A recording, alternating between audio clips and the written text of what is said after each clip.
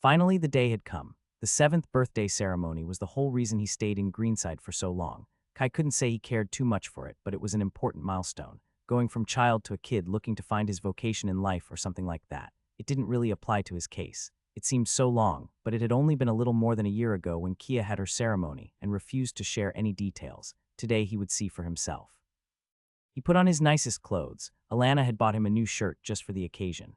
It was nothing that luxurious plain white like most of his clothes, with the symbols that traditionally signified the favor of the spirits and health in a dark green on the sleeves.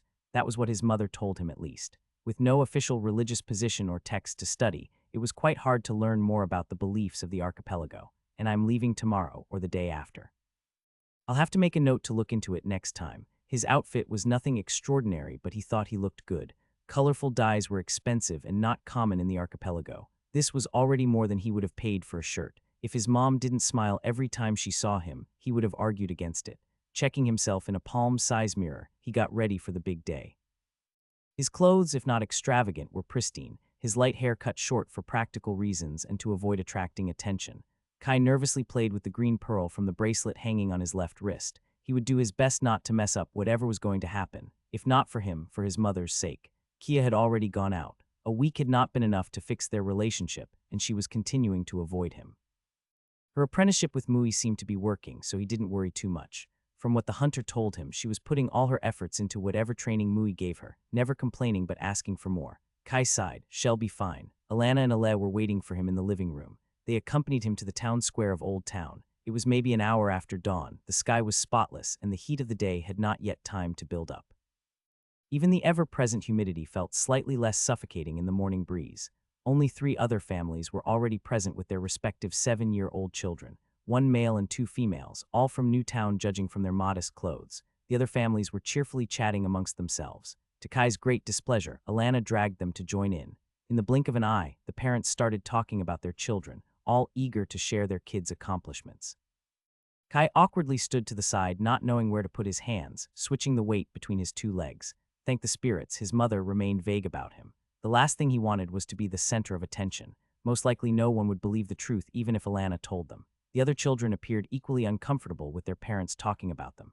Kai shared a knowing look with his fellow 7-year-olds. He might have seen them before. The town was only so big. Judging from the words they whispered to each other and the looks they threw at him, they certainly knew about him. He must have accrued quite the reputation for being the weirdo who trained with a wooden sword on the beach. Amazing. To his surprise, they appeared more curious than mean about it. The excitement of the day and having their parents within earshot might have something to do with it. Maybe he should have tried to make some friends, but he was going to leave in a couple of days anyway. What was the point? Time moved slowly as Kai wished he could be literally anywhere else. Even Aless started speaking with a teenage boy who had accompanied his younger sibling here. The boy had a stupid smile plastered on his face as he talked to Ale, giving Kai a race for the most awkward person in the group. Resigned to his fate, Kai joined his fellow children. You can truly do that with your status. The boy was asking one of the girls, the tallest of the group, taller than him. Everyone knows girls grow up faster. Of course, you just need to the thin girl look to be enjoying being the center of attention, letting the other 2 hang on her lips. She explained simple tips on how to manipulate the guide as if they were some big secret. It was all pretty simple status customization, not delving into programming what-if scenarios. Kai reminded himself most of them had recently unlocked their first seal and were still in the phase of exciting new exploration.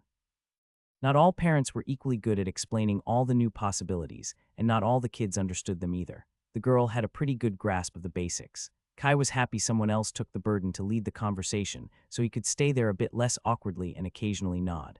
Actually, the best part is changing the color of the paper, the girl was saying as the other 2 boys listened with big eyes. She waited for a couple of seconds to enjoy their praying gazes before revealing what she knew. Her gaze repeatedly moved on him, as if expecting him to say something. Kai had no intention of stealing her spotlight. He gave her a nod, hoping it was enough. She seemed about to ask him something, but the shorter girl pressed her with questions, saving him from talking to another human being.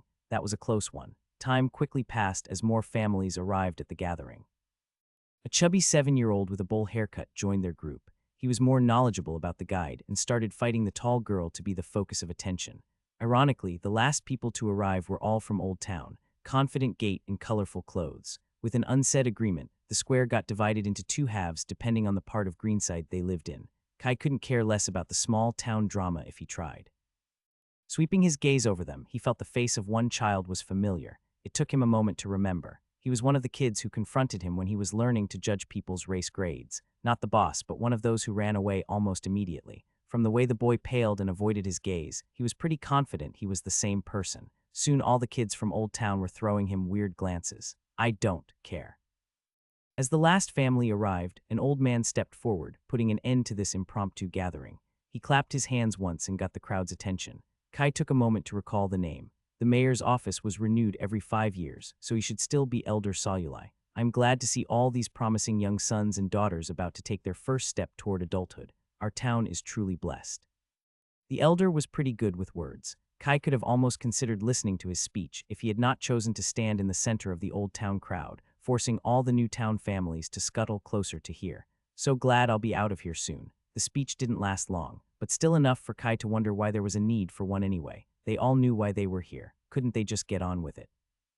As if on cue, his mom and sister bid him goodbye, leaving him and the other 7-year-olds in the care of the elder. Gather up, children, Elder Soluli called. He had a surprisingly powerful voice for his age. With a little scuffle, the group formed up. Somehow the old town kids were all in the front. Another man had stepped up beside the mayor. Kai recognized his face, even if he didn't know his name. He was one of the hunters Mui greeted once. The man stayed a step behind the mayor as Elder Soluli began another speech. Not again, please be short. As you've reached your 7th year and opened the first seal of the guide, we need to thank the spirits that made this all possible. As you've asked for the blessing of Kahali, the great spirit of the sea, it's now time to thank Yade, the great spirit that guards all the islands of our archipelago. Kahali is a powerful spirit and grants us the blessing of our plentiful waters, but Yade is the one who gives us the land we call home. Soluli made an emphatic pause, moving his gaze through his young audience. Greenside always had a special relationship with the great spirit of the land. Our ancestors chose to settle in this place exactly for that reason. The mayor smiled fondly as the children of Old Town. Elder Soluli directed the small group. The hunter watched them sternly from the side to make them behave. That gaze seemed to be the staple of every hunter, even if it was a pale imitation of Uncle Mui's. Curious, Kai inspected both adults. As he suspected, the hunter had only reached orange with a Type 2 profession. The true surprise was the elder. Despite his hunched back, he possessed an orange race and Type 3 profession. The only other islander at that level he knew of was Mui. The elder, who had been quietly talking with the hunter, suddenly turned around in his direction. Shit, did he realize I was peeking? Kai immediately deactivated Inspect and Mana Sense. Cold sweat ran on his back. He stepped closer to the thin girl from earlier who was still arguing with the bowl-cut boy. He used Sneak to not stand out and acting to look like he was part of the conversation. The urge to see if the elder was looking at him was strong, but he suppressed it. There was no sign of guilt more obvious than that. A minute later, Kai turned to look. Soluli was back to talking with the hunter. He wasn't so naive to think it was all a coincidence. The movement had been too quick and abrupt. The old man must have felt something. Hopefully, he had been unable to understand the reason. I didn't even know that was possible. The children got in line and they started walking. Kai fell back towards the end of the group. From the mayor's speech in the presence of the hunter, he guessed they were heading somewhere to the jungle. You're Kai, right? So how far are you from your next enhancement? Kai turned to look at the person talking to him. It was the chubby child with the funny haircut, looking up at him with curious eyes. The rest of the group was a few paces ahead as if they weren't totally eavesdropping the conversation. It's rude to ask, Kai responded. The chubby guy didn't appear deterred by his curt answer. Come on. I can tell you mine first. I reached red and I am more than halfway through the next enhancement. He gave a glance at the rest of the group, who were still faking to have a conversation, and leaned closer to him to whisper. They are the same too. With a glance at the mayor far ahead, Kai activated his skills for a moment, being careful not to keep the elder out of his range. Children were many times easier than adults. In a second, he was able to confirm the bowl-cut kid at least wasn't a liar. Red. He answered, hoping it would satisfy their curiosity and get rid of them. No way, he must be lying. The know-all girl exclaimed aloud, giving up all pretense of not eavesdropping. Kai shrugged. He wasn't interested in arguing his position. It was indeed a lie, even if not in the sense the tall girl thought. With his lack of reaction or defense, the group lost interest and went back to talking amongst themselves, for real this time.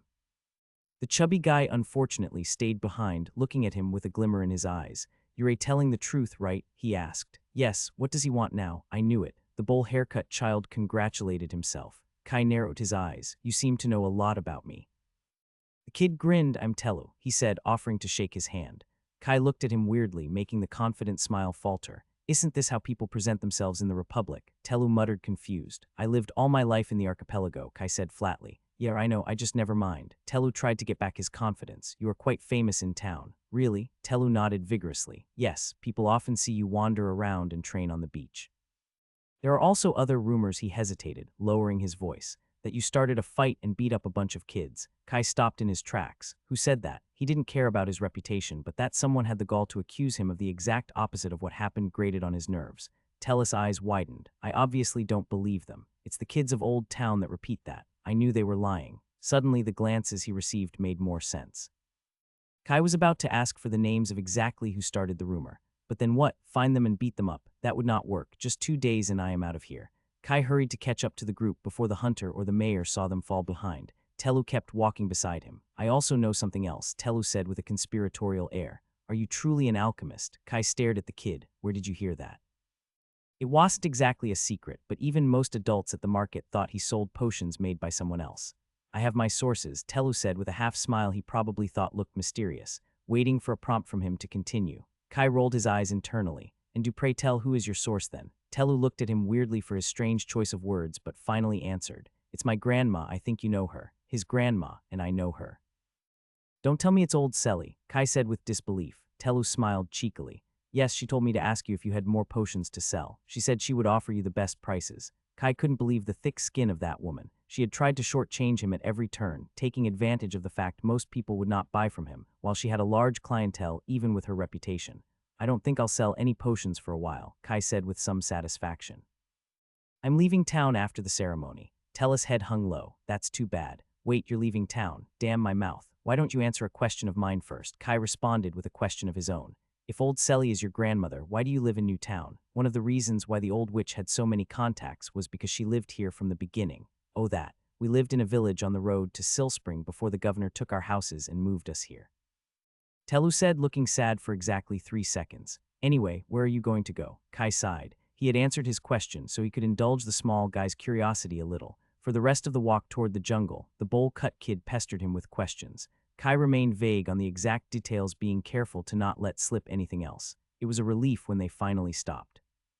Kai noticed they stood in front of a tiny path going deeper into the varied jungle. They were on the westernmost side, close to the coast, the exact opposite of where the path to the estate started. From this point on we will continue without our shoes to be closer to Yade. Elder Soluli announced. This is a sacred place. No more talking aloud unless you want to disrespect the spirits. Kai wasn't thrilled at the idea of walking into the jungle barefooted, but at least there was some good news. Thank the spirits, a bit of sacred silence. The ground was spongy squelching under his bare feet as Kai followed the group into the jungle. It had rained the day before and it showed. The leaves of the trees and shrubbery reflected the few rays of light that made it through the green canopies on their wet surface. The smells of greenery and earth were intensified by the recent rain. The occasional droplet trickled down with a quiet tap when it met leaves or their heads. The sound added a new note to the melody of the jungle made up of the rustling breeze and early chirping and calls of the numerous inhabitants of the forest. The varied jungle certainly had its charm. Looking around, for a moment Kai forgot everything else. The air was filled with the smell of life and new growth. It wasn't anything special, and yet it was. How many times did he get the chance to visit a completely untouched place back on Earth? Even here on the archipelago, there were few places as immaculate and filled with life. With a smile on his face, everything felt perfect. Then the whispers of the other kids broke the spell. Turning around, a few were giving weird looks, the others were just chatting with each other. Elder Soluli, who was leading the group, seemed resigned. This was the best he could achieve. Not even the gaze of the spirits was enough to keep a bunch of 7-year-olds completely quiet. Keep up. The hunter closing the group told him, giving him a light shove.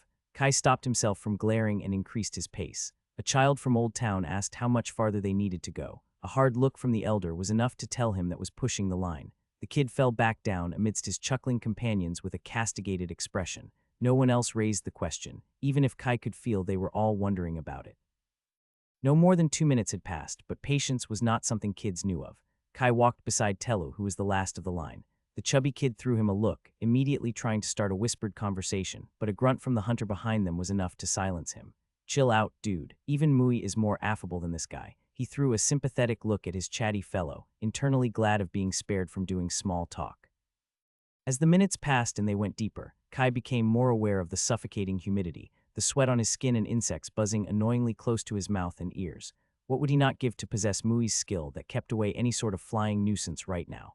Alas, the hunter guy he was stuck with appeared to be an inferior copy, even in that aspect. The The walk went on longer than was comfortable.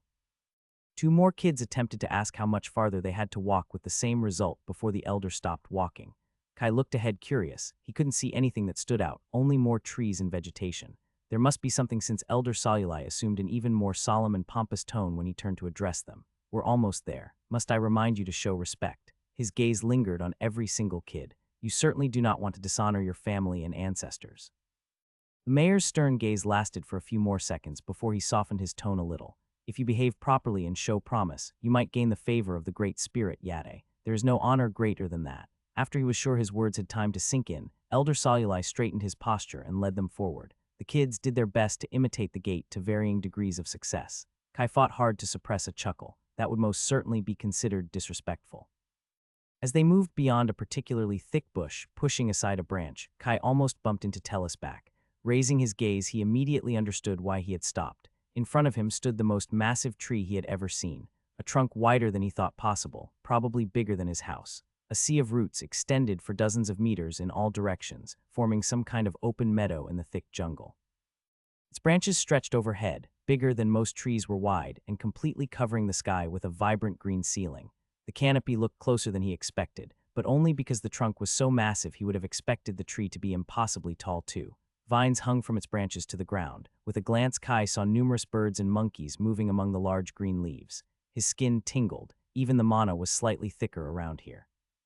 Activating mana sense, Kai was astonished by the thick currents of mana moving through the roots. The main trunk was outside the range of his skill, which was probably a blessing in disguise. He needed to tune his ability carefully if he didn't want to cause himself a head-splitting headache. Elder Soluli cleared his throat, getting their attention. Kai closed his mouth, trying to recompose himself. He didn't know if the spirits were truly watching, but this place had an undeniable sacred feel to it. Soluli performed a deep bow to the tree before moving his attention back on them. The children from Old Town immediately imitated the gesture almost in unison. Kai rolled his eyes inwardly and did his most elegant bow. The other kids from New Town quickly caught on. Their bows had not been prepared beforehand. They were clumsy and not nearly as synchronized. Kai heard a chuckle from the opposing group of children, but his eyes instead moved to the elder, who remained quiet. So much for being silent and respectful, not sure who is the kid in this situation.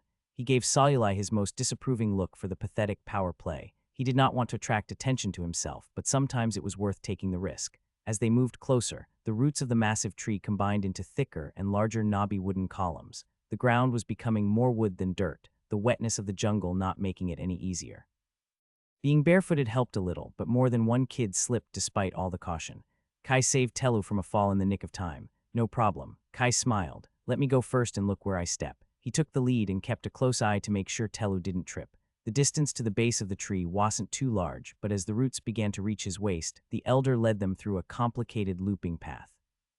Confidently walking through the maze of roots like it was a morning stroll in his backyard, Kai wasn't impressed. A bit easy when you're against 7-year-olds with a fraction of your stats. Ignoring the elder shenanigans, he focused on helping Tellu and observing the growing mana currents flowing through the network of roots that stretched well beyond his range underground. It felt like trying to judge a human by only looking at their pinky. If the quantity of mana was anything to go by, the tree must have reached 3 or 4 grades higher than him. Kai was confident that wasn't the case. He added the study of how mana interacted with plants to his list of things he'd ask back at the estate. Its massive size was part of the answer. Kai had been endlessly frustrated by the fact a smaller body meant less mana. Just by growing up into an adult, he could probably triple his reserves. Such a powerful plant would be invaluable no matter what little use it had. From inside the jungle, it was hard to see it, but with its size and mana signature, it would stand out to the most sloppy search. The Republic had already shown it would not be stopped by the religious or cultural significance of something to make a profit. Despite its boundless mana, there must be other reasons why it had been left alone. Is it heretical to study a sacred tree?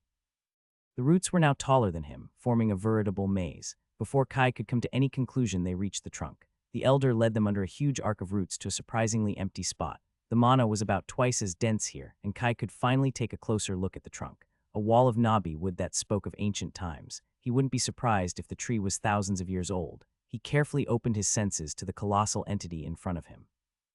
A blinding pillar of light stood in front of him. He realized how foolish and arrogant it was to think he could understand it.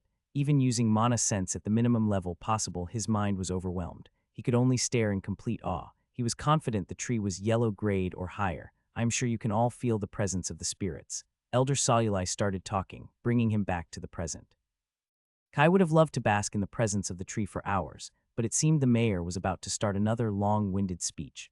All over the entire Bakware archipelago on their 7th birthday, children thank Yade for giving them a home and ask for guidance to lead their steps into adulthood on the right path.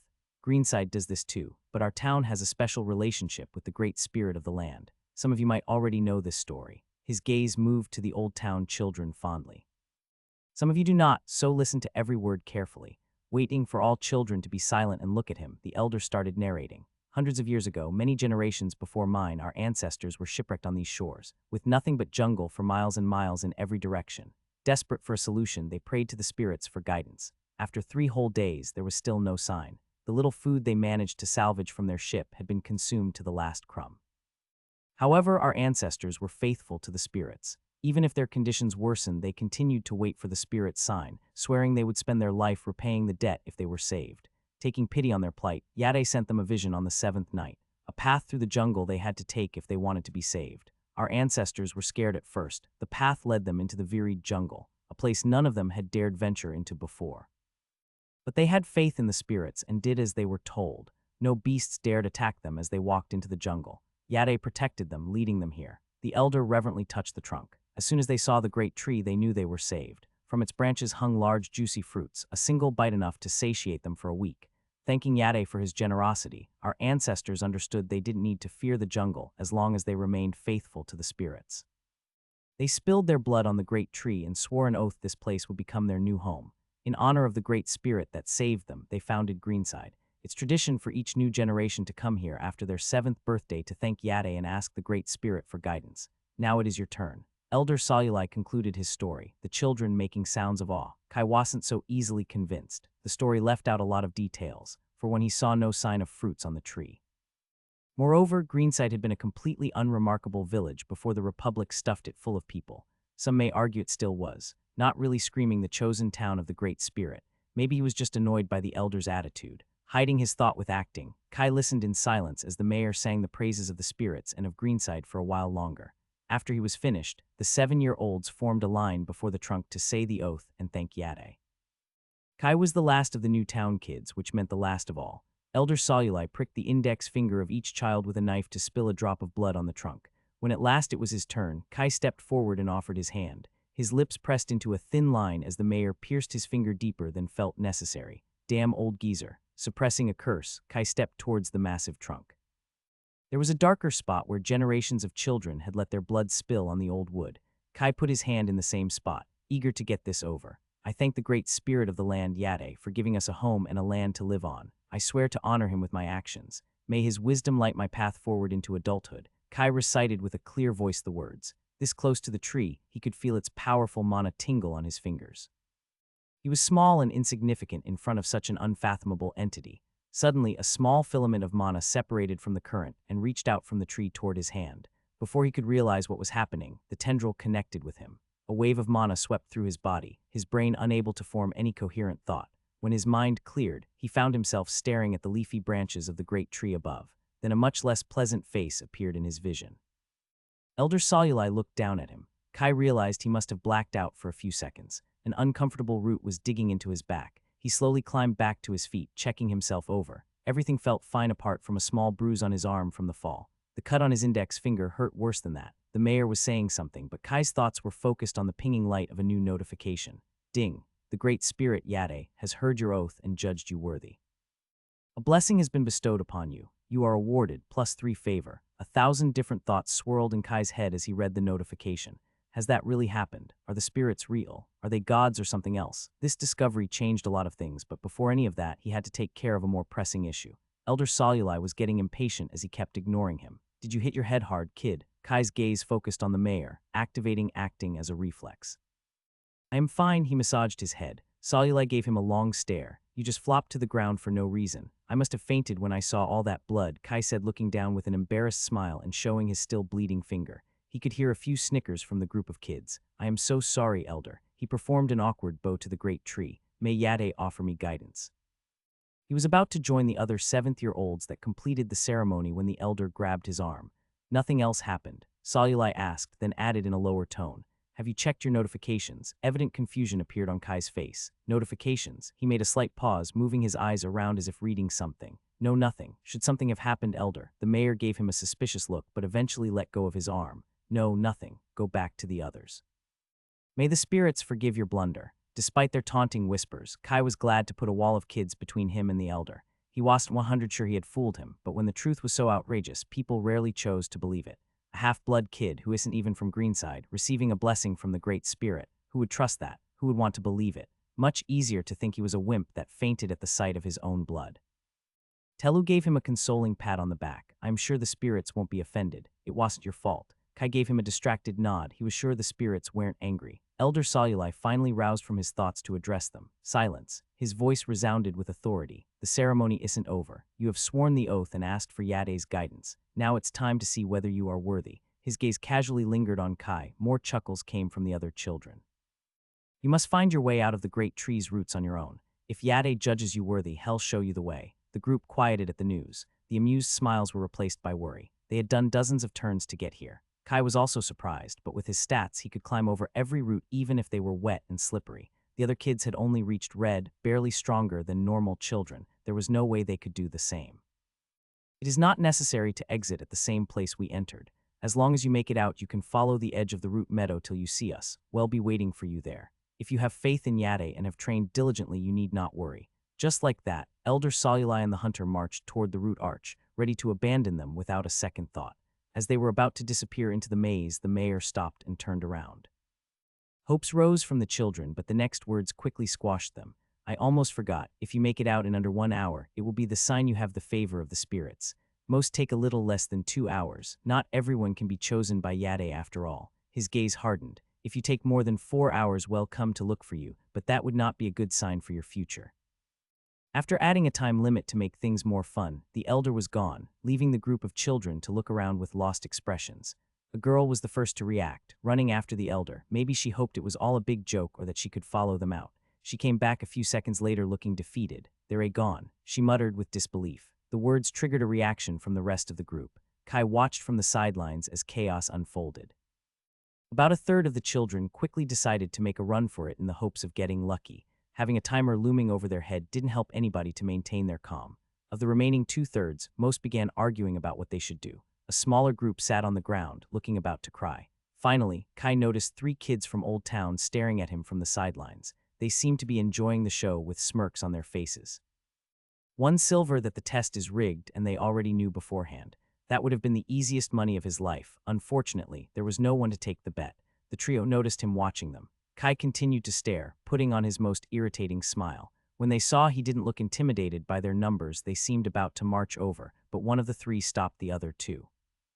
It was the same kid who had looked at him scared in the square, the one who had tried to confront him a few weeks ago. He whispered something to his friends, and they all left after throwing one last dirty look in his direction. At least the boy learned something. Not sure if it's the right lesson, but better than nothing. After fainting in front of everybody and getting the eye of the elder on him, Kai wanted to maintain a low profile. He planned to make it out in just under 1 hour or a little over it.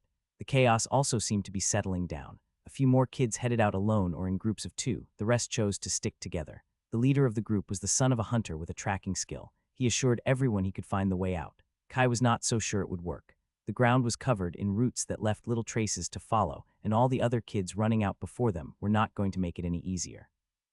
His skill would need to be high level to work. Guess it's time to go. If the elder or the hunter have a way to see us, delaying any longer would be suspicious. Getting on his feet, Kai headed for the root arch. A relaxing walk was exactly what he needed to think things over. Wait, I'm coming with you. I'm just hearing voices. It's not real. Keep walking. From the corner of his eye, Kai saw Telu running after him. After his spectacular flop earlier, he had hoped the chubby kid would lose interest in him. Reality is a harsh mistress. Telu nodded his head with a grin. Don't worry, we can look for the exit together. Great. For a moment he considered telling him to get lost, but couldn't bring himself to say the words. Fine, but I need silence to concentrate. Do you have a skill to find the exit? Telu exclaimed. Something like that. But it only works if I can concentrate, so I need the quiet, okay? Kai stared at him straight in the eyes seriously. Telu nodded his head. I won't say a word. Maybe this will get me 10 minutes of peace. Before another kid could choose to join him, Kai walked into the root maze. He picked the opposite direction from where they came from on purpose. Are you sure this is the right way? Telu asked. My skill is telling me this is the right way. I can feel the spirits guiding my steps.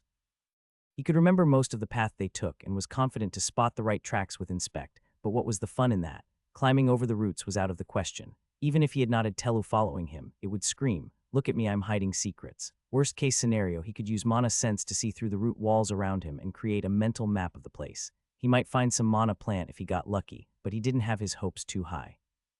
Apart from moss, nothing else seemed to grow around here. He had looked around as the elder led them through the maze but did not see anything. It was a pity he couldn't take more time to analyze the great tree. Alas, right now he didn't have the skill levels to get anything out of it anyway. Taking advantage of the brief moment of quiet, Kai started going over his discoveries. First of all, he needed confirmation of what happened. He had received 3 points of favor just like that. When the elder had talked about praying for the favor of the spirits, he didn't think he meant literally. The existence of the 7th attribute was an open secret.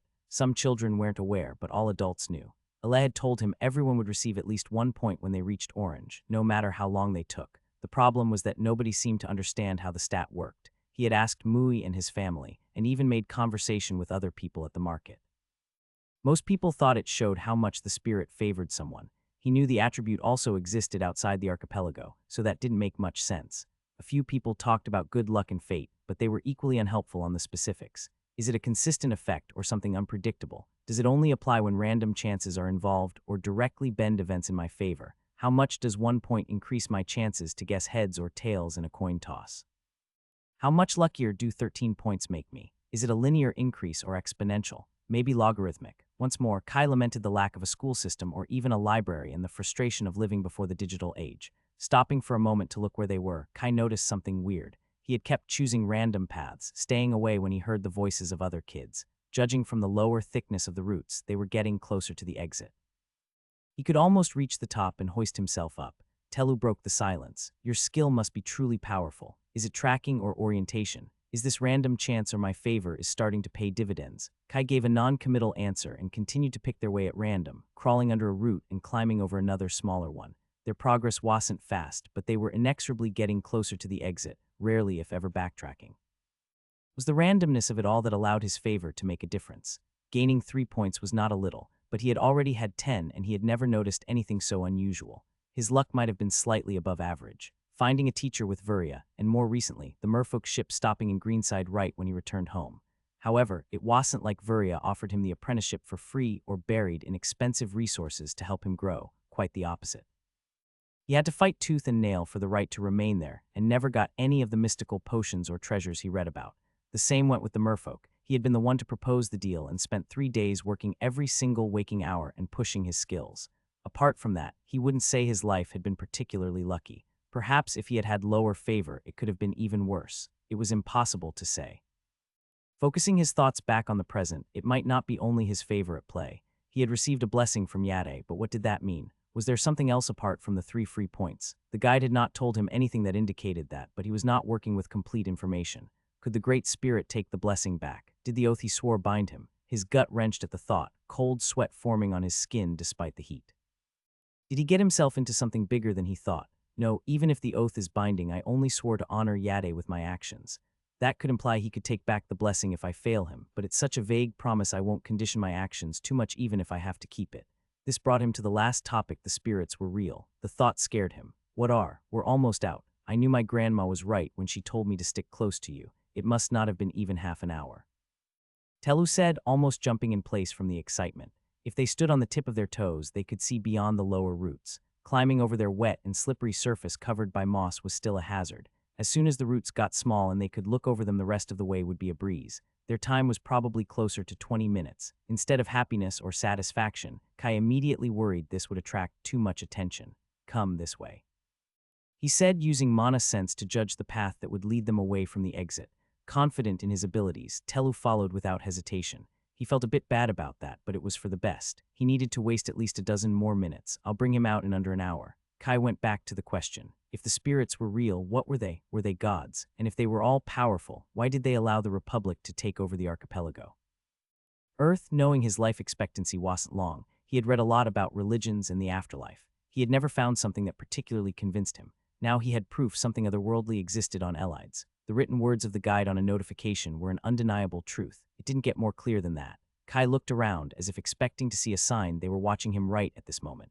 The spirits of the archipelago were talked about in a neutral or positive light. They were the shield that protected the archipelago from beasts and natural calamities.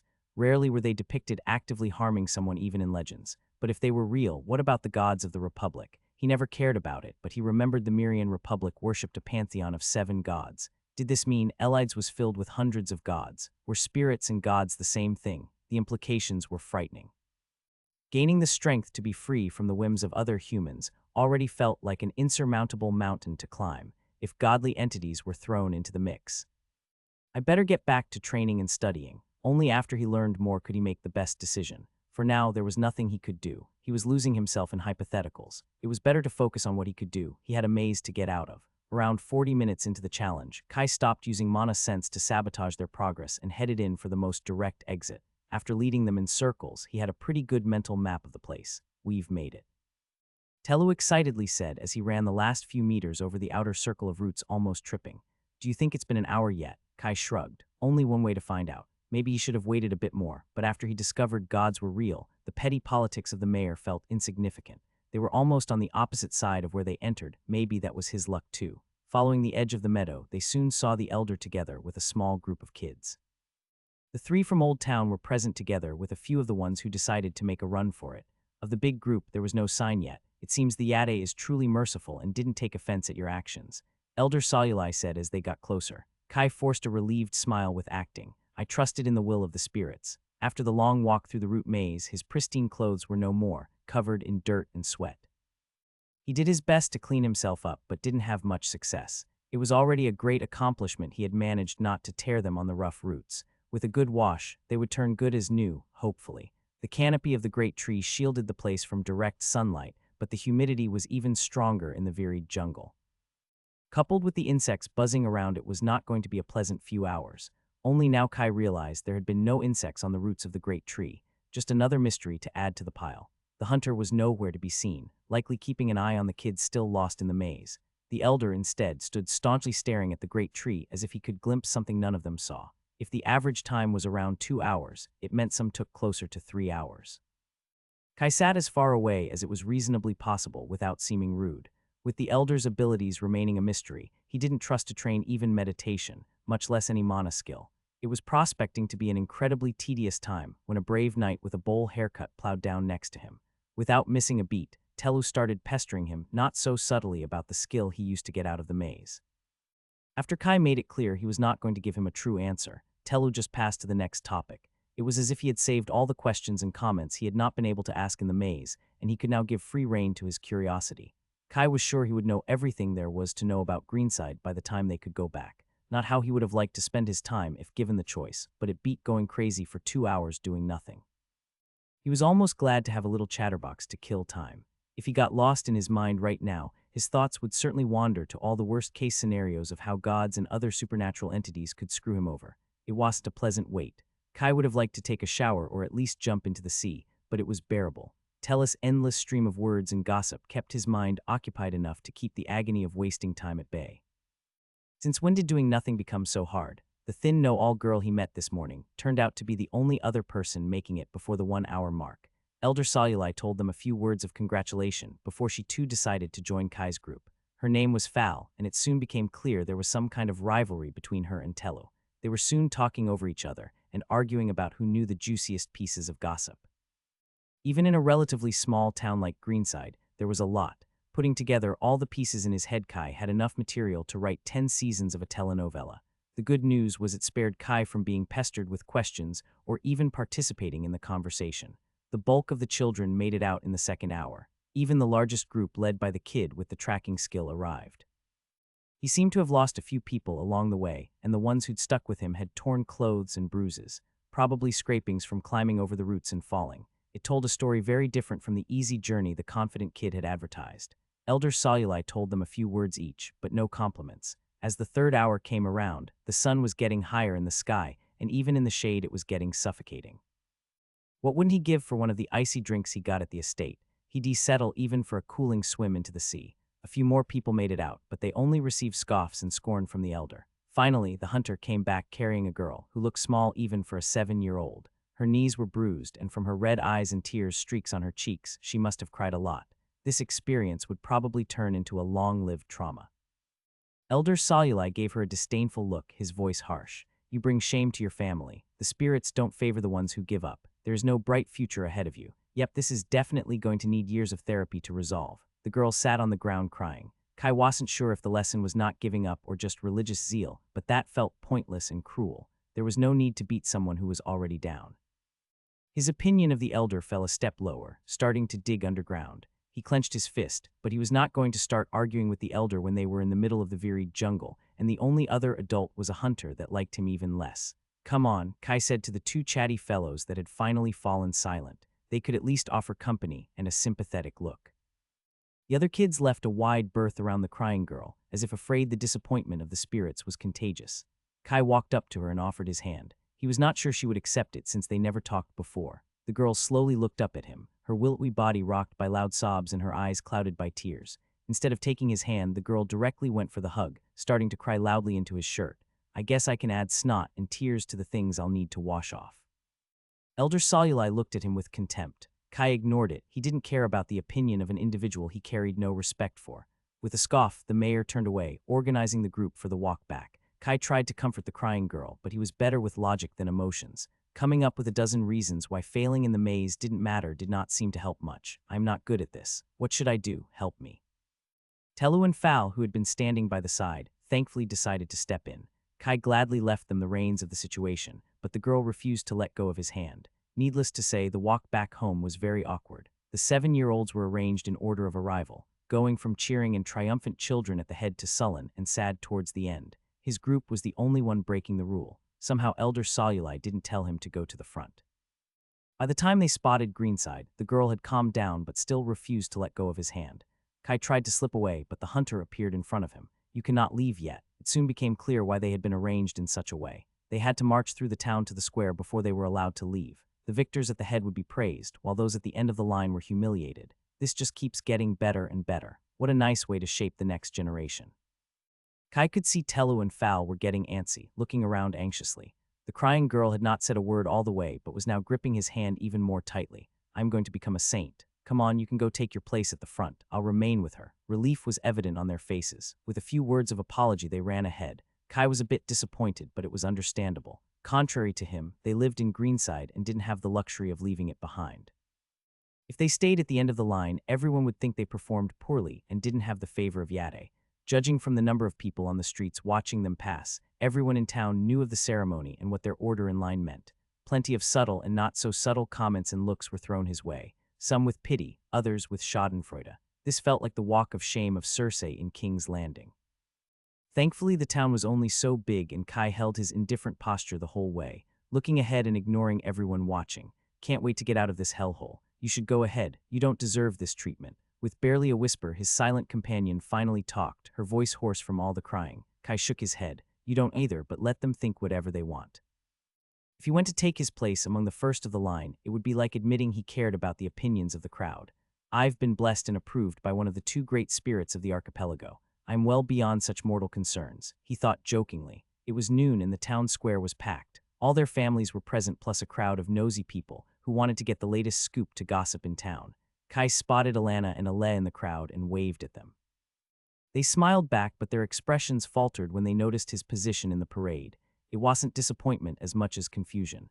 Kai turned to the little girl, who had yet to release his hand. I have to go now. You shouldn't care about what the elder said. The spirits don't care about how long you took to escape a stupid maze. All you need to have a bright future is hard work and the guide. Damn, that line was cringe. Mel, what? My name is Mel, she said in one breath before letting go of his hand and running away into the crowd.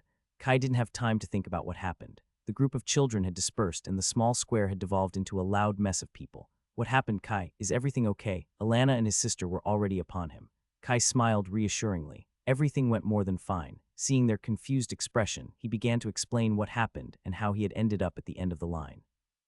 Barely knows how to walk and already goes stealing hearts. That was his mother's only comment, shaking her head theatrically. Kai rolled his eyes. It was a good sign she was in the mood to joke. He had been slightly worried she would be upset he had not given the ceremony enough respect. To his surprise, she started ranting about Greenside's bizarre traditions. There were many ways to go about the 7th-year ceremony. What they used to do in Whiteshore was very different, and his mother seemed very opinionated on the topic. He alluded that something had happened and that the ceremony went great, but he kept the details of the blessing to himself. He didn't want to pull the spirits into their relationship, and his mother could not give him unbiased answers on the subject. Arriving home, Kai cleaned himself up and changed his clothes. After a quick lunch, the whole family then made a trip to the sea. Even Kia joined them and went so far as to exchange a few words with him. Nothing more than a little small talk, and she left early to play with her friends, but at least it was something. The first step to fix things up. They spent the afternoon talking on the pebble beach, sharing stories and laughs. Kai planned to leave tomorrow. He didn't want to prolong the goodbyes for one more day. His family went back home telling him to not hurry, and he remained on the beach by himself. He knew they were preparing a small feast to celebrate him taking a step towards adulthood and his imminent departure. As the sun started setting on the horizon, painting the waves in beautiful colors, Kai jumped into the sea for one last swim, this time truly the last. The water was at its warmest this late. He had held back with his family present. Now he wanted to push the limits of what he could do. It was exhausting, but also refreshing in some sense. Gliding amidst the waves, floating in the water, no sound except the waters in his ears, his lungs burning for oxygen and his muscles barely sustaining his weight, he dragged his body to shore, laid on the pebbles heaving. With a thought, he summoned his race progress. It was ridiculous how much XP he gained in little more than 2 months. With 7 new skill slots and a substantial increase in his attributes, it was no wonder he gained so much so quickly. Dora had warned him it happened to everyone and that he shouldn't get arrogant, but the progress was exhilarating. The pace would inevitably slow down, but for now it felt amazing. He was more than a quarter through the next enhancement. Happy and satisfied, Kai walked back home. As predicted, they had prepared a feast. As Kai enjoyed the food, he noticed Kia was in a strange mood. He thought they had made some progress earlier. She remained silent the whole meal, not uttering a single word. She only ate half her plate, which was unusual even when she was upset, and excused herself early, running out of the house. Kai didn't know what to think or say. His mother sighed. "Don't worry, sweetheart. She'll be fine in a few days." "Well, keep an eye on her," Alette added. It was hard to keep a cheerful mood after that, but they tried to make the most of their last dinner together. Kai spent the rest of the evening preparing his things for the journey.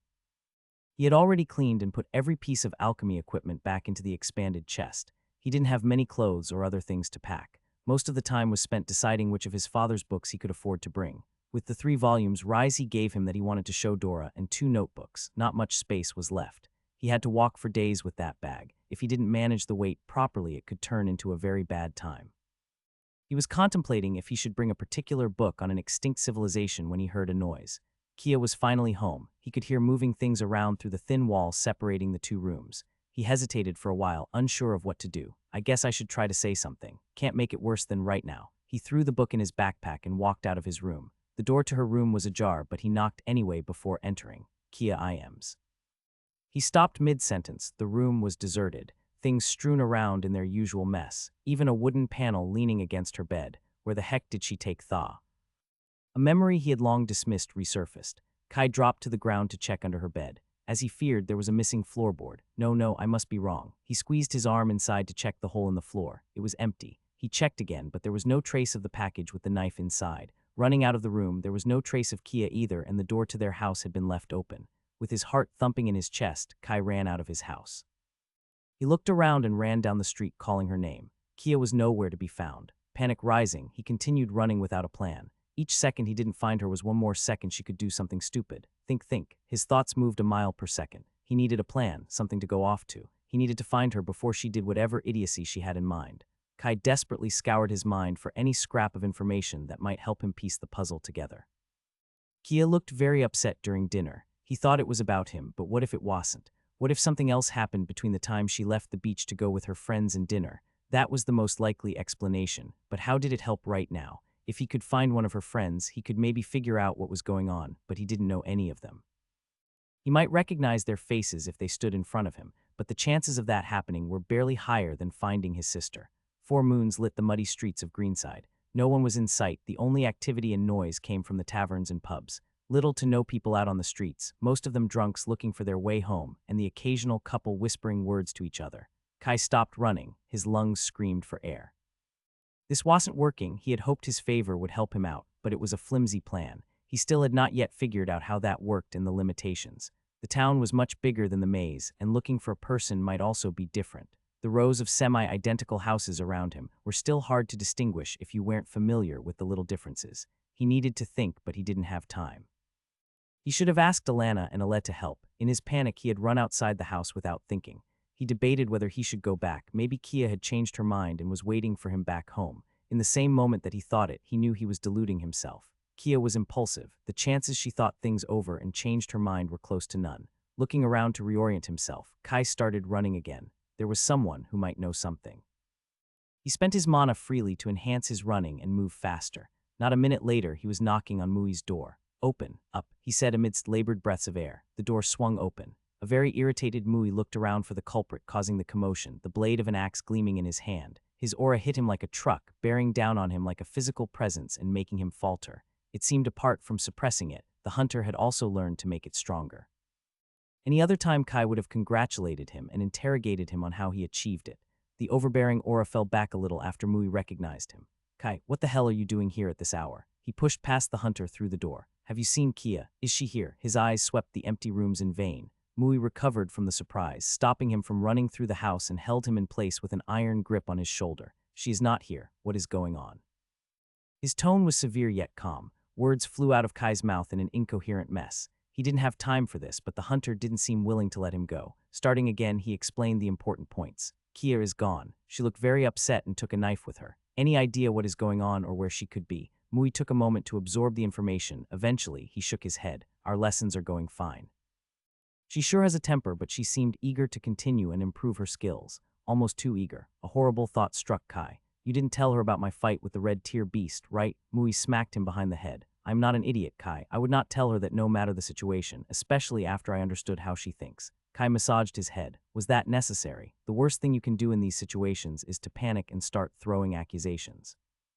"So yes, I think you needed it," Mui said with no remorse. "Last time I saw her this morning she was fine. We even discussed her future training. I would have noticed if something was off. Did you notice anything strange when you saw her later that could give us a clue of where she went?" Kai explained his thoughts and conclusions. If it was about the competition she one-sidedly decided to have with him, she would not have shied away from telling something to his face.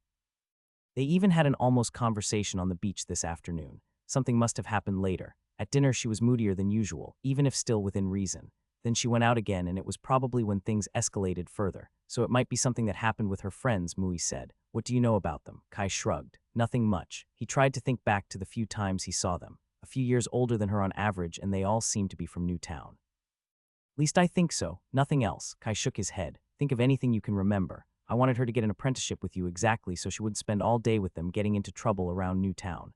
Well, if this has anything to do with them, we can at least exclude Old Town from the search area." Kai nodded, but that didn't make the search much easier. Newtown was still too vast, and theirs was only an assumption. What if she went outside the town limits or just in some buildings?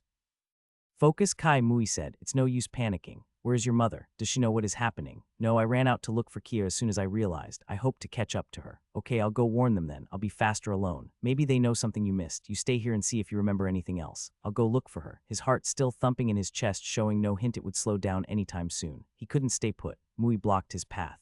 "Kai, I have a high favor stat. I might get lucky." Mui didn't budge. "That's not how it works. A few points can't bend the event so easily."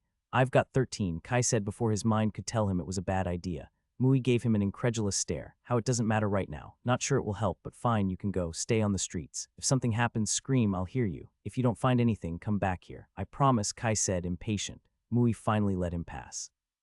He heard the door close behind him. The hunter was gone in a blur. "I need something. Maybe if I had the tracking skill Telu spoke of."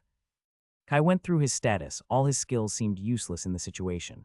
Mana sense could be used to find people in small places, but its range was too short to scout the town. Inspect could help find Kia's traces, but the town was full of marks and traces. He had never used it like that. It would take time to learn. Even if he had thought of it immediately, it wouldn't have helped. In desperation, he summoned his skill archive. Skill archive. His eyes sped through the list frantically. The only thing that might help him right now was keen ears. Kia's voice had allowed him to find her more than once. If she wasn't on the streets, that was the only skill that could help find her. Ding. Do you wish to discard? Gardening, be aware that this choice is irreversible. Yes, the sensation of wrongness hit immediately as a part of him was gone, leaving a hole behind. It was worse than he remembered. Kai staggered on his feet, leaning against a building to not fall over. He felt lightheaded and about to puke. There was no time for this. He swallowed and hit the building with the side of his fist. Ding, you have learned. Keen ears, no sound or voice will escape your notice. The noises around him became a little more distinct. It could just be his imagination. At level 1, the skill was unlikely to make a difference, but it was all he had. He would take his chances and pray to the spirits to favor him. Focusing on the sounds and taking the streets at random, Kai continued his search. The majority of houses were silent, people already sleeping. A few people stalked on the streets speaking in light tones. The main source of noise remained the drinking people at a few pubs around town. Wait. It was a long shot, but he remembered seeing Kia and her friends at a tavern once. It took a moment to recall the name and the way. It wasn't too far. 2 minutes later, he recognized the yellow mustard sign with the golden palm. Light and voices escaped from inside. He entered without hesitation. The smell of cheap beer and sweat washed over him, with a light undertone of vomit to close the picture. The place was packed with people, but the only person to spare him a glance was the barkeeper, who made a shooing gesture before turning back to serve his clients. Activating Mana Sense, Kai scanned the place. He could cover the whole building. He almost immediately got a headache due to all the people present. He gritted his teeth and continued. He was familiar with his sister's mana signature. He couldn't spot it anywhere in here. Deactivating the skill and doing a second sweep with his mundane senses, moving amongst the rowdy crowd, bore no fruit. Kia wasn't here. Damn it, please, spirits. Yade, I swear I'll bring you honor like no one did before if you help me now. He still had no better plan, so he went back to running through the streets, hoping to get lucky. Please. Kai reached into the worst parts of Newtown without even noticing, desperation gripping his guts. He could feel that if he didn't find her in time, something terrible would happen. A new noise attracted his attention. Looking for the source, Kai spotted a dingy place, one of the many poorly maintained wooden boxes. There were no signs on the outside, but from the light and voices, it probably was another pub, he had thought. The Golden Palm was as cheap as they came. He had been wrong. Even before stepping inside, he could already smell puke and piss overpowering the whiff of cheap beer. The door was ajar. Kai pushed it open just enough to slip through, activating sneak as a precaution. There was no need. To his surprise, the place was as packed as the other tavern. Maybe 36 people squeezed into the small place. No one so much as spared a look at him. The noxious smells were worse inside. He would not normally touch this place with a 3-meter-long pole. Half-naked waitresses moved amidst the table serving mugs of cheap ale. With just a glaze, Kai could tell the beer had been watered down, and something else had been added to change the consistency. He would gladly drink 100 of Dora's sludgy potions before his lips touched that. About to activate Mana Sense to sweep the place, his eyes caught sight of a familiar figure in the corner of the pub. Relief flooded his system as he breathed for the first time in the last hour. It wasn't too late. He was still in time to stop whatever was happening. Only then he noticed Kia standing in front of a grimy middle-aged man with ragged clothes and oily hair. From how his eyes seemed unfocused and the idiotic smile on his face, he was drunk. A glint of metal sparkled into his sister's hand. Kai had no idea what was happening. He dashed forward, skipping between tables and the drunken man. Grabbed his sister's hand, the dagger cutting into his palm. Kia was turned away from him, so the sleazy man was the first to react to his arrival, squinting at him. The other mutt has come too. His speech was slurred and vaguely amused. Kai could smell his fetid breath from the distance. It was just a moment, but he noticed the man's eyes glancing at the knife before moving back on them with a sneer. What she began to say, turning towards him. Kai, what the hell are you doing here? Get out of my way. Kai did not care what was happening. He could find that out later. The only thing that mattered was getting Kia out. He twisted the knife out of her hand and hid it in his pocket. We're going now, he said, starting to drag her out. Let me go right now. You don't know who he is. Kia hissed to him. He had caught her unprepared, but now she started fighting back. I don't care. Kai was not holding back any of his strength. He tried to keep his thoughts away from making hypotheses. Stabbing someone in a crowded bar was a bad idea, whatever the case. The man had been drunk, but Kai suspected he knew about the knife. The sleazy man laughed. Why don't you stay? We were just starting to have fun. Do you also lack a spine? Kai didn't so much as glance in his direction, ignoring his words completely. They were almost out when a man stumbled in their way. What pretty children, why don't yo? Kai punched him in the groin and shoved him aside. They were finally out.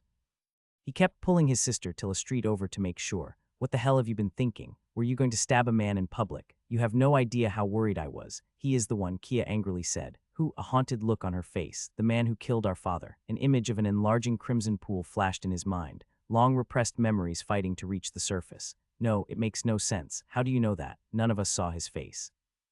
Friend told me about some rumors. People overheard him talking with some other drunkards. That scum was boasting about it, Kai. Her voice broke down. Tears started to stream down her face. He was boasting about how he killed our dad. Cracks started to appear in the wall he had erected. The crimson pool enlarged in his mind. No, it's not possible. They might have been lying. I thought so too, so I went looking for him and found him earlier, after I told him who I was, he confessed. Admitted it like it was nothing. Didn't even try to deny it. She slumped on the ground, her words now a whisper amidst the sobs. He said he remembered the Mutt children and that he should have finished the job. The dam broke, a wave of blood, pain, and anger. His father had been murdered for no reason. He had been powerless, no idea who the culprit was or why, and even if he knew, he could hardly have done anything. But that was then. Fury swelled inside of him with a force that surprised even him, a rage he'd forgotten but never quite unkindled. It had always been there, smoldering beneath the surface. His fingers softly caressed the knife's edge in his pocket. Source of the greatest sorrows in his life was getting drunk a street over. It wouldn't take much. He could slip in and out in a single breath. A jab of cold steel straight to his heart was all it would take. After his father's murder, he forced himself to move forward, not to think of what happened. He had been powerless. There had been no point doing otherwise, no justice to be found. Now the scum that killed his dad was drunk, still breathing air. He was still a child, but not defenseless any longer. People would underestimate him, and that vermin didn't know he had already reached orange. His chances of success were high. The problem was that there would be witnesses if he stabbed him in the pub. Maybe he should wait till he walked back home and ambush him in an alley. No one would miss one less piece of trash. Getting rid of the body would be a problem. He couldn't move someone so heavy, but it wasn't a big problem. With a little luck, he might have already left Greenside by the time someone found the body. Suddenly, he became conscious of what he was planning. Am I really doing this? Am I going to kill another human being? The answer came almost immediately. Yes, maybe it was going to be different when he actually did it. Right now, he felt no hesitation. It had been no accident. It had been a murder in cold blood. He would be doing the world a favor. His gaze fell on Kia. Her eyes had stopped shedding tears, but her body was still moved by angry sobs. She was looking up at him. She knew what he was thinking, maybe hoping for it. No. His thoughts stopped dead in their tracks. Pushing his anger back down now that he had allowed it to resurface after so long was impossible. There was no need to do that. He just had to keep it in line for a little longer.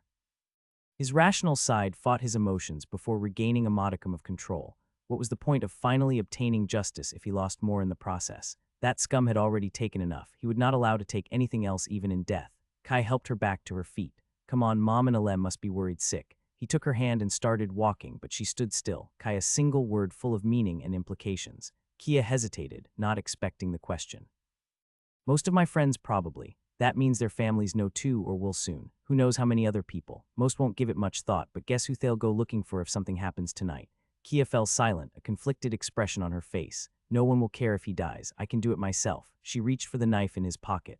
With an outward calm he had to fight each second to maintain, Kai grabbed his sister's other hand to stop her. They were face to face. He could read the anger and pain on her face as if they were his own.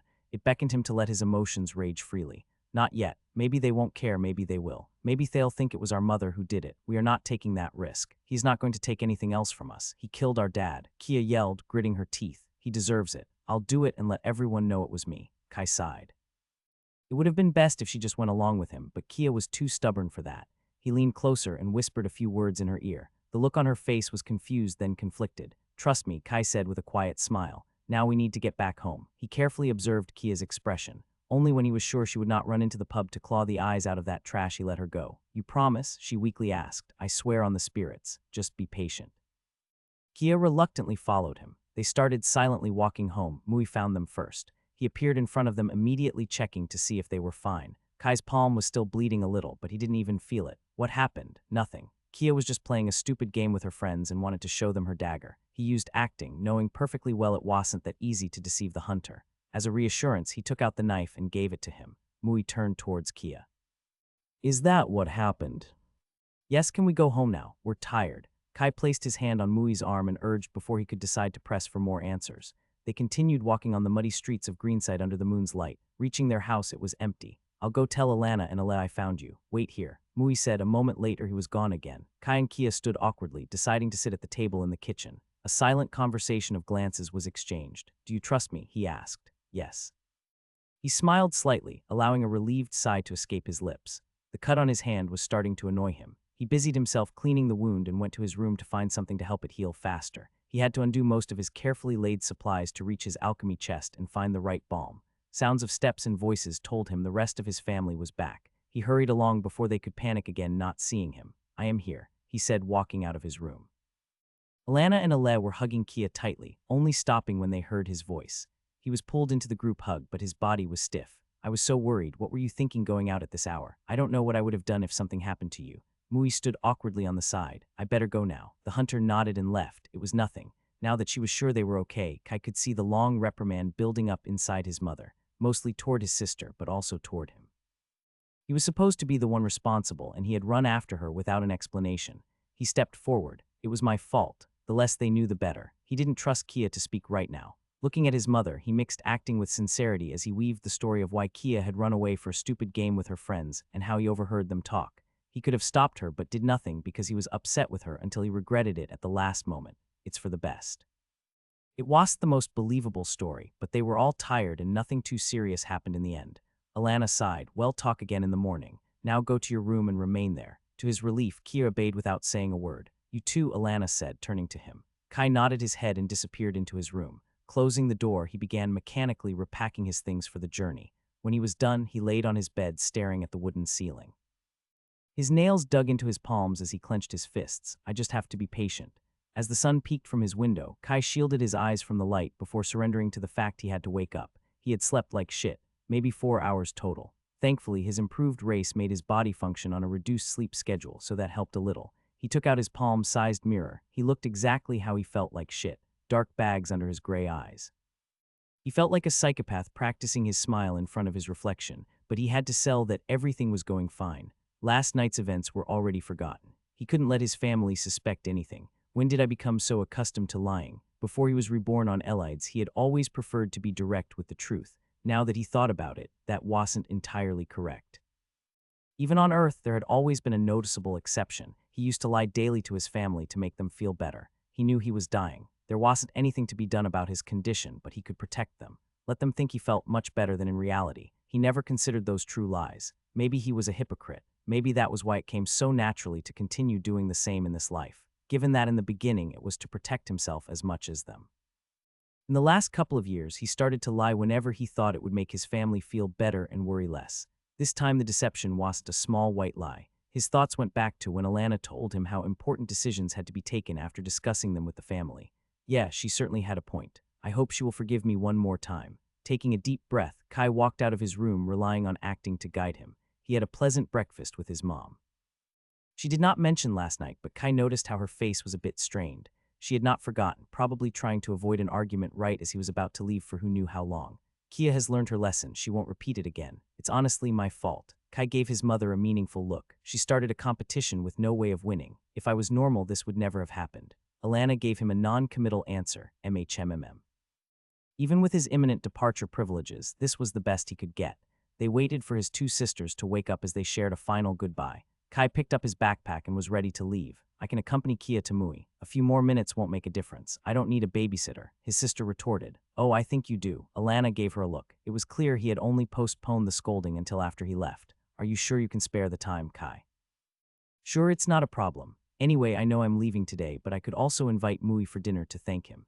His heart started beating faster as Alana considered his proposal. Yes, I think that's a wonderful idea. We can also talk about Kia's mentorship. Kai smiled. I'll tell him. Now we should go. Kia followed him outside. Or why not now? He stopped her. The streets were already starting to fill with people going about their day, and he knew not to underestimate their hearing. After just a couple of levels in keen ears, he was starting to notice how much easier it was to eavesdrop on conversations. Who knew how many people will have something similar? Trust me and keep Mui at our house as long as you can tonight. The distance wasn't far before they knew it. Mui opened his door. Not sure I would see you today. The hunter didn't answer immediately, making Kai's heart skip a beat. There is really no need. I barely helped. Maybe this time, but it's not the first time you helped us. Our mother insisted. I guess I can come if it's not an inconvenience. Kia stepped inside. Mui was about to close the door, but seeing Kai had no intention of moving, he stopped. Something else. We all had our foolish moments. I am sure shall grow out of it. With one last wave, Kai started strolling out of Greenside. With his large backpack, he carefully avoided the worst parts of town. His paranoia was at the highest level ever. Only when he arrived at the fields did he calm his racing heart a little. He stayed close to the coast, to avoid stepping on crops and incurring the farmer's wrath. When he entered the outskirts of the varied jungle, the path to the estate wasn't yet visible, but he was confident in finding it. He continued for another 15 minutes to exclude the slim chance that someone was following him. Catching sight of the barely visible path, he stopped and looked for a place to leave his backpack. Finding a place between 3 trees, he placed it down and began his preparations. He took out his sharpest knife from the alchemy chest in the mirror. It was the first time he tried to cut his hair, but he just had to leave them as short as possible, and his unskilled hands would only add more credibility to his disguise. going at a slow pace to avoid cutting himself. It took almost an hour to finish. The result didn't look good, in fact, it was terrible, which made it perfect. After he changed his clothes to his most worn pair and smeared them with a touch of dirt, he could pass for any other islander children in the poorest neighborhoods. Taking out his alchemy chest again, he had 2 red tier poisons to choose from. He had never tested them before, but they should both be able to do the job if the target ingested enough. One was a liquid, the other a powder. Kai opted for the second. With a little mana, he could compress it into a pill. It would unravel easily, but that was a plus. He didn't need it to keep the shape for long. All that was left was waiting for the night. Looking at the slivers of sky visible through the green canopies overhead, Kai estimated it must be around noon. He had no appetite, but forced himself to eat a few bites anyway. He needed to be at peak performance. He had a few ideas in his head, but reality had the irritating tendency of doing its own thing. On the top of his head, he could think of half a dozen ways that random events could throw a wrench in his plans. There were many factors out of his control. He couldn't afford to mess up on his part too. With a lot longer to wait, Kai played in his mind the exact steps he would take, the skill to use and the things to avoid. Multiple simulations unfolded in his head. When he was certain there wasn't anything he could improve to his knowledge, he tried to think of countermeasures in the case of something unforeseen happening. What if someone noticed him sneak around or stopped him in the streets? What excuses could he come up with? What if the murderer didn't go to the pub to get drunk tonight? Someone who frequented such a cheap and filthy pub must be very determined to get drunk, but it was a possibility. If that happened, the best course of action would be to bide his time and wait for another day. However, the longer he stayed in Greenside, the higher the chances someone would notice him. He would feel a lot calmer if he had gathered more information last night and discovered where the man lived. But even with hindsight, he couldn't think of a way he could have done that and brought Kia home safely. The waiting was killing him, and intrusive thoughts could only be kept at bay for so long. He deeply wished it could be night already. Should I wait here or get closer? He was getting crazy with nothing to do, but observing from the edge of the fields risked someone noticing him. On the other hand, he reasoned surveying the terrain could turn out to be very useful. With a biased but rational excuse, he chose to move. He hid his backpack using a few leafy branches. People rarely came this way, but there was no point in taking an unnecessary risk. After he was satisfied with the camouflage, he activated Sneak to make his way back. He had taken the skill on a whim, but it turned out to be much more useful than he thought. His steps were quieter, and he instinctively knew where to position himself so he would stay out of sight. It won't be much use at the estate, but maybe I should keep it. The skill fit him to a T. Without a profession, he would always be at a disadvantage whether he faced people or beasts. Sneak was the perfect addition to his arsenal if he wanted to avoid frontal confrontations and fight on his terms. He didn't plan to end up in dangerous situations too often, but as the last days had taught him, sometimes you didn't have a choice. After something happened, it would be too late to make preparations. He had to consider very carefully what skills to keep. Noticing the edge of the forest getting closer, Kai dropped on all fours to proceed in a crawl. Mana sense and keen ears activated to make sure he didn't miss anything. The ground was soggy under his fingers. He smelled the fresh earth and weeds growing sparsely around him. Carefully creeping forward, his arms and knees were soon wet from the contact with the ground, adding to his sweat. Luckily, he wasn't trying to keep his clothes clean this time. Kai almost jumped when a large hairy spider with 8 long legs crawled over his arm. Its bright yellow marks on its torso showed it was likely venomous. Kai bit into his cheek, making use of all his willpower to remain still. His body stiffened, forgetting even to breathe as the spider stopped on his forearm, its hairy legs tapping on his skin as if to decide which way to take. Thank the spirits, the ground was more appealing than his shoulder, and his multi-legged friend decided to go on his way after a few interminable moments. Kai wanted to stand up and run, but he was too close to the fields. He followed the 8-legged horror with mana sense to make sure it didn't come close again, only breathing out after it was several meters away. His relief was short-lived. A sweep of mana sense made him aware of all the little friends hiding among the grass and fallen leaves. It would have been better not knowing. Close ahead, the line of trees left place to the open farmland. Wanting to get off the ground, Kai looked for a tree to climb. He had a very high strength compared to his tiny body, so lifting his weight up the branches was no challenge. He positioned himself amidst the leaves. There were still plenty of insects crawling around, but not as many as on the ground. For once, his small size was an advantage. He doubted the farmers would see him even if they looked in his direction. Finding the most comfortable position, Kai prepared to wait. Working under the midday sun, many men and women moved between rows of sprouting crops. After the tree line, there was a strip of uncultivated land, so even the closest person tending the fields was quite a distance away. Activating Inspect, Kai started to analyze the terrain to find the best pathway. Unfortunately, most of the crops were at the initial stages of growth and would not provide a lot of cover. His eyes moved through the terrain, counting all the possible paths. There were a few shacks here and there the farmers used to keep their tools. Those could act as safe points and provide coverage if he kept them between himself and the potential observers. His gaze moved towards the town in the distance. Like near the jungle, there was a strip of uncultivated land around the outer buildings. Luckily, there was no fence and multiple points of entry. Knowing he couldn't predict his mental state on the way out tonight, Kai continued to study the farmers and terrain for hours. He had to be sure to ingrain the path he wanted to take in his mind. After a while, Inspect started to show signs of strain. He had to deactivate it and continue without. He needed the skill in optimal conditions for tonight. The sun was lower on the horizon, not yet sunset, but not far either.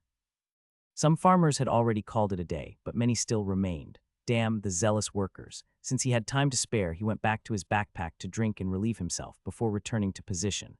As the time drew near, he couldn't avoid the thought of what he was going to do any longer. He had tried to keep his mind away for the whole day. There were already too many things that could go wrong. He couldn't afford to have doubts or second thoughts. Am I truly doing this?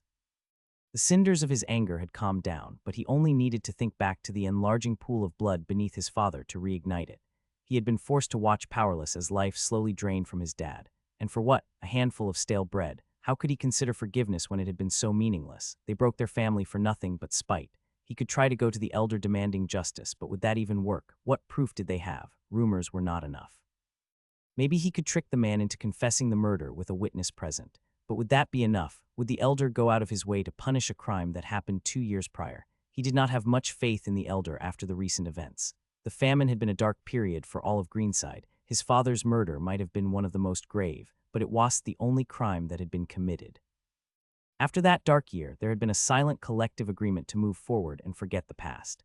Even if he didn't have to be on his way to the estate already and had all the time he needed, it would be uncertain whether it could work.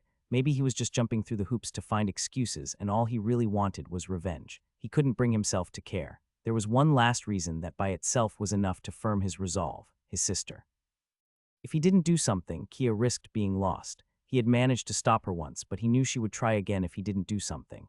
He would choose his sister every time against the life of the man who killed their dad. He was not willing to take the risk. The decision was made. That man would die tonight. That was how he protected his family, how he got the only possible justice in this world. As the sun drifted beyond the horizon, it was finally time.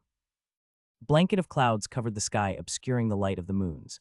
Kai slowly climbed down the tree. The fields were deserted, but 5 groups of farmers had lit fires near their shacks, talking and sharing drinks. 4 of the groups were far on the side and could be ignored, but 2 were between him and his way to Greenside. The map of the farmland and several alternative routes appeared clear in his mind. He focused on sneak and stayed low to the ground, being careful where he put his feet. He didn't carry much incriminating evidence apart from the poison and a knife.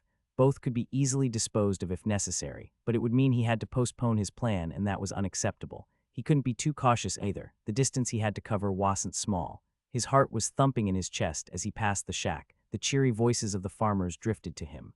Hopefully, none of them had powerful perception skills. Only when he reached the end of the fields did he let out a relieved breath, but his heart did not show any sign of slowing down.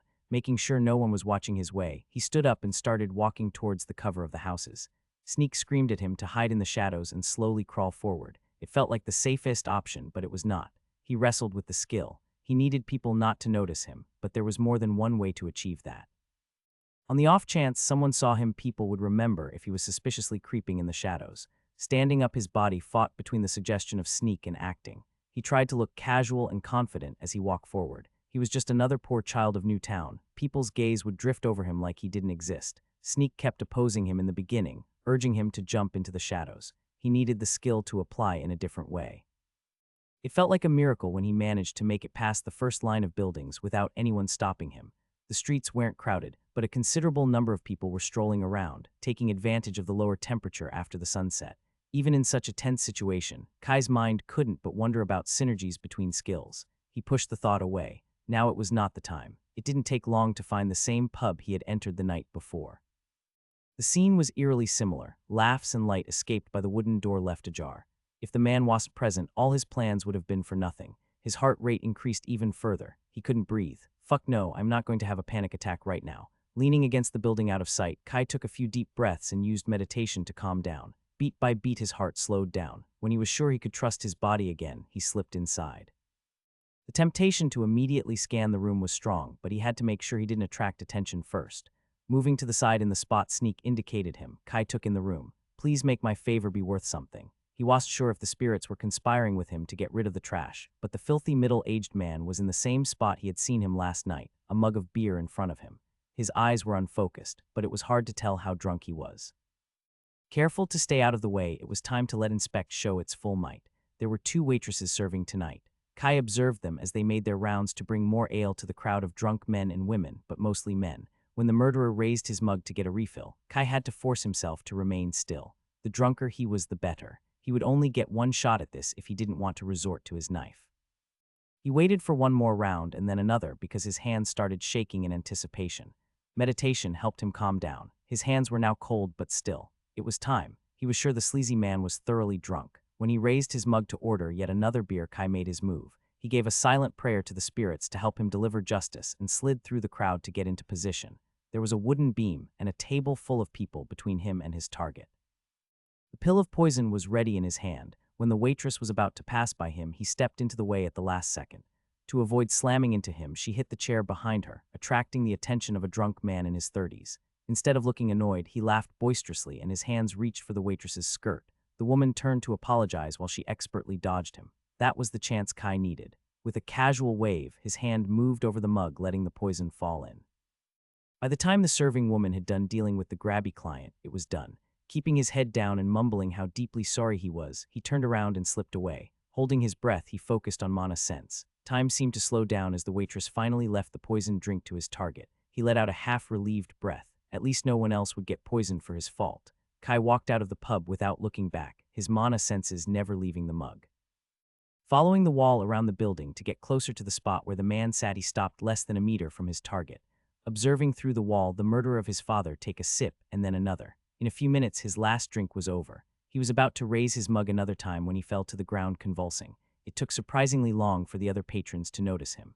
The barkeeper was the first to react and hurry to see what was going on. It was too late. A blinking notification appeared in the corner of Kai's vision. Without waiting a moment longer, he ran away into the night. The sky thundered overhead, and a blanket of rain fell over Greenside. A thick tropical rain enveloped Greenside. The already muddy streets soon turned into a swamp. People hurried to take cover. No one spared a glance at a kid quickly making his way out of town. The frenetic pitter-patter of thousands of drops of rain covered everything like a blanket. Kai moved like a ghost through the streets heading for the fields. His heart thumped in his chest. The satisfaction of a plan well executed filled him. It was exhilarating. The murderer of his father was dead and his sister was safe. He had protected his family. For a moment he felt at the top of the world. Then that moment passed. With each step, the euphoria lost some of its luster. The curtain of rain bore down on him. The dirt and filth he used as camouflage were washed away together with his emotions. By the time the field stood in front of him, elation had left place to nothingness. He had just killed a man. He should be feeling something, but he only felt empty and lost. It was hard to keep his eyes open. Maybe he was crying. It was impossible to tell under the heavy rain. He had just killed him. Did he do the right thing? He did have good reasons for it. Were those enough to justify his actions? A pinging notification kept blinking in the corner of his view. He ignored it. He wasn't ready for it yet. He didn't want to read the guide words giving him confirmation. Kai did the only thing he knew and abandoned himself to cold logic. His plan had gone smoothly. Reviewing the events in his head, he looked for anything that could lead back to him. Even if they discovered the man had been poisoned, no one in town could do an autopsy and infer something from it. The man had emptied his mug. There was nothing left to confirm he had been poisoned. This was 21st century Earth. The medical knowledge of the archipelago was abysmal, but heart attacks and undiscovered illnesses flaring up still occurred. Sometimes people dropped dead for no apparent reason. That was just life, and how most of the lucky people to reach old age died. Someday everyone would simply die. Some got a slow decline, others looked still full of vigor till their last moments. That was how things worked. The best you could do was pray to the spirits to protect you and your loved ones. If you had led a good life, you would join the ranks of the ancestors watching over your descendants and the archipelago forevermore. His dad's murderer looked around 50, maybe a bit younger since his filthy appearance did him no favors. It would be uncommon, but nothing that would raise more than a few eyebrows, especially with the lifestyle he led. The biggest flaw in his plan was if the enforcers possessed skills he wasn't aware of. Kai was counting on the fact that only the worst enforcers were sent to Greenside. The chances they would step into the filthiest part of Newtown to investigate were below none. As he had learnt, the Republic only cared if you had the status and power. That man had neither. As for the mayor taking an interest in stepping in, Kai wasn't worried. Elder Soluli had made his stance on Newtown very clear. If he could get away with it, nothing would be done. A few people knew Kai was an alchemist, but he had never sold any poison more potent than a pseudo-red pesticide in the market. The leap was quite big. There might be some suspicion if someone linked the dots and found out about the rumors around his father's murder, but that was all they would be, rumors. Outlandish stories spread in Greenside every day. Eventually, people grew bored and moved on to something else that took their fancy. His family should have spent all night with Mui if Kia played her part. The hunter liked to keep a low profile, but it was known he was the best in Greenside. His words held a lot of sway. It might not be common knowledge, but anyone important knew or strongly suspected Mui had reached Orange. Even if someone decided to investigate him, that was a big if there wasn't going to be any decisive evidence to be found. He would be long gone to the estate, who would trek to the jungle for days to knock on a powerful mage's door on a frail conjecture. The chain of extremely unlikely events for that to happen was so long to be ridiculous. Maybe if he had a negative favor of 100 he would worry, but that was not the case, quite the opposite. Is it truly this easy to kill a man and get away with it? The farmland had turned into a swamp of muck. His feet were swallowed up by the mud with each step. Sneak was being strongly hampered in these conditions, but even if he were to walk a straight line to the jungle, he doubted anyone would notice in the dense rain. Kai abandoned any attempt at stealth and tried to make his way to the jungle edge as fast as he could. There were less than a dozen trees behind him when the tropical storm died down at the same speed it first appeared. Fresh leaves and branches had been torn by the fury of the elements. The ground in the varied jungle seemed to fare a bit better than the farmland under the copious amounts of rain, but it still slowed him down. His backpack was where he left it. The branches he had used to hide it had been blown away by the wind, but the bag had remained stuck in the nook between the trees. Thankfully, the wax canvas did its job of keeping the water out. Kai took off his drenched clothes. They had already been in poor condition, and now more tears had appeared on the cheap material from his skulking around. He wrung out the water before shoving them into his pack and taking out a dry pair. Now that he was safe, the adrenaline that had kept him going during the night was leaving his body. Kai became very conscious of how tired he felt. He had been up for almost 20 hours and had not slept much the night before. One foot in front of the other, he started heading for the estate. He was both mentally and physically exhausted, but he couldn't rest yet. He drank a pseudo-red energizing tonic to keep going. This one wouldn't make him feel like he could run a marathon, but it would keep him going and had almost no side effects. He didn't want to risk collapsing on the spot when the effects ran out. The soggy ground of the jungle made a squelching sound with each step. Only the tiniest rays of moonlight pierced through the blanket of clouds covering the night. Kai walked for what felt like hours, hoping he was going in the right direction despite the dark. He slipped on a wet leaf and landed with his face on the ground. There was a small flash of pain where he hit a root with his elbow, but it soon passed. The spongy layer of soil felt like an inviting mattress. He didn't have the strength to get up. The embrace of sleep was just a hair away. All he had to do was let go for just a moment, and he could fall into a blissful oblivion.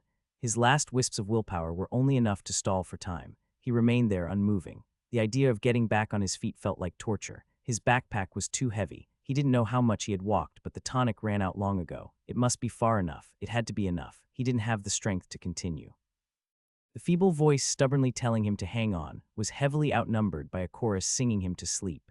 He only had to give up for one instant. Out of desperation, that small, insignificant sliver of consciousness bred a simple thought. Fuck. Kai had already become more acquainted than he would have liked with the inhabitants of the jungle floor. The thought of something crawling on him in his sleep reversed the losing battle in his head. Slowly he positioned his hands on the waterlogged ground beside his head and pushed himself into a sitting position with a grunt. Looking around with tired eyes, trees and dense vegetation grew all around him. Even when the sun was at its zenith, it wasn't easy to follow the jungle path. Damn, where should I go? Inspect needed his sight to work. It was no use right now. Luckily, he had another perception skill. Dripping, rustling, and strange animal calls emerged all around him as he focused on keen ears.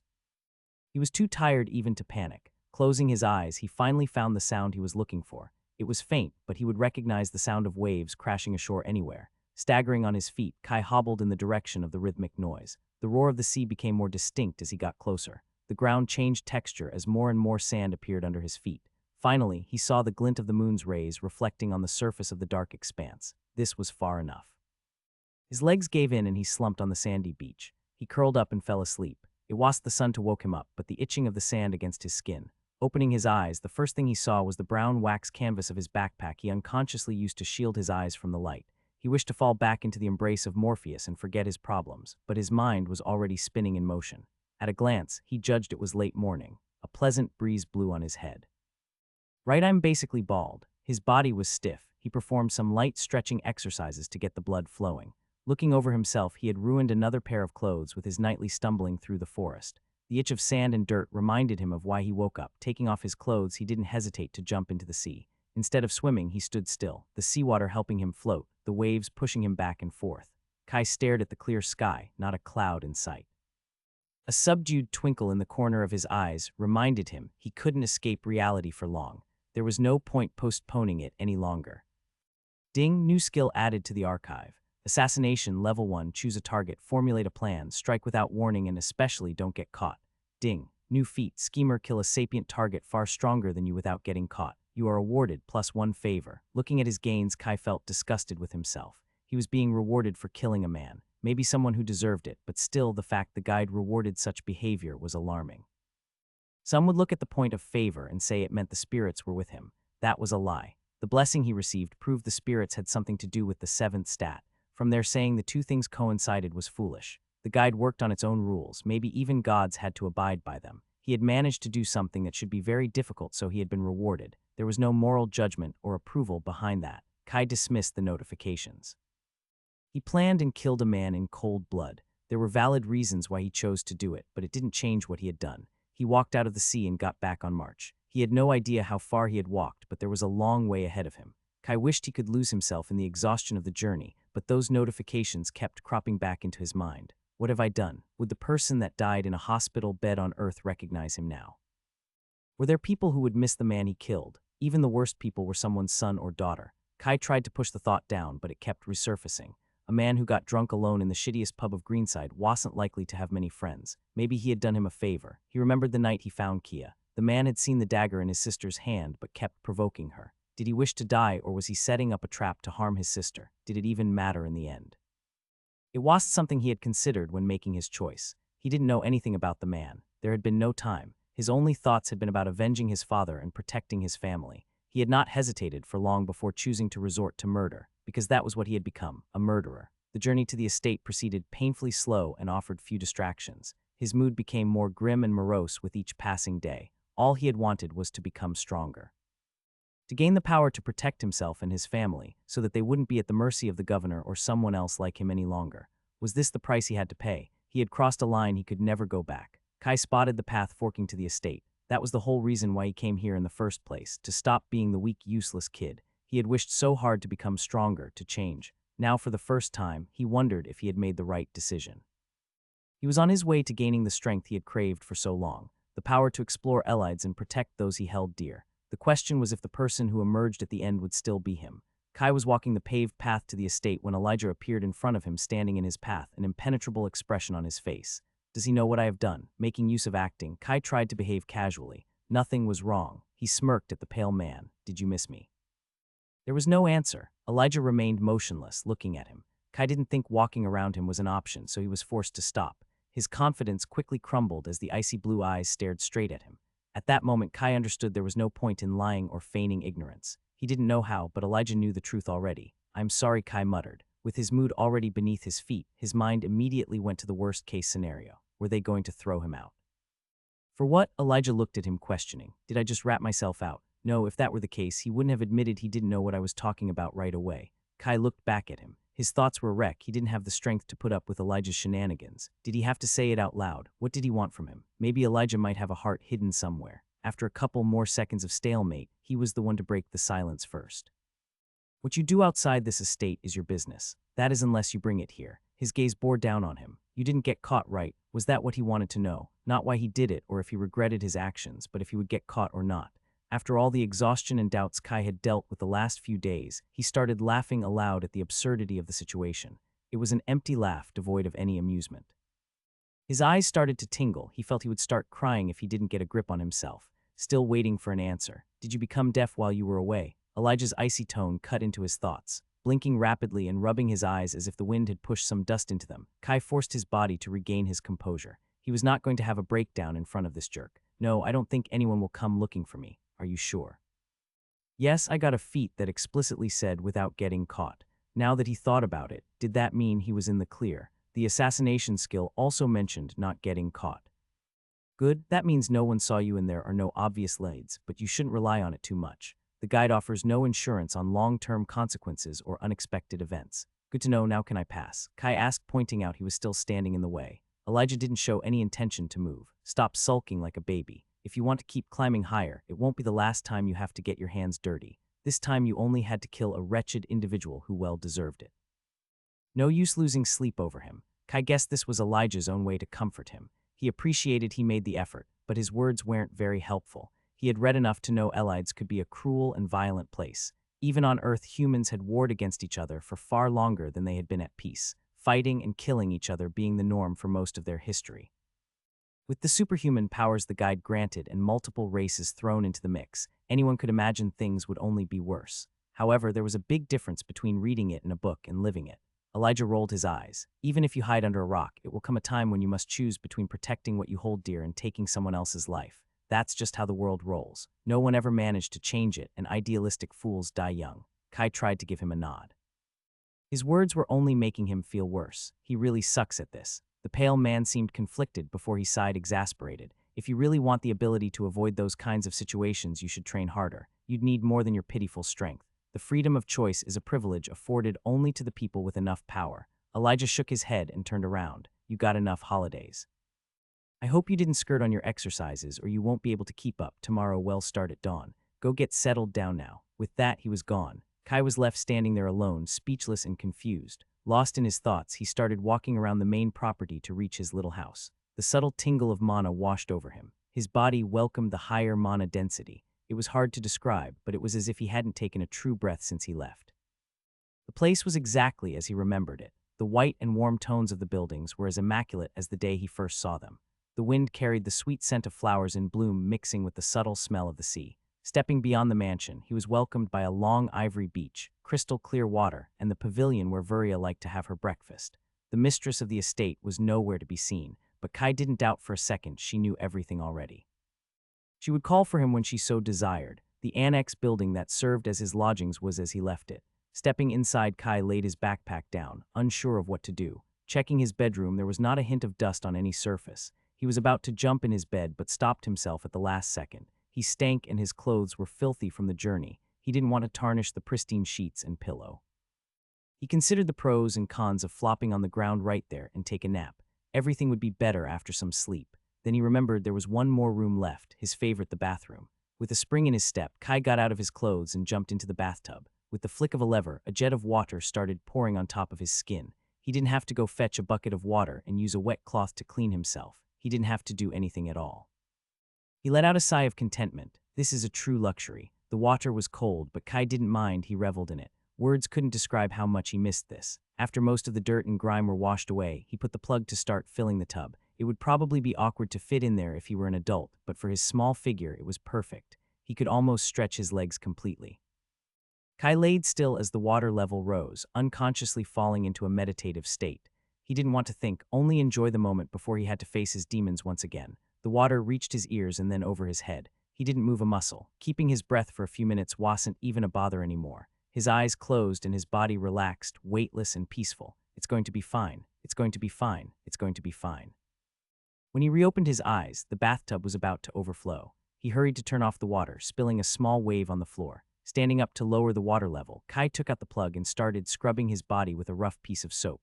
After he was cleaner than he had ever been in the last 2 months, he donned one of his remaining pairs of clothes and let himself fall on his bed. His head sank into the puffy pillow. The sensation of cleanliness was another one of the things he missed. Only he could scrub away his problems too. After 20 minutes, it became clear sleep wasn't coming. Intrusive thoughts broke his peace every time he was about to drift off. Enough moping around. Doing nothing would only lead him to darker thoughts. With nothing better to do, he started unpacking. There wasn't too much, a few leftover rations, clothes that needed a good washing, the volumes from his father's collection he decided to bring, and the alchemy chest. He should probably give that back to Dora. It would be nice to have the cheerful alchemist around again. What is she going to think about me? If Elijah knows, she must too. It wasn't very surprising that the annoying butler didn't seem to care at all he killed a person. Kai had kind of expected that. Dora was different. Would she watch him with disappointment, or worse, disgust? He tried to find himself busy putting things in order, arranging the books he brought on a shelf over his bed and washing his clothing. Eventually, the alchemy chest was the only thing that remained. I'll need to say hi to her. His worst-case scenarios were unlikely. Probably she would not say anything. What he feared was that she would not look at him the same and treat him differently. He could maybe postpone it to tomorrow, but it wouldn't change anything. There were still a few hours of light. He could hide in his house for today, but then what? Better to rip the band-aid off than stew in his thoughts. He hesitantly walked across the beach towards her house. With each step his heart beat faster, his guts wrenched and his palms started sweating. If he wasn't carrying the alchemy chest, his hands might have started shaking too. The lush garden appeared around him, but he could not appreciate its beauty. His eyes scanned back and forth, looking for the familiar figure of the plump woman. In here. Unsurprisingly, she was the first to notice him. Her voice was coming from inside. Too late to back down now. Following the sound of her voice, Kai reached the kitchen. Dora was busy stirring a pot, giving him her shoulders. Before he could say a word, she turned around with a plate filled with steaming food. Put that down and sit. She smiled brightly. You must be famished after your journey. Kai put down the chest and sat at the table. The pile of food in front of him smelled delicious, but he felt no appetite. He could feel Dora's gaze on him, but he couldn't bear to look back. Using acting as a crutch, he took the fork and tried to swallow a few bites. Have you already eaten, or would you like me to prepare something else? Slowly raising his eyes, Dora looked at him with a worried expression. Kai wanted to tell her he was doing okay, but the words seemed stuck in his throat. He tried to push it down, but his body betrayed him. Big tears started streaming down his eyes. Oh dear, Dora said, stepping closer to him. Everything is going to be fine. Before he could stop himself, Kai was crying on her shoulder. As she tried to comfort him, he felt so pathetic. You did the right thing, sweetheart. Sometimes we don't have a choice if we want to protect the people we love. He didn't know if she was saying it only to make him feel better or if she truly believed it. After he had shed all his tears, Kai managed to calm down, finally feeling a bit better. The food had gotten a bit cold, but he quickly realized how hungry he truly was, eating every bit. He had not missed how Dora seemed to know exactly what happened. He was curious, but he did not wish to bring that topic up. They instead started talking about alchemy. In moments, they fell into a deep discussion. Kai took out his notebooks and started explaining all he had experimented and learnt during his stay in Greenside. It was the perfect distraction. He had written down dozens of questions, and it was incredibly nice finally having someone to solve dilemmas that had frustrated him for weeks. After a while, they moved to the lab so Dora could show him directly how to solve some problems. Kai enjoyed all the praise he received for his progress in alchemy. He didn't get many points in mana manipulation, but his improvements were still noteworthy. Only after the sun had already set for a while did he leave Dora's house with his stomach full and a lighter heart. Dark thoughts still hovered in the back of his mind, but not everything looked gloomy any longer. He couldn't wait to jump back into his training and get some of the answers he expected for so long. This time he fell asleep as soon as his head touched the pillow. Ding. Mana sense, as you reach the first milestone, you are presented with two choices to continue your journey.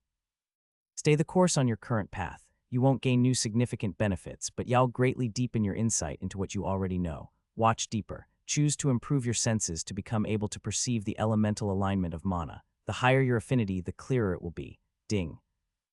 You chose to look deeper and become more in sync with the elementals. Mana sense, level 50, can now reach level 75.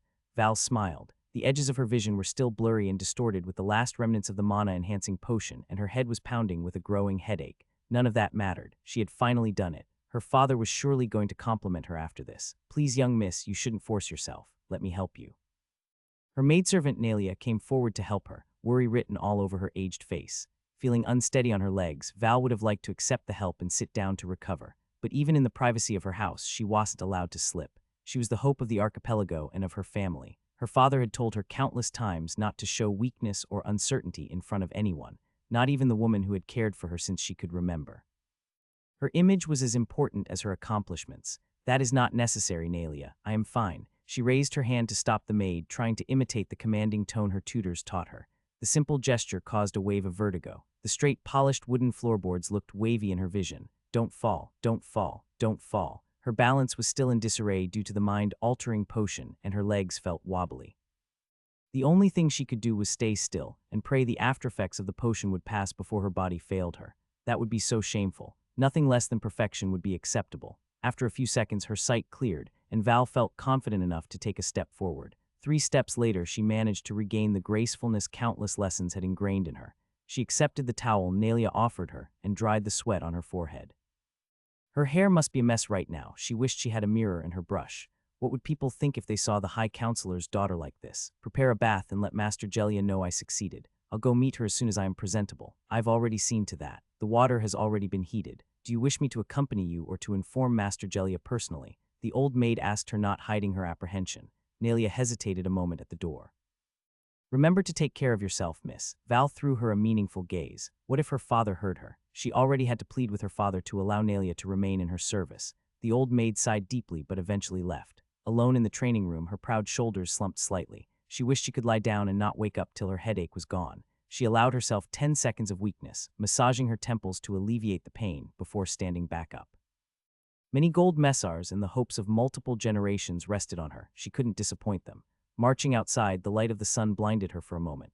Their house had grown many times during the last few years, but she still knew the compound like the back of her hand. She didn't need her eyes to navigate it. Val kept her gaze straight ahead, giving small nods as she passed a pair of servants busy with their daily chores. A steaming bath had been prepared for her.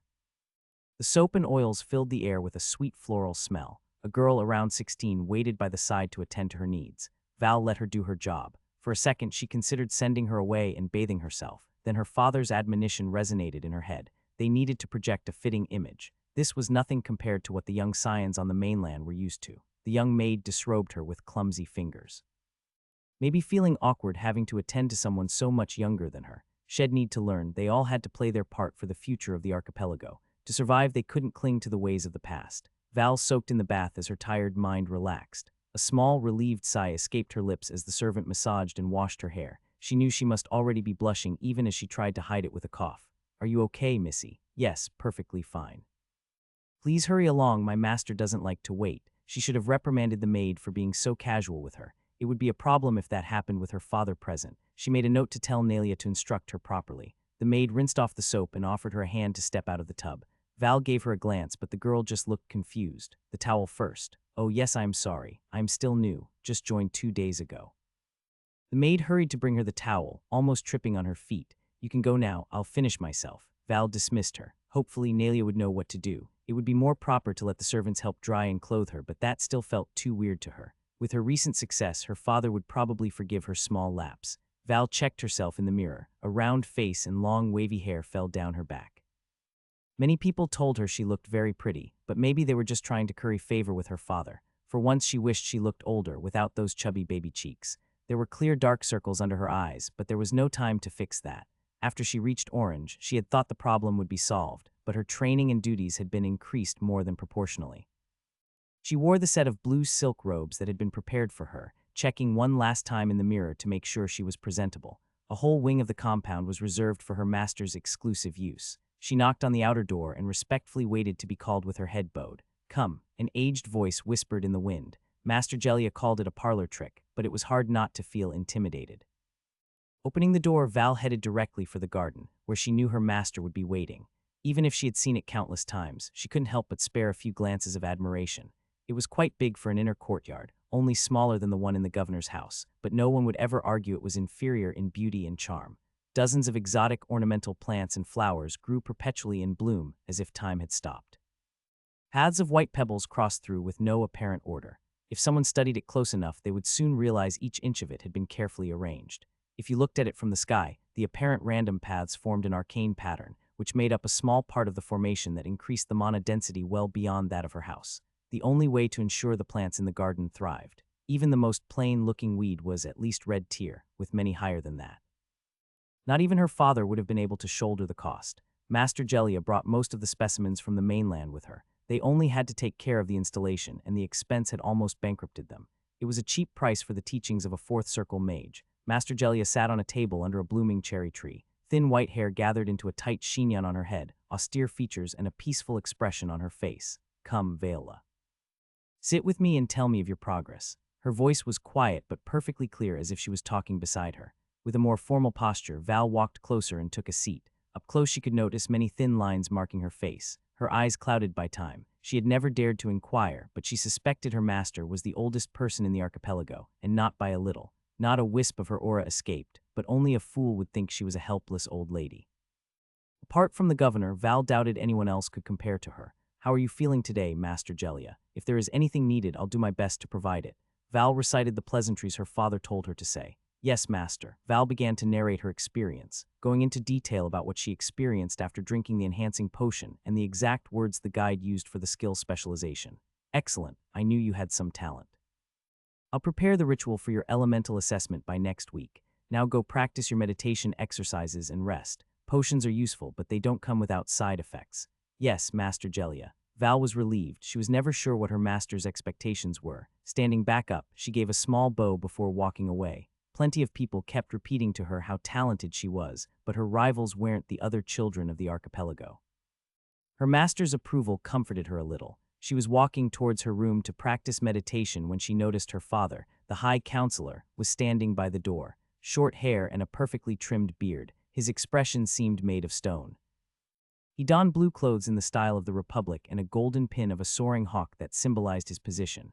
Was Master Gelia satisfied with your progress? He asked. Yes, father. She told me she'll prepare the elemental assessment ritual soon. The thought made her worry a little, but she had been tested at birth to see her mana affinity. She would take whatever she got and make the most of it. A rare smile appeared on her father's face. Good work, Viola.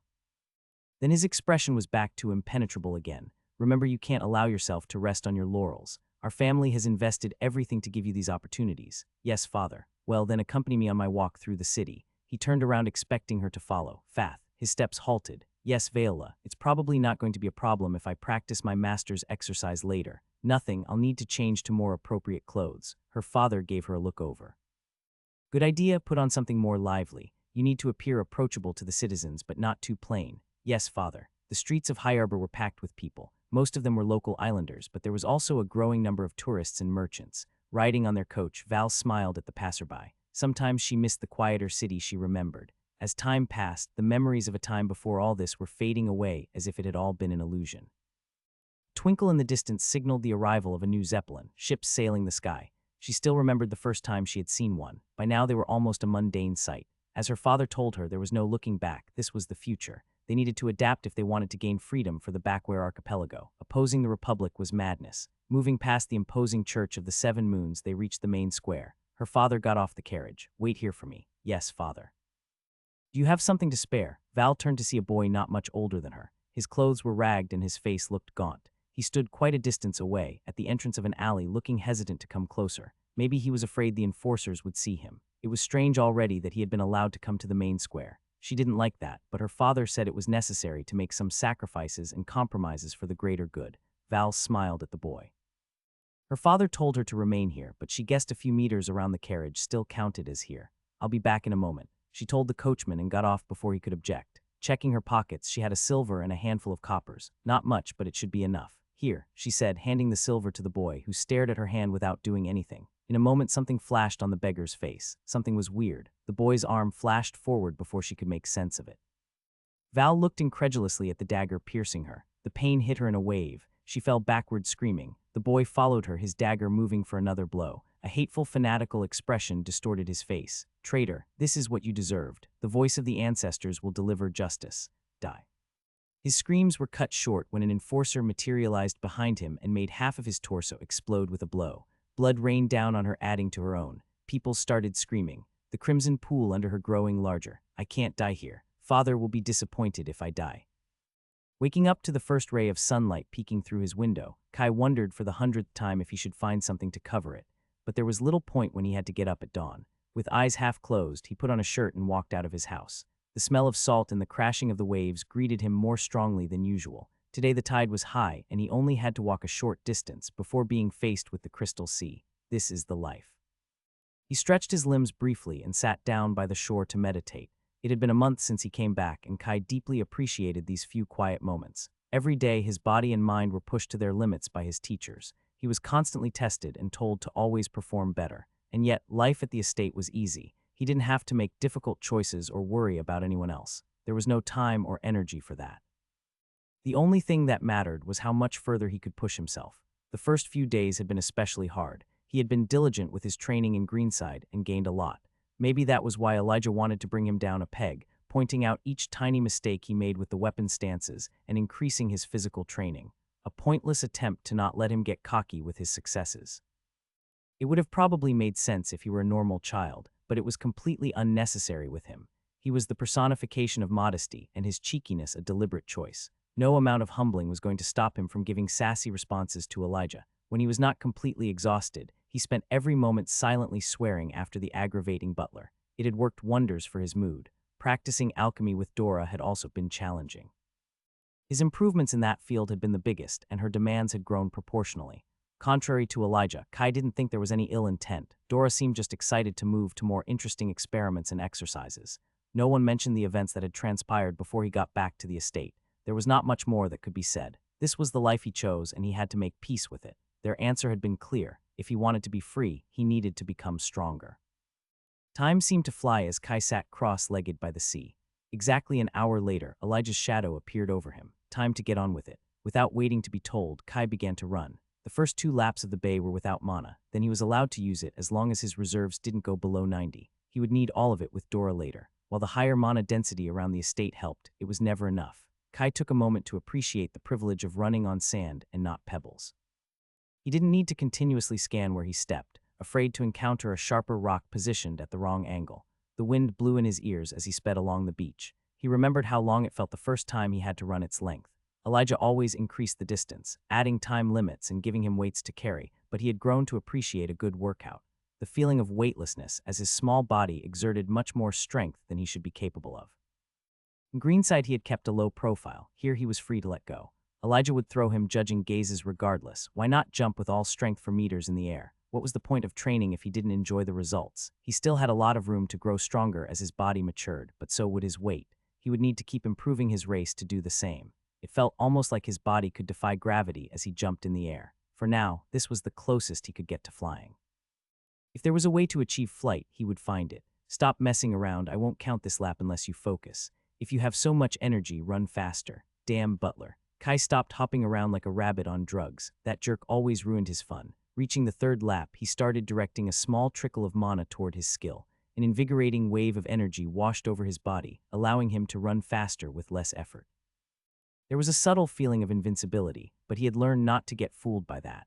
On one of his most reckless days, he had tried to test his limits, pumping as much mana in the skill and adding empower on top. Let's just say the only reason he had not broken any bones was because he had the foresight to jump toward the sea. The mana enhancement protected his body, but only up until a certain point. The strength it provided was greater than the sturdiness. If he wasn't careful, he would risk tearing his body apart. He had been relieved to learn he had not fucked up when he specialized running. It was a common red skill with not much room for growth. There was a limit to how good one could get at running. Mana reinforcement was one of the easiest and most effective ways to open more paths of improvement for the skill. His teachers warned him not to make such a hasty decision in the future. After taking a specialization, there was no way to go back, unless he wanted to level the skill again from the very beginning. His application of mana had been generic, but left plenty of ways to grow the skills in the future. Each red tier skill specialization could only change the skill a fixed amount, which grew bigger in the higher grades. That was a definite difference with orange skills. They tended to have a wider purview and breadth of possibilities. Alchemy or mana sense could appear limited and very specific at first glance, but they had almost infinite growth potential. On the other hand, running or reading had a clear ceiling. Without adding a mana component, some red skills could not even evolve to the next grade, remaining stuck at level 100. It wasn't an iron rule, but it was true for the vast majority of skills. Red skills had a smaller number of potential applications and paths for growth unless he chose the right specializations. Finishing his last lap, Kai moved to swimming. Jumping amidst the waves, he enjoyed the cooling effect on his body. With the high tide, the sea was more unpredictable. Unexpected currents could form at any moment and push him offshore. There was also a small chance that some awakened beast decided to take a trip closer to land. At least that was what Elijah told him. Kai suspected the butler was making things up to scare him, but better safe than sorry. He made sure to stay close to shore and keep his mana sense and awareness partially activated. Now that I think about it, this could all be a plot to make me optimize my training. He must be laughing to himself. Despite his suspicions, Kai didn't deactivate the skills. After his first full lap of the bay over 5 kilometers, could use his mana for swimming. After consulting with both Dora and Elijah, he discovered directly improving his oxygen efficiency was possible but pointless. It required a far greater mana mastery than what he possessed and was not worth wasting an evolution on it. Instead of going for a complicated and niche evolution, he could indirectly achieve the same result with an easier route. The quantity of oxygen he consumed was proportional to the movements he made underwater. If he used mana to lessen the burden on his body, he could consume less oxygen while moving at the same speed. With the help of Empower, it had been extremely easy to manipulate his mana and obtain the evolution he wanted. However, that highlighted another dilemma. Empower filled the same niche of his specializations. Applying mana through running and swimming required less focus and was more efficient, but he could probably achieve the same result after more training and experience with the orange skill. With only 14 skill slots, he could not afford to be sentimental with his choices. The 2 red skills had served him well and granted him a lot of XP. Now that they were nearing 100, they were about as hard to level as orange skills, while giving 100 less XP. Empower could probably achieve most of what they did with 2 fewer skill slots. However, they were so close to evolving to the next grade that it would be a waste to abandon them now. After they reached orange and evolved, he could discard them without them reverting to level 1 red skills in his archive. To his surprise, Elijah had agreed that was the best course of action. Probably he wanted an excuse to increase his training regimen without him being able to complain. The sooner the skills reached orange, the sooner he could learn 2 more skills. There were no shortcuts except grueling training. After Kai emerged from the waters heaving for air, it was time for stretching exercises. He still remembered the pain when he had yet to achieve a perfect split. Now it was mostly to ensure he didn't lose any flexibility. This also served as his rest time before passing to the last part, sword combat. He liked the spear, but always felt a bit clumsy with it. Maybe they were all excuses. Truth was that he was a basic bitch and thought a sword looked cooler. He was fine with that too. The choice had been made. Come at me, Elijah commanded, assuming a fighting position. Somehow the pale man seemed to take this part of the training a bit seriously, not like he needed it. Kai did not have a chance to land a hit if the butler closed his eyes and tied both his legs and arms. Kai did not have to be told twice. This was the part he preferred. Without hesitation, he swung his practice sword at the butler. Elijah didn't use more strength or speed than him, but easily deflected each blow. He was likely moving even slower than him, rendering all his efforts useless with minimal movements. Is that all you've got? I've seen grandmas with more grit than you. Kai clenched his teeth but didn't let himself get provoked. The unsaid rule of their confrontation was that Elijah was only allowed to counterattack if he made some obvious blunder. His collection of bruises made him wince every time he went to sleep. Elijah continued to taunt him, pointing out his minor mistakes that didn't warrant punishment. Putting a little too much strength in a lunge, Kai immediately knew he fucked up. As expected, pain exploded in his forearm a moment later. Blessed spirits. Kai stepped back, massaging where he had been hit. Was it necessary to hit me that hard? You were getting sloppy and left yourself exposed. Pain is the best teacher. If you don't want to get it, you just must do better. Elijah replied, covering a yawn with his hand. The butler looked up at the sun. I guess we can stop here for today. Virya wants to see you. Hurrying to take a shower and make himself presentable, Kai walked towards the pavilion where he knew Virya would be waiting for him. The high tide had brought the water not far from the structure, but not even the wind dared carry a droplet of water inside. As usual, the mage was skimming through a large tome as she drank her morning tea. Kai made sure to not disturb her as he sat down. He helped himself to the breakfast prepared for him, chewing quietly. Are you still committed to your decision? Your training is not going to get any easier, and y'all need to take more difficult decisions in the future if you want to keep growing. People may ignore Kai the talented villager, but they will take notice of your progress. Virya suddenly asked, moving her penetrating orange eyes on him. Taken aback, Kai took a moment to answer. Yes, I am sure this is what I want. I thought my decision had been final. Her gaze examined him a few seconds longer. It would be disappointing, but you've proven an acceptable amount of determination. You are now free to change your mind. There is no shame in choosing to undertake a different path if you don't want this any longer. This was the 3rd time she called for him since he came back, but they had never talked about what happened. He was surprised she was bringing this up now. Could he go back to his family and use what he learned here to lead a comfortable life? No, that's not me. Before he came here, a quiet, unremarkable life in the archipelago had its charm. Now that he had touched upon something more, he knew he could never go back. He could only do his best to ensure the person he became was someone the old him would have liked. I'm sure of my choice. Virya's lips curved upwards slightly. Excellent. Then I suppose I should answer your questions. I wasn't lying when I said the knowledge could put you in danger, but at this point, it could do more damage if you didn't know. Kai's heart skipped a bit. There were only a few questions Virya had refused to answer since he came, but she could only be referring to his blessing. Sure she had his attention, the mage continued. If there is a thing every religious organization on Elides has in common, is that they don't like when people poke around and ask dangerous questions. I won't ask you to swear to never speak of this outside of my estate, but be sure there will be consequences to pay if you do. Favor is inextricably linked to divine entities and the workings of the guide. You can't truly understand one without some knowledge of the others. A high 7th stat is going to be one of your biggest advantages over your peers. There are ways to engineer situations and set people up for success, but the guide can't be fooled. Those born at the highest echelons of society will have to spend 10 times the effort to achieve the same results. Now then, where to begin? What do you think the guide is, Kai? Virya asked. Kai's barely managed to suppress a shrug. Wouldn't it be nice to know? Not wanting to offend the mage, he tried to give it some thought. It was unlikely she expected a particular answer from him. In the archipelago, people believe it's the gift of the spirits to guide and protect us. And what do you believe? If the spirits were truly responsible, then it doesn't make sense how everyone else beyond our islands has access to the guide too. Vuria nodded. Yes, there is hardly any religion that doesn't claim their pantheon is responsible for the guide, or at least its origin. It's better to avoid entering a theological debate with them. They don't usually take it very kindly when people point out the fallacies in their reasonings. The simple truth is that no one knows for sure. That's very illuminating and helpful. That being said, Vuria continued speaking, giving him a meaningful glance. That doesn't mean we don't know anything. Message received loud and clear. Kai schooled his expression. Let's start from the very beginning. No records of a time before the guide have ever been found. It's commonly accepted that it has always existed in every corner of Elides. Countless theories have been brought forward over the millennia to explain its origin. Most didn't present more proof than the hubris of the authors and were soon forgotten, but a few stuck around. I met many scholars who dedicated their whole long lives to proving these theories. It would require years of study to properly grasp the topic. Kai paled a little. Years? Why couldn't anything be simple? Vuria looked at him amused. Don't worry, child. I don't expect you to become an expert or even a novice in the subject. I'll make it very simple. Let's disregard any religious explanation. Have you noticed anything strange or unusual that could shed some light on the nature of the guide? Obviously, she can't just tell me. That would be too easy. No, she had to turn this into a test. Sighing internally, Kai analyzed the question. The problem wasn't finding something unusual. His existence was an oddity in and of itself, but identifying what Vuria was looking for amidst all the bizarre events he had witnessed.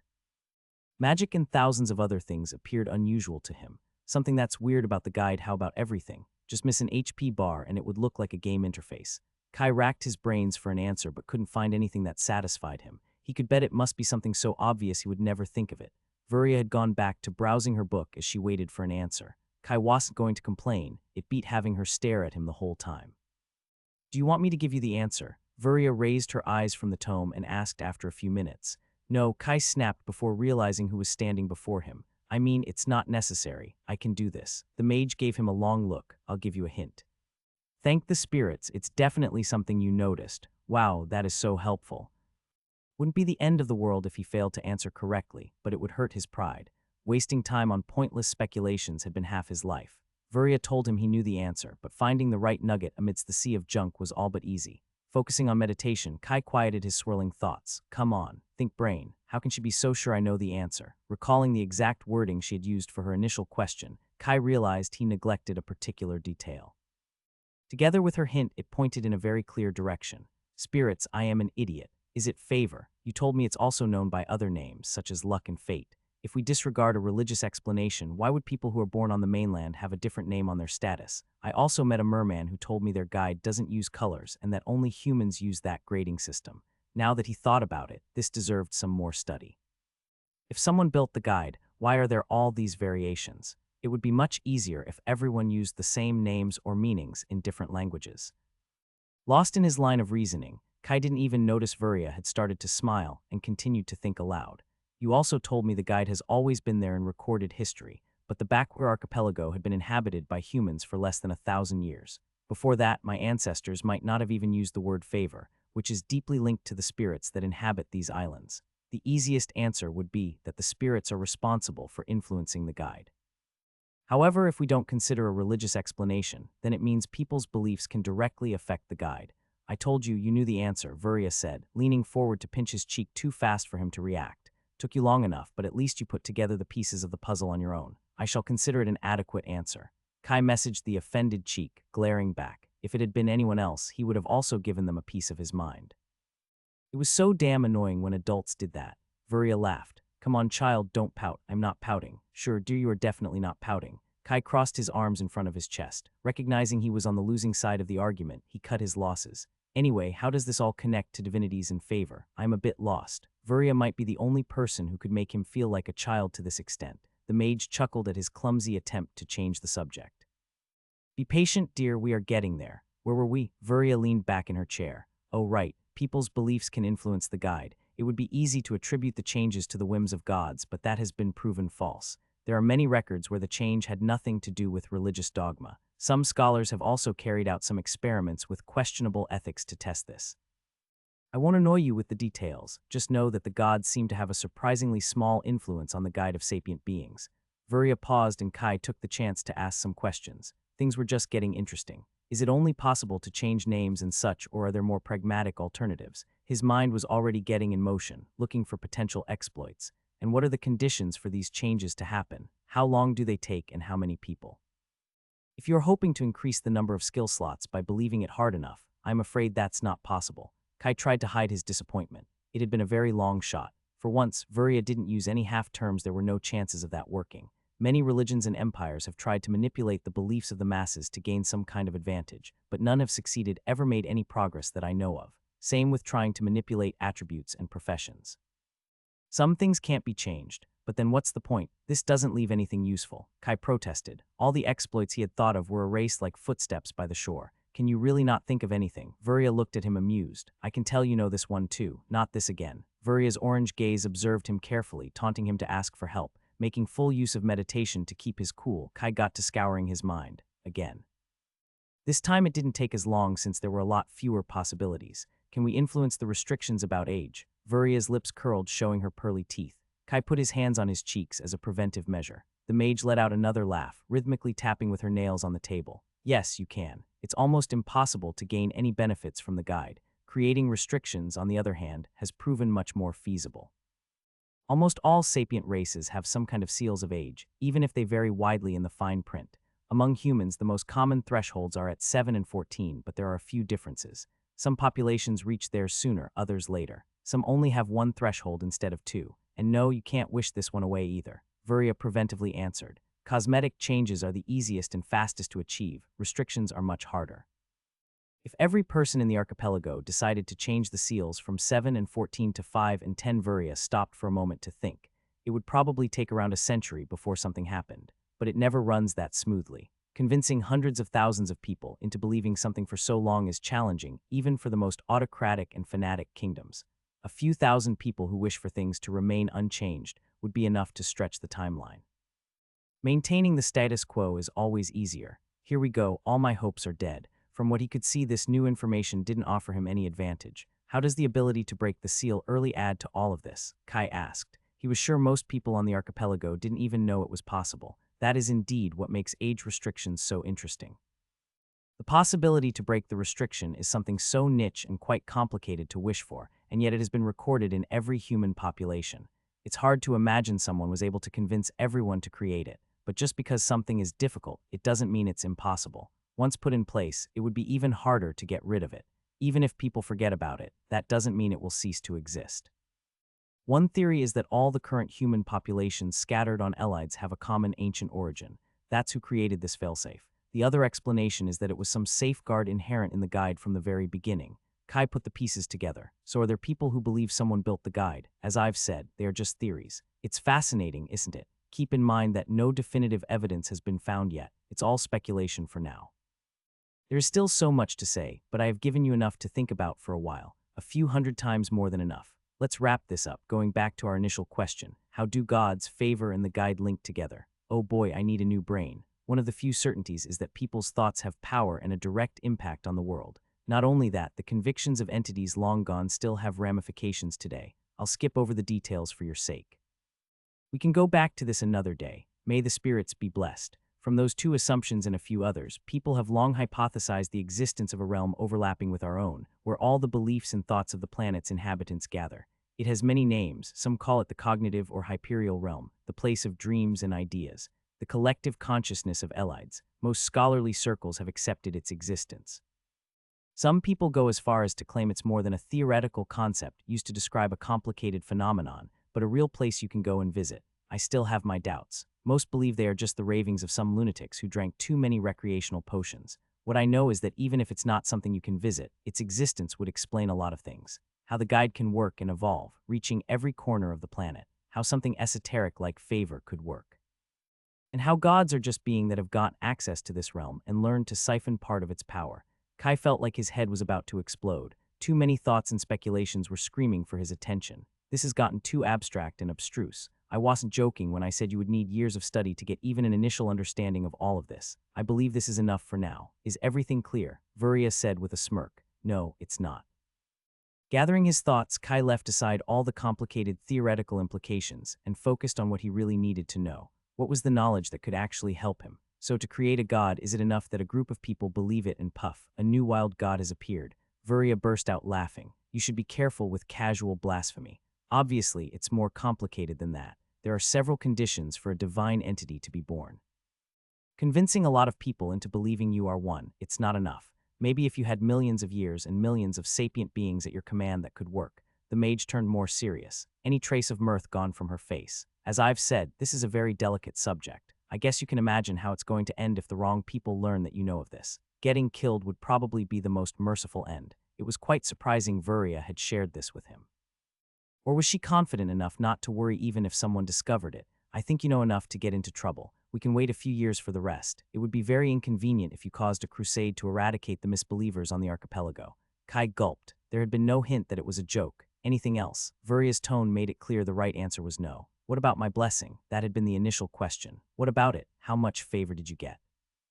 Hesitating for a moment, Kai answered. 3. Vuria raised an eyebrow. That is more than I thought. For a small local deity, that must have been a considerable cost. You must have made an impression, or tell me you didn't make a vow. Maybe it was something very generic. What happens if I break it? Do the spirits take their blessings back? Kai asked, getting a bad feeling. Just don't break it and everything should be fine, Vuria said, standing up and slowly walking away. What is going to happen if I break it?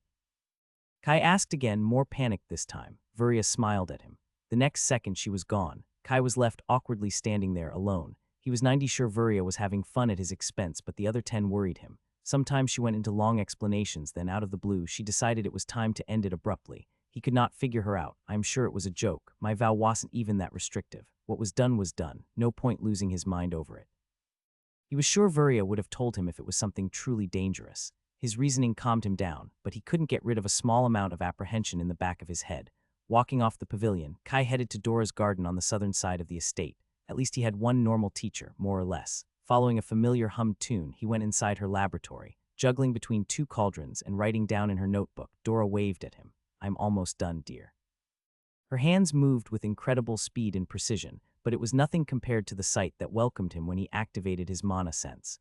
A small army of thin strands of mana seemed to dance around her. Kai sat on a spare chair to wait for her to finish whatever she was brewing. She always said almost done. It could mean half a minute or half an hour. He never got bored watching her work. It almost seemed as if she was moving following the rhythm of her tune. Using her mana with such finesse, he got a headache just imagining doing the same. He often wondered how high her skills and race must be. That was one of the few questions Dora refused to answer. He had not dared ask Elijah or Vuria. Their reply would be the same, with the added risk of more unpleasant consequences for being so rude. It felt unfair. They knew everything about his status, and he got almost nothing of theirs. After thinking about it for some time, it started to sound more reasonable. Not only for the difference in their standing, but for the importance of the info their statuses carry. Knowing his race and skills would be of limited help. In a few months to a year, it was going to be dated information. He was in a phase of rapid growth. They were not. Their statuses would reveal much more compromising information that wouldn't turn useless after a short time. About a week after he came back, Kai had tried to peek at Dora with mana sense and inspect reasons she wouldn't be too upset if she discovered him. To his surprise, she didn't seem to notice his skills, but it was useless nonetheless. Not only was her mana network too complicated for him to make any sense, but it also looked weird, as if someone had scrambled it and added more lines on top.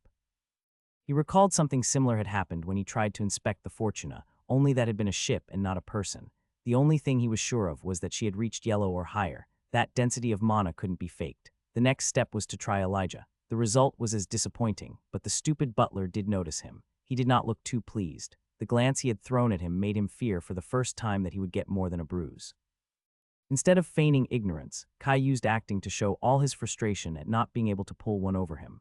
Mana sense and acting deserved to stay up there with his top skills, especially after he had used the level 50 threshold to specialize in improvisation.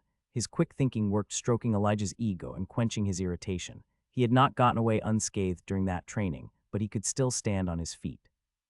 Knowing that tempting fate again would be stupid, Kai asked Dora that same day. Little rascal. She put her hands at her sides and gave him a scolding look. Kai smiled innocently. I was just curious, how do you hide your mana network? It was a lie, and blaming his thirst for knowledge was the best way to stroke Dora's heartstrings. Her frown dissipated. Well, I guess I can't blame you for not knowing, but you should be more careful.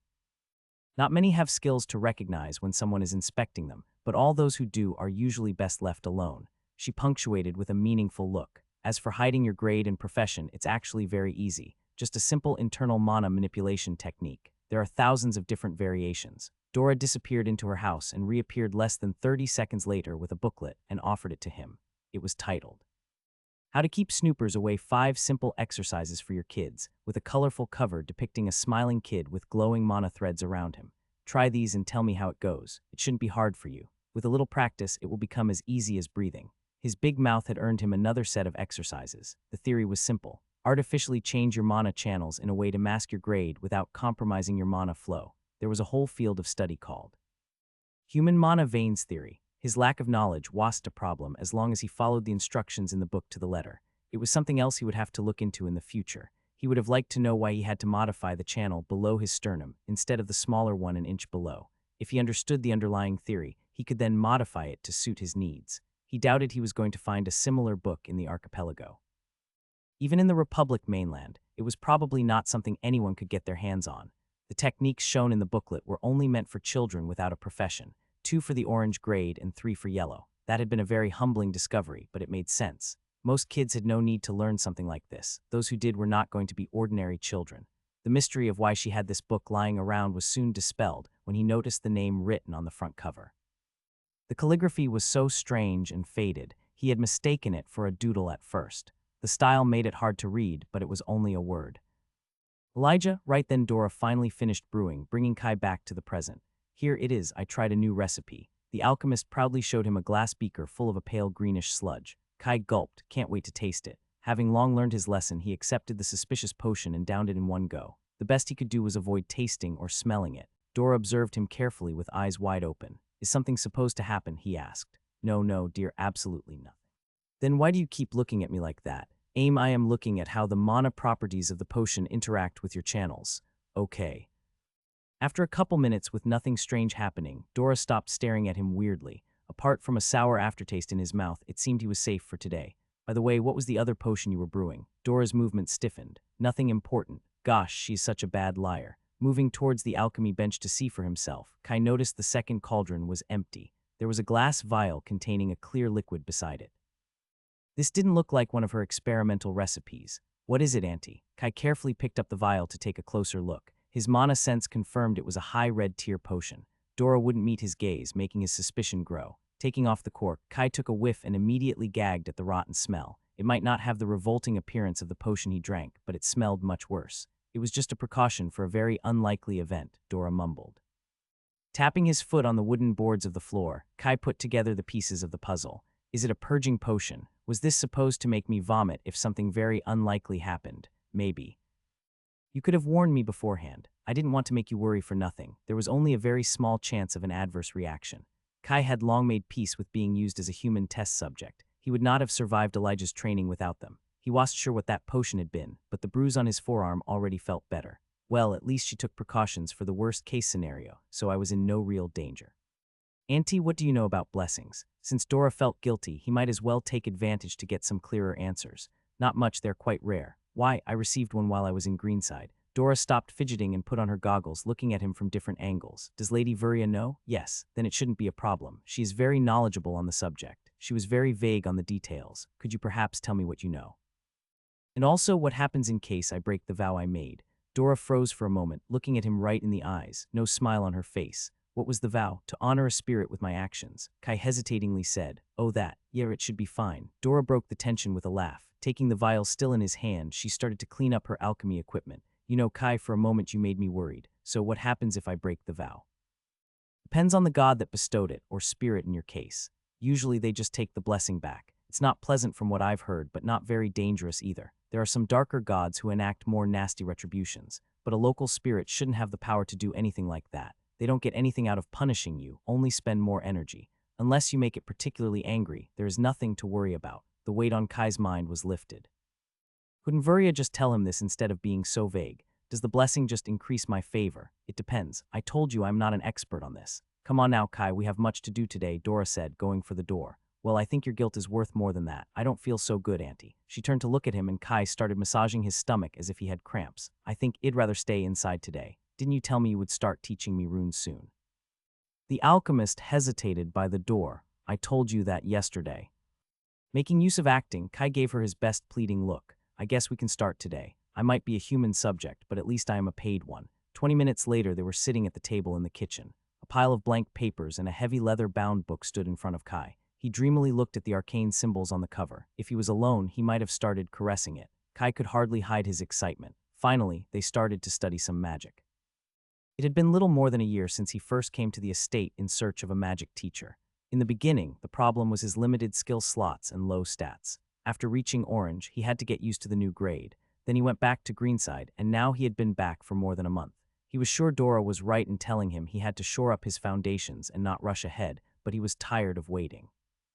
He didn't know much about runes, but he knew they were used to make magic items. Every mage should learn at least the basics according to his teachers. His fingers tapped impatiently on the table. He wanted to open the book and learn its secrets, but Dora was keeping her hand on the cover. Be patient, dear. What do you know of runes? That they can be used to create magical effects. Can we cast a spell now? Yeah, I think we'll need to start from something simpler.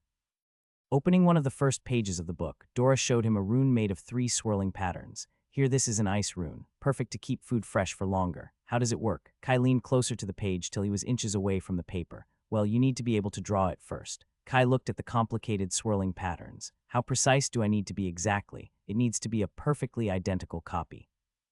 Without letting himself get discouraged, Kai grabbed a pencil and started scribbling. In the first hour, there was a noticeable improvement after things slowed down. No matter how slow and meticulous he was, he didn't feel like he was getting any closer. He had already filled pages upon pages with squiggling attempts. Is this even possible? Kai complained after failing for the 1000th time. Dora smiled. Well, I was waiting for you to ask that. I didn't think you would persist for so long.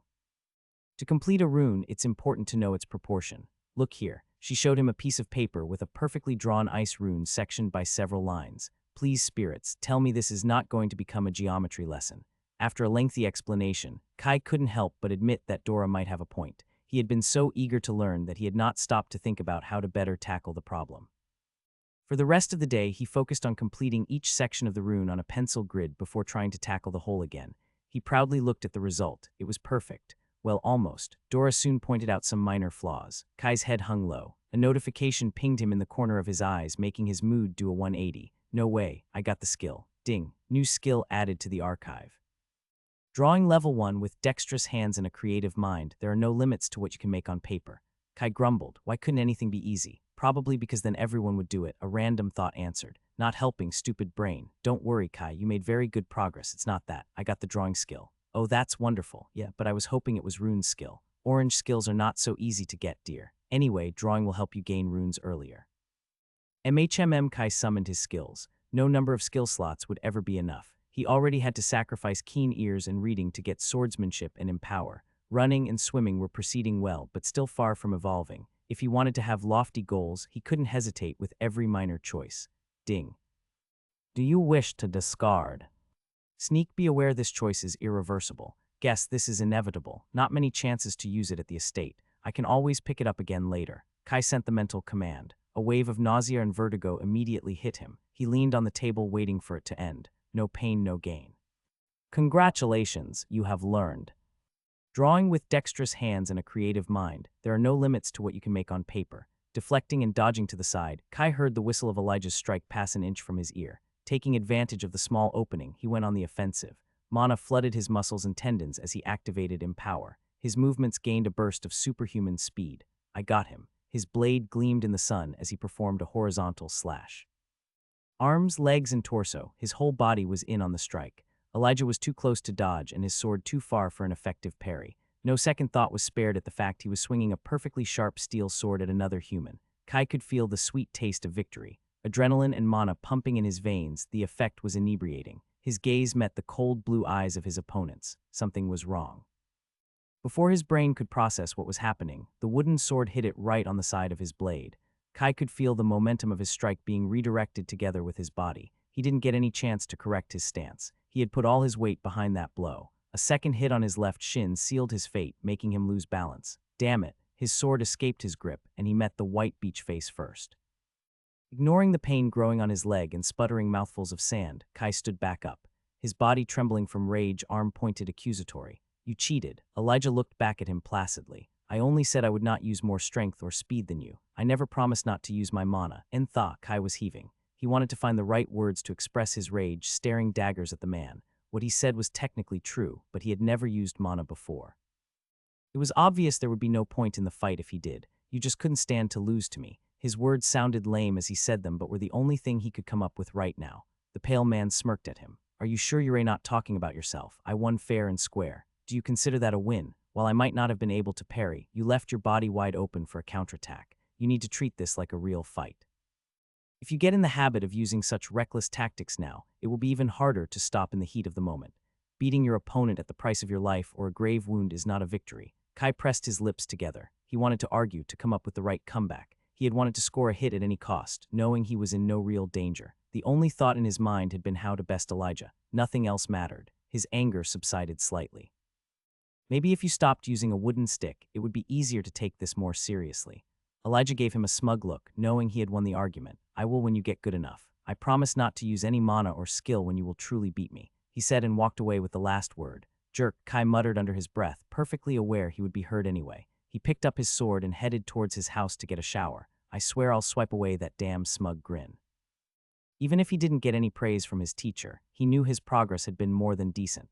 It had been only 4 months, and his swordsmanship kept increasing at a steady pace.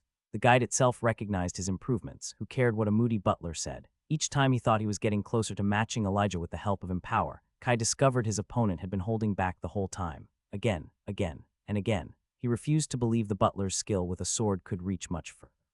No matter how good he was, he had taken him by surprise with Empower. If he did it once, he could do it twice. Next time it would be a clean win. As the cold water came out of the nozzle and washed over his body, Kai summoned his skills. He didn't know if it was due to his higher stats or if he was more focused on his training. There was no one else to compare himself to, but he remembered a year ago his progress had not been this smooth or fast.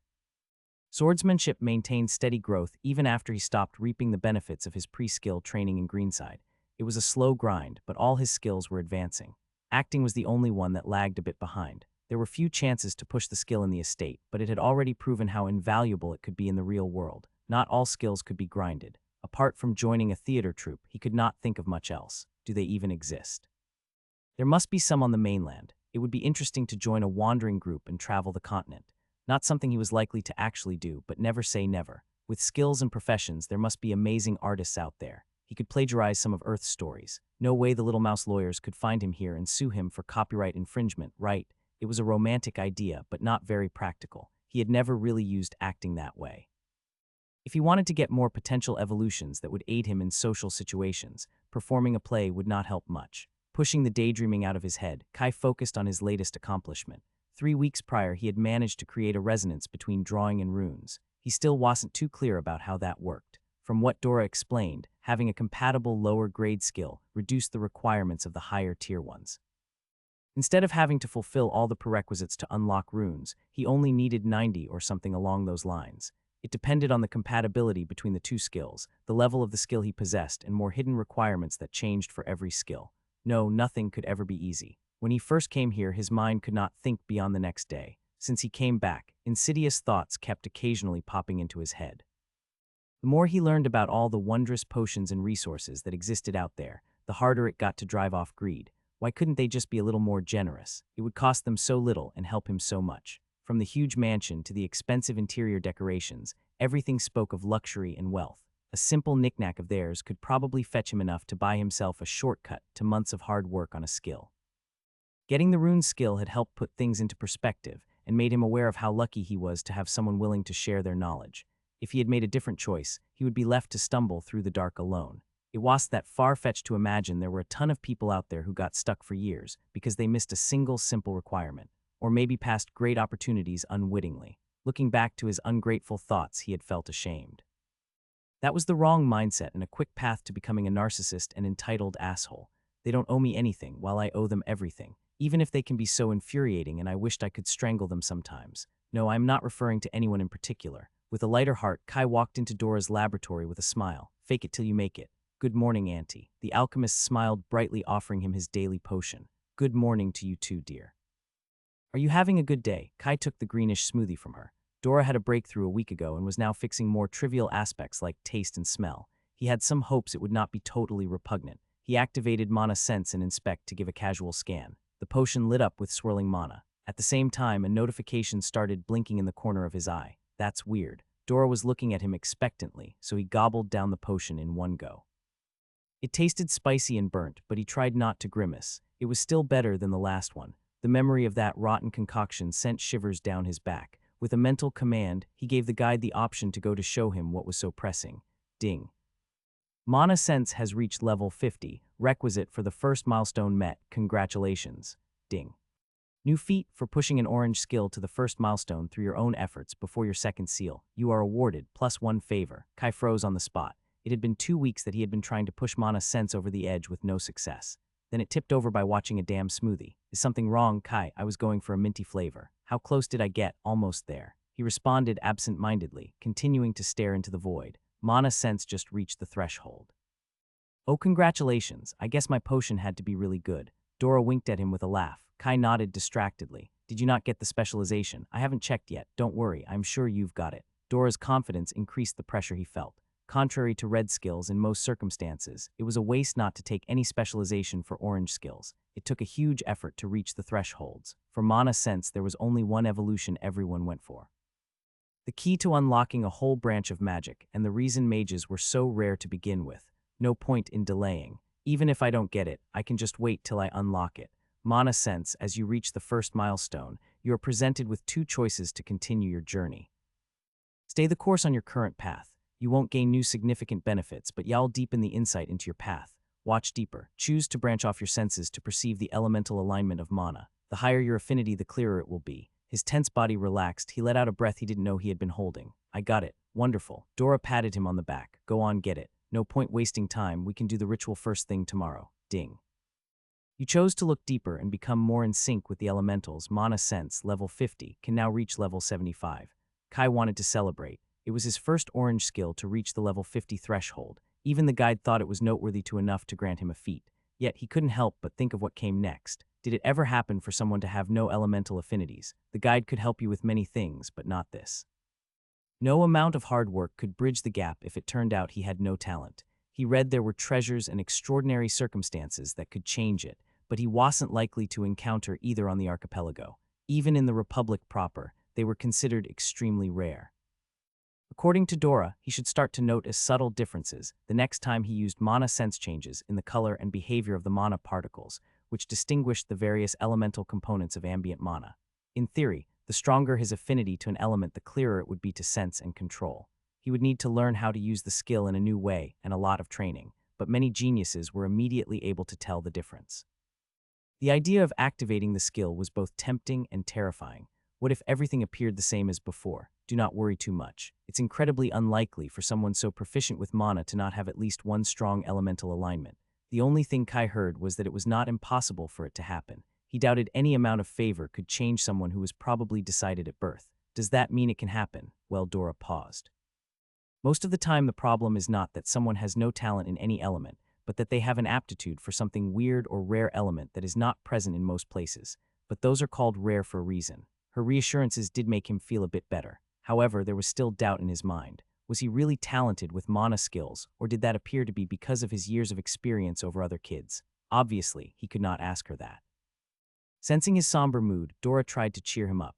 Remember that a strong elemental alignment is not necessary. You don't really need one for alchemy, for example. Kai responded with a weak smile to not offend Dora, but inside he wasn't very reassured. He liked alchemy, but he had already decided he would not become a scholar mage closed all day in his laboratory. A strong affinity with the elements wasn't strictly necessary, but it was damn convenient. There were many professions that depended on that. Come on, I'll show you a new rune today. Dora smiled brightly. He nodded, nothing like a full day to keep the mind off things. The rest of the day passed like a fevered dream.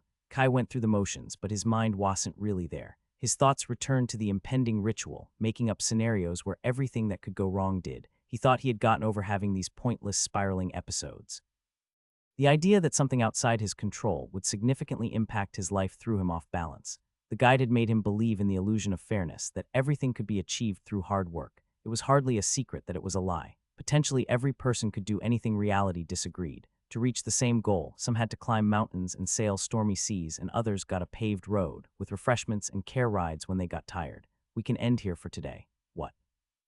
Kai asked, raising his gaze from the paper. I said, we can conclude this lesson. We can continue tomorrow. Dora said. She didn't seem angry or annoyed at him, but her tone lacked her usual cheerfulness. Kai looked down at the condensing rune he had been drawing. It was a pretty sketch of a swirling interconnected pattern, but runes didn't need to be pretty, they needed to be precise. He had utterly botched the proportions. Yeah, maybe she's right. You can take the rest of the day off, she said, staring out the window with a melancholic air. After tidying up papers, pens, and ink bottles, Kai was about to walk outside when Dora stopped him. However it goes, you will be fine. There are always more paths. Not sure how to respond, Kai nodded and left. The sea was perfectly crystal clear today. He laid down, trying to find a better position on the bed of sand. It was hot, but not scalding. The sun was low enough that he could look up at the cloudless sky without getting blinded. Closing his eyes, he focused on the sound of crashing waves, hoping it would calm his turbulent mind. It took more than usual to fall into a meditative state, but eventually, he managed to stop his thoughts from racing. He was tired, exhausted by the idea that, after all his efforts, something up to fate could still screw him over. It wasn't very different from all the other obstacles he had to overcome to stand toe-to-toe with all the lucky kids born with a silver spoon. Instead of wealth and privilege, this time it was genetics or magical randomness that he had to defeat. Since he got the upgrade, he had yet to activate Mana Sense. He knew himself well enough it would only serve to give him more chances to make pointless speculations. Even if he saw something different, he would not be able to interpret it. Better to wait for the final verdict. Whatever happened, it would not be the end of the world.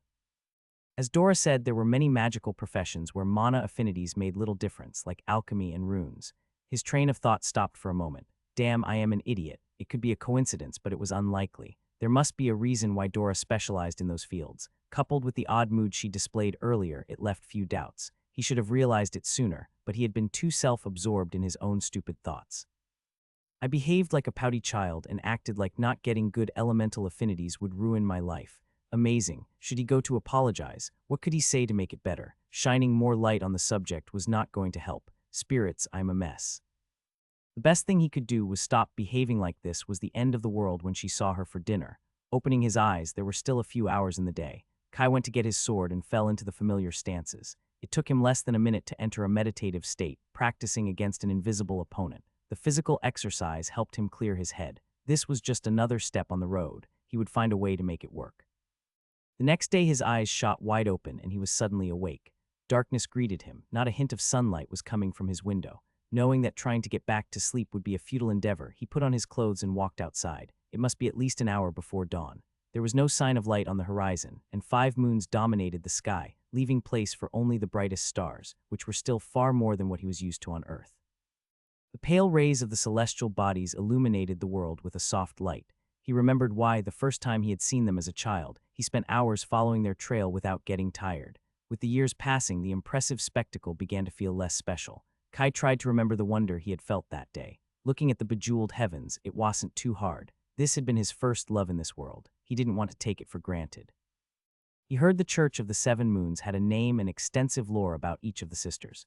He should study some of their texts if he planned to go to the mainland. On the archipelago, they were just the Sky Sisters. People said each one shone with a slightly different pale color. He had thought it was alike when people said a mountain looked like a bear or a person. To see some vague resemblance, you needed to be standing in a particular spot, with the right light, closing one eye, and possibly drunk. Only after he reached Orange and improved his perception did he realize it was to be taken a hit more literally. The wandering moon was the most distinct with its violet light. Another clearly had a green tint. Squinting his eyes, he could also see how a third could be considered reddish. The remaining 2 still looked white to him, no matter how he looked at them. The only way to make sure is to improve my perception. Luckily, that is already on the list. About half an hour later, Kai started to see the edge of the far water lighting with warmer tones. The sun was starting to push away the night sky. As the time was getting closer, he started to feel a little tension rise in his gut. Kai used meditation to kill time and maintain his peace. More light peeked out on the horizon before blooming into full dawn. He let his mind be swept up by the pink, orange, and yellows. As time passed, he expected Elijah to appear at any moment to tell him to start running. An hour later, that still hadn't happened. Is it possible I get the morning off? What a miracle. It was a couple hours later when the butler made his appearance. Neither of them said a word. Kai followed the pale man inside the main building, down a series of corridors till they stopped in front of a dark wooden door, reinforced with metal bands and covered in a complicated network of tiny runes. He could recognize a couple of them, but they were so small he wasn't sure.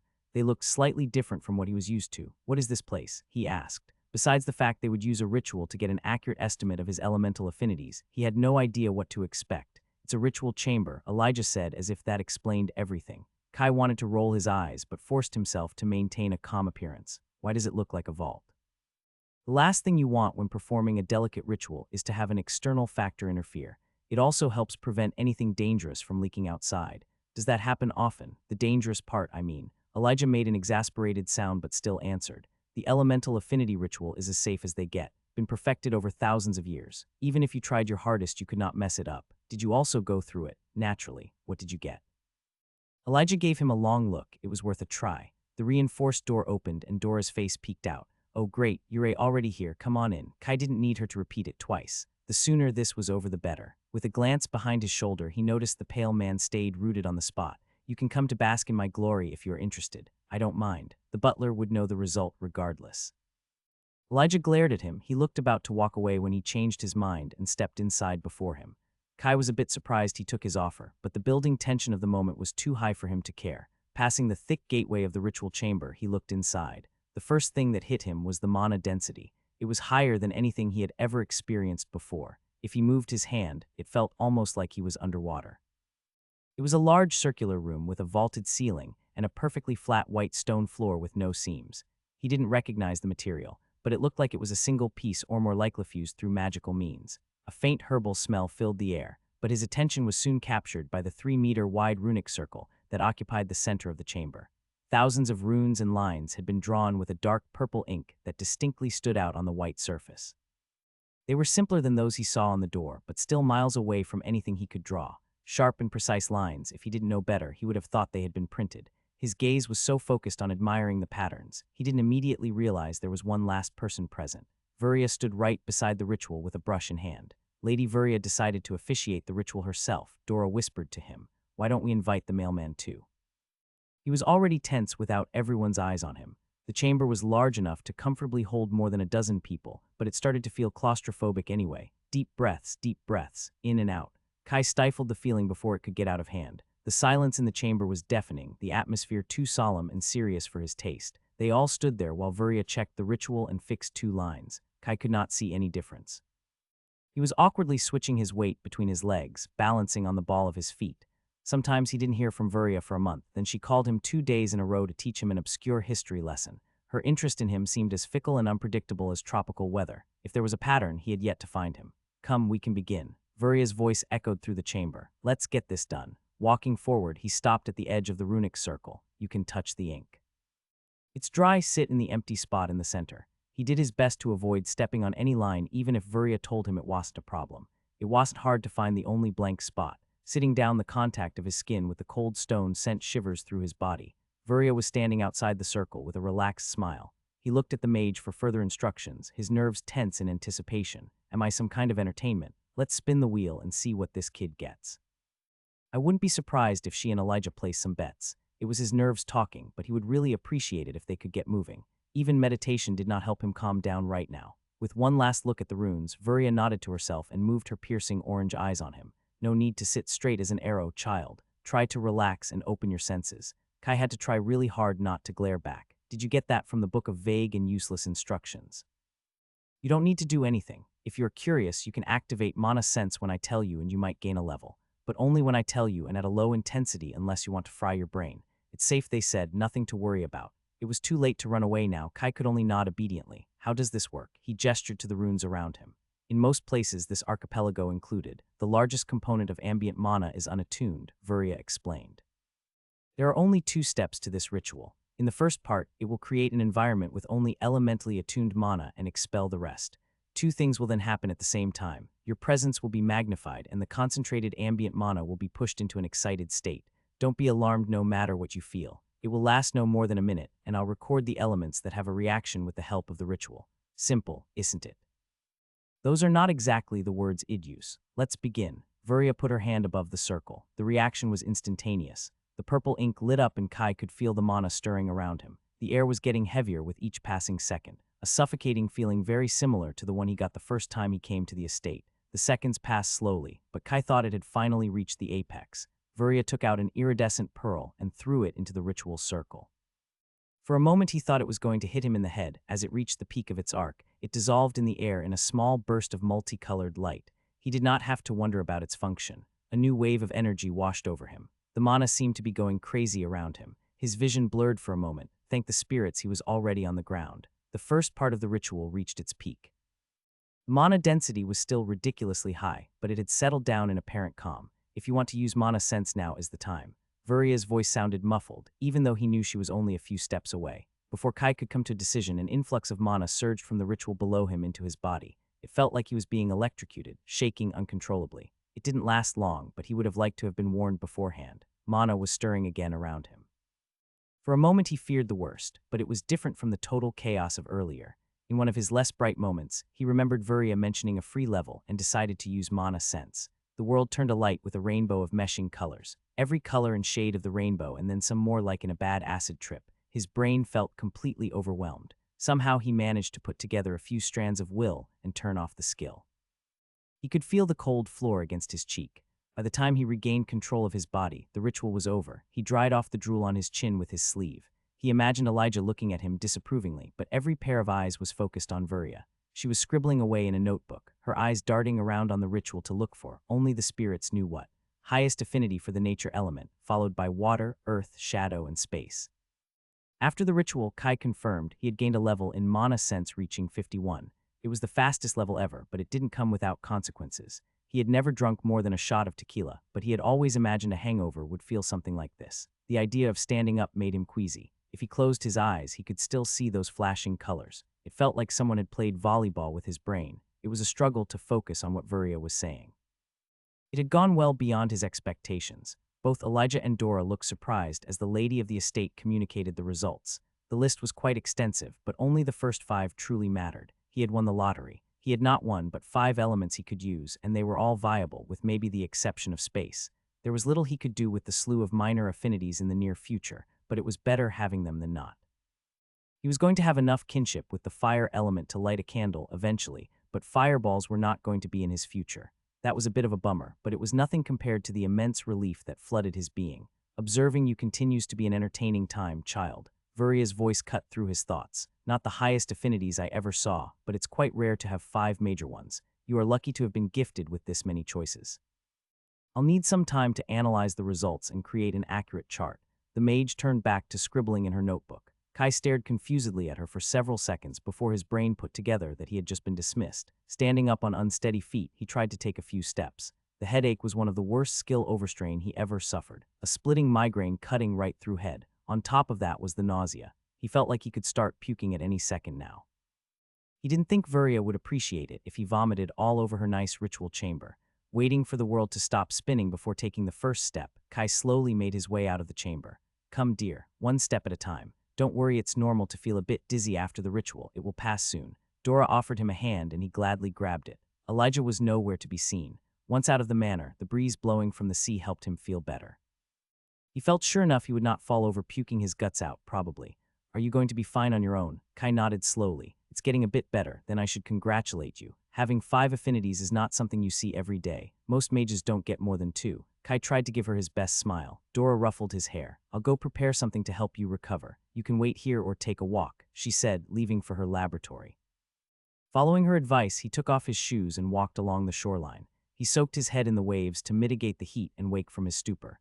Dora came back 20 minutes later carrying a vial filled with a transparent liquid with a blue hue. He was glad she had not used one of her experimental recipes. His stomach couldn't have taken that. He already felt sick at the thought. Taking the vial into his hand, it was surprisingly cold.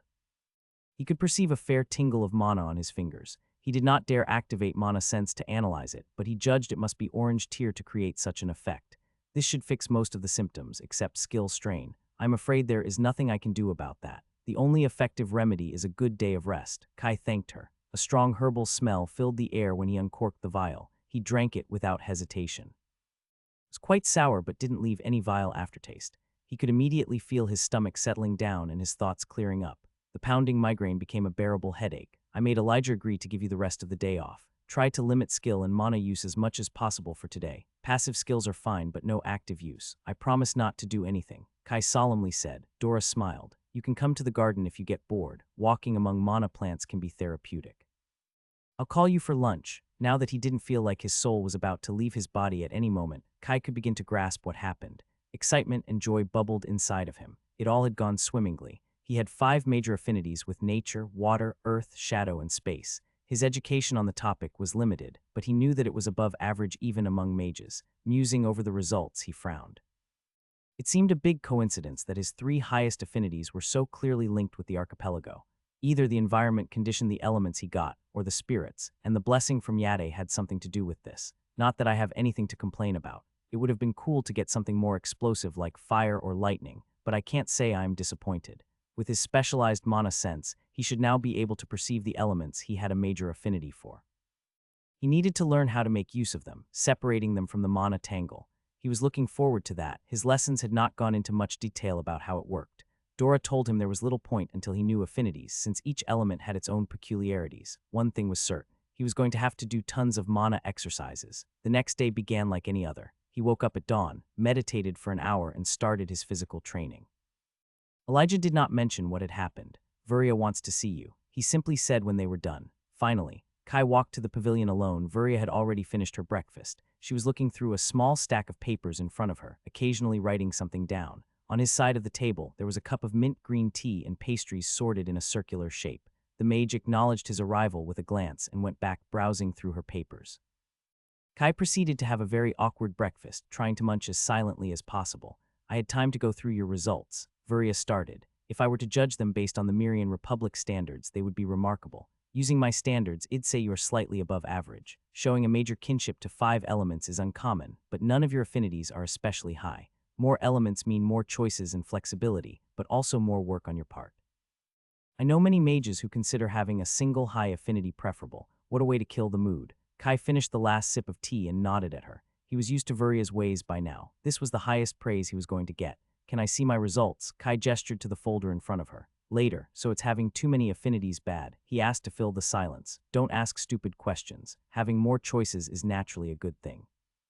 You only have to mind the risk of spreading yourself too thin. Do you know the difference between having a major and minor affinity? I guess saying that one is better than the other is the wrong answer. Except for the obvious, I'm not sure about the exact difference, Kai admitted. Vuria seemed to accept his answer. That is because there isn't one. Every human country uses its own scale, without even considering other races. You should learn the ranking of each land you visit, but it's of no importance right now. While there is no unified definition, dividing affinities into major and minor is widespread, often used on top of the local scales. This sounded like how numbers were used in multiracial trades and deals. He had read a few books that used the term major, but he had never found a definition. It was taken for granted the reader knew already. So Kai, can you guess what defines a major affinity? Damn it, why can't she just tell me? He knew this was her preferred teaching method to force him to reflect, but it was frustrating sometimes. If she asked me, it means I already have the clues to find the correct answer. If it's something that everybody uses, it must be something very complicated either. Unfortunately, obvious answers were often the hardest ones to guess. It would have been easier if he had some idea of how affinities were measured. I assume the definition doesn't contain technical knowledge or numbers, he asked. It does not. You could call it an informal or practical way to measure your kinship to the elements. Her answer contained several clues. Putting together the pieces, he started to form a vague idea of the answer. It was extremely obvious and stupid. Is this classification only relevant for magic professions? Vuria curved her lips into a thin smile. Yes.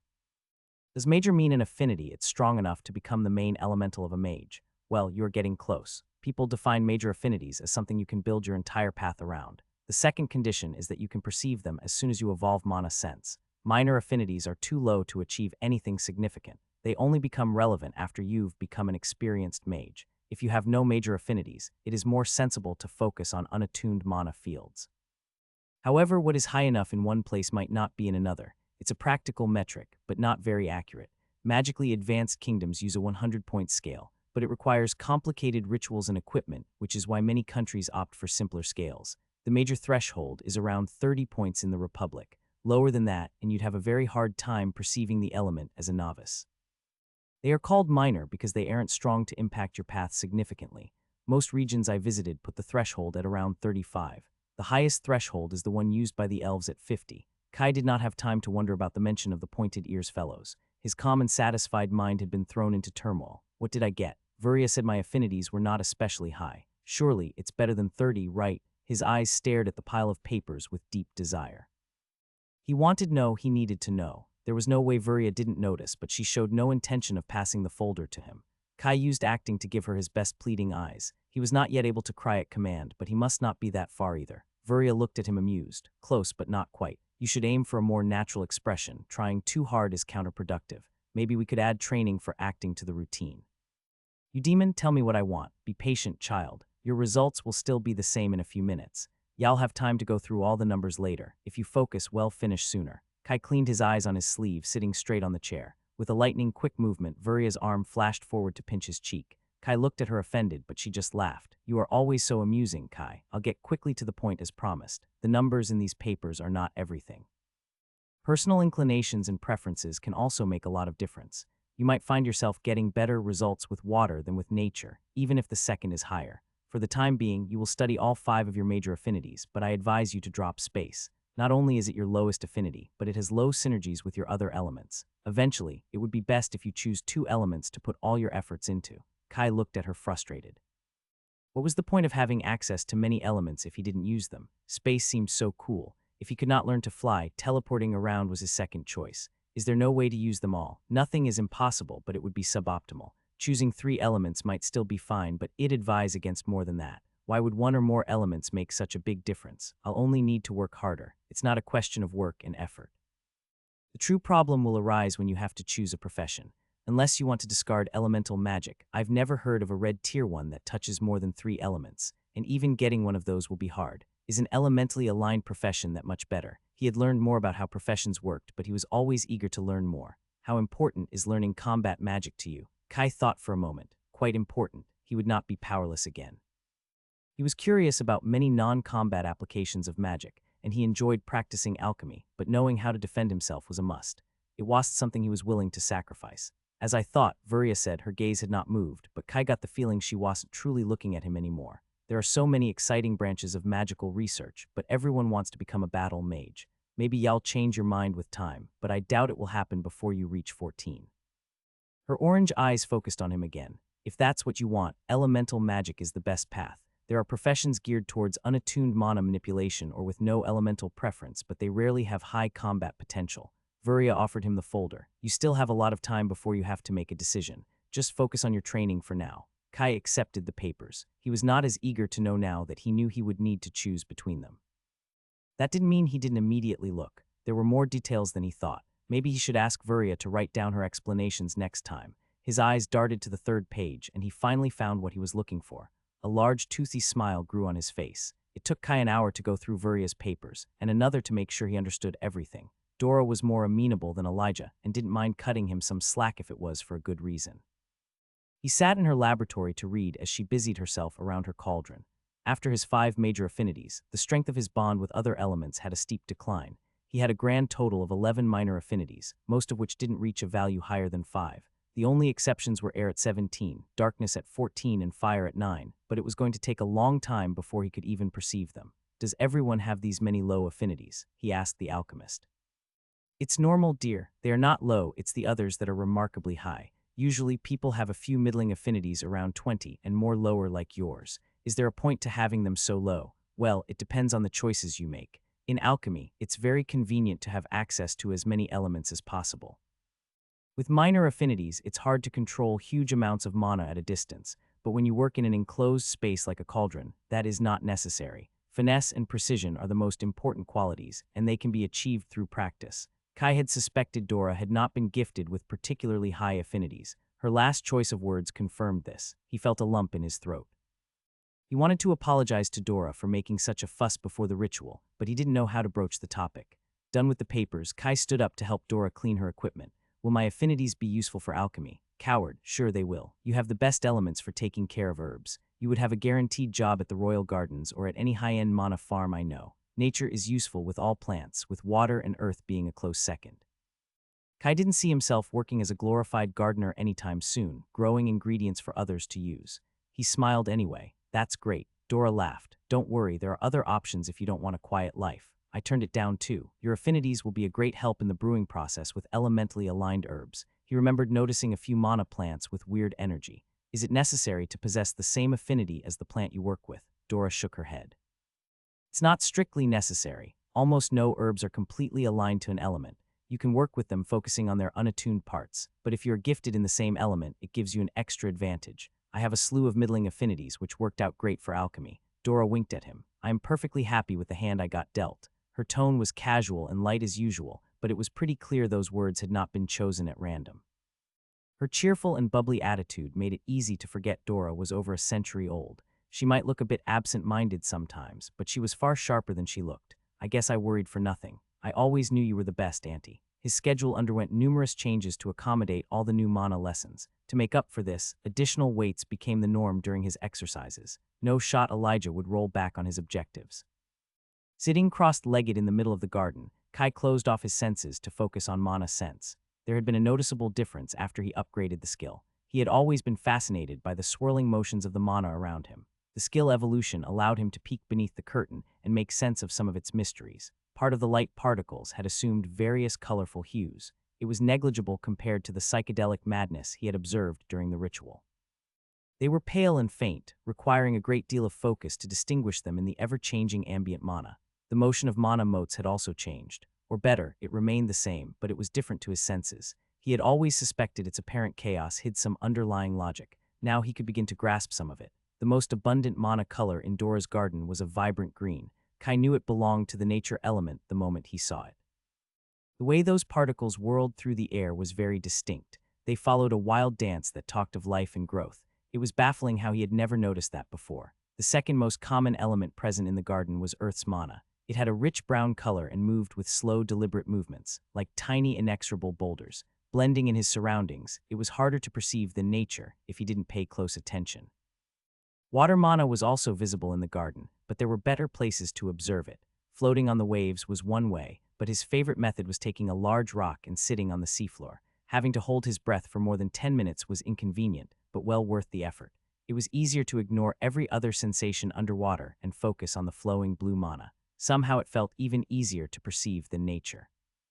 The water mana rhythmically streamed around him, following the motion of the waves. Unfortunately, not every element came this naturally. The remaining two major affinities gave him a lot of headaches. Practicing at night only offered a marginal advantage. Shadow mana appeared inherently ephemeral. It didn't want to be grasped. It hid at the edges of his vision, as if it had a mind of its own to make his life as miserable as possible. It was one of the few elements Dora didn't possess.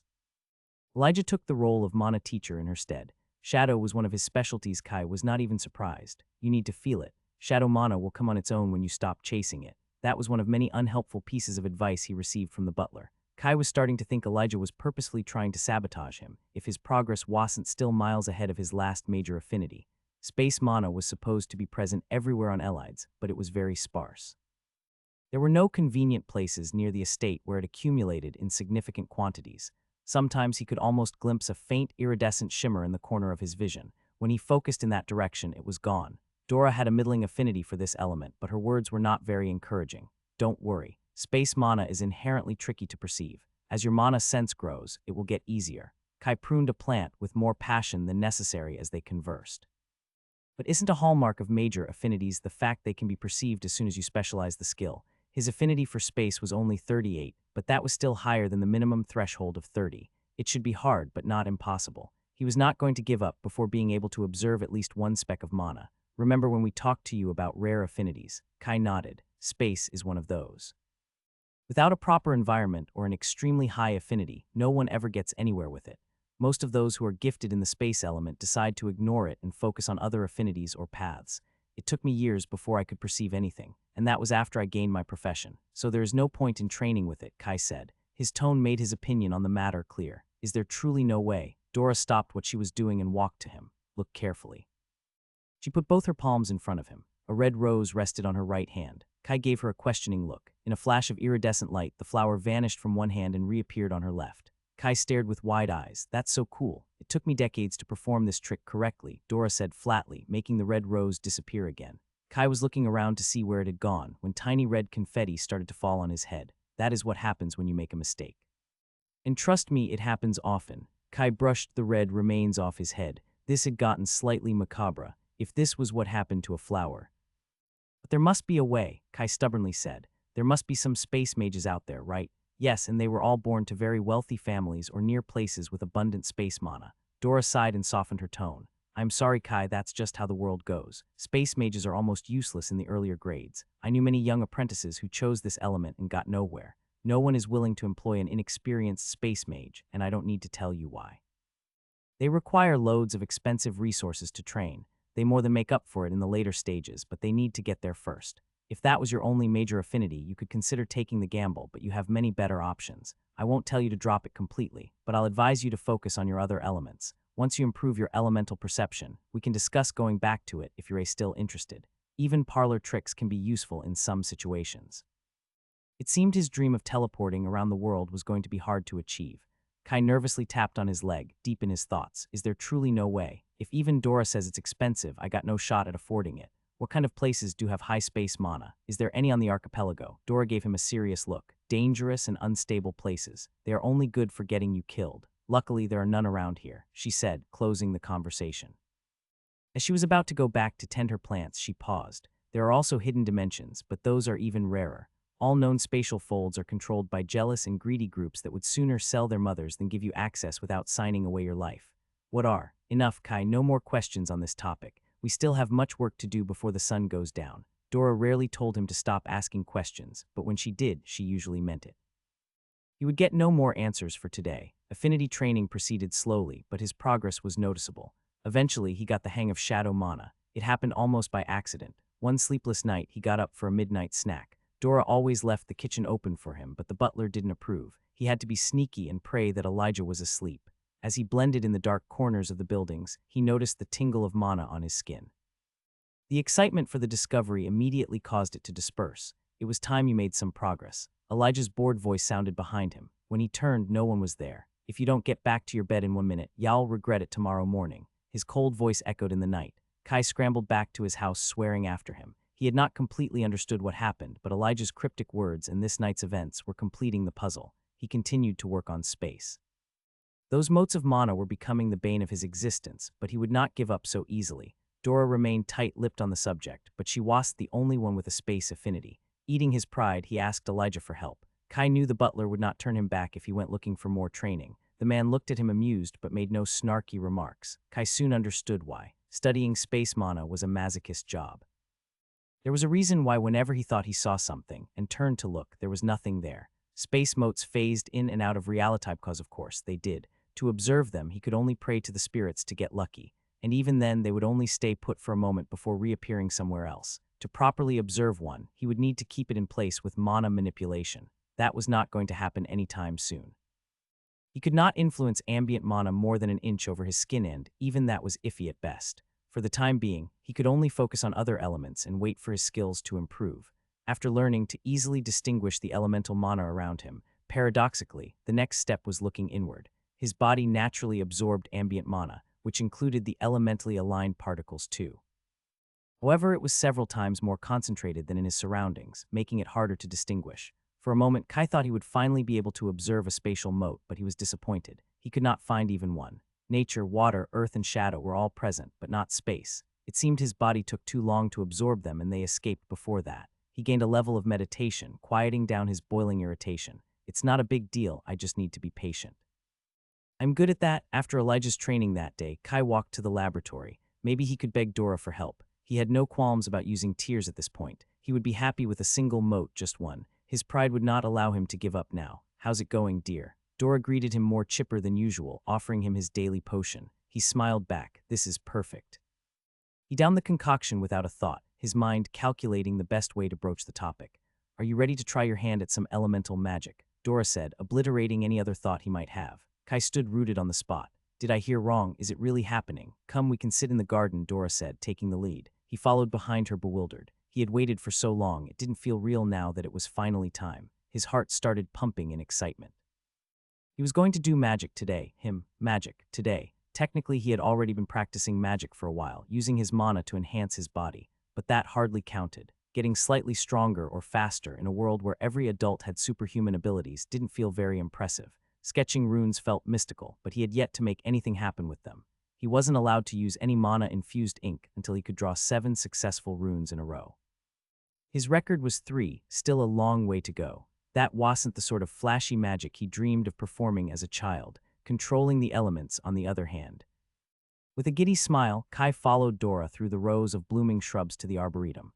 They sat on an empty spot between two trees, shaded by their canopies. His fingers fiddled with the blades of grass, expectantly looking at his teacher.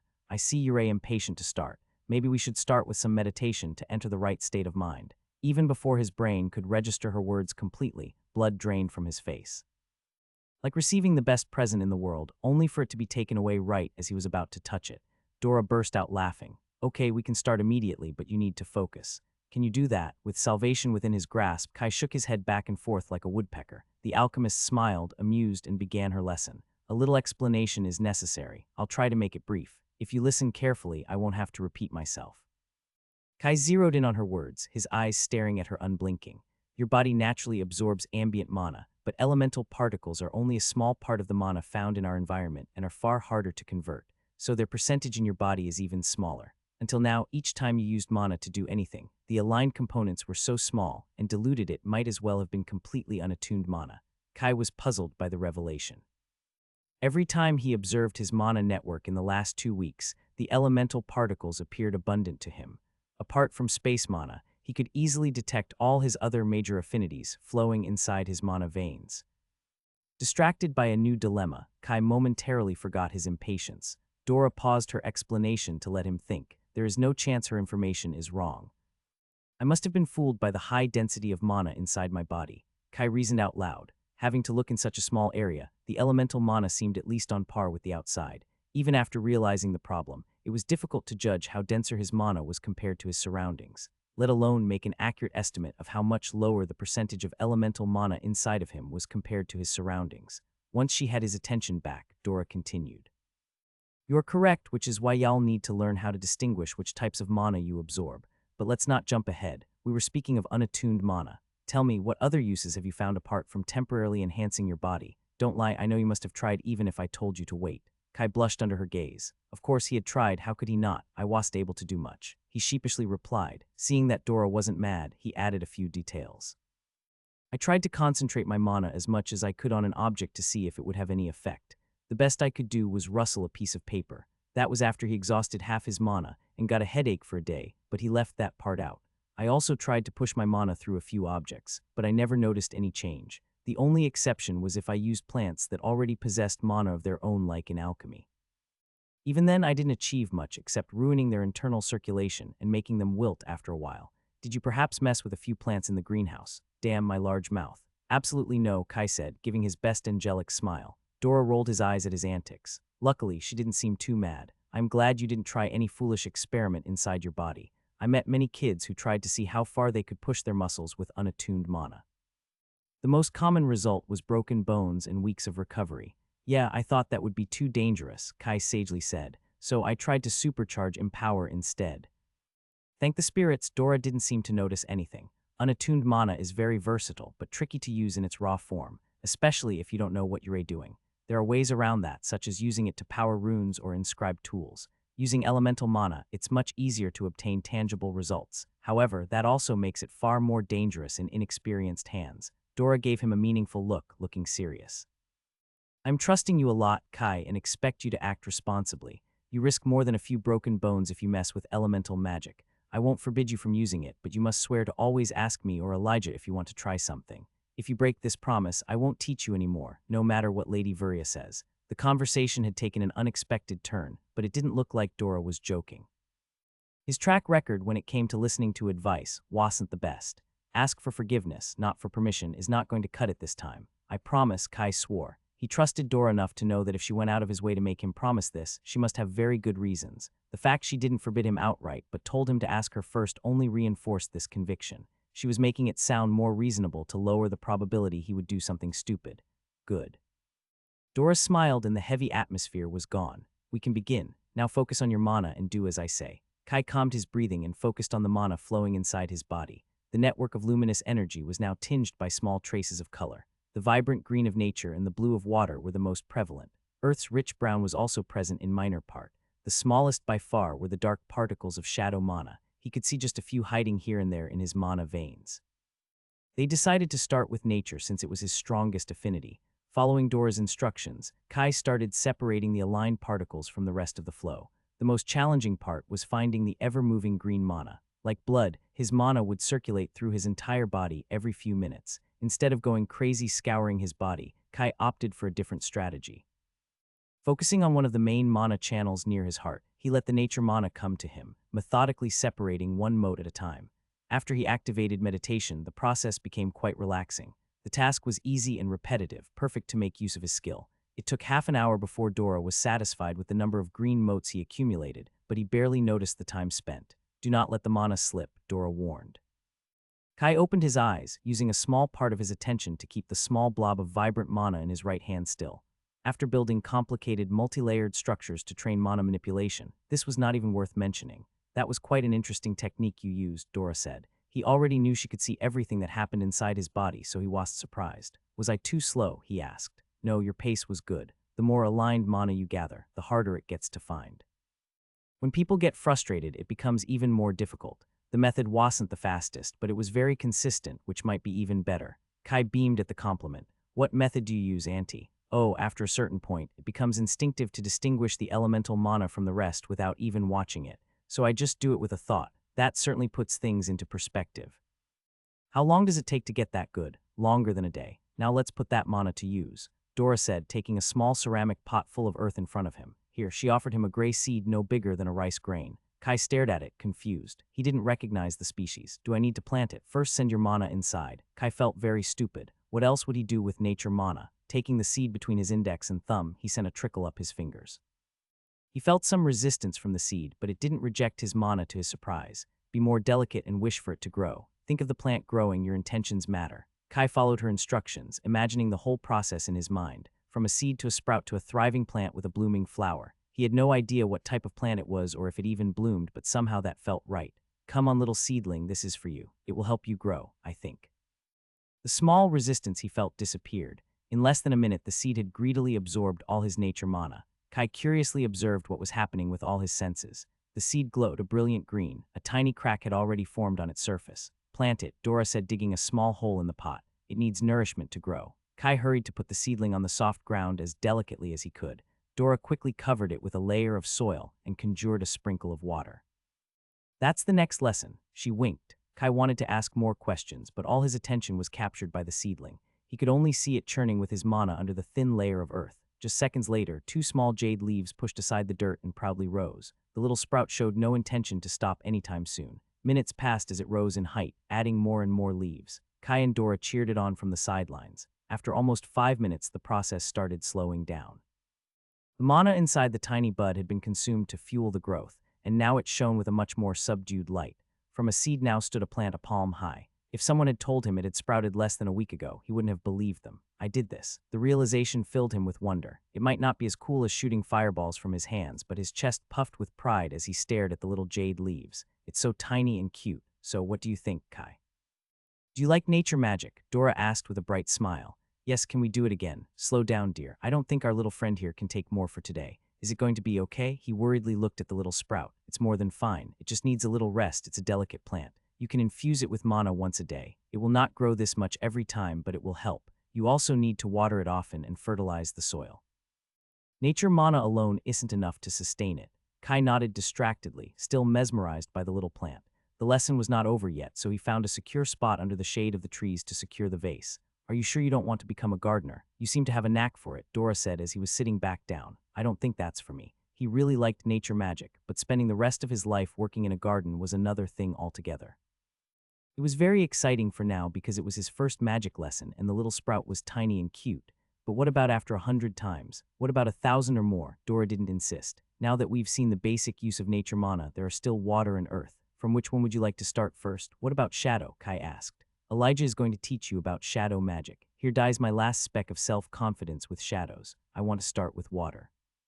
The next few hours proceeded on a similar path. He slowly gathered the elemental mana in his hand before following Dora's instructions on how to make use of them. There were 2 basic methods to use water mana. He effortlessly condensed a blob of water from the moisture in the air. Dora told him that, using the same amount of mana, a water mage could conjure a bucket, but it was a very good result on his first try. The second basic use was water manipulation, which sounded much more interesting, but they had to pass to his last element. Earth mana didn't come as easily as nature or water. Not only were the motes harder to detect, but they also felt less willing to follow his commands. The difference wasn't insurmountable, but it took 10 minutes longer to gather enough. The basic use of earth mana was only one elemental manipulation. It had a very cool name, but all Kai only managed to create a dirt pyramid that crumbled as soon as he touched it. It wasn't exactly the deadly earth spike he imagined, but there was a certain euphoria seeing the earth move guided by his will. It wasn't impressive magic, but it was magic. He only needed to give it time. What's next? Kai excitedly asked. Well, now you need to learn how to refill your reserves. Dora gave him a smile that wasn't really a smile. No, there were no shortcuts. To replenish his reserves, Kai had to absorb the motes of elemental mana one by one. He expelled about a tenth of his neutral mana to make room for attuned motes. Then he began patiently gathering nature mana, which was the most abundant in the garden. If he kept it close to his body, it would naturally get absorbed after a while. To speed up the process, he could just sing Dora's words impose his will on the mana. How the heck do I do that? You need clear and focused intentions. Imagine exactly what you want to happen and will it into reality. Believe it is the only possible outcome. Dora explained again. All his senses and thoughts were focused on the task. He gritted his teeth, staring intensely at the minuscule green particle in his hand, pinning his will against it. You don't need to tense your muscles. It's about your mind and will, not your body. He knew Dora was only trying to help, but the frustration of the task, mixed with her vague instructions, was starting to make him moody. The nature mote finally joined his internal mana. It had taken around 30 seconds, several times faster than waiting for his body to absorb it passively. The problem was he was only working on a single mote at a time. At this rate, it would take a lifetime to replenish his reserves. He had used hundreds of mana specks to make the seed grow. It was far easier to gather as many as he could control and keep them close to his skin, but Dora insisted this method was better in the long run. Good try, Yurei improving. That was the same time as the last three, maybe a bit worse. Relax your body, you only need your mind. Dora continued with a pleasant voice. Taking a deep breath to calm his nerves and use meditation, Kai pushed the exasperation out of his mind. With a quick scan of mana sense, he found a green mote twirling in the grass at his side. When his hand moved to intercept it, its carefree and vibrant dance came to a standstill, struggling against his will. It was only a question of time before he won, but it took too long. This isn't working. Kai relaxed his grip, letting the nature mana move freely within an inch of his skin. Come on, we can be free together. He imagined the tiny green mote joining the mana flow of his veins, happily swirling inside his body. Its movements turned hesitant. Be free with me. With a fluid motion, the mote flew into his skin. A grin spread on his face. How long did it take? Just 20 seconds. It seems you found your method, and now that I know what to do, I can probably cut it down to 15 seconds. Why didn't you tell me there was an easier method? Kai glanced at Dora. Finding out for himself was satisfying, but he would have liked a warning that there was a better approach. There is no best way to go at it, just methods that suit you and methods that don't.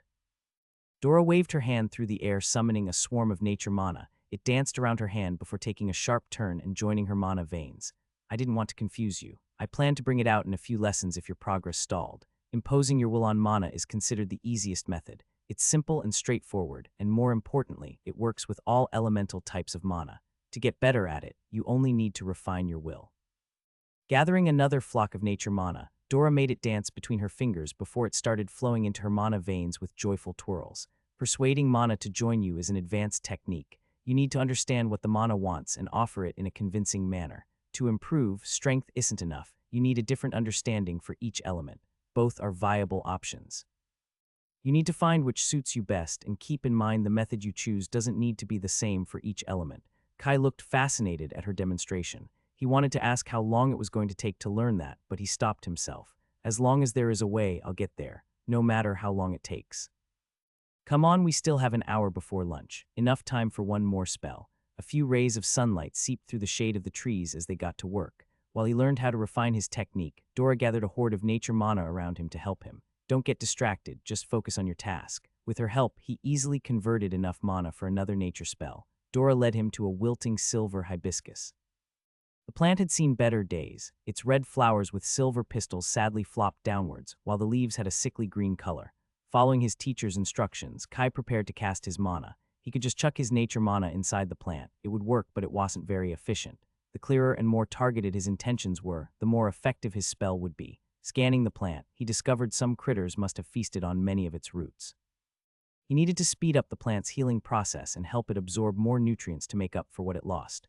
Gathering his mana in his hand, Kai focused on what he wanted his spell to do and let go of its mana. The vibrant green mana left his hand and spread through the plants, particularly around its roots. In a few seconds, its flowers gained new life, while the leaves became a healthy green color. It reminded Kai of one of those hours-long footages sped up to a few minutes.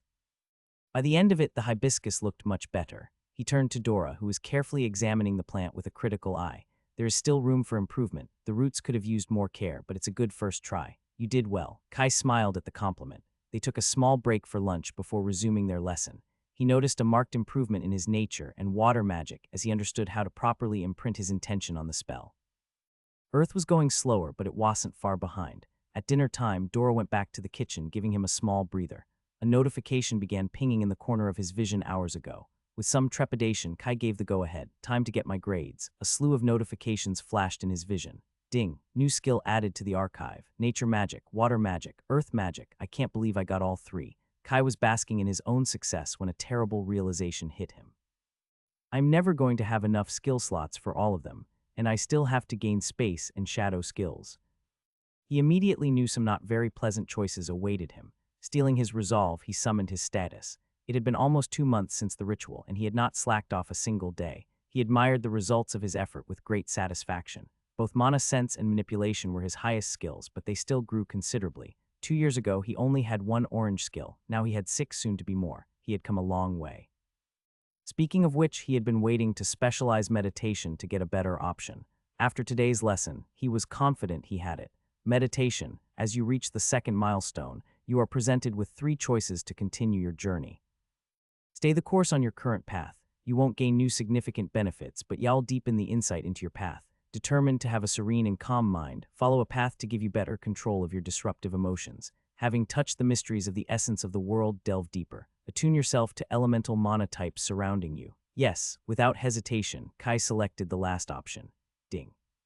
You chose to harmonize with the elements. Meditation can now reach level 100. Unfortunately, this was where the good news ended. He couldn't avoid the problem forever. Discarding any of his orange skills was not even worth considering. Each one of them offered unique benefits he couldn't do without. His gaze moved to his red skills. His heart ached, but he had to make a decision. Mana manipulation helped with elemental magic too, but it was only marginal compared to having a specialized skill. Dora had told him of the possibility to evolve mana manipulation to help with elemental mana, but that was far off in the future and it wouldn't be as good. No point commiserating. I need to think logically. He excluded meditation, acting, and swordsmanship. Those were as important as his orange skills. Swimming and running were getting closer to level 100, but they weren't there yet. He could almost see the finish line and was committed to reaching it. There weren't many choices left: herbology, awareness, and processing plants. Even if he counted 2 skill slots with swimming and running, he needed at least 1 more. Spirits help me, I hate this. The first skill on the list was herbology. Do I need it? Heck yeah. No shot I can remember everything without it. If he ditched herbology, his alchemy would also be crippled. It wasn't a choice he was willing to consider. Potions were his main source of income that wasn't likely to change for the near future.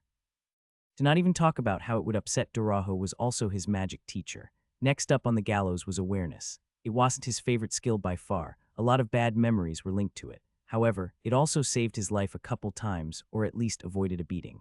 He wasn't going to always stay at the estate, and having a sixth sense to warn him when he attracted the wrong type of attention was invaluable. Maybe he would not keep it forever, but it wasn't too far off from level 100. This left only one option. Kai sighed. Gathering his courage, he marched to the kitchen. He should at least warn Dora before going through with it. He could hear her humming and a delicious smell wafting from inside. Kai stopped at the threshold and knocked on the kitchen door, more to bar any way out than to alert the alchemist to his presence. Too late to back out now. What is it, Kai? There are still a few minutes before dinner is ready. Dora looked over her shoulder with an interrogative expression. I got offered the elemental magic skills and decided to discard processing plants. He said all in one breath, staring at the woman to see her reaction. Okay, go ahead, just be careful of the side effects. She continued to cook. Kai remained standing awkwardly by the door. Is it really okay? Putting down a wooden spoon, Dora turned towards him. Kai. She sat down at the table and gestured for him to do the same. Almost tripping on his feet, Kai grabbed a chair. His fingers began tapping on the wood nervously. Every teacher would like to see their pupil follow in their footsteps, but it's your life. She softened her tone. I'm sorry if I made you feel pressured. It wasn't my intention. You should choose whatever makes you happy. If you want to stop learn alchemy, you just need to tell me and focus on your interests. Kai felt his eyes itch a little. Okay, he muttered in a tiny voice. Damn idiot, is that all you can say? But I still want to do alchemy, he hurried to add. Dora smiled. There was no need to say anything else. Come on, it's better if you get it over before dinner. Trust me, you don't want to abandon a skill with a full stomach. Kai nodded weakly. Ding. Do you wish to discard? Processing plants, be aware this choice is irreversible. It was the highest level skill he ever abandoned. Yes, vertigo hit him immediately. His face fell flat upon the polished wood of the table. He would have fallen over if Dora hadn't helped him in his seat. Don't worry, it's going to pass soon. She patted him on the back. Kai didn't have the strength to put a thought together, much less answer her. After a few seconds, it gradually got better. A feeling of dizziness remained, but he was slowly regaining control of his limbs. He thought the worst was over when a wave of nausea made him retch. He quickly staggered out of the kitchen. Are you fine? Do you need help? Dora asked, worried. I am. A new wretch interrupted him. Fine. As soon as he stepped on the grass outside, he fell kneeling on the ground. Thank the spirits his last meal had been several hours ago. That was the only reason he didn't vomit, but he could feel the acrid taste of stomach acid in his mouth. He laid on the ground for several minutes, and it wasn't even an orange skill.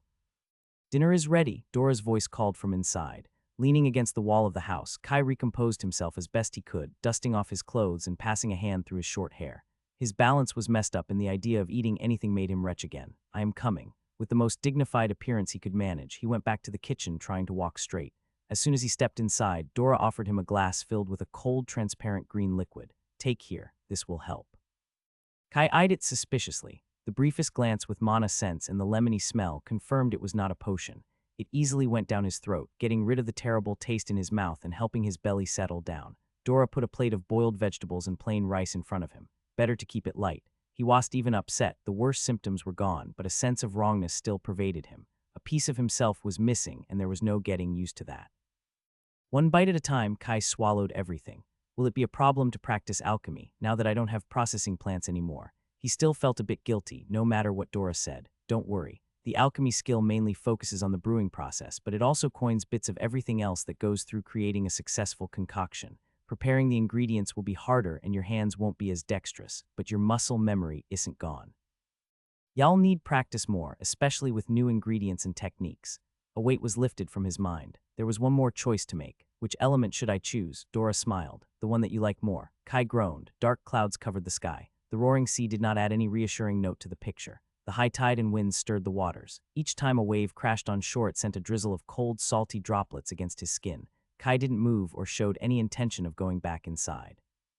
Dawn had come and passed, but the world remained in a state of semi-darkness. It wasn't night and it wasn't day, a world of shadows and dim light somewhere in between. Every few seconds, bolts of lightning illuminated the sky for an instant, soon followed by a deep rumble. It was typhoon season once again. In Greenside, most people had found the sight depressing, preferring to stay indoors and spend the day telling stories, sheltered from the harsh winds. Those who didn't have the luxury of a choice cursed it out loud as they went to work outside. No boats would leave the docks today. The stormy sea was painted in darker shades of blue, with only a few hints of a cloudy viridian. Kai's lips curved upwards ever so slightly. It wasn't a cheerful smile nor his mischievous grin. It was the face of someone admiring a work of art. He always had a fascination for natural phenomena. Their scale and power filled him with a sense of quiet awe. A reminder he was nothing compared to the force nature could unleash. All his problems were insignificant in the grand scheme of things. The wind violently whistled. It was cold, not enough to bother him. The smell of sea and storm mixed. It had not started to rain yet, but the thunderclouds promised it was a matter of time. Opening his senses, the mana was raging as much as the sea. His skin tingled against the furious currents of energy. Water mana flooded far beyond shore, overshadowing earth and nature, which were forced to fall back inland. The mana density fluctuated wildly. Whatever ray rested beneath the estate struggled to maintain a stable environment against the forces of nature. I'll need to ask Dora if she needs anything. The greenhouse is going to be fine, but the garden might not. Amidst the chaos, Kai caught sight of something strange. He furrowed his brows and squinted, even if he wasn't really using his eyes to see. His loose clothes flapped in the wind. A swarm of white motes with a blue hue passed an inch from his nose, spinning together in tiny hurricanes. It lasted only a moment before he lost sight of them, but his mind had no doubts about what he saw. Those were air motes. Dora said it would take me years to see them, but it's been less than one. Can't wait to see her face when I tell her this. He was under no illusion that it was entirely his merit. Without the exceptional circumstances, he would not have been able to take a glimpse at them.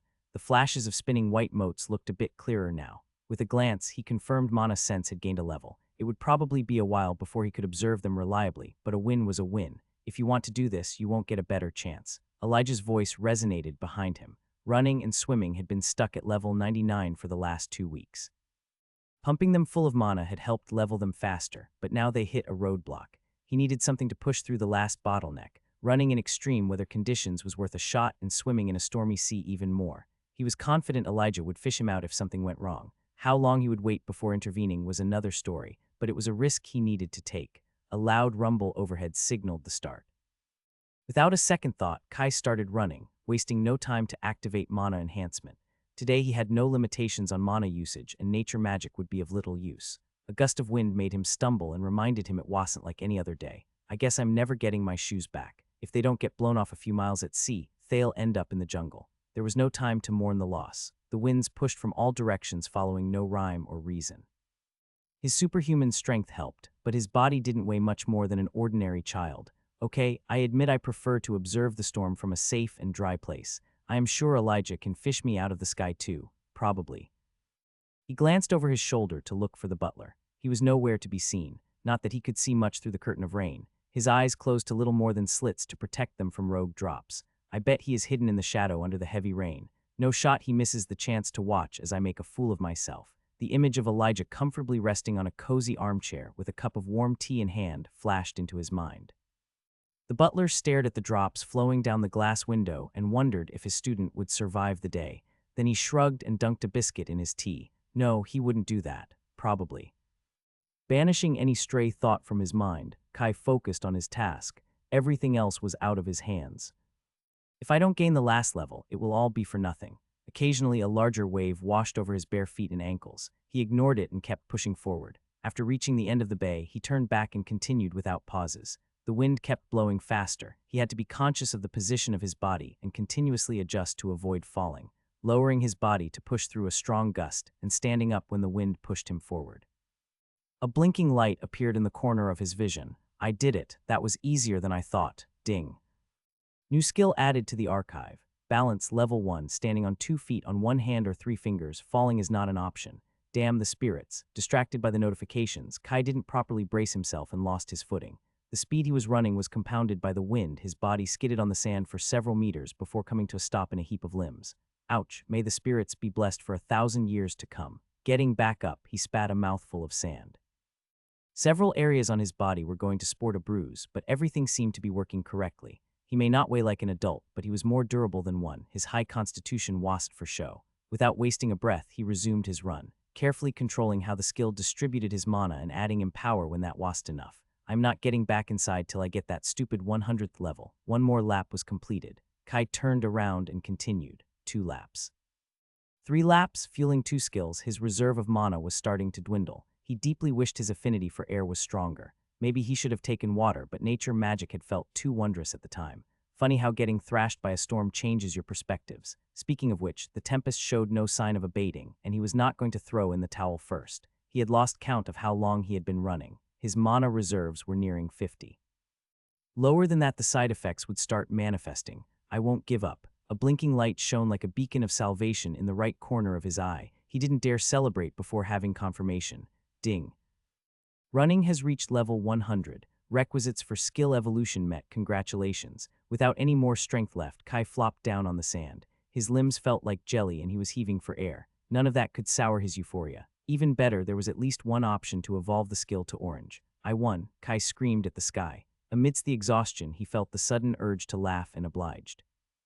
He must have looked crazy, but Kai was starting to think he needed to be a bit mad to reach the peak. The idea Elijah would make fun of him didn't stop him. The drops of rain that fell down his throat did. Turning to one side, he started coughing on the wet sand. His body still screaming for oxygen didn't help. Despite nearly suffocating, the smile didn't leave his lips for 1 second. Let's see what I got. Running, level 100. As you reach the final milestone, you are presented with 2 choices to continue your journey toward new heights. Enchanted Running, level 1. Enchanted Sprint, level 1. Steady Runner, level 1. He was surprised to see 3 choices, but he was in no hurry. There was one more skill to go. Trying to drag his body upright, he flopped down in a sitting position. Kai realized his mana had fallen below the threshold. Thinking again, I could use some rest first. Shielding his eyes with a hand, he saw he wasn't far from Dora's garden. A green glow appeared to be illuminating the plants, but amidst the downpour, he couldn't be sure. He stood up with no little effort and walked towards the alchemist's house. Before he had the chance to knock, the door opened from the inside. Come on in, hurry. Before he could speak a word, Dora had pulled him inside and thrown a blanket over him. I'm fine, Kai tried to say, freeing himself from the woolen blanket. What were you thinking? Dora paced back and forth, shaking her head. It worked, Kai muttered under his breath. A glance from the alchemist was all it took to lower his gaze. Here, Dora softened her tone and offered him a cup of tea. It might have worked, but there was no need for this. I'll have a few words with Elijah later. How could he suggest something so stupid? Now that the adrenaline had left his body, Kai started to feel cold and exhausted. He warmed his hands around the cup and took a sip. Dora had been extra generous with the honey. I didn't make any progress in 2 weeks. He didn't know why he was defending the butler, but ultimately it was his choice. 2 weeks. Dora gave him a long look. People consider themselves lucky if they can overcome the last hurdle in a few months. Her yellow eyes bore down on him. This time Kai didn't back down. He had not known how much longer it usually took, but he would have made the same decision regardless. How am I going to catch up to the youths of the continent if I don't do at least this much? His eyes met the woman's gaze. After a few tense seconds, Dora broke the stalemate. Are you sure this is what you want? Yes, Kai answered with conviction. The plump woman sighed. I doubt a few words will change your mind, but remember there is a difference between taking calculated risks and being reckless. Everyone thinks they'll stop in time, but before they know it, they take bigger and bigger risks.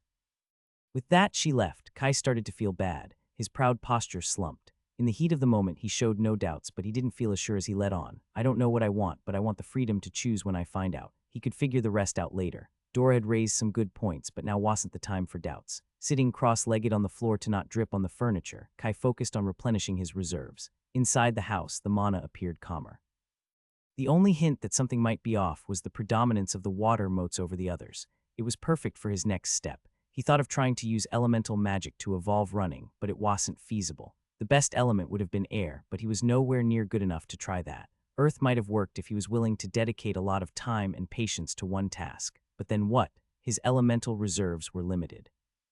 It was going to be years before he could make use of it properly. Too much hassle for something he might not even use. Swimming was a different story. The best element was obvious, and even without the skill for it, he had gotten quite good. Even if he failed today, experimenting in extreme conditions would get him a lot closer to his goal. Falling into meditation, streams of blue motes began to form around his body. He understood their flow and desires. One small batch after the other, they started joining his mana channels, while more were absorbed by proximity. Kai took it slowly to get some rest, but the higher water mana made him finish in record time. I see you are planning to go out there once more. Kai froze in the spot upon hearing Dora's voice. He was already preparing some excuse, but when he turned around there was no judgment or anger on her face. She seemed sad. Guilt hit him like a brick in the stomach. It's too late to back off now. I'll be careful, I promise. He knew it wasn't enough, but it was the best he could do. Then you should take this first. Kai noticed a familiar glass in her hand, a potion. Once more words didn't feel enough. Taking it in his hands, he noticed it didn't look like one of her usual sludges. Mana's sense revealed it was an orange tear potion. His eyes widened slightly at the sight and moved back to Dora, but her expression was unreadable. The potion had a pleasant herbal aroma. He could feel it flowing down his throat and warming up his body. In moments, his exhausted muscles felt rejuvenated, and touching over his bruises didn't hurt him anymore. Wait 5 minutes before jumping in. The potion still needs to take full effect. Kai nodded. Before he could change his mind, he opened the door and stepped outside into the storm. Time for round 2. Stepping outside the comfortable temperature of the alchemist's house, cold gusts of air and a dark layer of clouds welcomed him. The rain and lightning seemed to have calmed down for the time being. The winds and sea had not, still raging and whistling with wild abandon. Waiting for the potion to take effect, Kai stared at murky waves that crashed on the shore. Maybe Dora had a point. This is stupid. Yes, it wasn't going to be a pleasant experience. A new collection of bruises and cuts were a certainty when the waves tossed his body back and forth against the shoreline, but it was necessary. The guide rewarded new and challenging experiences. If he stopped pushing himself to avoid a little discomfort, he would never catch up to anyone. This was a calculated risk, a price he had to pay if he wanted to make up for his lacking starting point. Without giving his thoughts another chance to make his determination waver, Kai ran up to the sea, timing his jump with a retreating wave. The most dangerous area was close to shore, where the water was shallow, and he risked getting tossed against the seafloor. Empowered by his mana, his body flew over the coming wave and plunged into the frigid waters. He dived deeper to avoid the swirling waves on the surface. A single thought was spared to make sure his water mana remained out of his mana veins and readily available. Everything is going swimmingly. Kai smiled, keeping his lips sealed, the stupid pun helping him cope with the situation. Underwater, the world appeared calm and silent. If it wasn't for the freezing waters, it would have almost been a pleasant experience. Eventually, he had to resurface. The whistling of winds and churning waters shattered the illusory peace. Checking how far he was from shore, he found the distance acceptable. Without wasting time, he dove again and began swimming along the bay. Sliding under the waves, Kai only resurfaced once per minute to take a breath of air. Swimming in these conditions was easier than he thought. The sea tried to push him off course, but using his mana enhancing, he easily resisted the currents. His previous experience taught him he needed to be careful of how he managed his reserves. Simply throwing mana at the problem would leave him exhausted in no time. There was no way of knowing how long it would take to reach the 100th level. His best shot was to last as long as possible. It wasn't his first time trying to improve the efficiency of swimming and empower, but the pressure of the situation helped him focus and refine his abilities. All his thoughts were directed to that single intention, with no room for sloppy mistakes. When he was confident he had achieved the limit given his current skill level, he passed to the next step, integrating water mana. He had already tested the spell the previous day. His conditions had not been as precarious, but it would work the same if he maintained his calm. Gathering 2 beads of attuned mana in his hands, Kai focused on his desired outcome. When the image and intention were clear in his mind, he let go.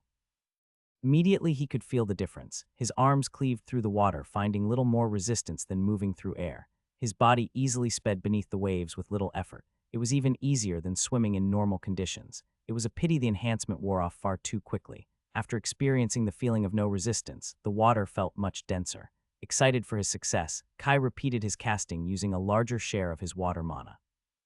This time applying the spell to his whole body. His speed exponentially increased, and the currents and waves that had given him so much trouble harmlessly parted around him. A new idea sprung up in his mind. I need to try that. Kai dove deeper before pushing more mana into empower and swimming and speeding upwards. When he broke the surface, his momentum continued to carry him forward for several meters into the air. Paradoxically, he felt more resistance outside the sea, his water spell giving him no protection against the harsh winds. That little discomfort couldn't detract from the feeling of freedom and euphoria. Kai was sure any dolphin watching would look down in shame. Wait for me, Flipper, I'm coming for you. As he reached the summit of his arc, for an instant he was weightless, then gravity reasserted his dominance. Kai observed the dark churning waters below him getting closer and braced for impact. Battered by the winds, it wasn't easy to maintain the perfect posture. It was far from a graceful dive, but he didn't hurt his body, not enough to overshadow his glee anyway. Okay, that was stupid, but oh so worth it. The temptation to do it again was strong, but a glance at his mana reserve mercilessly killed the whim. He had burned through a fifth of his elemental stockpile in a couple minutes. He could justify it one time as a unique experience, but not more. He was already at his second lap of the bay, but there was no blinking notification in the corner of his vision. With his mana dwindling lower every second, he needed to increase the challenge. Staying under the surface and far from shore had worked too well. It wasn't too different from swimming in normal circumstances, except for the bigger mana expenditure. If he wanted to take advantage of the rough sea, he couldn't avoid all the complications. This is going to suck, I know it. With the timer on his energies ticking down, Kai opted to swim amidst the waves and winds near the surface. Moving his arms partly through the air was easier, but the benefits ended there. No matter what he did, his body was tossed up and down with the rising and falling waves. Opposing their motion would leave him with no mana in minutes. The only option was to let himself get tossed around and use bursts of mana in critical moments, being careful to time his breaths so they didn't coincide with a coming wave. Pushing the limits of what his focus could accomplish, he juggled between controlling his body and mana, but he had not gained 99 levels of swimming through luck. After countless hours spent in the sea, his muscles knew what to do. Efficiently applying mana to swimming and empower as he was tossed in unpredictable ways wasn't as easy, but he had a lot of experience with that too. Water spells were the real problem. He had improved greatly in the last few months and learned to cast them while he swam in normal conditions. Before now, he had been confident that was enough. He didn't know how to put into words how wrong he had been. Visualizing clear and precise intentions, as I'm trying not to drown, is just slightly harder than I thought. Why didn't anybody tell me? Activating meditation was a pipe dream in these conditions. His eyes impatiently checked the corner of his view, but there was no sign of any notification yet. His brain was as exhausted as his body as it scrambled between too many tasks. His mana was nearing the 50 threshold for the second time on the same day. Taking advantage of a moment of peace between two large waves, Kai released his water spell. His limbs got a brief respite as the fury of the sea stopped affecting them. He had drifted too close to shore, and he could see at least 3 cuts on his arms from tiny rocks stirred by the waves. The rest of his body was too numb to judge. Come on, is this still not enough? Give me that damn level. His spell ran out sooner than he expected due to his sloppy casting. Caught unprepared, Kai couldn't avoid a falling wave that crashed his body on the near seafloor. More tiny cuts marred his back. He swallowed a mouthful of seawater and endured the beating, protecting his head with his arms. As he felt the sea begin to retract, he kicked the seafloor to get as much distance as he could before the next wave. Every inch of his body hurt, not even his brain was spared as it was assaulted by a growing headache. The only thing he knew for sure was the lack of any notification. His unattuned mana had gone below the threshold, but he had a few specks of water mana left. Somehow he had not lost control of them through the whole ordeal. In a brief standstill beneath the surface, Kai felt at peace. He had given all he had and then some, just one last spell. Infusing his desires into the flowing blue motes, Kai set it free. The crashing wave washed over him, his body barely moving. The sea retracted, but he remained unaffected. Maybe I should have used this spell to get out of this. Oh well, too late for that. The spell broke and the pressure of the water reasserted itself. He had nothing left to give, but the sea never grew tired. A blinking light finally appeared. Kai had no strength left to even curse the guide. Hopefully, Elijah will fish me out in a timely manner. Floating to the surface, he took one last breath and stared at the coming wave. Then he covered his head with his arms and contracted his muscles to brace for impact. Something hit him, but it wasn't what he expected. Hesitantly opening his eyes, he noticed his body was glowing, suspended in the waters. Weightless, better than any of his spells could ever have accomplished. The glow rapidly faded away. He had gained one more moment of respite, but the sea was implacable. That's weird. His body was tossed against the shore and everything blacked out. The water flowed over his cape of shadows without leaving a trace. Elijah observed the brat coming out of Dora's house with a determined expression. He stared at the sea like it was his mortal enemy. Then he charged and jumped in. He rolled his eyes. That boy never took anything seriously. Judging from Dora's angry mutterings, it was better if he cooked his own meals for a while. To be fair, he had not expected Kai would go through with it when he proposed the idea. Not the second time, at least. If nothing else, he had to give it to him. He was a determined kid. Right then the child sprung up out of the waves, soaring in a long arc through the air and screaming like a madman. Elijah observed the child's expression going from euphoric to worried as he crashed back into the sea. Maybe it's not determination but stupidity. I should inquire if he had been dropped on the head as a child. For the grace of the gods, the dimwit didn't repeat his actions. It looked like the boy was starting to take this opportunity more seriously. He could see how he tried to control the mana flowing through his skills. Maybe he wasn't totally hopeless. Not long after, Elijah grimaced again. For the first time in his life, he wished he had been born with no affinity with water, just so he could avoid watching the child's atrocious control. It was true it had only been a few months, that the kid had no water magic skill, and that his grade was only early orange, but I guess it's acceptable, if barely, but he's still atrocious with shadow magic. Breathing the thin mana of the estate, Elijah contemplated his life choices as the brat played in the sea. It wasn't the first time, and he was sure it would not be the last. How much longer would he have to wait before he could go home and reclaim what was rightfully his? Finally, the boy seemed to be nearing his limits. Elijah stepped closer to the shore, waiting for him to give up. It looked like he had failed. What kind of teacher would he be if he didn't offer some words of advice? A sentence should be enough to rile him up and help him get over the failure. A frown appeared on his face. Why wasn't he giving up already? His movements had grown weaker and his normally bright mana veins were smoldering at best. The kid showed no intention of getting out of the water, casting one spell, and then another, till not a speck of blue mana was left in his body. Great, now I'll need to give him a day of rest for repeated mana overuse. Dora is not going to let me hear the end of it. Right as he was about to get the boy out of the water, a pulse spread from the sea rippling through reality. Mostly mana, but it was mixed with something else too. He couldn't quite grasp it. When the child started glowing and his mind began to piece together what was going on, there was only one possibility that made sense, but it was ridiculous. He could understand it happening one time, but twice, and without even the need for an oath this time. Hurry up, what are you waiting for? Dora's voice called from inside. She must have noticed the pulse too. A moment later, the door to her residence was thrust wide open. Realizing he had forgot to fish out the kid in his stupor, Elijah hurried to comply. I'll have to cook for myself for a month. With a single step, he appeared before the boy. A surge of mana pushed the sea back for a dozen meters. Kai laid on the sand unconscious. A quick scan confirmed he was as fine as he could be considering his circumstances. Dozens of small cuts covered his body, but they were all surface wounds, barely skin deep. Dora scooped up the boy, glaring at him disapprovingly. Before he could say anything, she had disappeared back into her house. Let's do 2 months just to be sure. Turning around to vacate the area before the sea came back, he noticed Vuria smiling at him from behind the window of the mansion. Maybe she had been right in taking the kid in. If nothing else, things never got boring. A headache pulsed behind his eyes, his mind was foggy. Not exactly the best way to start a new day. Massaging his temples, he tried to stand up but stopped with a grimace. There was hardly a spot on his body that didn't hurt. He was used to a bit of pain, but this wasn't the small scrapes and bruises he got from Elijah's training. Did I make the butler so mad that he threw me off a cliff? His second attempt at standing up went better. He sat on the edge of the bed and looked around. This wasn't his room. It was larger, with exquisite furniture of lacquered wood carved with natural motifs. Even the bed was double the size of his own and somehow much more comfortable. Gradually, his memories began coming back. The storm, the waves, the exhaustion, and that strange glow. What the fuck happened? Pulling back the curtain covering the window, he was relieved to see the familiar bay. The sky was clear and the low tide had pulled back the sea, leaving a long white canvas as far as his eyes could reach. This wasn't his usual room, but he was still at the estate. I must have been pretty roughed up if they let me stay in the mansion. Judging by the long shadows the buildings projected on the beach, it must be afternoon. Slept for a few hours. Maybe it wasn't too bad, all things considered. The door opened and a worried Dora walked in. "How are you feeling, dear?" She hurried to his side and started checking his condition. "You should rest a while longer. Mana overuse is a serious thing. I should have been clearer about the difference between taking risks and being reckless." Her tone was warm, but Kai could feel a note of reprimand hidden within. "I'm sorry I made you worry. Things got slightly out of hand, but I'm fine now." Kai stood up to prove his point. A wave of vertigo hit him and made him fall back down on the soft covers.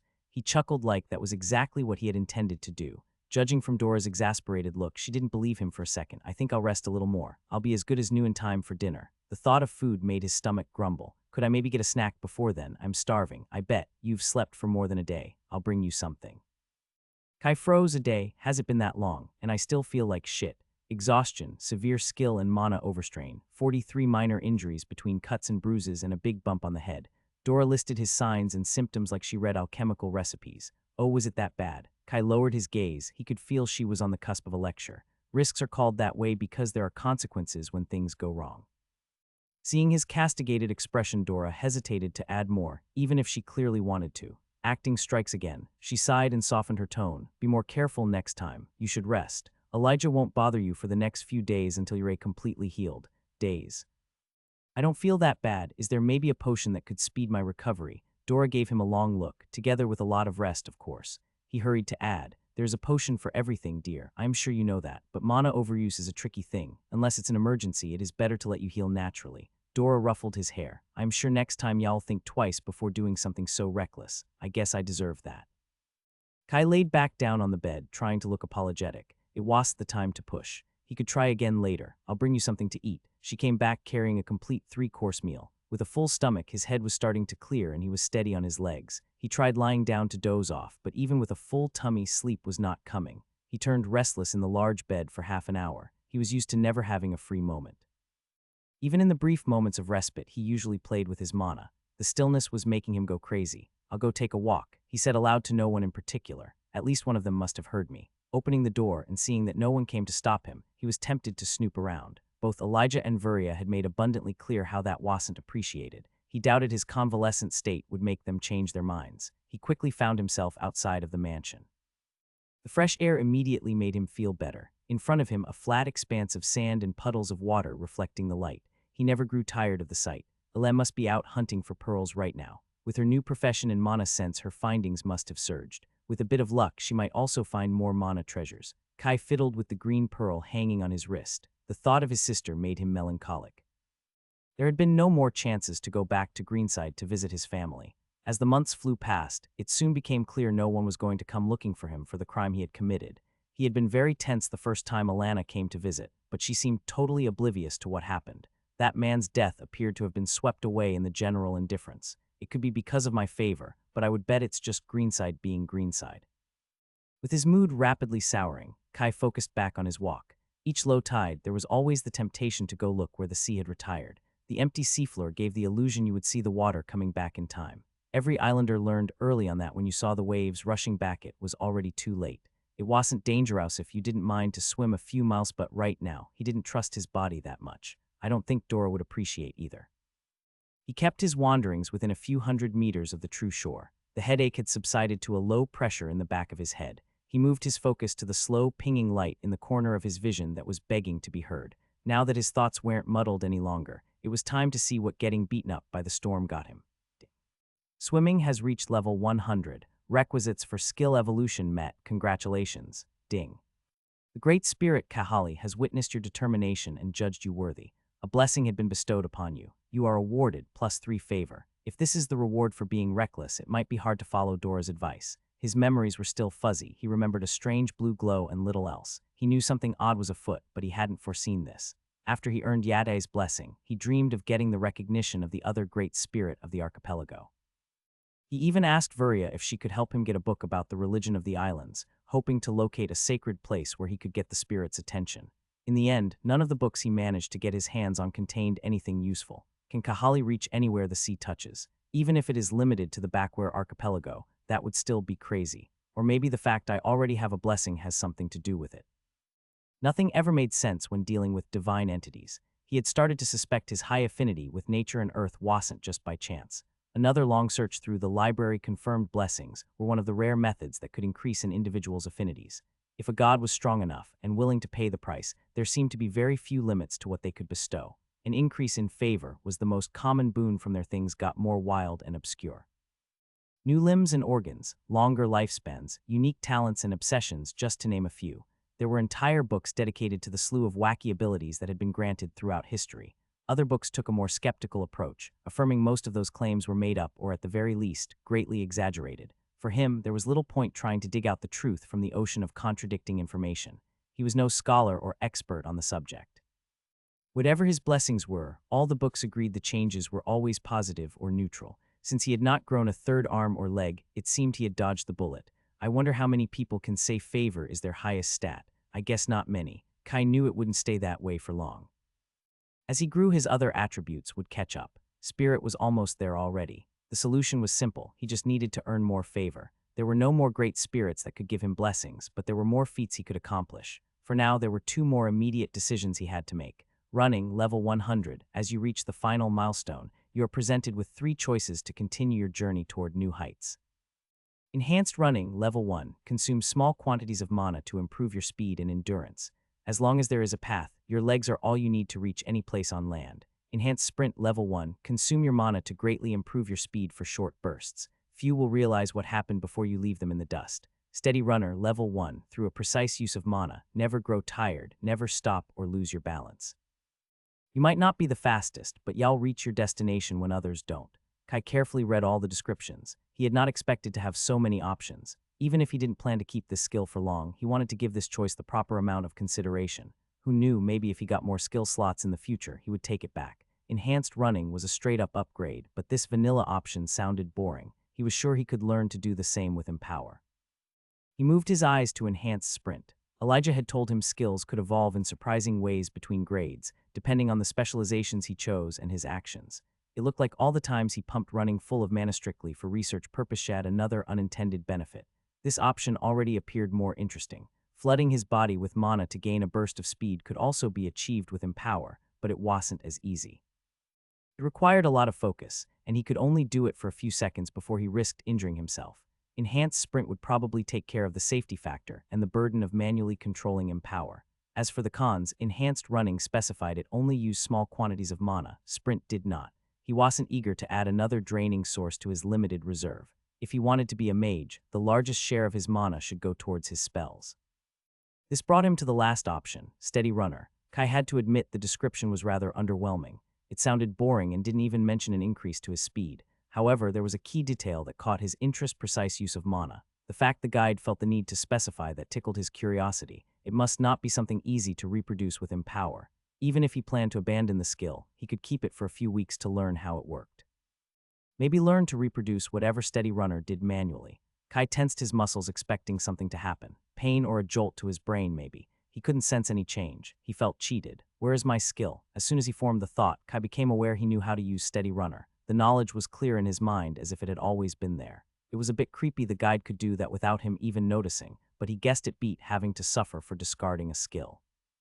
After the surprise subsided, his first instinct was to immediately try out his new skill. Remembering his promise to Dora, he stopped himself. It was almost physically painful to turn down the shiny new toy within his reach, but he could be patient. I've got one more skill to look at. Swimming, level 100. As you reach the final milestone, you are presented with 4 choices to continue your journey toward new heights. Enhanced Swimming, level 1, consumes small quantities of mana to improve your proficiency of movement and endurance inside a body of water.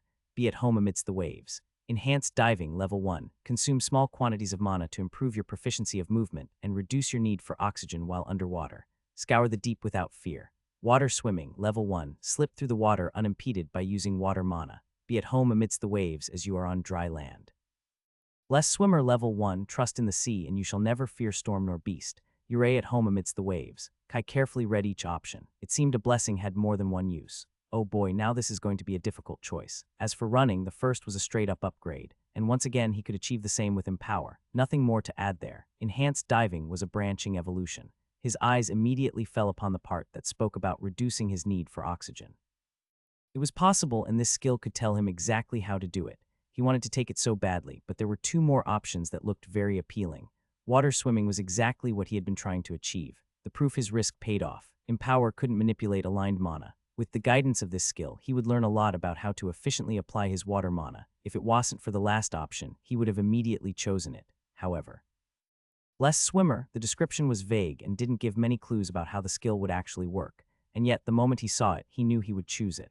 The more mysterious a skill looked, the more he could learn from it. Every other skill offered benefits that could be learned with time and patience. He doubted anyone could teach him how to be blessed by the sea. He could carefully analyze the pros and cons of each skill, but his gut already told him what he would end up choosing. Better to spare himself the pain of understanding exactly what he was going to give up anyway. Ding. Are you sure you want to evolve? Swimming level 100 into Blessed Swimmer level 1. Be aware this choice is irreversible. Yes, ding. Congratulations, Swimming level 100 has successfully evolved into Blessed Swimmer level 1. Groggily walking into his living room, Kai gathered nature mana in his hand with used practice. He stopped by the windowsill in front of a delicate plant with jade leaves. It remained in the same ceramic pot it had been first planted 2 months ago. Its 3 silver flowers were slowly closing now that the moons left space to the sun. He took a moment to clear his mind from sleep and released the spell on the moon lily. The leaves shone with renewed luster while the silver petals released a faint glow. He was glad to see it was doing fine. For the last 2 days, he had been forbidden to use any magic and had to skip his morning ritual. The little sprout had not grown much in height after the first month. That was to say it hadn't changed. His daily spells were focused on a different aspect. Using mana sense, the moon lily shone like a beacon, almost orange-grayed. Another week should do it. Kai added a pinch of an alchemic fertilizer he kept by the window. He had brewed it himself following the recipe Dora provided. With a pulse of earth magic, the dirt gently stirred, bringing the substance to the roots of the lily. To conclude the routine, he condensed a sprinkle of water over the plant. I have to admit this was a neat idea to train my main affinities. Water mana feels slightly easier to control. He had taken a few peeks with mana sense when he thought his teachers weren't looking. The elemental water particles looked more distinct. Without pushing his skills and jumping in the sea, it was hard to say by how much, but he felt optimistic. He couldn't wait to carry more tests. First, he had the morning training to get through. Dora had told him he could take one more day off, but it was an all-or-nothing deal. The chance to play with his new skills and elemental magic was worth the hassle of dealing with Elijah. There were a few aches in his body when he stretched. Dora agreed that if he could brew a potion himself, he would be allowed to use it, with the only caveat that he wasn't allowed to use his mana skills. No one ever lost a chance to come up with more training excuses at the estate. Without using even mana sense, it had been a struggle, but he made up quality by using half a dozen weak red tier healing potions. After the contract he made with the merfolk, the process was ingrained in his bones. The tide was fair, short rhythmic waves swept the shore. Sitting down on the sand, Kai controlled his breathing to meditate. In a few heartbeats, the world became clearer and his mind sharper. His burning anticipation settled down. Opening his senses, the swirling motes of mana appeared around him. His lips curled up lightly. Perceiving water mana had never been hard for him, but the change was undeniable. The blue motes stood out till the edge of his vision. Manifesting his desires, the aligned mana began flowing towards him. When he was sure they would continue orbiting around him, he divided his attention into a smaller group. A dozen motes at a time, Kai began replenishing his reserves. Yep, it's definitely easier than I remember. When he passed to Earth instead of suggestions, Kai needed to give orders to make the motes listen, wrestling against them for control. Earth was a stubborn element that only respected strength. It had always given him more problems than water. Now the difference was abyssal. Moving on to nature, the vibrant green particles remained the easiest to control. Its motes found home in his body without effort. It was the only element he had a skill for, so it wasn't a fair comparison. I'm pretty sure my affinity for water surpassed nature. Hopefully, Vuria has a way to check without going through another ritual. He couldn't wait to take the water magic skill. Unfortunately, his plans had been thwarted. The chances he was going to ditch Blessed Swimmer were now slim. Unless the skill turned out to be a total dud, it was there to stay much longer than anticipated. It was all up to how fast he could crack Steady Runner and uncover all its secrets. Kai proudly looked over his status. Most of his skills were now orange grade. The red that once dominated the screen was reduced to only 5 lines. In a few more years there would be none left. Feeling in a celebratory mood, he summoned one more window. His smile grew wider. Just 5,000 more and I am there. Most people took till their 30s and 40s to reach orange. He was going to get there at 8 years old. Even on the mainland, that wasn't common. It gave him a weird feeling. 2 years ago, he would have never thought this was possible, that he could do this. It was a topic he often pondered. He had come to the realization there was a crucial component to his success mana. Almost all his orange tier skills were built upon his mastery of the mystical energy. Without that, he would have been lucky to have 3 skills at that grade, probably less. The only reason he managed to learn Inspect was because of how he used Keen Eye together with Mana Sense. As for the evolutions for running and swimming, they all heavily relied upon his mana manipulation. Most red skills couldn't be evolved otherwise. After they reached the peak, they would get stuck there for years. A ton of hard work and opportunities were also important, but a talent for mana was essential. It was the key that gave access to every other opportunity. If he hadn't gained Mana Sense on his 2nd birthday, his life would have looked very different. This realization put into perspective the other people of the archipelago. The Kai of a year ago deserved a good kick. He had been so foolish and full of himself. Even with all his advantages, upgrading his race was a struggle. For an ordinary child to remain motivated through the slow slog was a feat worthy of praise. The person who came to the estate 2 years ago would not have been able to do that. The rich get richer, and everyone else has to make do with scraps. A year and 2 weeks ago, he advanced to orange. Now he was close to another enhancement. The amount of XP he amassed was more than he obtained during the previous 7 years of his life. It was going to be a long while before he could equal this number. Without the doubling of his skill slots and a drastic increase in his attributes, it would have never been possible. There had been a lot of shuffling in his status, but all the low-hanging fruit had been picked. The idea of keeping a slot for rotating a low-level skill felt ridiculous. He didn't have time to train the ones he had. Adding one more to the mix would hinder him as much as it helped. He shook his head. What a foolish idea. As if he could afford to spare even one skill slot. Noticing Elijah's shadow on the sand, Kai stood up. For once the butler waited for him to finish instead of rudely interrupting. Are you ready to get back into it? That is strange. It almost sounded like a real question. He gave the man a long look. Is that concern that I hear? I am so touched you're worrying about me, he said, acting with dramatic disbelief. Elijah's features hardened. Start running. His voice back to a more comfortable, icy tone. Yes, sir. Kai winked at the butler, who raised his eyes to the heavens. Maybe in a couple more years I'll consider telling him. His body sprung forward with speed. After 2 days of rest, his legs craved being put to the test. Time to see how it works. Steady Runner activated the moment he started moving. He innately knew he could channel mana in the skill, but Dora instilled in him a rigorous mindset. To conduct proper testing, he needed to see what it did in its passive state, so he would not confuse it with its active effects. I'm going to test my new skill, Kai announced to the empty air. Elijah would hear him. In the last months, they had already gone through the most common evolutions for running and swimming. According to the butler, he already had all the information needed to make his choice. They weren't crucial skills like Mana Sense, so it was up to him to decide. With his focus on Steady Runner, Kai began his tests, running at different speeds, making impractical steps and random jumps. His plan was to pick up the responses of the skill under unexpected circumstances. No matter what he did, his feet always found a firm spot on the ground. Even when he tried jumping between the rocks, jutting from the sea at the end of the bay, he never lost his balance. Pushing the limits, he purposely stepped on a slippery algae-covered rock. Predictably, the skill didn't protect him from his own stupidity. He splashed right into the sea. By the time he finished his first lap, he had gained a good grasp on the skill. It's handy, but also kinda boring. Time for the active part. Pumping mana into Steady Runner, he was relieved to notice his speed increasing. Testing its limits, the skill could accept roughly the same amount of mana as before the evolution. The boost was similar too. He repeated the same tests another time. Despite the increased speed, his feet always found a steady grip on the sand. He also repeated his jumps between the rocks. It felt slightly dangerous dashing over the precarious terrain. He kept his hands and mana ready to avoid cracking his skull on a rock in case he tripped. He worried for nothing. Steady Runner did one thing, but it did it really well. Seeing the rock he slipped on before, Kai went for it. He slowed slightly and readied a water spell to turn the surface of the sea temporarily solid. Choosing an angle with no dangerous rocks nearby, he jumped. Here we go. Elijah certainly can't complain I'm not zealous. As he stepped on the algae, his foot didn't slip as expected. Steady Runner suddenly increased the drain on his mana, finding a grip on the slimy surface. Not prepared for that to happen, Kai scrambled to adjust his path. He would have ended up falling again if he didn't have the perfect tool to regain his balance. Back on shore, he analyzed what happened. Is it possible? I mean, of course, it is. I'm a genius. That's exactly what I expected to happen.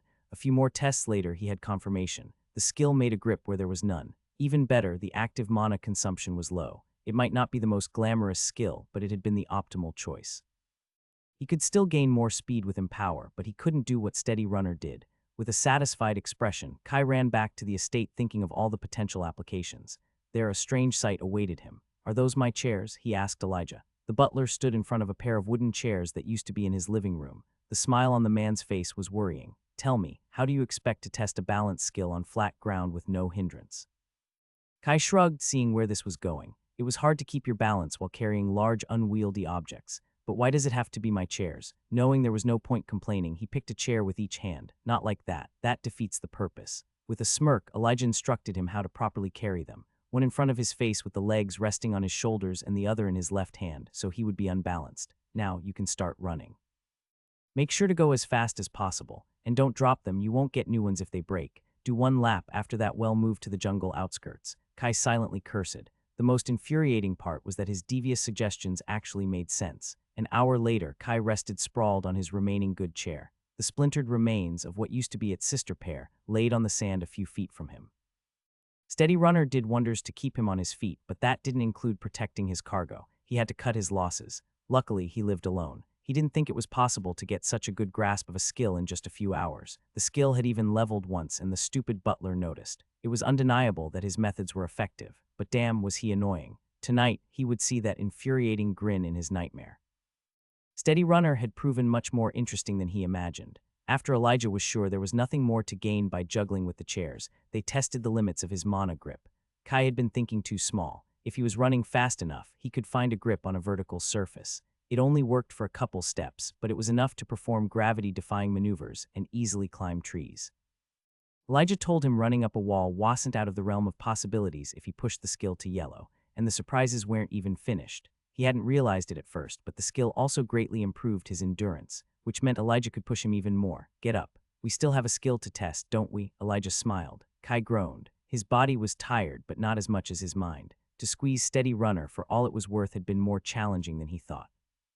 He had to split his focus on both how the skill affected his body and trying to avoid slamming his head into a tree. Still, he had been looking forward to Bless Swimmer the most, and that gave him the strength to jump straight into the sea. With his head peeking out of the water, Kai turned toward Elijah. Any brilliant suggestions to test this skill? He might as well get them out of the way before he exhausted himself trying his own. Start swimming and tell me what you notice. That's all, O wise teacher. Swimming skills aren't as common. I've never heard of Blessed Swimmer before. If not even the butler knows about this skill, it must be something rare. Wait, did you already know how Steady Runner worked? Naturally. Then why didn't you just tell me what it could do instead of wasting my time and let me make a fool of myself? Damn, I already got my answer. Do you expect me to nanny you forever? What will you do when you don't have anyone to ask? Start blubbering about your new skill to the first stranger you meet. Not finding a proper answer, Kai dove amidst the waves and started swimming. Spirits, it's so annoying when he's right. Leisurely gliding between the waves, Kai focused on Blessed Swimmer. The passive aspects of a skill were hard to grasp, like an invisible hand gently nudging his movements in the optimal direction. Meditation helped him become aware of the smallest changes, but it didn't make it easy. From what he had been told, it took years to master the technique. If there was a difference after evolving swimming, it wasn't big enough for him to perceive. His form was perfect, his body angled to incur the smallest drag possible.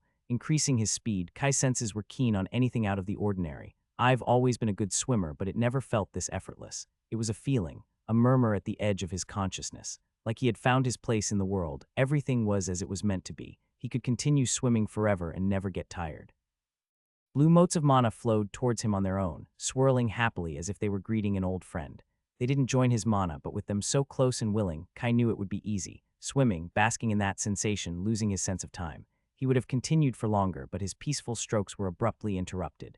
His instincts screamed at him, his body lurched to the side, as a stone skipped on the surface of the water. His head jerked out the sea, glaring at the culprit on shore. Right then, a smaller pebble ended its long arc in the sky and landed on his head. Kai massaged the offended spot. Asshole, what was that for? Just trying out a theory. Elijah said without any shred of guilt. Can you tell me what it is, or do we need more testing? Kai snorted. I felt the first stone coming before it hit me, but not the second, the butler pointed out with a smirk. It's the first time I use this skill. Elijah remained silent for a moment, giving him an expectant look. Kai looked back. What does he want me to say? I was distracted, okay. The man shook his head with false disappointment, juggling with more stones. Seems like we need more testing. Wait, the first stone was skipping on the water while the second didn't touch it. Seems like 2 years of training weren't completely wasted. That's my working theory. Now keep swimming, we need more data to be sure. It might only be a coincidence. There was no way of winning, was there? Kai sighed. Nothing bigger than a pebble, the first stone was too large. I was confident my disciple would dodge it.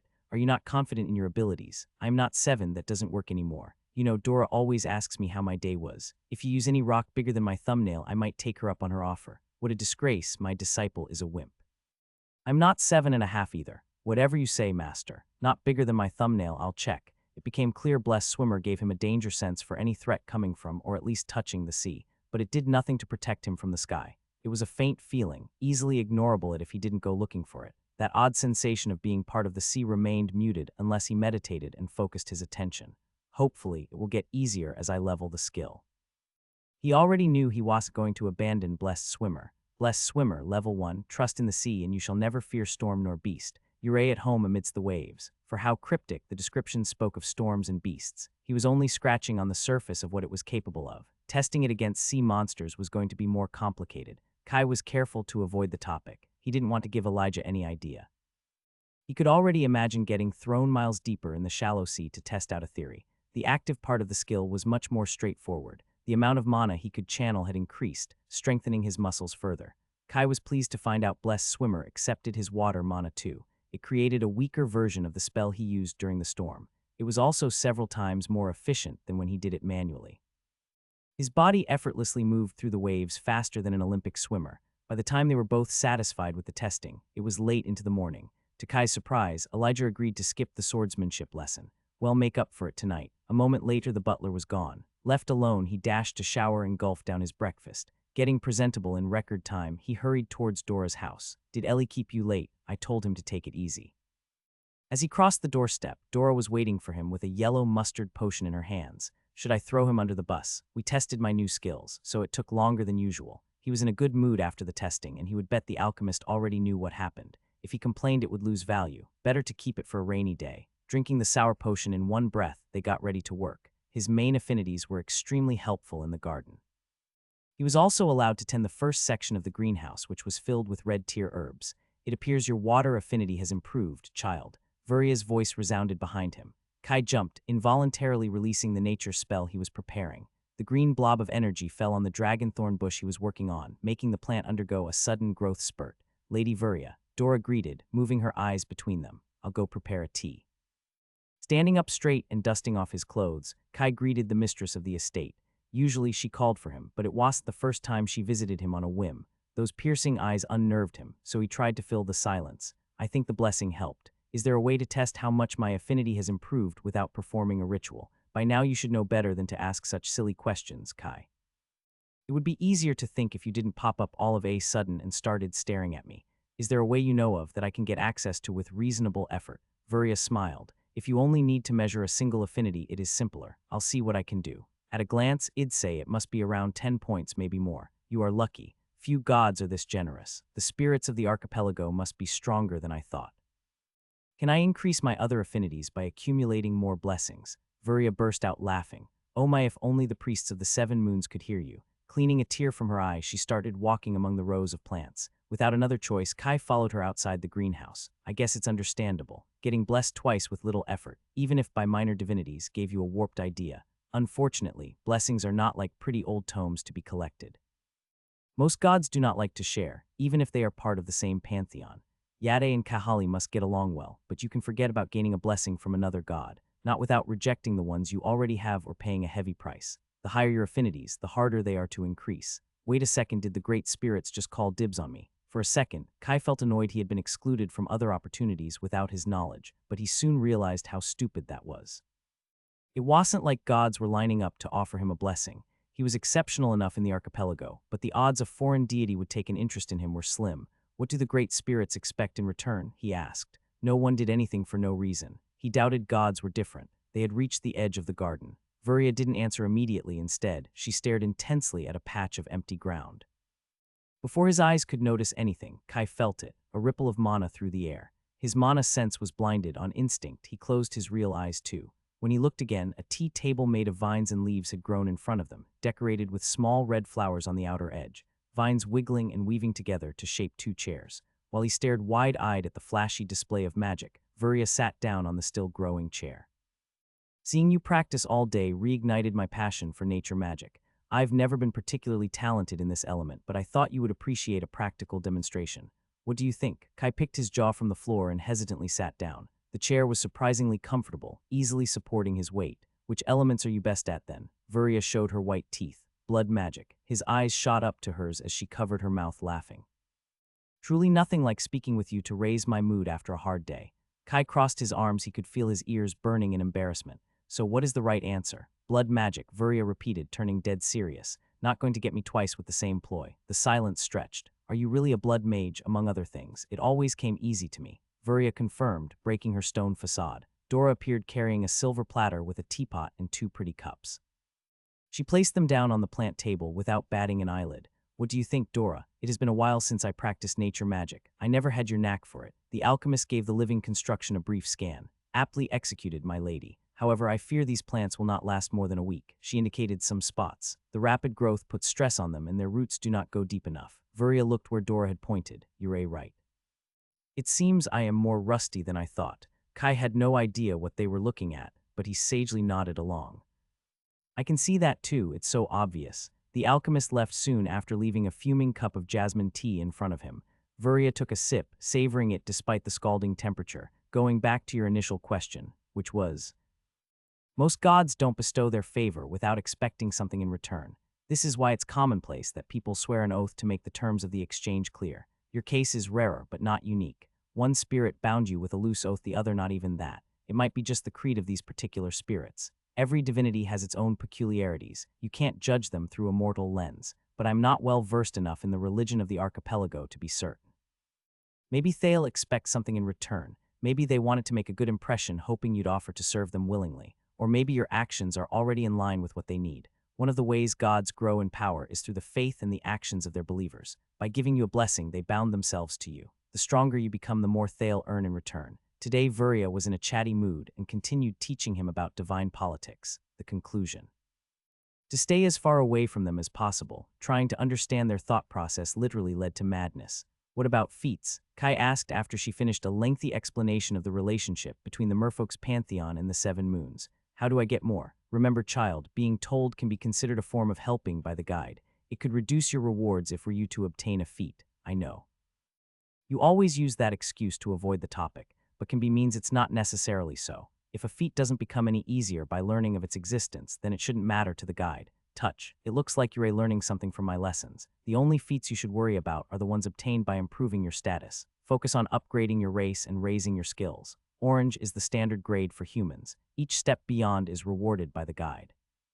Is there not anything else more within my reach? Yellow grade felt 100 miles away. For now, that is your best option.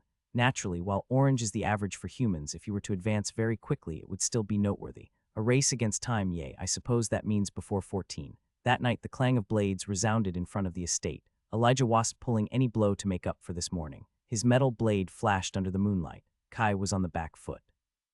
Empower had already flooded his body. He could barely follow his opponent's sword. When the butler added shadow magic, his blade became impossible to track, blending in the night.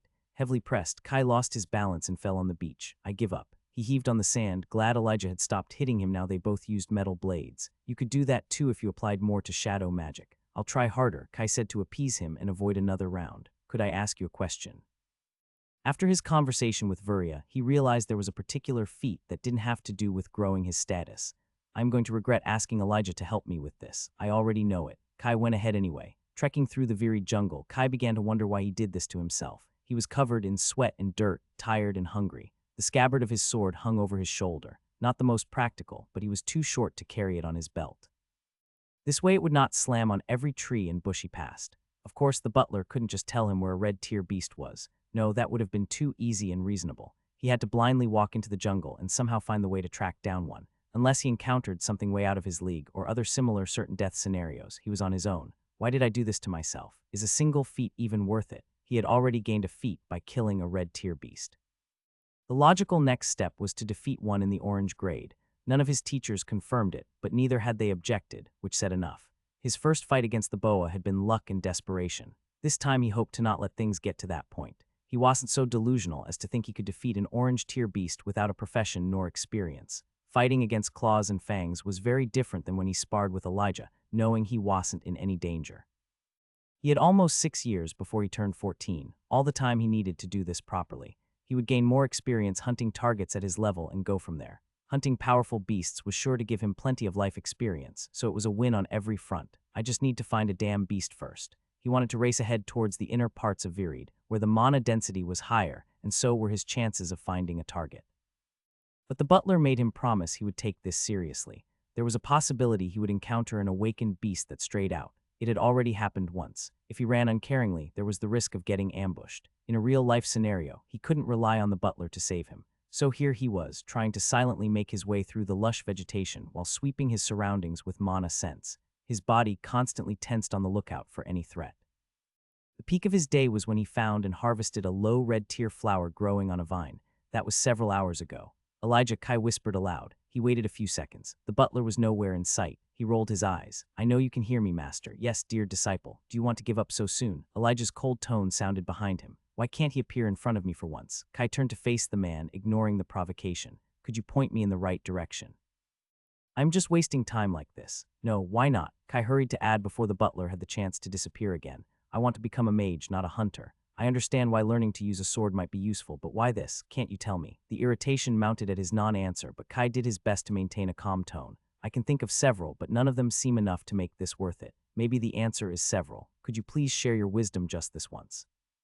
He never thought he would appeal to the butler's mercy, never thought he had any, but desperate times called for desperate measures. He was exhausted, dirty, and cranky. All he wanted was a shower and a good meal. If words could help him get home hours sooner, he would swallow his pride. The mocking remark he expected didn't come. Elijah sighed. "Do you still intend to travel the continent?"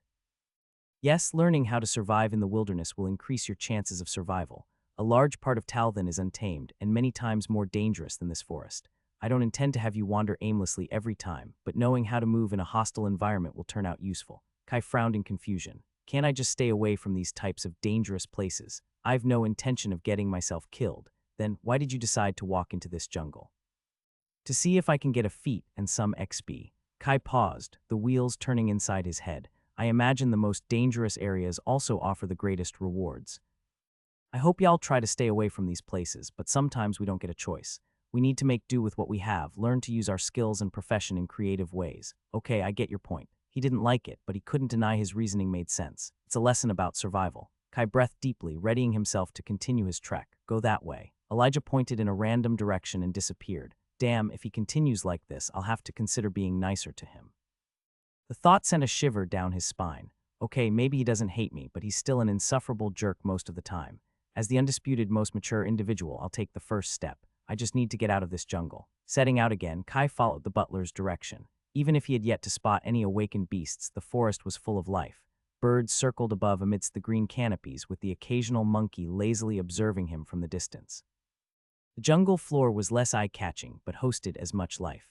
Plenty of reptiles and small mammals hid among the ferns and shrubbery. Naturally, there was also a good dose of creepy crawlies. Taking a page out of Mui's book, he had learned to channel his mana around him to exude a deterring aura. It was far from perfect, and only worked against insects that crawled too close.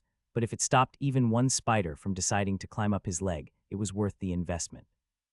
I hope spiders can't unlock the guide. With mana sense, it was easy to spot bigger animals. He opted to walk around any snake or unidentified animal lying in wait, but it hampered his speed. It would have been even nicer if Elijah told me how far I had to travel. Kai paused, his leg in mid-air about to take another step. Just at the edge of his senses, a bright mana signature shone like a beacon. His heartbeat accelerated. Any stray thought was abandoned. He reached over his shoulders to grip the hilt of his sword. Careful to make the least amount of noise, he crept closer, keeping the trees and vegetation between himself and the creature. He didn't need his sight, but the beast might. Kai took the scabbard off his shoulder, slowly drawing his sword from its sheath. Sneaking behind a large tree covered in vines, he did a quick scan of his surroundings. No other threats were within his range. He focused on the awakened beast. To avoid giving any hint of his presence, he stopped channeling his aura around him. Elijah would not lead him to something he couldn't fight, but it was better to check anyway. He wouldn't be shocked if this turned out to be another test. The mana veins of the beast looked slightly thicker than the ones of the boa, but firmly in red territory. It had been almost a year since his last fight, and he had grown too. He was stronger, faster, and had a real weapon instead of a large stick.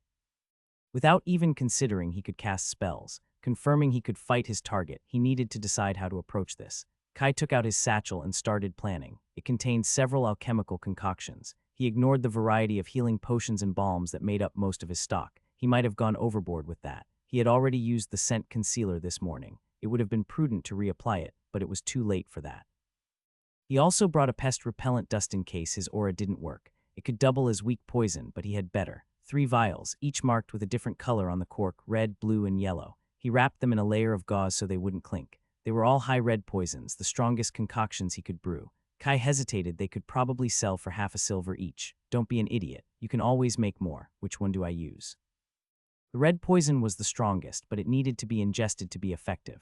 So that was out. The yellow one could work, but it was too slow acting. I should have thought this through earlier. Blue it is. Opening the vial, he coated his blade with the transparent liquid. It was a paralytic toxin. It would not kill the beast, but it should slow it down. He was as ready as he was going to be. Sneaking forward, Kai tried to gather more information on his target. The closer he got, the more details Mana sense picked up. It was huddled tight in a hole between the roots of a tree. Its bunched-up form hard to distinguish. He was fairly sure it wasn't a snake, thank the spirits. He paid close attention to its mana flow, looking for any disturbances that might show he had been spotted. The rustle of the winds covered his steps. Getting closer, it looked like the beast had burrowed between the roots of the tree.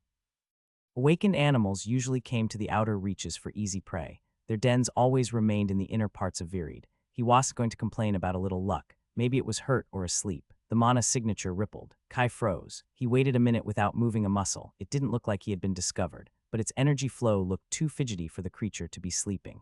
Kai circled around the tree, approaching from the opposite side of the burrow. He took a few seconds to gather the elemental motes inside of him. Nature, water, and earth. He could use the ground to close the entrance, but if it burrowed in, it could dig itself out or just stay hidden till he lost his patience. He could just make some noise and hope it would jump out and fight him, but it was a waste not taking advantage of his position. It would be far more efficient to cast a spell before the fight began when he could solely focus on the task. Resting his free palm against the hard bark of the tree, Kai smiled. This is going to work just fine. Gathering his entire reserve of nature mana, he took his time visualizing his desirous. It wasn't the time to be frugal. When he was sure he could not do any better, he let go. The tree groaned, a low rumbling sound. The leaves began shaking from more than just wind, but that was only a collateral effect of his spell. The mana signature of the beast immediately went into overdrive. It knew something was wrong, but it couldn't understand what. Kai dashed in front of the burrow, sword in hand. The roots of the tree were writhing. If his spell was successful, that was nothing compared to what was going on inside the den. It must not be pleasant when the walls of your house try to kill you. If that doesn't flush it out, I don't know what will. A pained screech echoed from inside. A large ball of fur and claws dashed out straight towards him. Awareness warned him in time. Kai adjusted his strike at the last second. He hadn't expected the beast to literally throw itself at him. His spell might have worked too well, but he had no intention of going for mutual destruction. A burst of empower helped him get out of the way. The steel of his sword met flesh, barely finding any resistance. It was a glancing blow. The beast looked like some kind of large rodent, the size of an average dog. Blood was dripping down one of its right hind legs. Without a moment of pause, it shot towards him again with rabid eyes. Sharp fangs and claws stretched forward. This time, Kai was prepared, directing a surge of mana to empower more than it was safe. Time seemed to slow. His heart thumped in his chest, his muscles bulged. In a few more seconds, his body would suffer the consequences, but he didn't need that long. He dashed forward, lowering his center of gravity. His sword moved with practiced grace, cutting an arc through the neck of the beast. The momentum of the rodent carried it past him. Its claws dug 3 thin lines on his leg. Mana sense told him the fight was already over. His muscles relaxed, empower slowly fizzled out. A pool of blood spread below the rodent as its body spasmed its death throes. He checked his leg. The cuts were only superficial wounds. Kai would have felt a bit bad if the beast hadn't tried to bring him to the tomb so fiercely. It never even tried to run. I guess using the poison was overkill. The fight ended faster than he expected. The paralytic was relatively fast-acting, but it still took about a minute, maybe longer, for an awakened animal. Kai walked closer to the fallen beast, piercing its skull to end its suffering. I did it. Kai celebrated for his and Elijah's sake. He waited a moment, but the butler didn't show up. Would it kill him to say good job? You did well, Kai. Trying not to let it ruin his mood, he examined his kill. Overgrown rat meat wasn't his favorite, but he had lived too long in Greenside to waste it. The blood might be useful to concoct magic. Awareness screamed at him stronger than he ever experienced. Empower flooded his muscles with no regard for the consequences. His body reacted on instinct. He needed to move. A greater danger than he ever felt loomed over him. His mind was in overdrive. A strong mana signature entered his range without him realizing, heading straight for him from the sky. With the corner of his eyes, he could see a pair of wicked talons coming for his head. His sword was moving to intercept, but it would not make it in time. Tendons, bones, and muscles were tearing, but he was still not fast enough. The shining mana signature was closing in at a speed that defied common sense. There was no time to organize or focus on his intentions. All the flowing water mana inside his being burst out. It wasn't a spell, just a tide of energy with barely any direction. A wall of water condensed around him, starting to fall apart as it was created. The beast swooping down hesitated for the briefest time but continued its attack. Kai could feel the ripple spreading through the water shield, slowing the attack an instant more. His sword was in position. Impact. Even with empower boosting his body, he was slowly getting overwhelmed. He was back in the storm, his body tossed around by forces much greater than him. His left hand joined the hilt to avoid his own sword slamming into his head. Pushing even more mana into his arms, he reached a stalemate. The bones in his wrist felt about to crack. He held on, an instant stretch to an eternity. Finally, the pressure suddenly lightened and disappeared. The dark brown form flew past him. His back was drenched in sweat, his body groaning in pain for abusing empower. Adrenaline started pumping in his veins, and any thought apart from survival was put aside. I need to keep my eyes on the threat. The mana signature was almost out of his range. He turned around. Large wings, curved beak, sharp talons. He only managed a peek at the biggest bird of prey he had ever seen before it disappeared into the green canopies. He had no idea what species it was, maybe an eagle judging from the size. What was sure was that it was preparing for another attack. He gulped down the healing potion he kept in his pocket for emergencies. It was his greatest success, peak red tier, achieved through a series of lucky coincidences. The effects began spreading through his body. His mind raced, fast, clear, focused. He had to analyze the situation if he wanted to get out of this alive. Running wasn't an option. It would only make him an easier target. He was deep into the varied jungle and too slow and exhausted to reach anywhere safe. Fighting, his elemental reserves of nature and water were gone, and he certainly didn't have time to refill them. His right hand wasn't moving properly. Something must have broken or at least cracked. The potion might help, but it needed time to heal that kind of injury. Hopefully his bones were aligned, or it might create more problems down the line. That wasn't something he could worry about right now. I can maybe parry another attack, but it's not a battle I can win. He knew too little about his opponent. How many more swoops could it do? Kai had no idea, but it was likely a number bigger than one or two. If he got a lucky hit, there might be a chance. Was it worth betting his life on that? The longer he stalled, the more time the healing potion had to do its job. Kai positioned his back to the tree where the overgrown rodent had made its den. His senses and sword were ready. The carcass of his first opponent a meter from him. Was it all a coincidence? No. The damn bird waited for us to battle each other and swooped in to reap the rewards. Was that why the rodent had been hiding in a hole? It knew he was being hunted. It could also explain why the beast went berserk when he forced it out of its hiding. I should have realized it sooner. Damn, where the fuck is Elijah? Did he leave me here to die? That didn't make sense. Their relationship might be complicated, but he was sure Elijah didn't want him dead. He's probably enjoying the show hidden in the shadows of some tree. Did he send me here knowing there were two beasts? Now that was far more likely. It sounded exactly like something the man would do. There probably was some dumb lesson he wanted to teach him. Kai would bet his right arm a long lecture was waiting for him if he survived this encounter. If he lowered his sword and gave up, Elijah would certainly help him. Had he not done enough already? He defeated a beast and survived the ambush of a second one. He wah. An ear-piercing screech. The bird had lost his patience. Kai wasn't caught off guard this time. Mana sense was thrown like a net in front of him. The presence was coming from his right. Empower surged through his body. His blade covered his vital points ready to intercept. He braced for impact. It was like trying to parry a cannonball with his blade. The world slowed down and darkened. Two massive wings covered most of the light. The predatory yellow eyes of the vulture crossed his.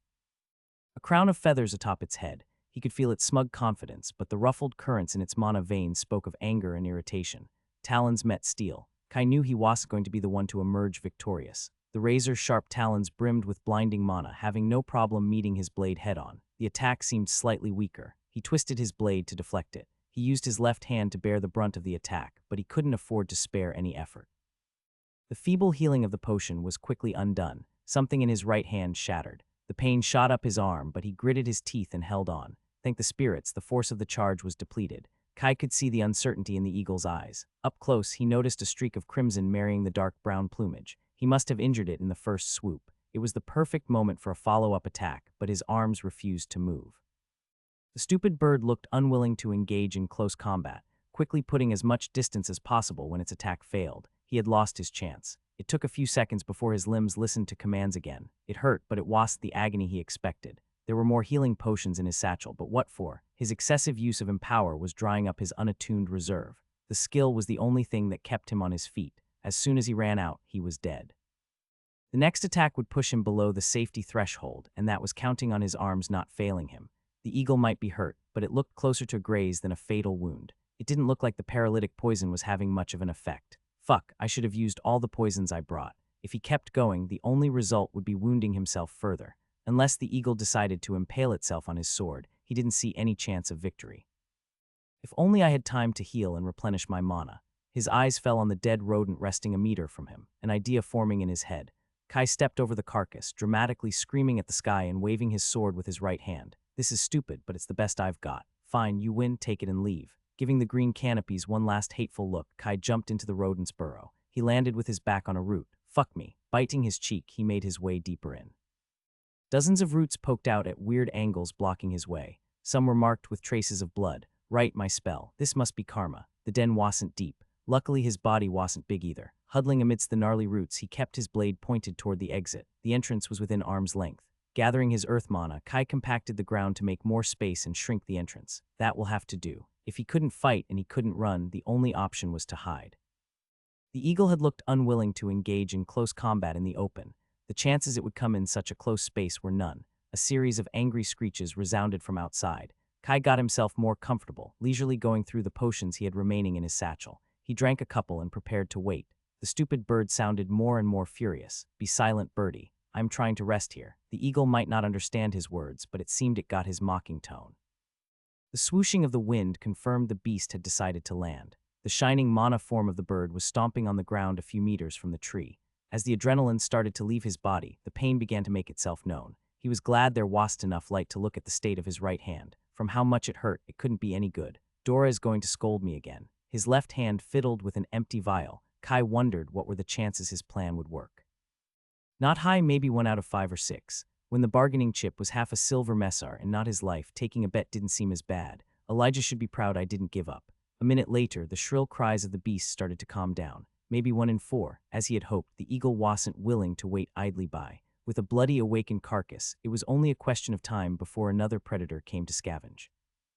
Adding that it was wounded, the bird decided to cut his losses and secure the prize. A gust reached his hiding place as the beast lifted the dead rodent in the air. 1 in 3. Kai was quite sure the beast was gone. He focused on his mana recovery. Nature and earth looked particularly plentiful, even if the density was lower than at the estate. Why take a risk when it wasn't necessary? His position was extremely uncomfortable, with many roots digging into his body and piercing pain when he moved his right hand. Damn the indomitable hero bullshit. I should have brewed a painkiller. This sucks. Little by little, focusing on his breathing, Kai managed to enter meditation. The elemental motes around him became more distinct and the agony in his hand easier to ignore. Come out, Kai. The bad bird is gone. Elijah called. Damn butler.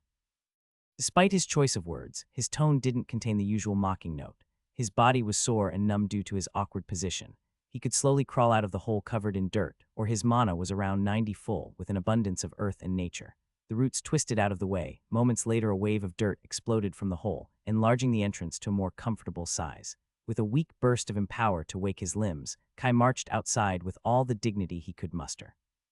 Did you call for me? Elijah looked at him unimpressed. To Kai's great disappointment, not a speck of dirt marred the butler's clothes. Was that necessary? He asked flatly. Was it necessary to pit me against a far stronger beast on my first outing? Kai glared. That had been damn scary. The butler seemed about to say something. His mouth opened, no words came out. I didn't think you would try to fight it. A vein popped on Kai's head. Did you expect me to watch as it tore me apart? Actually, I expected you to freeze or not react in time. Then I would intervene, cut the bird in half, and explain what you did wrong. Elijah calmly explained. Kai was speechless. You surpassed my expectations, brat. You did well. Silence stretched as Kai's brain tried to find an appropriate response. He had not expected this level of bluntness and honesty. What is this warm feeling in my chest? Begone. Go back to the shadows from whence you came. Anyway, what grade was that stupid bird and where did it go? Elijah smiled. Why? Do you want to fight it again? No, but if it drops dead from the poison I poured on the rodent carcass, I can pluck its feathers and make a pillow. The butler gave him a long look. Kai could see him as he put together the events. Is that why you walked to the corpse before hiding? Were you not watching while I was fighting for my life? I had my eyes on the threats. I was keeping track of the bird and getting rid of another beast that was attracted by the ruckus. I guess that makes sense, so can you go look if it died? It couldn't have gotten far injured while carrying a carcass. I'm sure my amazing teacher will easily find it. Kai looked at the butler expectantly. Yes, I'm sending you off on a fetch quest. I think I deserve at least that much. Go fetch my prize. After a brief standoff, Elijah caved in. Sure, I know in which direction it took off. But first, let me take a look at your hand before the healing potion can do more damage. If it sounded like he had any say in the matter, he did not. The butler grabbed his right hand before he had time to react. Kai felt foreign mana pushing in his hand. Oh, she. A series of cracking sounds filled the forest, followed by a shrill cry. Somehow it hurt worse than when he broke it. When the butler let go of his hand, Kai almost fell to the ground. His eyes got moist with tears. Wait here, dear disciple, and try not to get eaten if possible. I'll be back in a moment. By the time the pain waned enough to let him form conscious thought, he was left alone. His hand was red and swollen, but all the bones looked to be in the right place. Kai was too exhausted to even feel angry at this point. He leaned against a tree and waited. As promised, it didn't take long. Seems like your plan worked. Elijah reappeared carrying a large and very much dead bird. With its wings closed, it looked relatively smaller. Standing up, it would have been almost as tall as him. Kai stared at it in disbelief. His plan had actually worked. He noticed the blinking notification at the corner of his vision. Ding. New feat, brush with death, look death in the eyes, and survive relying on your own forces. You are awarded +1 favor. I'll take the consolation prize. What grade was the Eagle Master? High red. I guess you can only get that lucky in one day. It probably would not have died if it had reached orange. He had gained a feat he wasn't even aware of, and the hunting achievement was still there waiting for him. There was just one last thing he was curious about, not too shabby. Kai jogged on the narrow dirt path along the coast, the sea on his right. His only baggage was a spatially expanded backpack, which made him feel only a fraction of the weight of his supplies. A trickle of mana channeled in steady runner eased his muscles and erased his exhaustion. With a mild temperature and a nice breeze, the journey was much more pleasant than the other times he crossed the jungle. He was making a good time to his destination. It would probably not be as nice on the way back when his pack was filled. The part he was most worried about was what happened in the middle. Visiting a new place alone made him slightly anxious. He hadn't been too thrilled when Elijah unilaterally decided he was going on a trip. The butler insisted it was his last opportunity to get the most out of his running skill before he ditched it. With the help of his teachers, he had made great strides in learning to use his unattuned mana to create a grip where there was none. Still, he would never have been able to do it without steady runner to imitate. His handmade replica wasn't comparable to the skill, but he now understood how it worked. All that was left was grinding till it got as good as the original. Being left without a dedicated running skill was going to be annoying, but he wanted water magic more. Hopefully, the stats from the next enhancement would make up for the loss. Race. Human. Grade. Orange. Next enhancement, 99,271, 100,000 XP.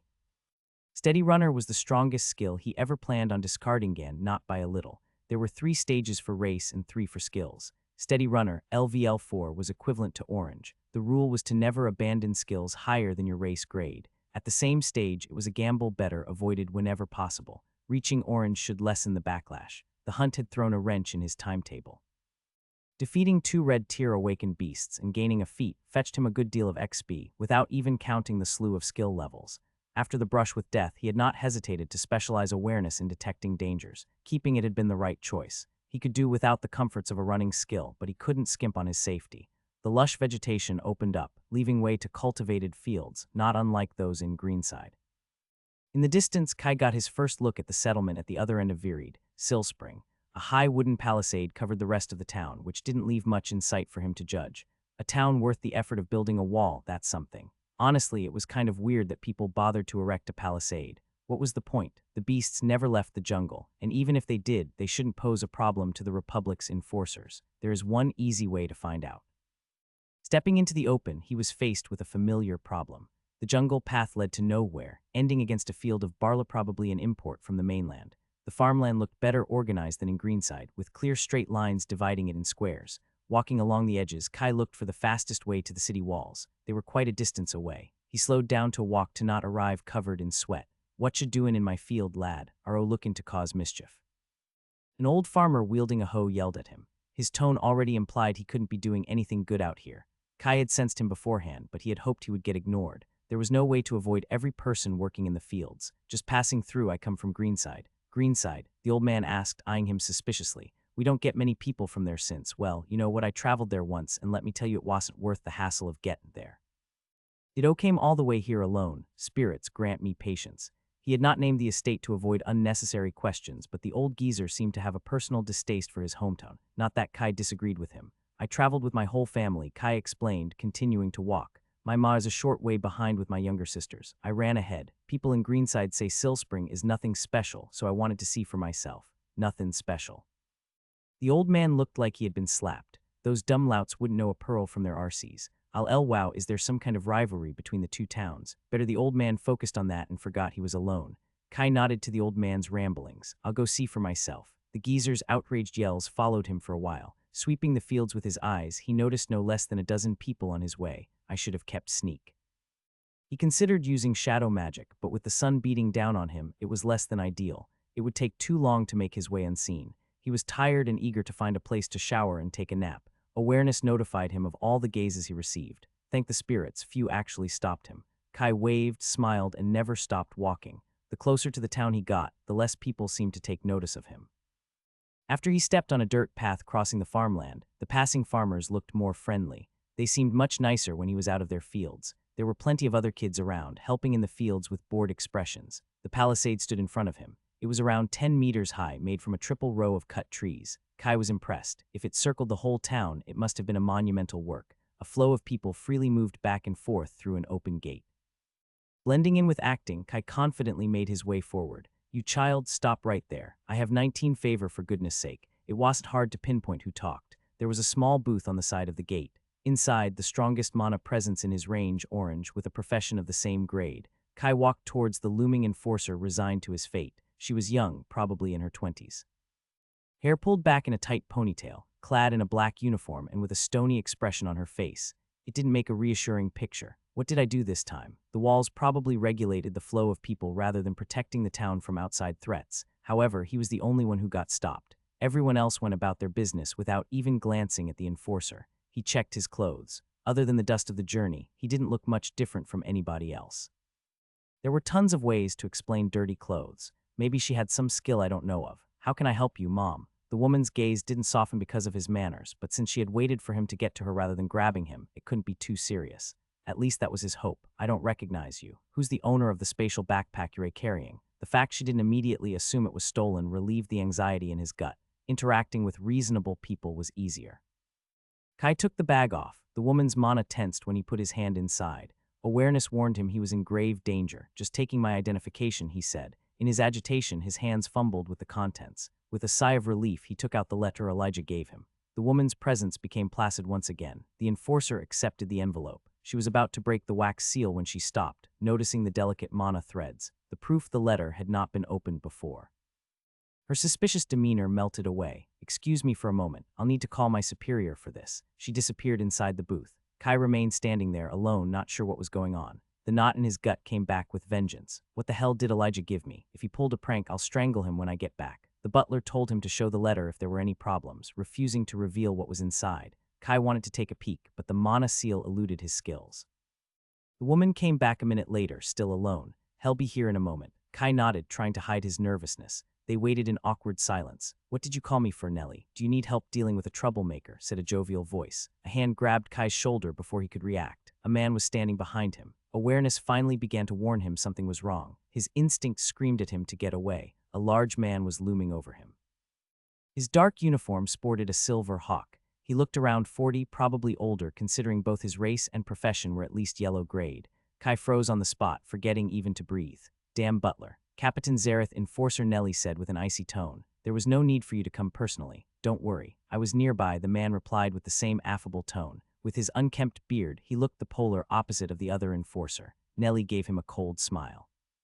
She wasn't worried about bothering the captain. The man was the inconvenience, so what did this young lad do? He gave a squeeze to his shoulder, sending more shivers down his spine. Nothing. The woman offered his superior the letter and disappeared into her booth without another word. Always so serious, Zareth commented, shaking his head. He turned towards him. Don't mind her, she does that with everybody. She's not being the problem. Kai forced himself to assume an understanding expression. The truth is. He whispered like he was about to reveal some big secret. Nellie is hoping to get promoted to High Arbor and then back to the mainland. Personally, I am happy to be here. Quiet town, pleasant climate and low crime rate. What more could you wish for? Sure, the low mana density is a bit annoying, but you get used to it. Zareth sighed heavily. I suppose that's how young people are, always aiming for more without stopping to consider if that's what they truly want. Kai did his best to make it seem he wholeheartedly agreed with anything the captain said. You can relax, kid. I was just joking, you're not in trouble. He finally let go of his shoulder. Maybe the captain wasn't as oblivious as he made it out to be. You're so much fun. Come along, let's get you sorted out. Zareth smiled and pinched his cheek. The annoyance at the gesture worked better than any reassurance to get Kai out of his stupor. It wasn't like he had a choice but to follow the man inside Silspring.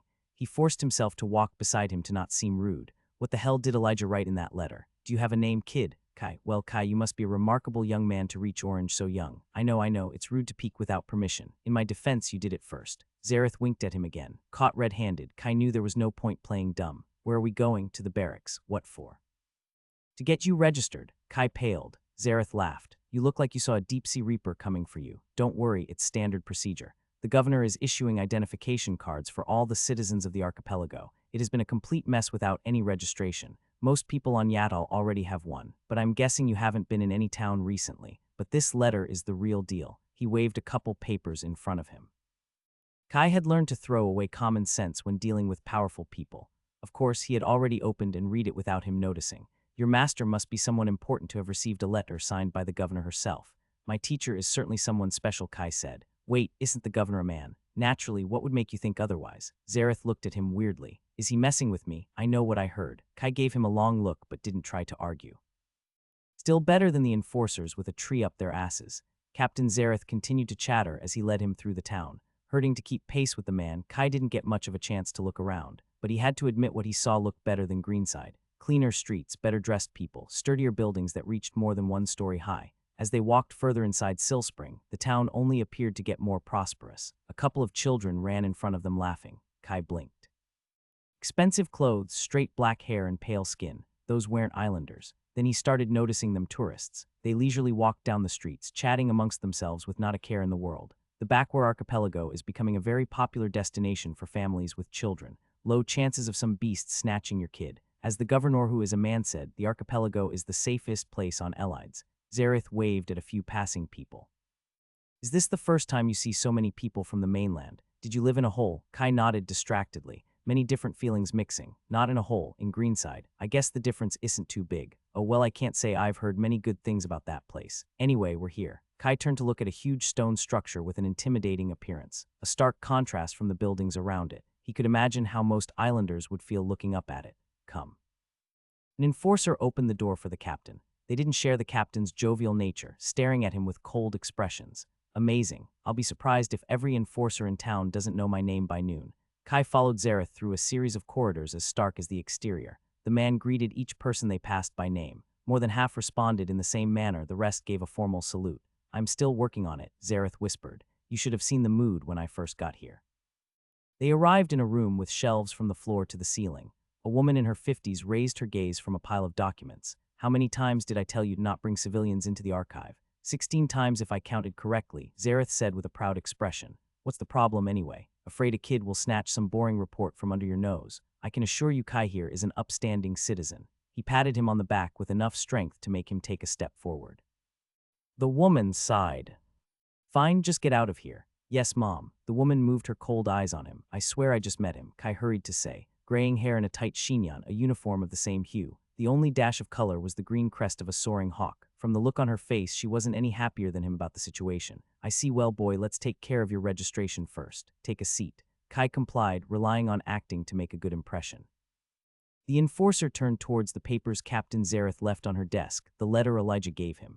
Her eyes quickly scanned the contents. I see, with a tired sigh, she took out a form from a drawer. Name. The tone made it clear she had asked this question thousands of times, probably more. Kai, she wrote it down, no surname, sorry, Kai Thailand. I can fill in my infos if you want. The faster I get out of here, the better. Her gaze rose from the form and landed on him. Nice try, boy, but I'm too old for this. No one gets such a high-level acting skill at your age if they're completely honest. Contrary to what our captain thinks, protocol exists for a reason. Okay, not sure what that was about. Did you look at my status with some skill? Kai asked, trying to sound calmer than he felt. After the first seal, the protection the guide granted wasn't as extensive, but he should have felt something if she probed him with a skill. The hint of a smile appeared on her face. It was probably as close to laughing as she got. I have eyes, don't I? After 60 years of service, you learn a thing or two. There are certain tells when someone uses a skill if you know what to look for. Is she looking at my mana, or is she reading my body language? The flow of energy could reveal a surprising amount of information. He had learned a technique to hide his race grade months ago, but never bothered to use it afterwards. At the estate, there was no point. It was rusty, but he remembered enough. Kai began to manipulate his mana veins. Its purpose wasn't the same, but it should help shield him from superficial reading. Are you trying to get yourself arrested, kid? Your technique is too clumsy to hide anything from any enforcers worth their keep. It will only serve to make them think you are hiding something. Do you have something to hide, Kai? Kai coughed embarrassed and immediately stopped. No, I am sorry. I only wanted to get the opinion of a professional. My master just tells me I should do better each time. Vague and imprecise, but essentially the truth. Looking at the middle-aged woman, he knew she was smelling bullshit. Luckily for him, she didn't seem to care enough to pursue the matter. She proceeded to ask a flurry of questions. He answered honestly, not like he had a choice. It was apparent she had a way to tell when he lied, but she probably needed an oral response. He could have just filled out the form, and then she could ask him if he wrote anything false at the end. He stopped himself. He had learned on Earth that pointing out the inefficiencies of bureaucracy to a clerk rarely led to a better outcome. You just had to suffer through and not ask stupid questions like why they did things a certain way. It was mostly innocuous information anyway. When he was born, his parents and siblings, where he lived, and so on. After they filled 3 forms, he was led to a bare room and told to wait there while his papers were processed. The only objects inside were 2 chairs and a table. The place looked like an interrogation room. At least they didn't lock me inside or take my bag. I'm sure it's just a normal waiting room. Kai nervously tapped his fingers on the wooden board. He didn't dare take anything out of his backpack to avoid drawing attention to it. He didn't think he was carrying anything illegal, but it wasn't like he read the penal code. It was almost an hour later when the door opened. Bureaucracy, yay. Words can't describe how little I did miss you. Did you wait for long? Captain Zareth entered the room with a smile. I have. He had the right to be a little cranky. The man had a moment of hesitation. It took a bit longer than usual given the unexpected specifications. Now everything is in order. Here you go. He offered him 2 documents. The first was his identification card, a palm-sized certificate folded in 2. The crest of the Republic on the front and his personal info inside, including his grade. The material looked like paper, but it was smooth like a glass window. No matter how he handled it, there were no creases left. Using Inspect, he realized that many thin filaments of mana had been woven through its fabric. Don't lose it. Y'all need to pay to get another, Zareth warned him. Kai nodded, still fascinated by the material. Do you go through all this for every person on the archipelago? Well, not every kid reaches orange grade. He looked at Zareth in confusion. What does that mean? That most people just get a normal piece of paper. Instead, you get a shiny piece of paper, he said with a laugh. Are people divided in ranks? His mother had told him how the Republic only cared if you were worth it, but he didn't think there were literally first and second-class citizens. Zareth had looked uncomfortable. Well, on the mainland, everyone gets that. But since no one ever did a census here, much less a full registry, it's too complicated to make those for everyone. Most people get a provisional ID, but the governor offers the official version to the most outstanding citizens as a gesture of goodwill. Yeah, I am flattered. The first thing that comes to mind when I think of the governor is generosity. So what's the difference between the two? Nothing. It serves the same functions. Really, is it the exact same thing? As long as you stay in the archipelago, it's the same. You'd need the official version to travel to the mainland, but everyone can purchase it when they need it. And here we go, how to turn an expense into profit. How much does one cost? It's pretty affordable, only 5 silver messars. Kai gave him an incredulous look. From his tone, it seemed the captain truly believed what he was saying. Did he have no idea how outrageous that price was? 5 silver messars were enough to comfortably sustain a family for a year in Greenside. Silspring might be better off than Greenside, but the difference couldn't be that big. For many people, it would take years to gather that sum. As for it being the same as the provisional documents, he didn't believe it for a second. What was the point of a scam that made no money? If the official ID was granted as a boon by the governor to entice people, it must have some value. Zareth noticed his doubts. You already have one, so you don't need to worry about paying. And I think that price should be pretty affordable for you. It would probably take me a month of work, unless I managed to strike a great deal with another merman. And I'm not your average person. He didn't know what the criteria for the governor's goodwill were, but he would bet those who reached were already well off. The people who could afford it get it for free while the poor have to pay. Anyway, there's another document if you find any trouble. Zareth moved his attention to the second paper in his hand. I think your master will be satisfied. This one looked like a normal sheet of high-quality paper. It was covered in rows of tight writing with a golden seal and an illegible signature at the bottom. Show it to any officer, and they should be able to provide help in a reasonable manner. Kai gave it a quick reading. It essentially confirmed his identity and said he was under the protection of the governor. A kid carrying around a large number of valuables could easily run into all kinds of trouble. The document attested he had a powerful backing, and that in case someone messed with him, there were going to be consequences. It would be very useful to complete Elijah's errands. Still, it left a sour taste in his mouth. He felt the sudden impulse to tear it apart. The governor doesn't show this kind of favor to everybody. Tell your master the governor would like to meet them at their convenience. Zareth's words lacked his usual merry attitude, the empty professional tone of an officer doing his work. I certainly will. Elijah will have to answer a few questions when I get back. Well, let me accompany you outside. I would ask if you were here for tomorrow's selection, but I doubt someone like you would be interested in that. What selection? You don't know. You must have been away from any town for a while. The governor sent envoys to every town to shout the announcement till their throats were raw.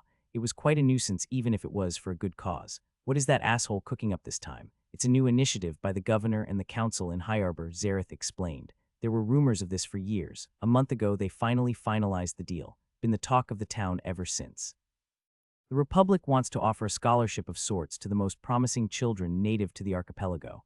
That sounds interesting, Kai said. I don't trust it for a second. Did the governor just wake up one day and decide to do something out of the goodness of his heart? How is the selection process? There must be some catch. Any kid below 14 years of age is eligible. How many people are they going to take? Oh, I think about 20 or so in Silspring.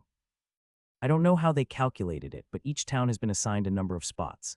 Each town? Yes. Zareth gave him a knowing smile. If you're worried about Greenside, I think I read its name on the list. Do you have someone back home that you hope will get in? With his mind dominated by suspicion, he had yet to consider that possibility. A few faces flashed in his mind. Kia is in the age bracket. Maybe it seemed like a great opportunity, too good to be true. The governor didn't do anything unless he got something out of the deal. When did you say the selection took place? He needed to gather more information. He was sure there was a catch somewhere. He only needed time to figure it out. Tomorrow morning in the main square, there will be a small ceremony. A delegation from High Arbor will come to officiate. Are you interested in participating? The resources the governor promised are considerable, but they will probably pale compared to what your master can provide. I'm just curious. Kai thanked Zareth for the help. He didn't know what to make out of the man, but he had answered all his questions without getting annoyed. That gave a lot of points in his book. He left the stark stone building behind thinking he would only be staying in town for a couple days. Initially, he planned to find a place to stay and explore Silspring, but that would have to wait. Getting an official ID took more time than he expected. If he wanted to witness the selection, he would need to handle his errands today. Rummaging through his backpack, he took out the list. Vuria got most of her supplies delivered to the estate by boat. With the tides and storms, vessels were often unreliable. Alana occasionally made commissions in Greenside, but their town offered a limited selection of goods. Instead of hiring someone to go to Silspring, Elijah volunteered him. Maybe the butler wanted him to visit more places, get some life experience. Most likely he was eager to be rid of him for a few days. Elijah didn't give him any instructions apart from the list of errands. Kai could have easily decided to ignore the matter or not learned of it in time. If I went ahead with my plan of exploring the town, I would have probably found out. Eavesdropping on conversations on the streets, it didn't take him long to overhear something.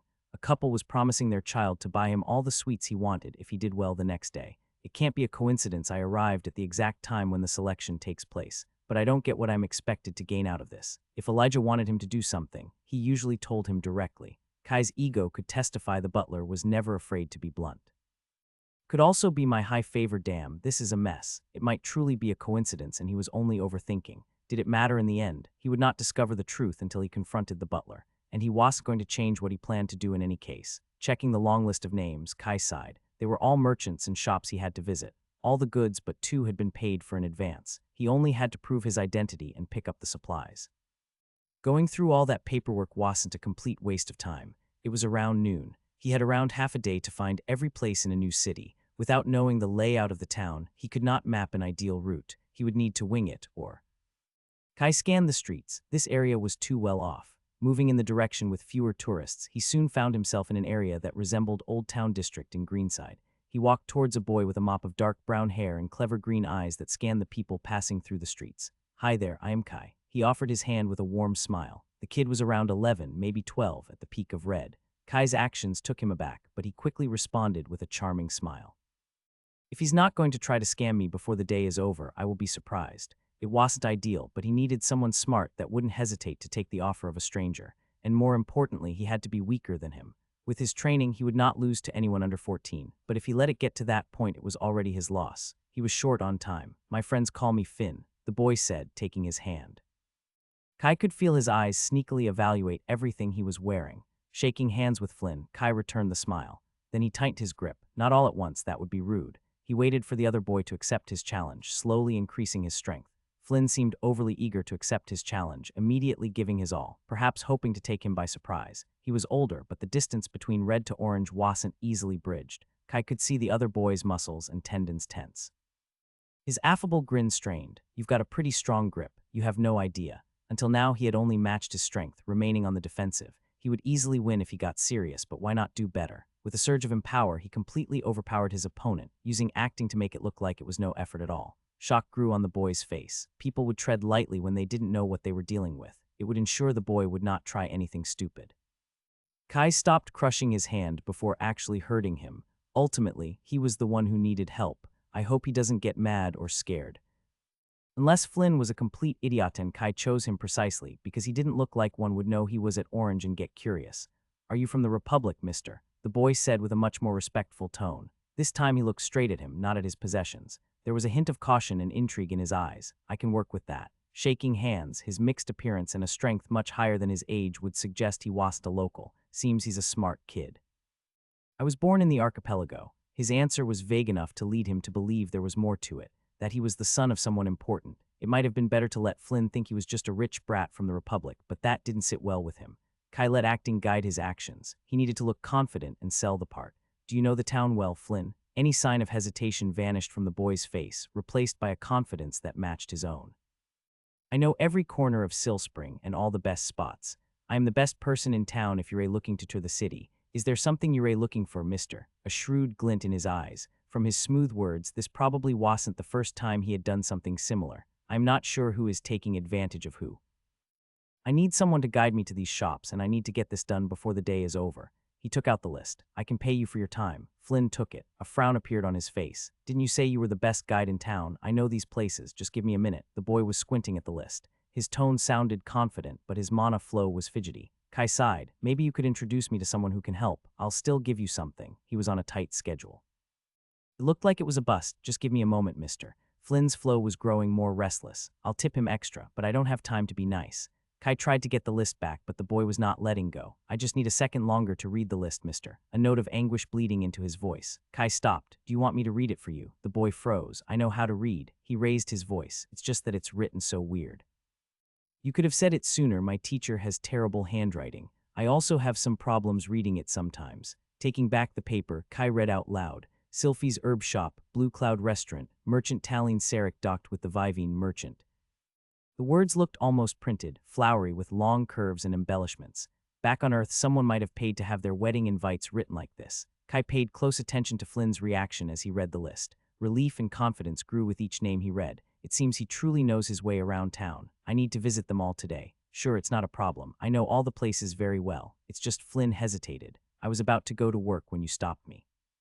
You see, mister, my mother is sick, and I need to earn money to buy her medicines. It's not that I don't want to help, but" his eyes were getting moist. "I'm sorry, something must have gotten in my eyes." Kai would have almost fallen for it if his mana veins didn't show the same emotion of a dead fish. "And I was feeling bad for you. Maybe I should ask for some tips for training acting." Kai rolled his eyes, and then people called him the shameless one. He was tempted to start poking holes in his story.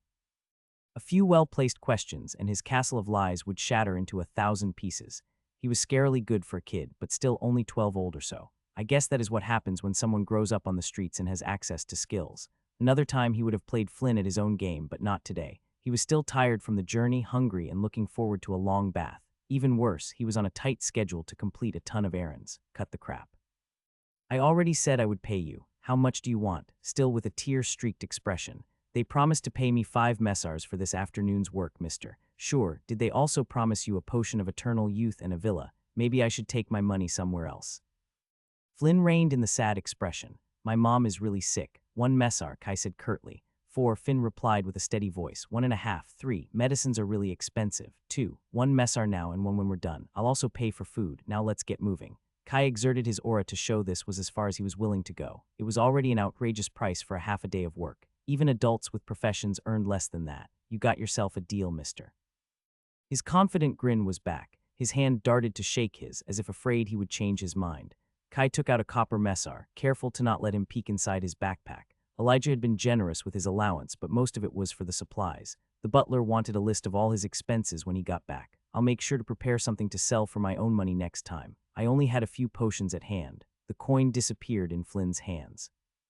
Where would you like to go first, mister? I need to visit all the places before they close, so you can choose the best route. Just keep Jerry and Varsevy for last. Do you need me to reread the list? Those two merchants were the only ones he needed to pay and haggle for. I have a good memory, mister. This way. Flynn began leading the way with confidence. Stop calling me mister. It sounds ridiculous and I'm younger than you. Just call me Kai. Flynn gave him an amused smile. Okay, Kai.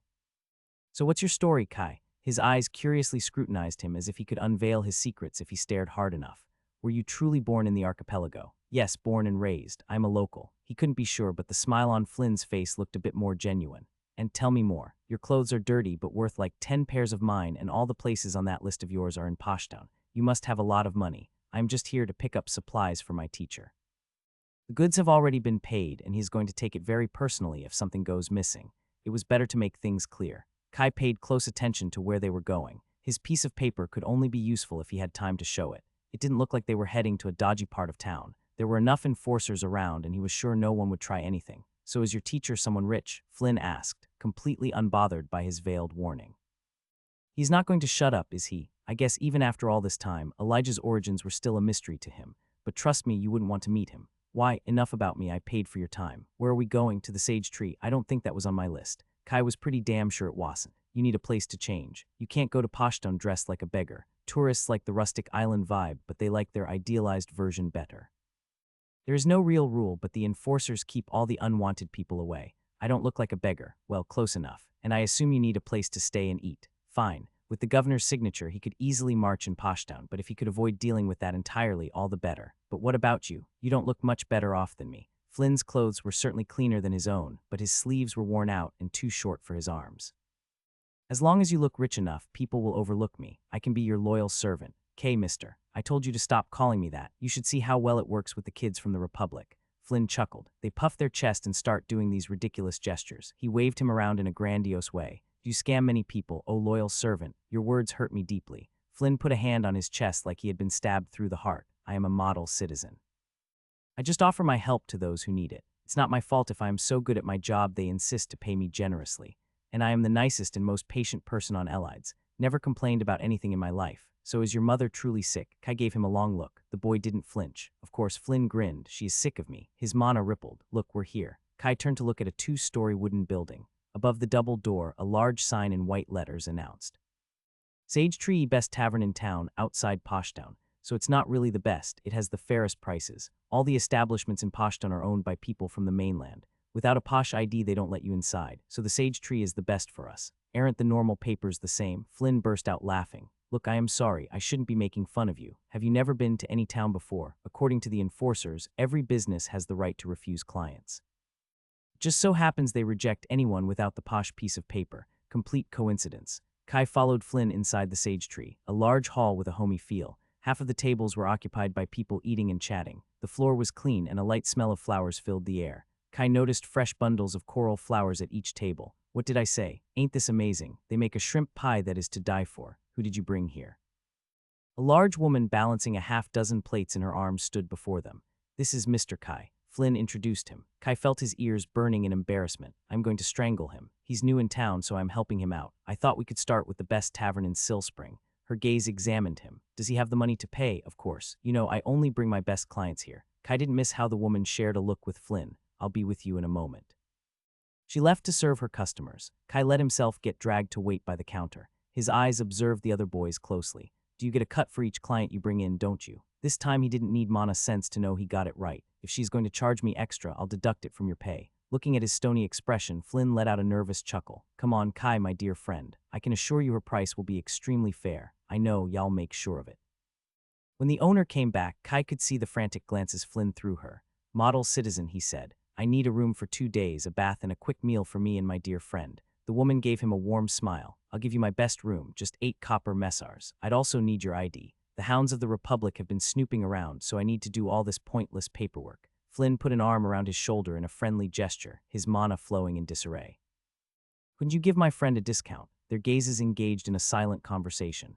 Kai took out his paper. Here, The woman lowered her gaze to read. That's not. The color left her face. Oh, I am sorry. That's the wrong one, my bad. Here's my ID. Kai took back the note with the governor's seal and gave her his official document. She took it with a trembling hand. Since you're a friend of Flynn, your stay will be on the house. That's not necessary. I'll pay the normal fee. Just be quick with the bath and meal. We're in a hurry. Kai had not expected the permit from the governor would have this effect. The woman looked downright terrified. I've been at the estate for too long. What the hell is going on in the archipelago? The owner tried to recompose herself. It's 1 messars and 40 chips. Her hands were still slightly shaking when he took the money. He had thought it was a quick way to solve the situation. After seeing her reaction, he felt dirty. He used the governor's name to get what he wanted. You can take any table. I'll bring you something to eat immediately while I get the bath prepared. With that, she almost ran away. What was that about? Flynn asked, confused. Did I miss something? Kai and Flynn sat at the table. Other patrons merrily chatted around them. The hostess of the sage tree soon appeared with 2 steaming plates, steak with a sweet mango sauce, grilled vegetables on the side, bread and water. I hope this is to your liking. Let me know if you need anything else, the woman said, giving him a short bow. Damn, I should have never used the governor's signature. His nails dug into his palm. Even worse, he couldn't deny that a small part of him enjoyed it. How eager she looked to do anything he asked. All he needed to do was waving a piece of paper. What's wrong with me? I should just burn it. Hey, why is your plate bigger than mine? Flynn complained. Kai looked over, glad for the interruption. Yes, his own steak was definitely bigger. It looked like a better cut, too. The meat on Flynn's plate looked burnt. I can't imagine why she would be annoyed by someone like you. It's not fair. Give me half of yours. Kai's fork hit the table an inch from Flynn's treacherous hand. Try me. He didn't have a decent meal for 2 days. A pang of guilt wasn't going to stop him from enjoying that, and neither was a sly kid. Flynn slowly pulled back his hand. Geez, no need to be so rough. Boy turned to his own plate. What was that even about? What did you show her? Never seen Mrs. Calla being so polite. Not even with enforcers. Nothing much. Come on, do you expect me to believe that? No, I expect you to take the hint and drop the question. Just my ID. Which is a posh ID, don't think I didn't notice that. Come on, I can keep a secret, I promise. Even if he had not known anything else about him, someone who made promises so easily was bound to break them often. Kai gave him a long look, almost choking on the bite he was chewing.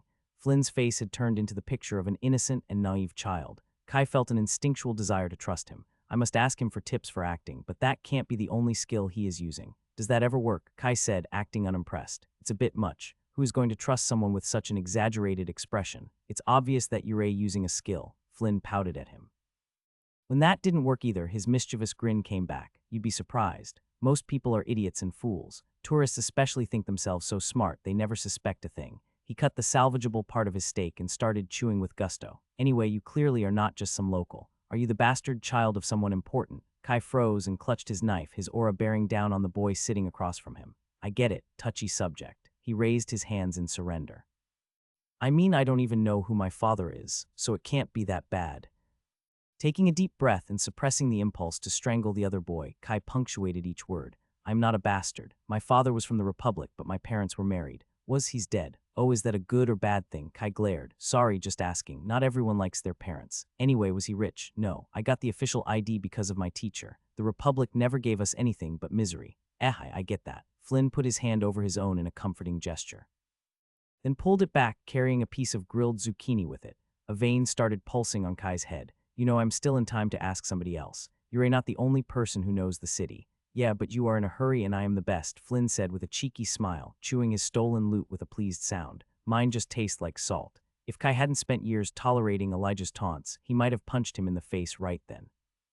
The day is still young, plenty of time to drag him into a dark alley. Kai grinned back, but he must have let something slip because the boy finally shut up. They finished the meal quickly. Flynn wanted to order more food, but Kai didn't bother entertaining him. He stood up and forced him to follow. Mrs. Calla noticed him and sent a girl with a sweet smile to show him to his room. The room was at the end of the corridor on the 2nd floor. Here, the bath has already been prepared.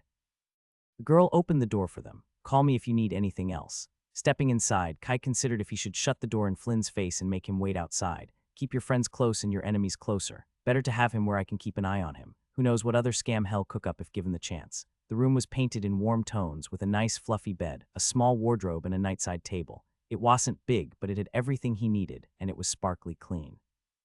A door led to the bathroom where a full tub waited for him. Kai took his best clothes and put down his backpack by the bed. Don't touch my things. As you say, mister, I promise. Flynn sat on the bed away from his bag. With one last look, Kai disappeared into the bathroom, locking the door. He had barely time to take off his dirty clothes when he noticed the boy looming over his things in his mana sight. It wasn't surprising. He purposefully left his backpack there to see what he would do. His ID, paper, and silver were hidden among the clothes he brought with him. I guess he's not as smart as he thinks he is. Flynn hesitated over his bag, his hands an inch over the leather straps that kept it closed. Right as his fingers were about to brush the knots, the boy stood back and started pacing. Sparing a small part of his mind to keep track of the situation, Kai focused on his bath. A baby blue piece of soap that smelled of coral flowers and 2 white towels had been left beside the tub. The water was heated to a pleasant temperature. I can't remember the last time I washed with hot water. Stepping inside, he let out a satisfied sigh. He comfortably fit inside the tub with enough space to stretch his legs. Outside, Flynn had stopped in front of his bag twice more, but never went through with it, continuing to pace. After submerging his body for a few seconds and contemplating how much he'd like to go for a good swim, Kai took his time scrubbing his body. 1 minute or 5 won't make a difference. He was almost finished when after 9 times he pulled back, Flynn's hand touched his backpack. It took more than I thought. I can see you, he yelled. The boy jerked back as if he had been struck by lightning, tripping and falling on his back. A groan of pain came from beyond the door. I was just looking. A meek voice called. Kai didn't bother to answer, drying himself off while he hummed a happy tune. With his best clothes on, he unlocked the door. I hope I didn't make you wait too long. Let's go. Flynn looked at him warily, no smirk on his face. So where are we going first? I might buy you dinner if we finish on time. Unless the part about knowing the town like your pockets was a lie too. Are you sure you remember all the places? Trust me, it would be easier if you hadn't tried to scam me multiple times. The sage tree was in one of the best districts of Silspring, but the difference was apparent when they stepped into Poshtown.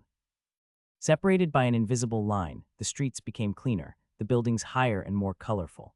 Most of them were shops with barely any residential buildings. Large glass windows displayed all kinds of random things, from appetizing sweets to a sea of knickknacks as pretty as they were useless. Colorful necklaces and glass sculptures, extravagant hats and intricately woven pieces of jewelry. A large number of them flaunted mysterious but meaningless symbols that probably passed as local folklore.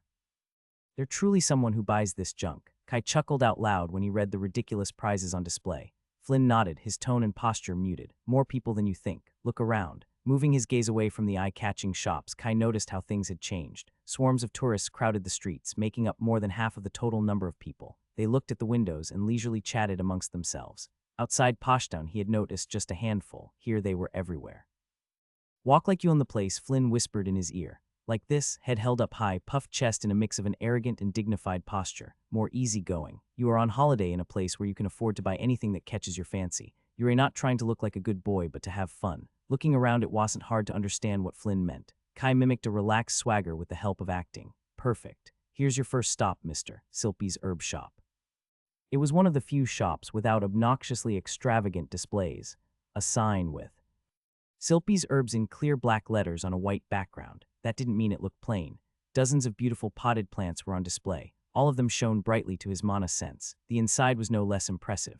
Rows and rows of glass containers lined the walls with neatly written labels. A bounty of harvested mana plants and flowers that made Kai take a second look. They were the only clients at this hour. A child about his age with bowl-cut hair was busy cleaning a display. How may I serve? The boy turned and froze on the spot, a potted purple daisy in his hands. Kai was the first to wake up from the stupor. What are you doing here, Tellu? Kai, is that you? A toothy smile grew on Tellu's face. I am coming, an old voice called from the room behind the counter. Kai felt a shiver down his back. No, this can't be. I must have heard wrong. A wrinkled face with a shrewd smile greeted them, her eyes widening when she saw him. Kai, how have you been, my dear? I almost didn't recognize you. Look how much you've grown. She scanned him from head to toe. It seems you're doing well for yourself. Don't worry, I'm not offended that you left Greenside without a word. Dressed in expensive fabric and with carefully combed gray hair, she looked like a different person. But Kai would recognize those crafty eyes anywhere. Old Selly, what are you doing here? The old woman smiled. People call me Sylphie now. It was actually my cousin's name, may the ancestors accept her soul, but it's better for branding to keep the same name. There were no younger relatives to take the shop. He blurted out, this must be a nightmare. She's stalking me. Old Selly looked dramatically offended. I still have a few good decades in me. She adjusted her embroidered attire. My poor cousin never married, and everyone agreed I was the most suitable person to take over. Not even my sister Sally can rival my experience. Gran invested half the money to open the shop.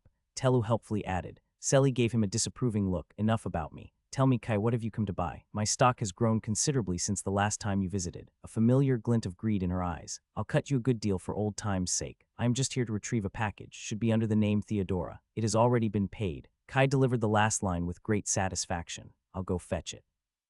Telu disappeared into the other room, coming back with 3 small packets. Here, why don't you take the time to browse the shop, dear? I'm sure y'all find something to your liking. I'll offer you 20 off on your first purchase. I'm in a hurry. Fine 30, but just because we are old friends. Old Selly said with a pained expression. Maybe next time. Kai had almost expected her to offer 40. He should have known better. She pressed her lips in a thin line. Well, do it another time then. I'm sure we'll see each other again soon. Not if I can help it. Bye, Telu, it was nice seeing you. She can't have a monopoly on herbs here in Silspring too. That just isn't possible. Where do we need to go next? Kai asked Flynn. The boy gave him a curious look. What was that about? Is the owner your friend? Acquaintance at best. And don't think I didn't see you snatch those 2 gardenia leaves off the shelves. I've no idea what you're talking about, Flynn replied with a straight face. Sure, the idea of old Selly finding out someone nicked an herb under her nose made him smile. She who was known as Hawk's Eye and Breaker of Fingers in Greenside's market. Maybe that blow could hasten her to the grave. But if I tell her, she will make me pay for them. Just out of curiosity, how much would you say these gardenia leaves go for? Flynn casually asked as they started walking to the next shop. You should have gone for the yellow flowers on the lower shelf, 10 times the price. The next stops went without a hitch. Flynn's advice seemed to be working. No one gave them any problem. A few enforcers stared at them longer than normal, but that could have been due to his flamboyant entrance this morning. Kai just had to wave his brand new ID to prove his identity and retire the packages. His backpack was getting heavier, but he only felt a fraction of the weight. It didn't take long for Flynn to find out and pester him with questions. Kai could feel the boy's eyes staring at him when he thought he wasn't looking. Crossing all the names off of Elijah's list, there were only 2 merchants left, Turla and Rivhani, the only 2 he needed to haggle with. Flynn swore he had heard their names, but he couldn't find them. Asking the other sailors and merchants, they found out their ships were due any day now. I was hoping to be done today. Seems like y'all need my help for a few more days, Flynn said with a grin as they walked back to the sage tree. Kai gave him the second messar he had promised. I'm sure I can find 2 people by myself. What if they take advantage of you? I'm great at haggling too. Let me guess, you're the best haggler in Silspring. Flynn stopped on the spot with a shocked expression. How did you know? I think I'll manage by myself. Come on, it's a deal that pays for itself. Y'all save so much money, I swear. Kai rolled his eyes. Maybe he was right. I'll think about it. I knew I could count on you, mister. Kai threw him a withering glare. Come on, aren't we friends by now? Are you planning to go to the selection tomorrow, Kai? Yes, just because we're friends, I'll be your guide free of charge. Flynn threw his arms over his shoulder. I can offer a lot of useful information. I know everything about the competition. I never said I would participate. Kai removed the intrusive arm. What about the delegation from High Arbor? I heard their little princess is coming. Stirring in his bed, Kai had a moment of confusion looking at the unfamiliar wooden boards of the ceiling. Then he remembered where he was. It's almost as comfortable as my bed at the estate. Long shadows stretched on the ground. The first rays of dawn were blocked by the surrounding buildings. The chattering of people walking down the streets filled the morning. Is this what living in a proper town feels like? It roused some old memories, but it was also new. The old farmer was right. Silspring is much better than Greenside. Kai couldn't help but wonder what would have happened if his family had been relocated here. Instead of a hindrance, the varied jungle was a source of wealth and jobs. Instead of once or twice a year, ships came and went every week, the bustle of seamen crowding the wharves. Even the ever-present stifling humidity of his hometown was absent. Of course, the tourists were an annoyance, and the presence of the Republic loomed in every corner. But those weren't insurmountable problems, just different challenges he could adapt and work around them. If he planned to travel to the mainland, this was easy mode. The estate was going to be his home for the foreseeable future, but it wouldn't be a bad thing to gather more information. I should ask around how much a house costs. Flynn probably knows. Kai opened the door of his room. A boy almost fell on him. Wah, I'm awake. Flynn jumped to his feet, looking around confused before realizing what was going on. Hi there, mister. Isn't this a great day? Did you sleep in the hallway? No, I just came here early and took a nap. Don't you have a house and a bed? Of course I do. Kai listened to his stammered response with a pang of guilt. If the hard floor was preferable to his home, the situation couldn't be good. Come on, let's go get breakfast. You can tell me what you know about the selection. Flynn might be annoying and nosy, but he was still a kid. I mean, I spent the last year at the estate. My standards aren't exactly sky high. He's more entertaining than the butler. Kai liked spending time with Dora, but she could be his great-great-grandma, and Vuria was, well, Vuria. His social life on Earth had been pretty limited. Reincarnating on Elides had not helped much in that regard. If he looked over the fact Flynn was a pathological thief and liar, well, if Kai had to grow up on the streets, he might not have been much different from him. Who knew what he went through and the kind of childhood he had? Flynn wouldn't be his first, second, or third choice, but he was starting to grow on him. Yep, my standards have hit rock bottom. In a few days, he would be back at the estate anyway. What? Kai asked, waking his lost gaze from the cup of tea in his hand. It tasted too sweet. I asked if you were going to participate in the selection. Probably. What do you get if you pass? Flynn looked at him weirdly. You probably don't need it either way. From what I heard, they promised money and lessons, but they have been pretty cagey with the exact details. Kai would bet there were plenty of details that somehow failed to reach the public. The best way to understand what was going on was to participate. He could always refuse later. He felt in his gut that there was something fishy going on. The streets were packed. Kai let Flynn guide him through a maze of alleys, just making sure he was leading him in the right direction. A squadron of enforcers blocked the entrance to the main square. Beside them, a line of kids accompanied by their families orderly waited their turn to get the right to pass. The queue was surprisingly fast. They soon stood in front of a desk with an old clerk. Names. My name is Flynn, but my little brother forgot to register. I told him 100 times. Flynn shook his head disapprovingly at him. It's not too late for that, right? The man glared at them from behind the pile of papers, muttering some not very pleasant words under his breath. Give me your ID and sign which tests you'd like to take. Be quick. A form and a pen were quickly shoved in front of him. With the clerk's gaze bearing down on him, Kai put yes to everything. The glare on him intensified. The man stopped talking when Kai took out his ID, sighing deeply. He roughly took the document out of his hand. Next time, don't come so late. Can we go? Just one last thing. Kai felt a scan going through him. He tensed, but it was just the briefest touch. The man frowned. A second more forceful probe hit him again. A flabbergasted look appeared on the clerk's face. I guess you don't see an orange child every day. Can we go? Cough yes. Kai took back his ID from the confused man and moved ahead. They easily got lost in the crowd of kids. An empty podium waited on one side of the square. Looking around, most of them were between 7 and 10, none younger than that and a few who looked older. With a quick sweep, Kai noticed the average grade was higher than normal. No one was lower than red, with most at red. To his surprise, there were even a couple kids at orange. They were the oldest of the bunch, looking close to 14. It wasn't advertised, but you need to meet the minimum grade requirement for your age to participate, Flynn explained. They are pretty harsh for those closer to getting a profession. I barely passed. Why didn't you tell me you signed up? I thought it was obvious. If the Republic wants to give me some silver, I don't see why not take the chance. Indeed, who would refuse the chance to get free money and an education? It looked like every kid in Silspring was present in the square. With more coming every second, there is no free meal. If the Republic is being so generous, they must get something in return. Do you know what the tests are? Why, are you worried you didn't study enough? Kai rolled his eyes. Wait, is there a written test? Yep, every good citizen should know the story of the glorious Mirian Republic, and of how it brought civilization to us poor, ignorant islanders. Beyond his mocking words, there was a note of real anger. Anyway, a fake grin was back on Flynn's face. The tests are to measure skills, knowledge skills, weapon skills, and mana skills in order of importance, so I think you're set even if you fail the loyalty check. But I don't think they'll let you take the money and run. Y'all probably need to move to Silspring. Was that written anywhere? Just rumors I heard. I told you I was the best guide. Flynn smirked, trying to sound mysterious. There might be more to it, but even my sources couldn't find the whole truth. Thinking back, Captain Zareth told him the Republic shouted about the program to every corner of the archipelago, and yet no one seemed to know what that entitled.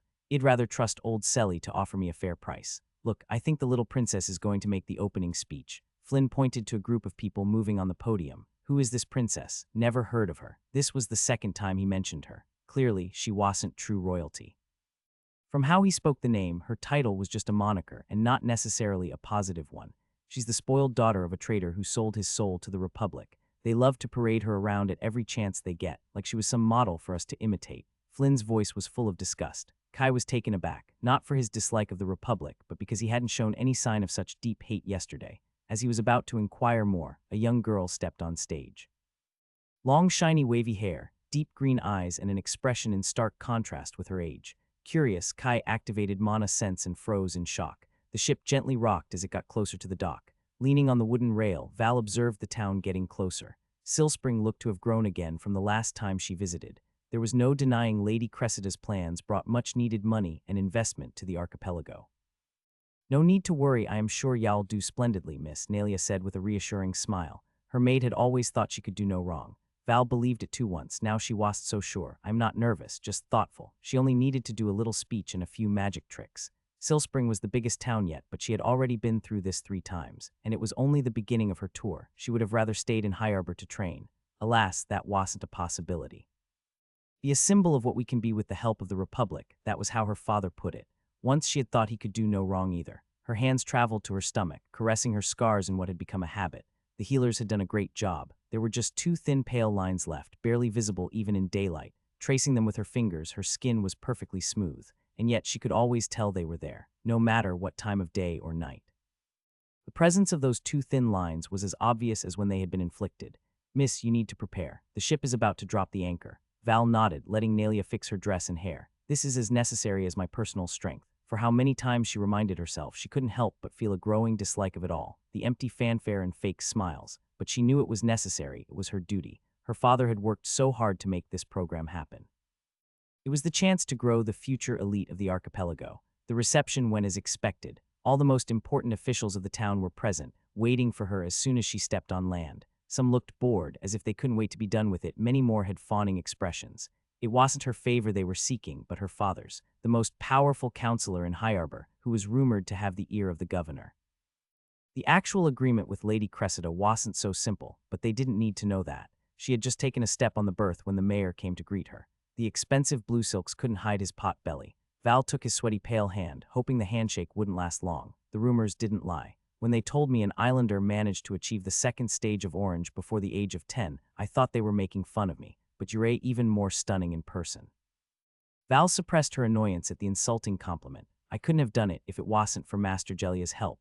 Of course, the teachings of a fourth circle mage are invaluable, but it's very impressive that Lady Jellia accepted you as her disciple. You are truly a remarkable young lady. Come on, Bernard, let the girl breathe. She hasn't stepped on true land yet. A large man in a dark uniform with a silver pin pulled the mayor back. The gesture looked friendly, but she could tell.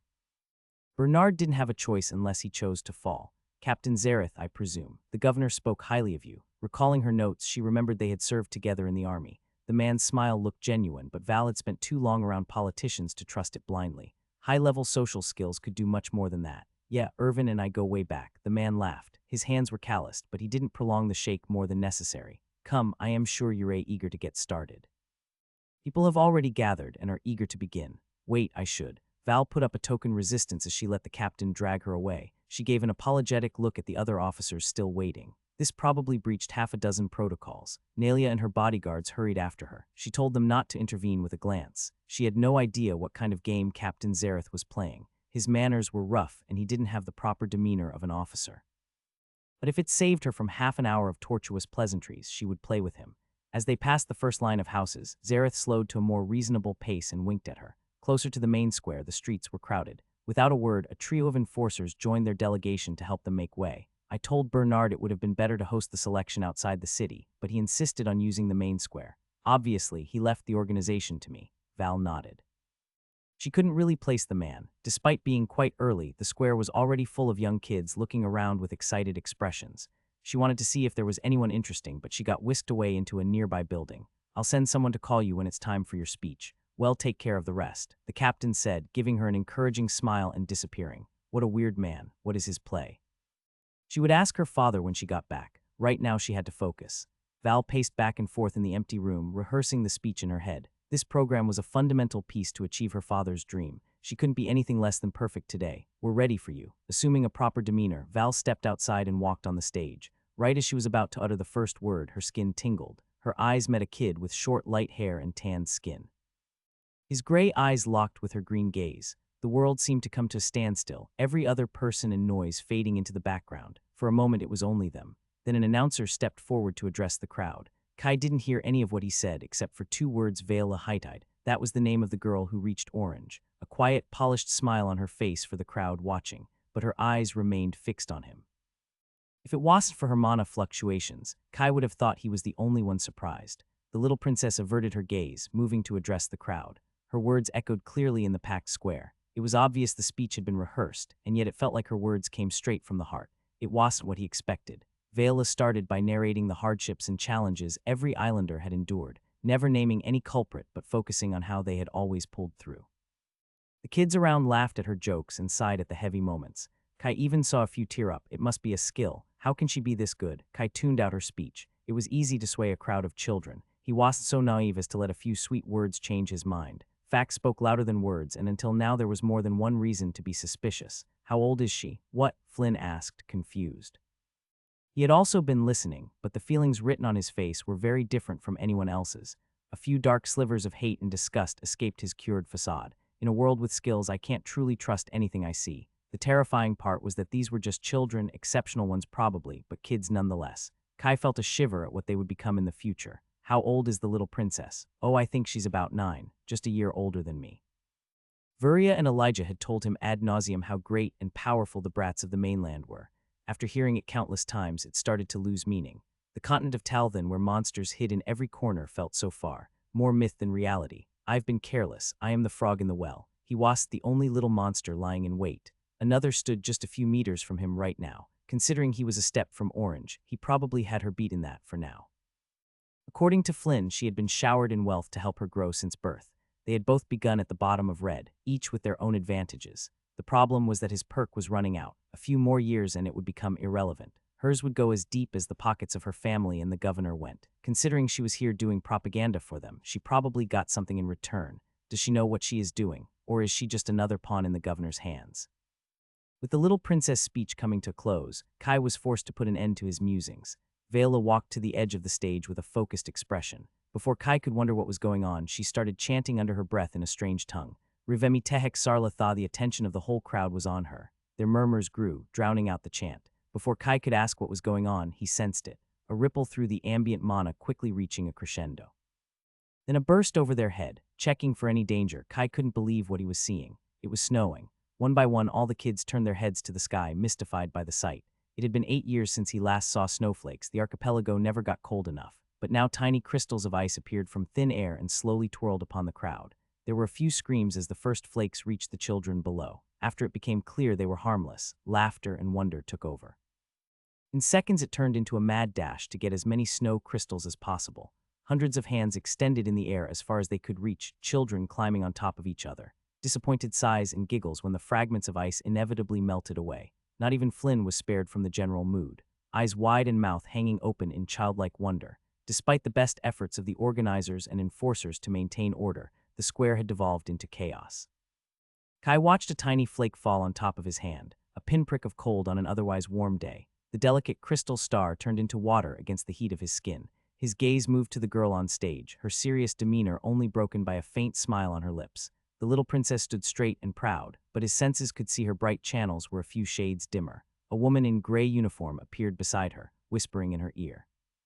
Kai couldn't pick what they were saying over the general clamor, but she didn't look too pleased. Vela's expression did not waver, but her steps faltered as she was hurried off the stage.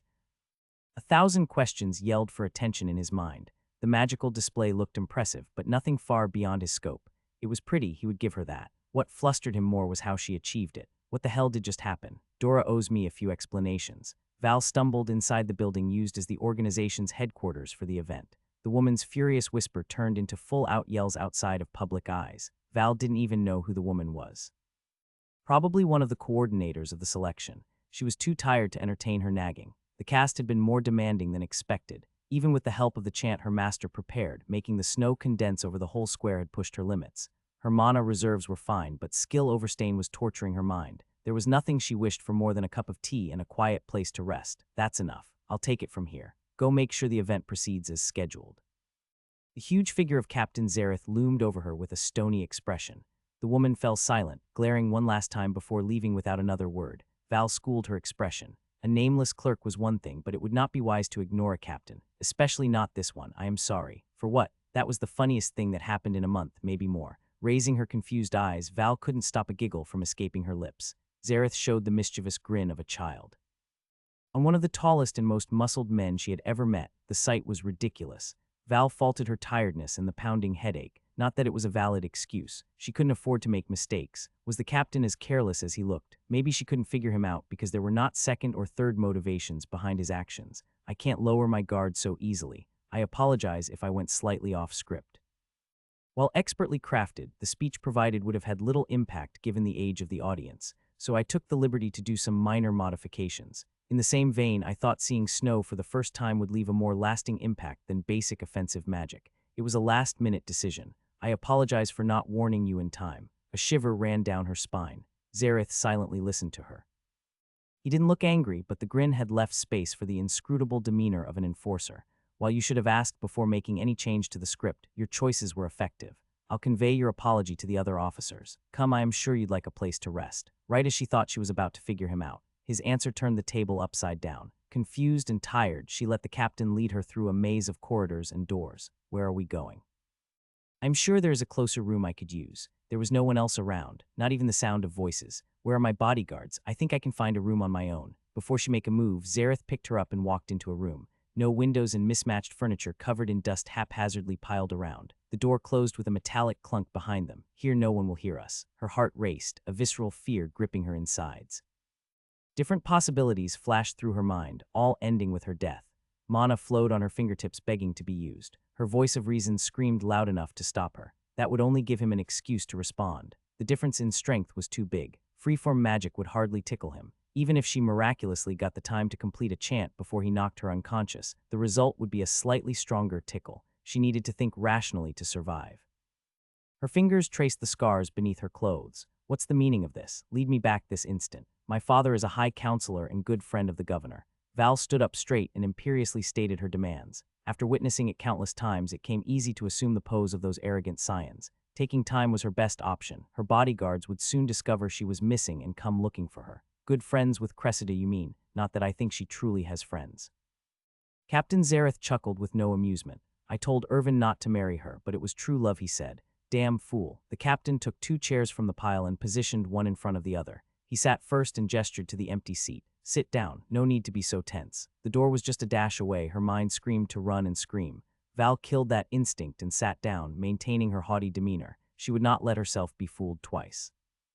Behind his careless act, there was indeed much more. If he only wanted to talk, that aligned with her goal of stalling for time. So, what was so urgent that you had to drag me here? I knew the rumors were that you cared little for etiquette, but this is beyond rude. Zareth's clear eyes bore into her own. I see I had forgot.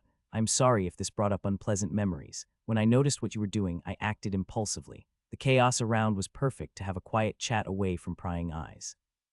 You're playing a dangerous game, Vela. I don't know what you're talking about. I had hoped for a quiet retirement. Zareth sighed tiredly. Did your father put you up to this? The speech put more emphasis on your father than the Republic, but that was understandable. You are his daughter. Then there was your chant. It could only be the work of your master, but it was possible you had learned it for a different occasion and chose it to show off. Those kids won't forget you for the rest of their life, and the stories will spread like wildfire. Sure, it could be counted as the impulsive actions of an arrogant little child. Finally, your apology. It had not been a minute since you stepped off stage, and yet it sounded like reading one of those letters I received from Harbor when I asked for more funds. You don't need 30 years as an investigator to understand you had prepared it beforehand. Val felt the blood drain from her face. I've no idea what you're talking about. It's not my fault if the script for the event was so terrible. I had to make adjustments. You don't need to say anything. I only want to warn you and make sure you understand the situation. Once it could be a coincidence, but if you continue like this, it's only a matter of time before someone else connects the dots and rumors reach Harbor. Do you know what you're getting yourself into? With poise, Val made sure nothing showed on her face. Can I go back now? Zareth sighed. You were always free to go. Standing up, she walked out without looking back. Her steps remained calm and measured for 2 hallways. Then she started running. The echoes of voices soon appeared, but she didn't stop. Are you okay, miss? Val turned to see her maid hurrying over, her bodyguards already at her side. Did anything happen, miss? After your speech, we couldn't find you anywhere. Nelia's eyes scanned her from top to bottom. Val knew she would have hugged her if they were alone. Using poise, she responded with a steady voice. I got lost in the corridors looking for a room to rest and couldn't find my way back. Oh, you should have asked me. I already had a room prepared for you. Val gave her a tired nod. A large bed and a bath were ready for her. Leave me. Are you sure, miss? Yes, Nelia, I wish to be alone. The presence of her bodyguards hung beyond her door together with her maid. Val let herself fall on the fluffy covers. The bed wasn't as good as the one she had back home, but it would do. She desired nothing more than to close her eyes and forget her problems for a few hours, but she couldn't. Today had almost been disastrous. The captain was wrong. They were just taking what Lady Cressida promised them. Her father told her it wouldn't be a problem if she didn't overdo it, but she had failed him. It was only the beginning of her tour, and someone had already seen through their plans. Thank the spirits, it appeared Captain Zareth had no sympathy for Lady Cressida. If he had planned to expose her, he wouldn't have warned her. It was all her fault. Her father told her to choose wisely in which towns to go off script. Silspring was an important city with a sizable population. It was fine to modify the speech, but like a fool, she changed the plan cast 2 on the fly. Her father would be so disappointed. Why did I do something so stupid? Looking back, she quickly found the problem. It was that kid that threw her off her game. Those thoughtful gray eyes flashed in her mind. He looked younger than her but had already reached orange grade. He had looked surprised to see her. The selection was only open to the natives, but his appearance was unusual. He must be of mixed origins. There were not many such couples in the archipelago. Val thought of all the ones she knew, but none had a kid that matched the description and age. His parents must not be very important to pass unnoticed, but then how did they provide the resources to raise him? She needed to find out if this new variable would play in their favor or not. Kai recognized the same woman in a gray uniform as she stepped back on stage. Silence. The word resounded through the square. The crowd of kids and young teenagers immediately fell quiet. All eyes moved to the speaker. Now we'll proceed with the selection. The first test will be mandatory for all participants. Every citizen worthy of their name is expected to possess basic knowledge of Mirian history and law. Please step forward when your name is called. Nervous murmurs and cheers of excitement spread through the participants. The little princess spectacle had left a deep impression. Kai could see many children's eyes were lost dreaming of a future after they got selected. Scared you didn't prepare, Flynn peered at him curiously. Kai's face remained indifferent. No, are you? I can't really imagine you as the studious type. Flynn raised his hand to his face as if he'd been slapped. You hurt my feelings, mister. Did you forget I have a very good memory? I only needed to read things once or twice to remember them. You seem very well prepared for someone who considered this a chance for some easy money. Flynn's smile didn't falter, but a sudden fluctuation hit his mana flow. Well, this type of opportunity doesn't happen every day. It would have been stupid if I didn't spare a few hours. Kai nodded. What Flynn said made perfect sense. Why does he sound so defensive? It was just one of many weird things about the boy Kai had met just the day before. He caught a few hints that slipped from their conversations, but he couldn't say to know him. I am overthinking things again, aren't I? Even if he's hiding something, it's not my place to snoop around. It was better to focus on someone who Kai knew for certain had ulterior motives, the Republic. Both their names were quickly called. Kai found himself in a line with other kids. Looking around, they were being divided by age. 4 groups of 40 disappeared inside the buildings. His group was next in line. Stern enforcers walked between them and sent cold glares to anyone who raised their voice beyond a whisper. To no one's surprise, that only worsened the nervousness of the kids. Anyone who complained was quickly sent away. The girl behind him was inching closer to a nervous breakdown. Her trembling hands alternated between pulling on her pigtails and chewing her nails. She's so eager to sell herself to the Republic. I guess from their perspective this is a once-in-a-lifetime opportunity. Like when I went to the estate for the first time and spoke to Vuria. Maybe he was being insensitive. Whether it was a poisoned gift or not, it was likely the only chance most would have to reach beyond their birthplace. The realization only made him madder. The Republic was taking advantage of them. Was it truly a choice if it was the only option? It's going to be fine. I'm sure you're prepared. Kai doubted those words ever helped anyone, but they were the only thing that came to mind. Pigtail's restlessness was starting to make him nervous. She turned to look at him, heavy dark bags under her eyes. This is the least important test. He continued with a reassuring smile. Are you stupid? If we don't pass this, we won't get to do any other test. I won't get to show the skills I trained so hard for. Be quiet. The Republic doesn't need people who can't even follow simple orders. An enforcer loomed over them. The girl froze, tears starting to form in her eyes, but she didn't let out even a whimper. Kai stood petrified too, but for a different reason. Damn, Flynn, why didn't he tell me I had to pass? A pinch of tension began to form in his gut. After half an hour, the first kids started to walk out. His group was led inside and welcomed by rows of small desks that gave him unpleasant flashbacks. I had truly hoped these kinds of exams were a thing of the past. 3 sheets of paper and a pencil were already present. The same woman in gray whom Kai was starting to heavily dislike stood before them with a severe expression. Don't look up from your desk or you'll be eliminated. Don't ask questions or you'll be eliminated. The test will last 30 minutes.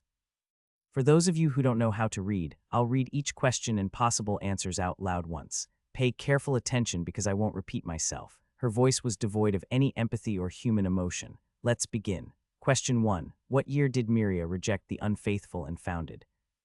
His eyes browsed through the first page. 10 questions with 3 possible answers each. Date of foundation of the Mirian Republic. Its most important values. What was its highest political authority? Vuria's library contained many historical volumes, but it held surprisingly little about the Republic. Kai had often wondered why. Did Vuria just prefer ancient history, or was she purposely keeping those volumes hidden from him? Still, those sparing mentions were more than enough to answer these simple questions. Even when he didn't know, he could guess by exclusion. The woman was reading the 4th question when Kai turned to the 2nd page. There was a sharp increase in difficulty. With a foreboding feeling, he looked at the final page. Damn, may the spirits grant me wisdom. Dates of famous battles, the names of the Republic's territories and confining kingdoms, laws and punishments for common crimes. No way an 8-year-old knows all this. On Elides, it probably wasn't impossible with the right skills and preparation. Or there might be a single test and the harder questions were aimed at the older kids. He might guess half of them if he was lucky, which he was. Passing wasn't a problem, but it irked him to barely pass the threshold. Virya and Elijah carved in his soul to never accept anything but perfection. The woman was at the 7th question. She only said not to move our eyes from the page. Mana sense spread like a net over the classroom. Come here, fishy fishy. Hiding his amusement, Kai was careful to only touch the children. He didn't know if the officers had a way to perceive his skill. Better safe than sorry. Analyzing their mana flow, Kai excluded one child after another till only 3 remained. They were all following the speaker's pace. Their flow was calm and there was no hesitation in their answers. Who knew mana sense could also double as a cheating tool? I mean, it's the best skill ever, so I'm not even surprised. He couldn't read the page, but he could faintly perceive the paper and their pencils. Confronting the position of the answer on the page for 3 people simultaneously was anything but easy. Kai would bet Dora would add the exercise to her repertoire. But the satisfaction of cheating the system more than made up for the effort. There were no problems on the 2nd page. In the final page, there was some hesitation, but by confronting the 3 and adding his own knowledge, Kai was reasonably certain. You have 5 minutes to check your answers, the cold voice announced. He was about to put his pencil down when he noticed there was one more question on the back of the page. Should I write that my dream is to conquer the world and become its sole eternal dictator? Kai couldn't stop chuckling at the idea of someone reading his answer. Awareness warned him of the gaze of the officer burying into his skull. The temptation to write something outrageous was strong. But if his journey to Silspring taught him something, it was how big and complicated the archipelago was outside his bubble. Until he learned its rules, he had to step carefully. Who knew where his answer would end up? His heart wept, but even a great joke wasn't worth the risk. What should he answer? Pondering about it, Kai got a less funny but more practical idea. Virya warned him it was only a question of time before people took notice of him. Maybe they already did. If someone dangerous got their hands on this, why not let them think they knew exactly what he wanted? The unknown was scary. If they thought they knew him, they would likely try to buy or make use of him before resorting to more definitive solutions. Maybe he was being paranoid, but it didn't hurt to be prudent. What should a poor kid from the archipelago want? That is of no threat. Going to the mainland and getting the recognition of the Republic, maybe by joining the army or something. It shouldn't sound too ridiculous coming from an 8-year-old of mixed origins. After a brief indecision, he also added money. If someone wanted to offer him a bribe, why not? It would make it look more believable. Kai thought about how to better package his answers to sound naive and natural. Just like that, the first test was done. Some kids looked relieved, some stressed out. Pigtails continued to chew her nails. They were sent back to the main square to wait for the results. One group after another disappeared into the buildings and came back. Flynn was one of the last to go since he was in the 11-years-old group. By late morning, all the 500 or so participants were done. Judging by their number, the population of Silspring had to be several times the one of Greenside. Only the first 100 would be allowed to continue with the selection. Worried you didn't pass? Flynn asked. Just that I won't get first place. Didn't you say you hadn't studied? I have my ways, Kai smirked, enjoying the boy's confusion. I am so mysterious you can't even begin to comprehend. You aren't the only one who likes messing with people. A board clerk walked onto the stage and began to announce who passed. If I read your name, step forward. To Kai's great disappointment, there were no scores. As more and more people were called, barely anyone over 10 got called, and even those were few. His conspiracy meter was going off the charts. Was it all in his head? The younger they are, the easier to manipulate. Behind his smug look, Kai could tell Flynn was extremely nervous. He seems to care a lot for someone who said it was just the chance to make some coins. Does he need the money so badly? Kai Thailand. He stood up, giving an encouraging smile to his annoying companion. I am sure y'all pass. It's not fair. How can I have fun if he is so desperate? Flynn just kept staring at the announcer without even blinking. Walking to the podium, he was directed inside a building, where about 30 cheery kids were excitedly mingling. Kai recognized Pigtails among them, sporting a smile so large it would hurt to replicate. He took something to eat from a table of refreshments and looked for an empty corner. He eavesdropped on a few conversations, but he didn't hear anything interesting. Looks like you chose to participate. You didn't look very interested, but you aced the first test. Kai was too used to Elijah's shenanigans to jolt in surprise. Turning around, Captain Zareth was leaning on a wall. His beard and hair had been trimmed, and his uniform didn't sport any crease. He looked like a different person, but his casual attitude remained. Now, here was someone he could mine for information. I was curious to see how it was going to be. And there were no rules that forbade me from participating. I'm not sure if your master will let you join the program. Why? He wanted to ask much more. Come on, tell me something I don't know. There will be certain expectations for those who get accepted that might be incompatible with your master's needs. Kai furrowed his brows, being careful to keep his mana in check. What do you mean? Apart from the monetary aid, y'all have to attend the classes prepared for you. They can't send personal teachers to every corner of the archipelago. Well, the ones who get accepted will be gathered in a few major cities. Interesting. Is Silspring one of them? Kai tried his best to keep the eagerness out of his voice.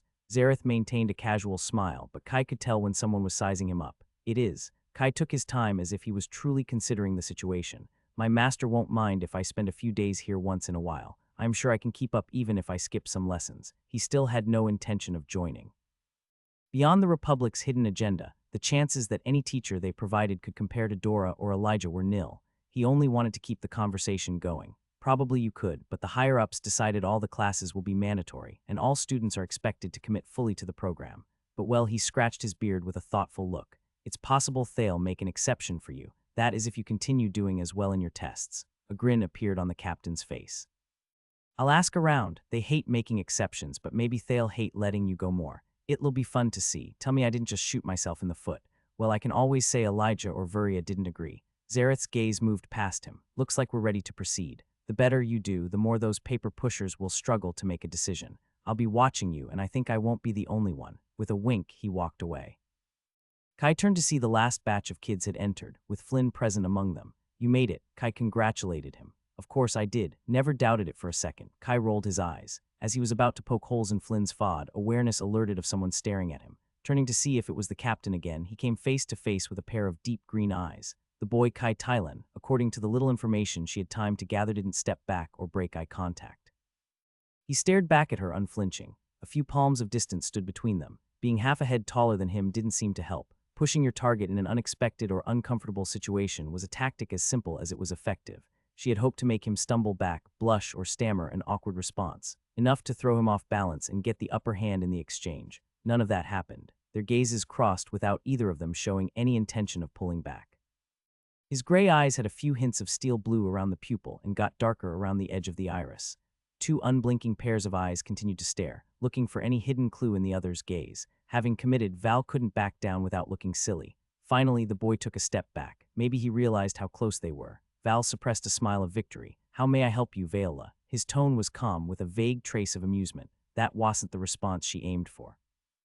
Is he making fun of me? After her spectacular blunder in the opening speech, she hoped this would get things back on track and pull down the mystery of this unknown variable. But nothing seemed to go her way. Coming here had been an impulsive decision to get back some sense of control, but that was only slipping away further. Calm down. He is just a little boy. No need to get flustered. He looked calm and collected, but she could see small hints of restlessness.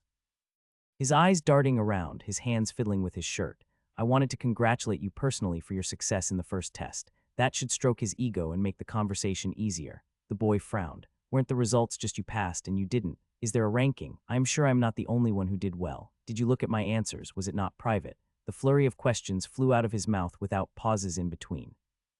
Val took a second look. She might have underestimated him. It was clear Kai had also received social lessons. He was good for his age. Would give him that, but she had been playing this game all her life. I overheard two clerks talking about you. They sounded so impressed. I wanted to see for myself. I'm sure y'all continue to do well in the next tests. She smiled in the charming way her etiquette tutor taught her. Not her favorite, but it always worked to make the boys in High Arbor stammer responses. Yeah, I'm sure I will. His smug grin gave her the sudden impulse to slap his face. Her hands tightened around the silk of her flowing dress. The important thing was that he dropped his questions, so she would consider this a win. They were in an empty corner, but she could hear an increasing number of children throwing glances their way and eavesdropping. I'll be looking forward to your results. With a nod, she turned around and walked away. The other kids in the hall made way for her as she marched for the closest exit. A chorus of surprised exclamations resounded behind her as she got recognized. It was better to reassess the situation with a clear mind and come back with a suitable plan. Clearly, Kai was more than just some kid with a doting parent who fed him resources. She wasn't sure how much deeper the mystery went, but it was only a question of time before she uncovered it. What was that about? Flynn asked. Kai shrugged, no idea. It was a bit weird. Have you not met her before? Never seen her before in my life. Why did she have to come make trouble for him? He could already feel the attention of many kids on him. Whispered words and speculations were spreading throughout the crowd. Just what I needed. Yeah, did you see how she walked? Flynn commented with annoyance, as if she owned the place. Does she want us to bow or something? She was a bit stuck up. One moment she sounded detached, the next put on a sweet smile. Kai would have thought she was a bit unstable, but her mana flow barely made a ripple throughout the whole conversation. At least she confirmed one of his suspicions. If a random rich girl could get her hands on the results of his test, odds were she wasn't the only one. He needed to be careful with what he chose to reveal in the examinations. What a strange little girl. Opting to ignore their stares until they got bored, Kai spent his time chatting with Flynn. This time he would make sure to shake the little rat until he spilled all the information he knew. There had been enough surprises for this week. I just didn't want to worry you for the first test. It wasn't like knowing you had to pass it would have made any difference. Yeah, sure. Flynn always had an excuse ready.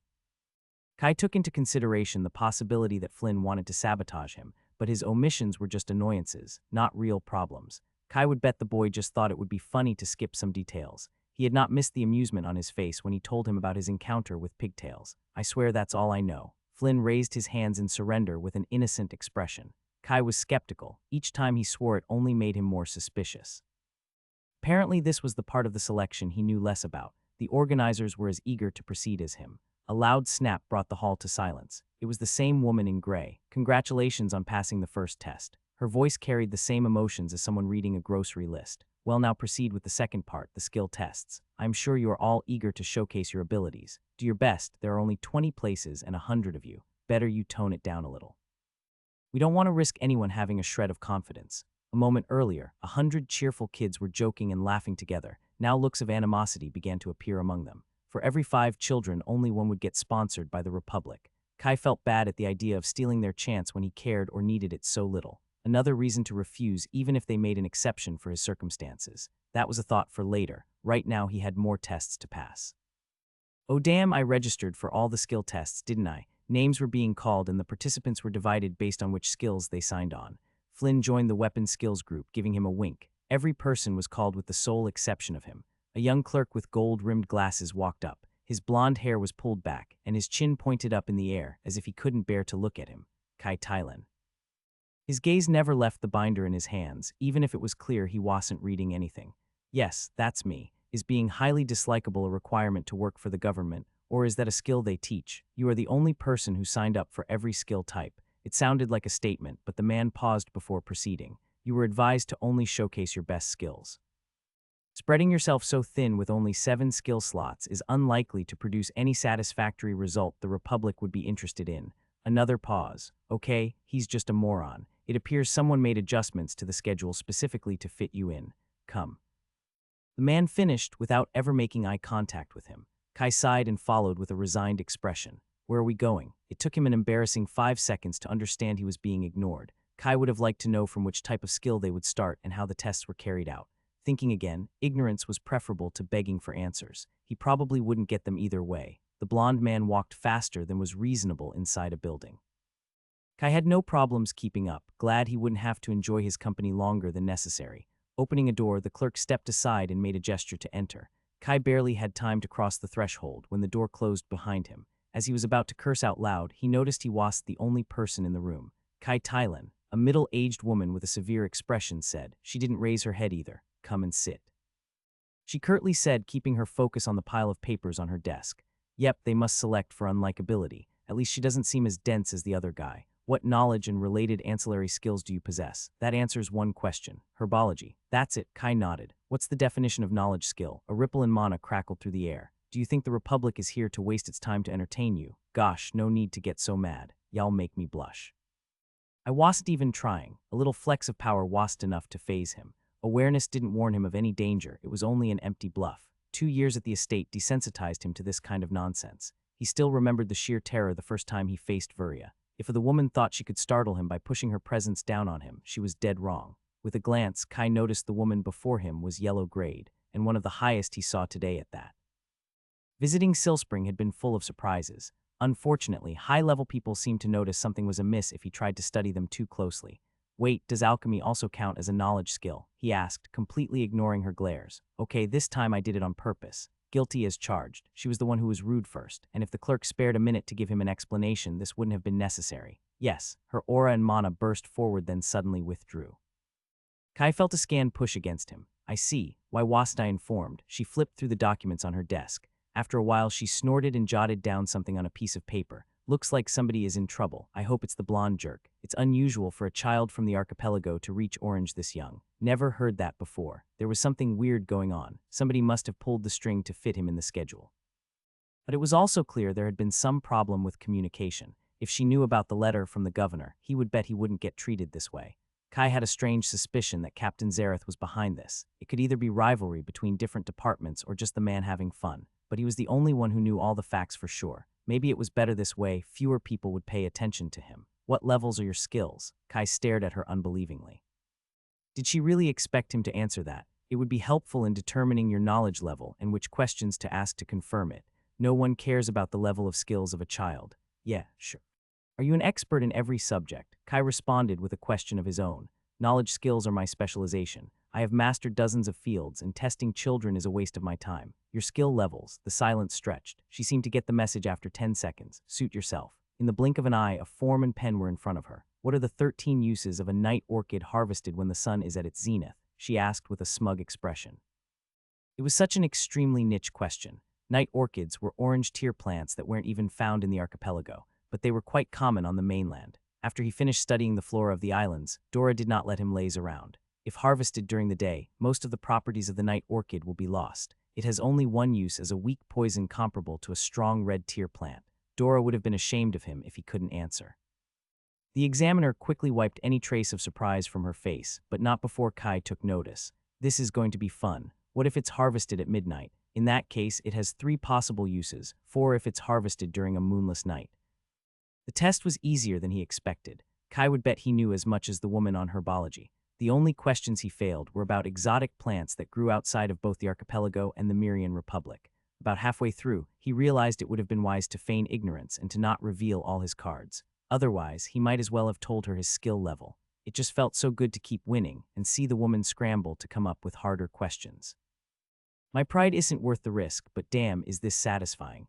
Opting for safety with reluctance, Kai botched the hardest questions about alchemic theory. That was the most important skill. The woman's gloating expression burned into his soul. He had to constantly remind himself he was going to have the last laugh, hopefully. A knock on the door put an end to the test. The blonde clerk entered, looking surprised to find him still there. Excuse my intrusion, Mom.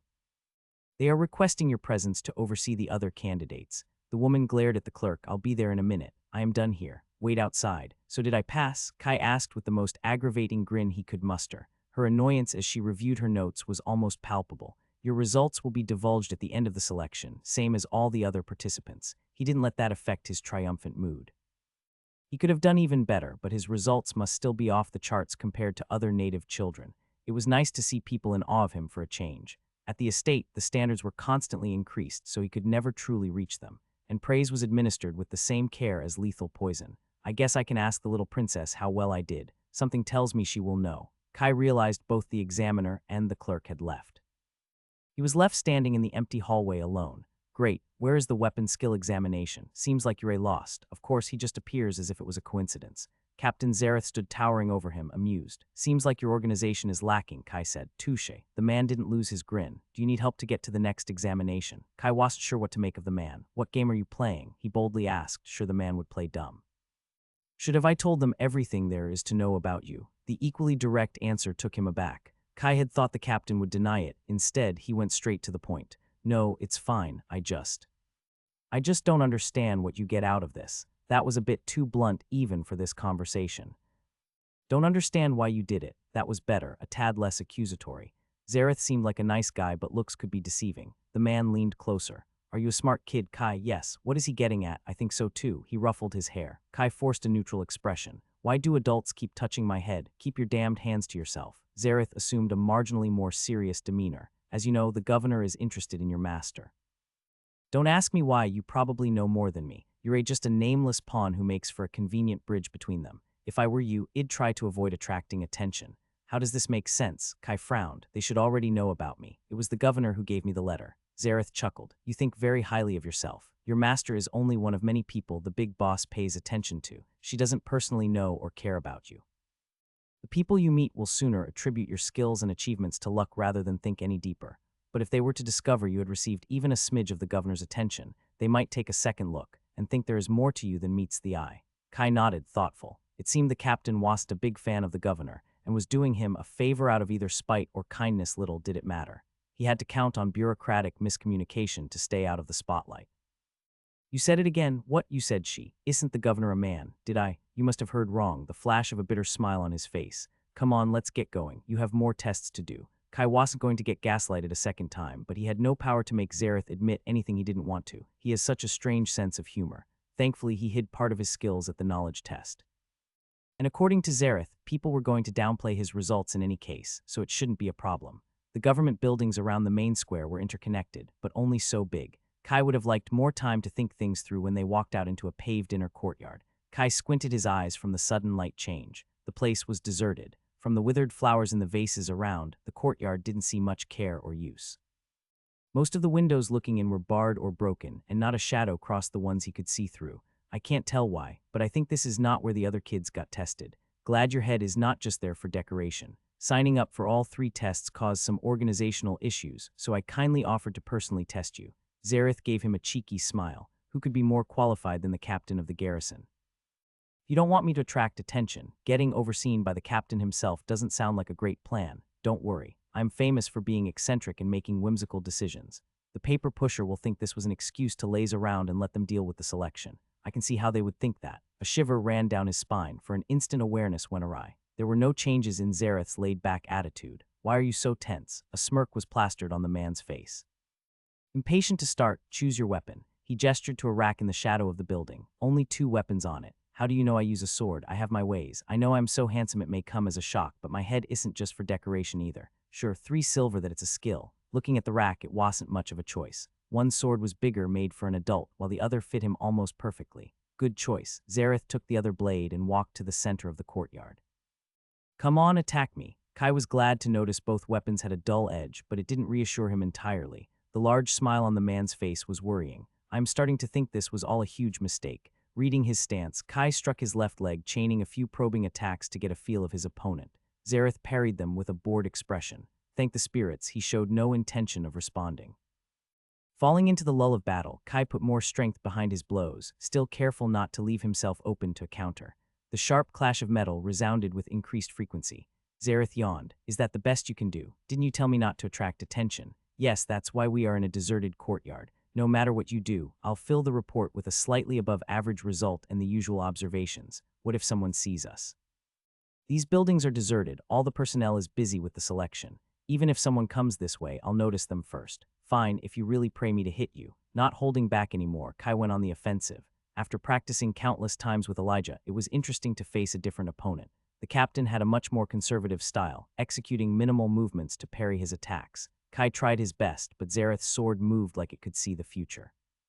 There was no opening to be found. As the captain began to make strikes of his own, Kai was forced on the defensive.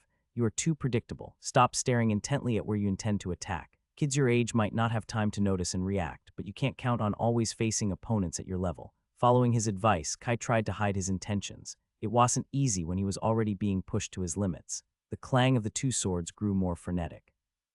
The sparring turned into a coaching lesson. He had no idea if Zareth's swordsmanship was higher than Elijah's. He was so far beneath them both. While the butler only pointed out his mistakes with a jab to his ribs and let him figure things out by himself, the captain explained exactly what he did wrong and how to fix it. Given his role, Zareth might have taught hundreds of recruits. Is that all you're capable of? Kai put some distance between them, heaving for air. He was dripping in sweat. The sword in his hands started to feel heavy. He had not held back, only refraining from using empower to complement his attacks.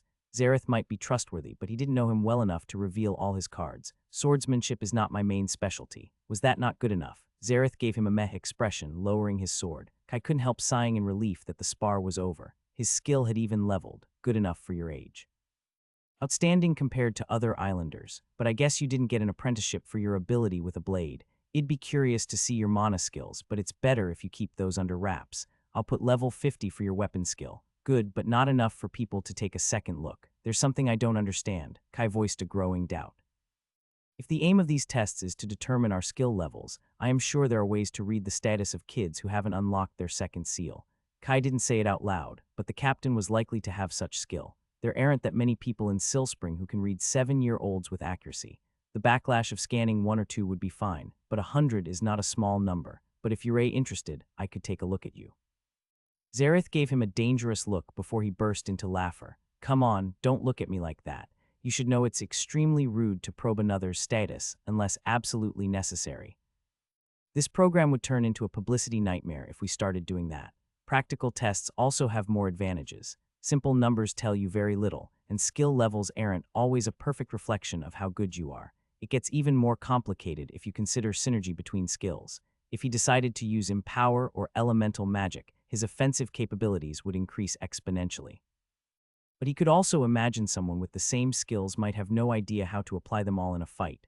Virya taught him that long ago. Ready for your last test, Kai noticed his sorry state, his clothes covered in sweat.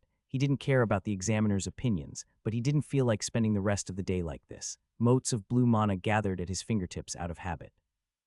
Imprinting his intention upon them, tiny droplets pooled at his feet, sliding off his clothes and body till he was dry.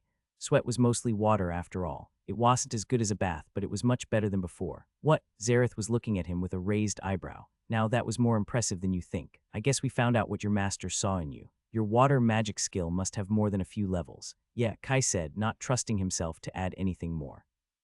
It was a neat trick he came up with to dry off after a swim. With his own body as the target, it was extremely easy. Elijah didn't blink twice when he showed him. Aim just to make sure. How much do I show at the mana skills test? Zareth scratched his beard. Level 30 mana sense and half that in mana manipulation. That low. The captain gave him a long, judging look. You don't frequent many people your age, do you? His ears heat up. What does that have anything to do with it? If you went out more, you'd know it. The jerk even winked at him. That girl from High Arbor made it snow all over the square. Well, that girl had been tutored in the magic arts since she could talk. If you want to avoid attracting attention, she is the worst person to take as an example. Now, let's go find that pompous mage. You can leave the sword on the rack. Questions crowded the tip of his tongue, coming out in an incoherent mess. Who is she? He finally decided to ask the most basic question. I'm sure you've heard the rumors. They are mostly true. You must know more than that. I do. Zareth stopped. But as I won't go around telling people about you, I won't tell you about her. You can ask her directly if you want to know more. And how would I do that? It's not like I can summon her with the snap of my fingers, and she would probably not answer me. Oh, don't worry about that. She looked very impressed when we were sparring earlier, not to mention the face she made when you used elemental magic. Kai stopped dead still in the hallway. You told me no one was going to see us. Zareth patted him on the back. There was no harm in letting her see. She doesn't have enough knowledge about weapon skills anyway. I thought I'd do you a favor and let you make an impression on the girl. How could I imagine you cook up some magic on the spot? Don't worry, I'm sure she won't tell. You are sure? His voice went up an octave. Come on, Kai. What's done is done. There is no point getting angry now. If you ask her nicely and smile, she might promise to not tell a soul. As he was seriously considering his chances to strangle Zareth, a group of voices grew closer from down a corridor. A group of enforcers came into view and Kai tried to calm himself down, pushing the burden on acting. They immediately went quiet and gave a formal salute to the captain, who waved them along. You good, Kai. The pompous mage gets prickly if you make him wait. I would usually suggest we take a panoramic detour, but hell be the one testing you. Better if you wait till after before irritating him. Spirits help me. I'm going to slap that cheeky grin out of his face. May it be the last thing I do. They walked in silence, his mind buzzed with scenarios. Zareth told him it could be dangerous to attract unwanted attention and then he fucked him over. Calm down. She only saw a parlor trick. She's what, 9 or 10. I'll just need to convince her to keep quiet about this or that she saw wrong. He had not been looking forward to meeting that snobbish girl again. Now he began to hope she would turn up soon. Flynn mentioned how her father sold himself to the governor. If she took an interest in him, it wouldn't be a stretch for his name to reach unwanted ears. We're here, the captain cheerfully announced, loudly knocking on a door. I'll see you later. Before Kai could react, Zareth was waving from the end of the hallway. A faint giggle echoed after him. Come in, a voice called from inside, a clear note of anger in the tone. Conscious any delay would only worsen the situation, Kai steeled his resolve and entered. An old man with a bright yellow hat and a long beard glared at him. He was sitting behind a desk, while at the other end of the room was a group of 9 kids. They huddled together, looking at him with schadenfreude. Kai recognized Pigtail's girl among them, so our very special boy found the time to come. Please take your time, it wasn't like we were all waiting for you. And where is that fool Zareth? Does he think I'm getting senile that I wouldn't notice him lurking around? I'm so gonna strangle that idiot. Why are you standing there? Are you waiting for a written invitation to grace us with your presence? The old fogey waved his hand as if he was summoning a server. The annoyance at Captain Zareth was rapidly losing ground to a new target. A battle unfolded between his rational self and desire to send them all to hell and storm out of there. Why did I do this to myself again? Right, to unravel the governor's schemes. Choosing to participate in the selection had been impulsive, but he didn't regret it. He had learned a lot of valuable information. Elijah wasn't always going to be there to bail him out of trouble if things went wrong. Sooner or later, he would have to bid the estate goodbye. That was the reason he asked Virya for an apprenticeship to gain the power and freedom to navigate the wider world. Maybe one day he could ignore obnoxious individuals, but he wasn't there yet. He could only smile and endure, hoping to avoid further headaches. Yes, sir, I apologize for my tardiness. Captain Zareth insisted on showing me the brilliant architecture of the building. I tried to tell him it wasn't necessary, but Kai didn't finish the sentence, acting remorseful. No hesitation in throwing all the blame on Zareth. If he made clear he had nothing to do with the captain, he might be able to direct the frustrations of the grumpy grandpa on him. They already seemed to have a bit of a feud going on. Being caught in the crossfire wasn't in his plans. Zareth be damned, I knew he was doing it on purpose. If he thinks I'll let this slide, he doesn't know who he's dealing with. I was already a third circle mage when he was sucking milk. The tirade kept escalating. The bright yellow hat moved off place from all the shaking, showing the bald head underneath. Kai curiously observed the wrinkled mage's face going from a pale red to bright tomato, till it almost reached plum color.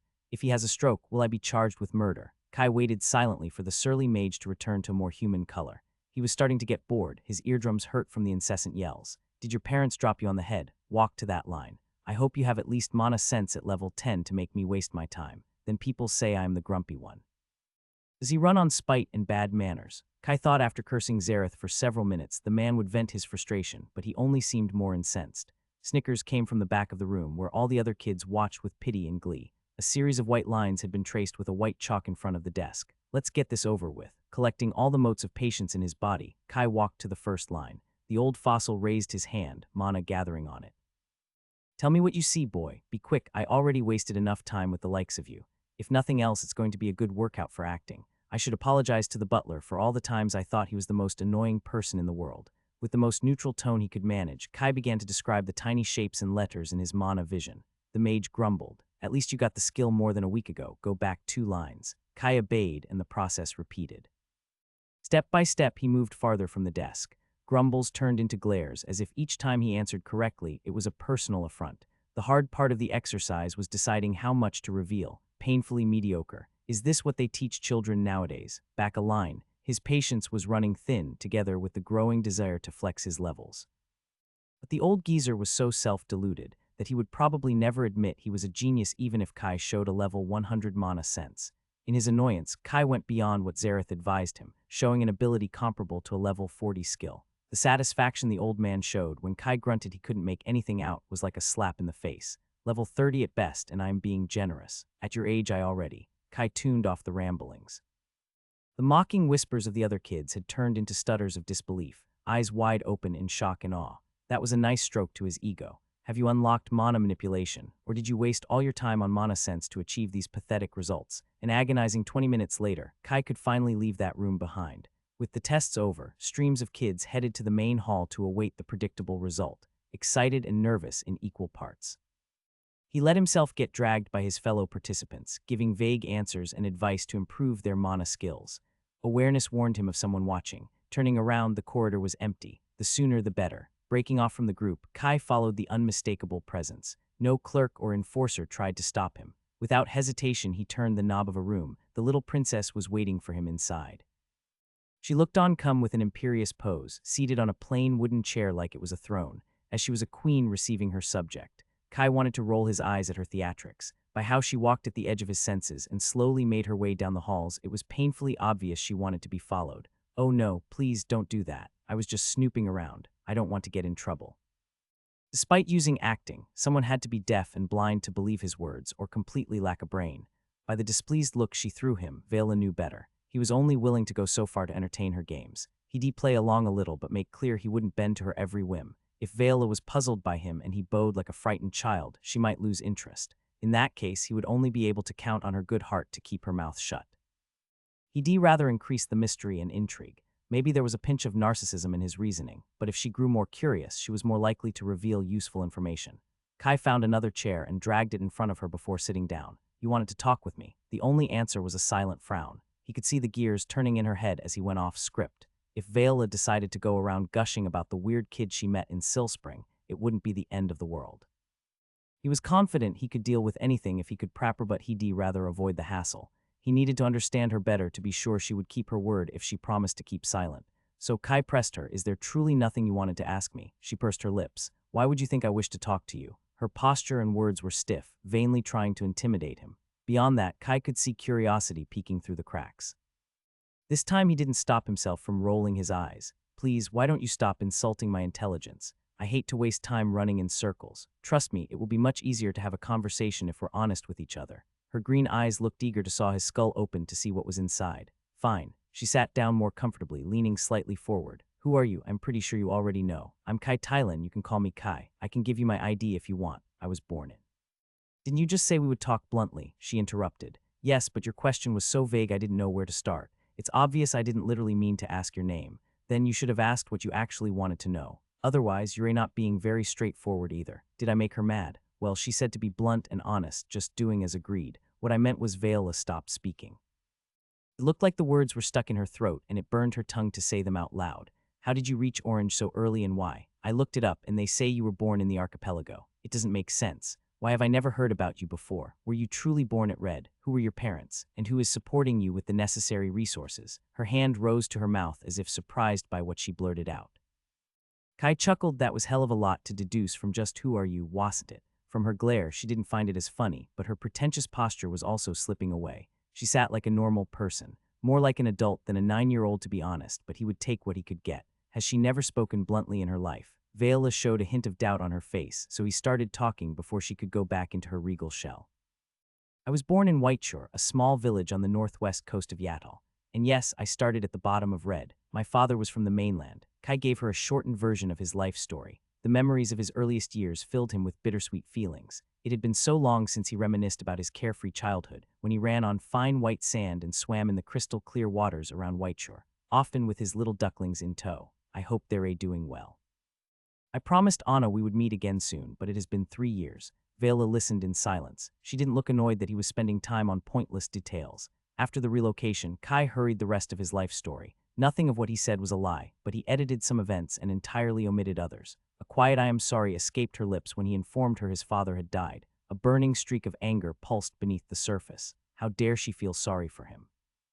It had been the Republic's fault. The same people she went around singing the praise. The old wound never stopped hurting. He only got better at living with it. And yet, what would be the point of yelling at her? She was just a child. At the time his father got murdered, she was too young to have done anything, for better or worse. Glossing over more details, Kai quickly wrapped up his story. Is this answer good enough, princess? The vacant look on her face washed away, her gaze bright and focused again.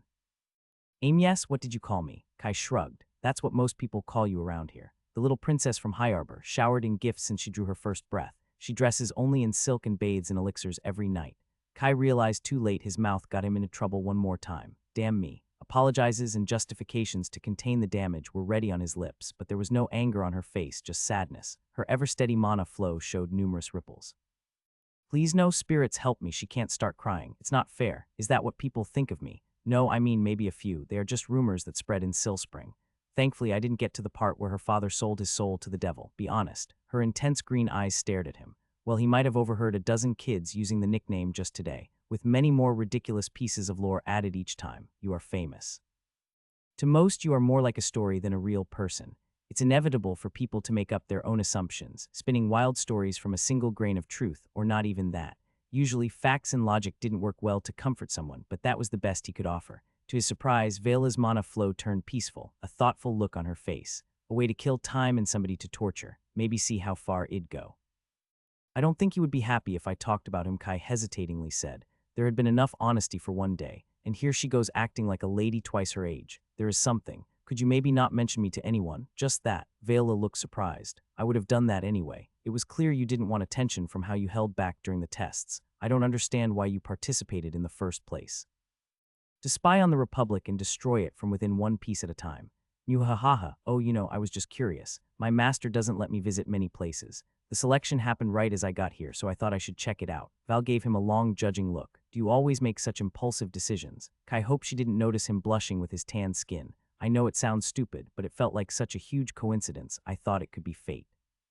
That there could be a good reason to come here. A brief smirk flashed on her face. You're right, it sounds stupid. You little brat, if you knew I had 19 favor, you'd die of envy. The glare Kai threw at her teasing almost made her laugh out loud. Each time she tried to take control of the situation, the boy behaved in unpredictable ways. It was refreshing to see him react as she expected. She would need to confirm his story to be thorough.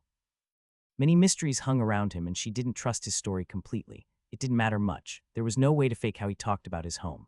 Kai loved the archipelago, and knowing that was enough. I'll go then. A small pout on his face. It's better if I accompany you. I was teasing you when I said they don't like people snooping around in government buildings. The boy didn't look all that worried but waited for her at the doorway. With a grandiose bow, he let her lead the way. Val scoffed. Little princess, that was what people thought of her. She had heard rumors but never bothered to verify their extent. The discovery hurt more than she'd like to admit. She knew there were people who opposed her father and hated them. The 2 scars on her abdomen were an unforgettable reminder. Still, she deluded herself. They were just an extremist minority, chained to the old ways. I've been a fool. In hindsight, it felt obvious that most people would think of her as a spoiled brat. It's fine, they didn't all need to understand. The Myrian Republic wasn't perfect, but there was no future in opposing it.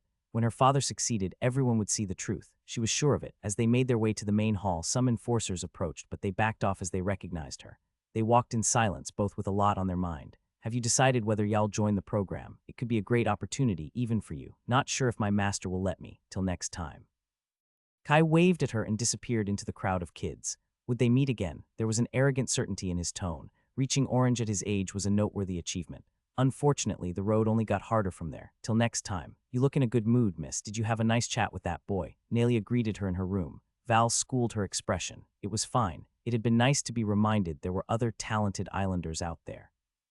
The archipelago would need them to grow stronger. That was why her father fought so hard for the scholarship program. It will all be for nothing if I fail. They could help, but her role was irreplaceable. The fundamental piece to take back the archipelago. Her father's dream rested on her shoulder. Kai had been an interesting distraction, but it was time to focus. She had more speeches to prepare and plans to perfect. Silspring was only the beginning of her tour. She swore not to commit more blunders and intended to keep that promise. How did it go? Kai asked aloud in Flynn's ears, grabbing his shoulder for a better reaction. The boy jolted before realizing it was him. Why did you do that? He pushed him away. You were staring so intently for any sign of the results. I thought you might use a distraction, Kai replied with an innocent smile. I'm starting to get why Elijah likes to sneak on people. Of course, Flynn didn't look convinced. I did great, obviously. Despite his bravado, his fidgety movements and his irregular flow told a different story. If you performed half as good as you claim, they'll certainly take you. Yeah, but I'm older than most, so they might choose someone else even if I'm much better. Yeah, 11 years old is basically retirement age. In the previous towns, they never took anyone over 10. How do you know that? Kai asked, puzzled. I told you I have my sources. A few towns already had their selection and voices run fast. Your super secret and mysterious sources. I'd like to meet them someday. Kai would bet a leg he was hiding something. Too tired to dig deeper, it didn't really matter if he was planning to scam the Republic. Good for him. If it's so important, I might as well increase your chances a bit. Leaving a confused Flynn behind, Kai walked up to one of the enforcers standing guard in the hall. Could you inform Captain Zareth that I would like to talk with him? Kai offered his official ID. He told me to call for him for a personal reason. The man in a black uniform looked down at him with skepticism, glancing at his posh paper. You know, it's a crime to lie to a public official. His stern gaze bore down on him. Kai didn't waver, acting confident. None of the enforcers appeared particularly nice. This one at least wasn't, looking at the kids in the hall without annoyance or disgust. I'll let the captain know you're looking for him. Wait here. Less than a minute later, Zareth's towering figure made his appearance. I thought you would wait for the results before looking for me. I've already made my decision. Zareth gestured to wait and led him outside. We can talk here. Some people might not appreciate you taking the selection so lightly. You're going to refuse, right? Kai nodded. I think my master can already teach me all that I need. And I'd rather spend a year with Elijah than another day dealing with Republic officials. I think it might be for the best. You didn't sound so sure last time. Oh, I thought it could be fun. Those paper pushers were much harder to convince than I imagined. You'd have to show higher skills than I feel comfortable recommending to get an exemption. I doubt spending half a year in Silspring is compatible with your other obligations. It isn't. My master would miss me too much. I'll get you off the list of those who passed. You can do that, easily. A refusal in front of everybody would be a slap in the face of the Republic. And while your test results clearly stood out, both the knowledge and mana skill examiners reported you were unfit for the program. A flare of annoyance was quickly put out by the realization he wouldn't need to see them again. Joining would have allowed him to gather more information about the Republic's affairs, but it wasn't worth compromising his growth for it. Elijah is much better. Spirits help me. It's really true that distance makes the heart grow fonder. Damn Butler, no problem, kid. Do you plan to stay in Silspring much longer? It's a nice town to live in. I'll leave tomorrow or the day after. As soon as I'm done with my master's errands, I'll probably come back at some point. He had a few guesses as to why Elijah sent him here. A town offered the opportunity to train a different skill set. He already had enough life experience to reach Orange, but he'd rather wait. Enhancements weren't as painful as advancing between grades, but not pleasant either. The safe confines of the estate would also stop anyone discovering how close he was to the next upgrade. There was a huge difference between an 8-year-old at the first stage and one at the second. Going back in to await the results, Flynn threw him an inquisitive glance. "You didn't tell me you had friends in high places." "I don't." "I met him yesterday, right?" "What, not my fault if I'm that good at making friends." Flynn burst out laughing. "Yeah, that's definitely the reason. What's so funny?" Kai crossed his arms, his face heated up. "At least I don't try to cheat every person I meet." The little bugger laughed harder. "Not everyone. Just rich bird brains with more money than they know what to do with. I'm not rich. Every messar I have belongs to my teacher. Well, if he gave you all that silver, he probably doesn't care if you spend it. You should share a little of your wealth with this poor orphan boy, mister. You are not an orphan, and I told you not to call me mister. You are really a cheapskate, wah." Silence. The word resounded through the hall. A familiar woman with a scowl. Flynn's grin was replaced by nervousness. "Well, now proceed to announce the names of the participants who demonstrated sufficient skill to pass the selection. If you hear your name, please step forward." The silence was deafening. All eyes turned in the same direction. All except for Kai, thank the spirits, were almost done. Celila Dongcrest, Suli no. To his surprise, the first person to step forward was none other than Pigtails herself. A large, shiny smile split her face. More than half the kids who participated in the mana exam were called. Next, a series of buff and wiry kids who didn't make him wonder about the skills they trained. Beside him, Flynn's mana was in turmoil. He grabbed his arm, gripping it with increasing strength as fewer places were left. His eyes never left the woman in the gray uniform. Thankfully, Kai was one grade higher, or it would have hurt more than a little. The crowd exploded in a chorus of voices. Only about a third of the kids proceeded towards the exits. Protests of unfairness and crying filled the air. "Congratulations, you made it through." Flynn stared emptily in the air. "Yes, I did, of course I passed. Who in their right mind would send me away, right? Yeah, I could see you drowning in confidence a second ago. Don't worry, when I'm rich and famous, I'll remember to save a few scraps for you." His grin was blinding. Kai let him have his moment of glory. "But wait, how is it possible you didn't get accepted? I wasn't interested." "Is that what you went to ask earlier?" Flynn went for a hug. "I'll remember this. I wouldn't have passed if it wasn't for you." Mana Sense kept track of the boy's hands. It seemed this time Flynn was sincere and wasn't looking for an excuse to pickpocket him. "No need to thank me. It was a coincidence. Put me down, you jerk. Quietly make your way out. If you refuse to comply, you'll be fined and receive a mark of demerit that will ban you from ever taking part in any other initiative." The cold voice announced with a note of irritation. "Glad I won't have to deal with her too." With his feet back on the ground, Kai bid Flynn goodbye. "Whatever you're planning, try not to get in trouble. I've no idea what you're talking about. I am a model citizen." Flynn winked. "I really need to go get my money now, bye." Rolling his eyes, Kai joined the lines of kids streaming towards the doors. The square was packed with swarms of waiting parents, people crying and consoling their children. Slipping through the mess, he looked for a quieter place. His stomach was grumbling. The last thing he ate was the refreshments after the first test. They had not been very generous. The sun was low on the horizon, painting long shadows on the streets, dusk a couple hours away. The pretty streets of Pashtan around the main square were filled with people. A couple of tourists were complaining about all the clatter made by the locals. Well, if there was one thing touristy towns were known for, it was overpriced food. Wherever he turned, charming stands and shops advertised appealing local specialties more sugary and fried than any food Kai had ever eaten. Most of his money was in his room at the Sage Tree. Checking his pockets, he had plenty of copper messars. After the exhausting day, Kai decided to treat himself. Browsing around, he chose his first target, a stand manned by a pretty girl with a radiant smile. His gaze zeroed in on the colorful glazed fruits cut and shaped to resemble fish, shells, and other sea creatures. How much for one? His mouth was salivating. 30 chips each, but if you take 4, it's just 1 messar. The girl said with one sweet smile. "That's ridiculous, rob me already. In Greenside I can eat for a week with 1 messar." Kai looked conflicted at the shiny sweets calling his name. Flynn was right. If Elijah gave him this much money, he must be okay with him spending it. "I'll take the papaya conch, the mango seahorse, the little turtle with the coconut head, and that purple fishy." An hour and many more coins later, Kai was sitting on a bench massaging his full tummy. If someone asked him if he ate more sweets today or in the previous 8 years of his life, he wouldn't be sure what to answer. This was definitely not healthy, but oh so worth it. What's the point of training hard if I don't enjoy life? Standing up with some effort, the jiggle of coins in his pocket had left place to a stark silence. Kai regretted nothing. Tomorrow he would whip himself for this, but for now he refused to let his brain ruin the moment. With slow and measured steps, he made his way to the sea. He still needed to visit 2 merchants before heading back to the estate. A tan sailor confirmed one of the ships had docked this morning. He was in no condition to deal with them, especially if he needed to haggle for the prices. Back at the Sage Tree, everything was as he left it. He asked for a bath and went to bed early. 2 annoying merchants to deal with, and then trek back to the estate. I need a vacation. After one session of meditation to make up for skipping this morning, sleep came easy. When he reopened his eyes, the sun had risen anew. Jumping to his feet, Kai rushed to the bathroom to pay the price for yesterday's decisions. Orange wasn't enough to deal with this kind of abuse. Thankfully, he would advance soon. Still worth it, he was ready to face the new day with a fresh set of clothes.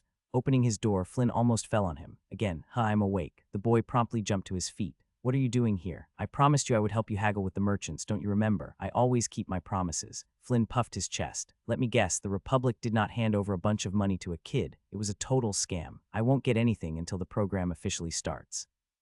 Flynn indignantly screamed before flopping down. I'm penniless for a whole week. What am I supposed to do now? Who will feed my 3 little sisters? Kai sighed. Get up, I'll buy you breakfast. In a blink, Flynn had risen to his feet and put an arm around his shoulder. I knew I could count on you, mister. I promise you won't regret paying my fee. Well, see if you're worth it. Remember, I am the best haggler in the whole archipelago. I'm pretty sure you said the best in Silspring last time. I was trying to be humble. I'm first in at least Yanlan, sure.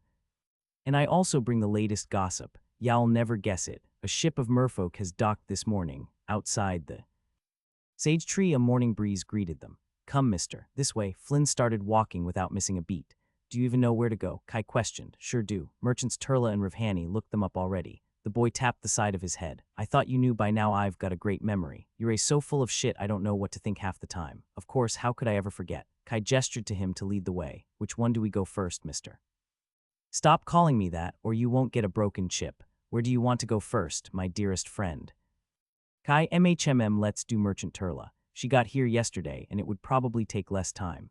The budget for her order was 12 silvers, less than half the second order. He could take the chance to test if there was some truth to Flynn's ridiculous boasts. Yes, boss, he said, taking a sharp turn left. There weren't many tourists around. Locals took advantage of the early hour to get their errands done.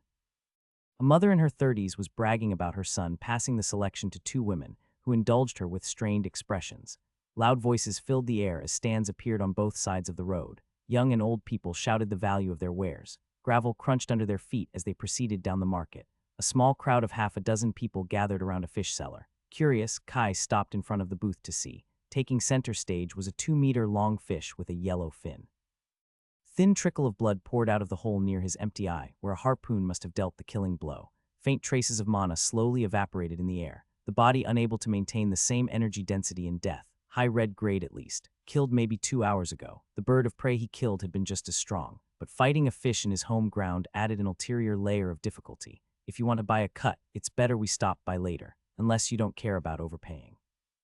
Flynn interjected from behind. Kai shook his head, just browsing. With all those shops, I didn't think there would also be such a large market. What he saw was already on par with Greenside, and it kept going.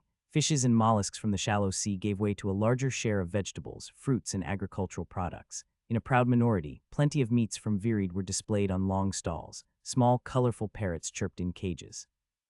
A large rodent like the one he fought but not awakened bit at the bars of his enclosure.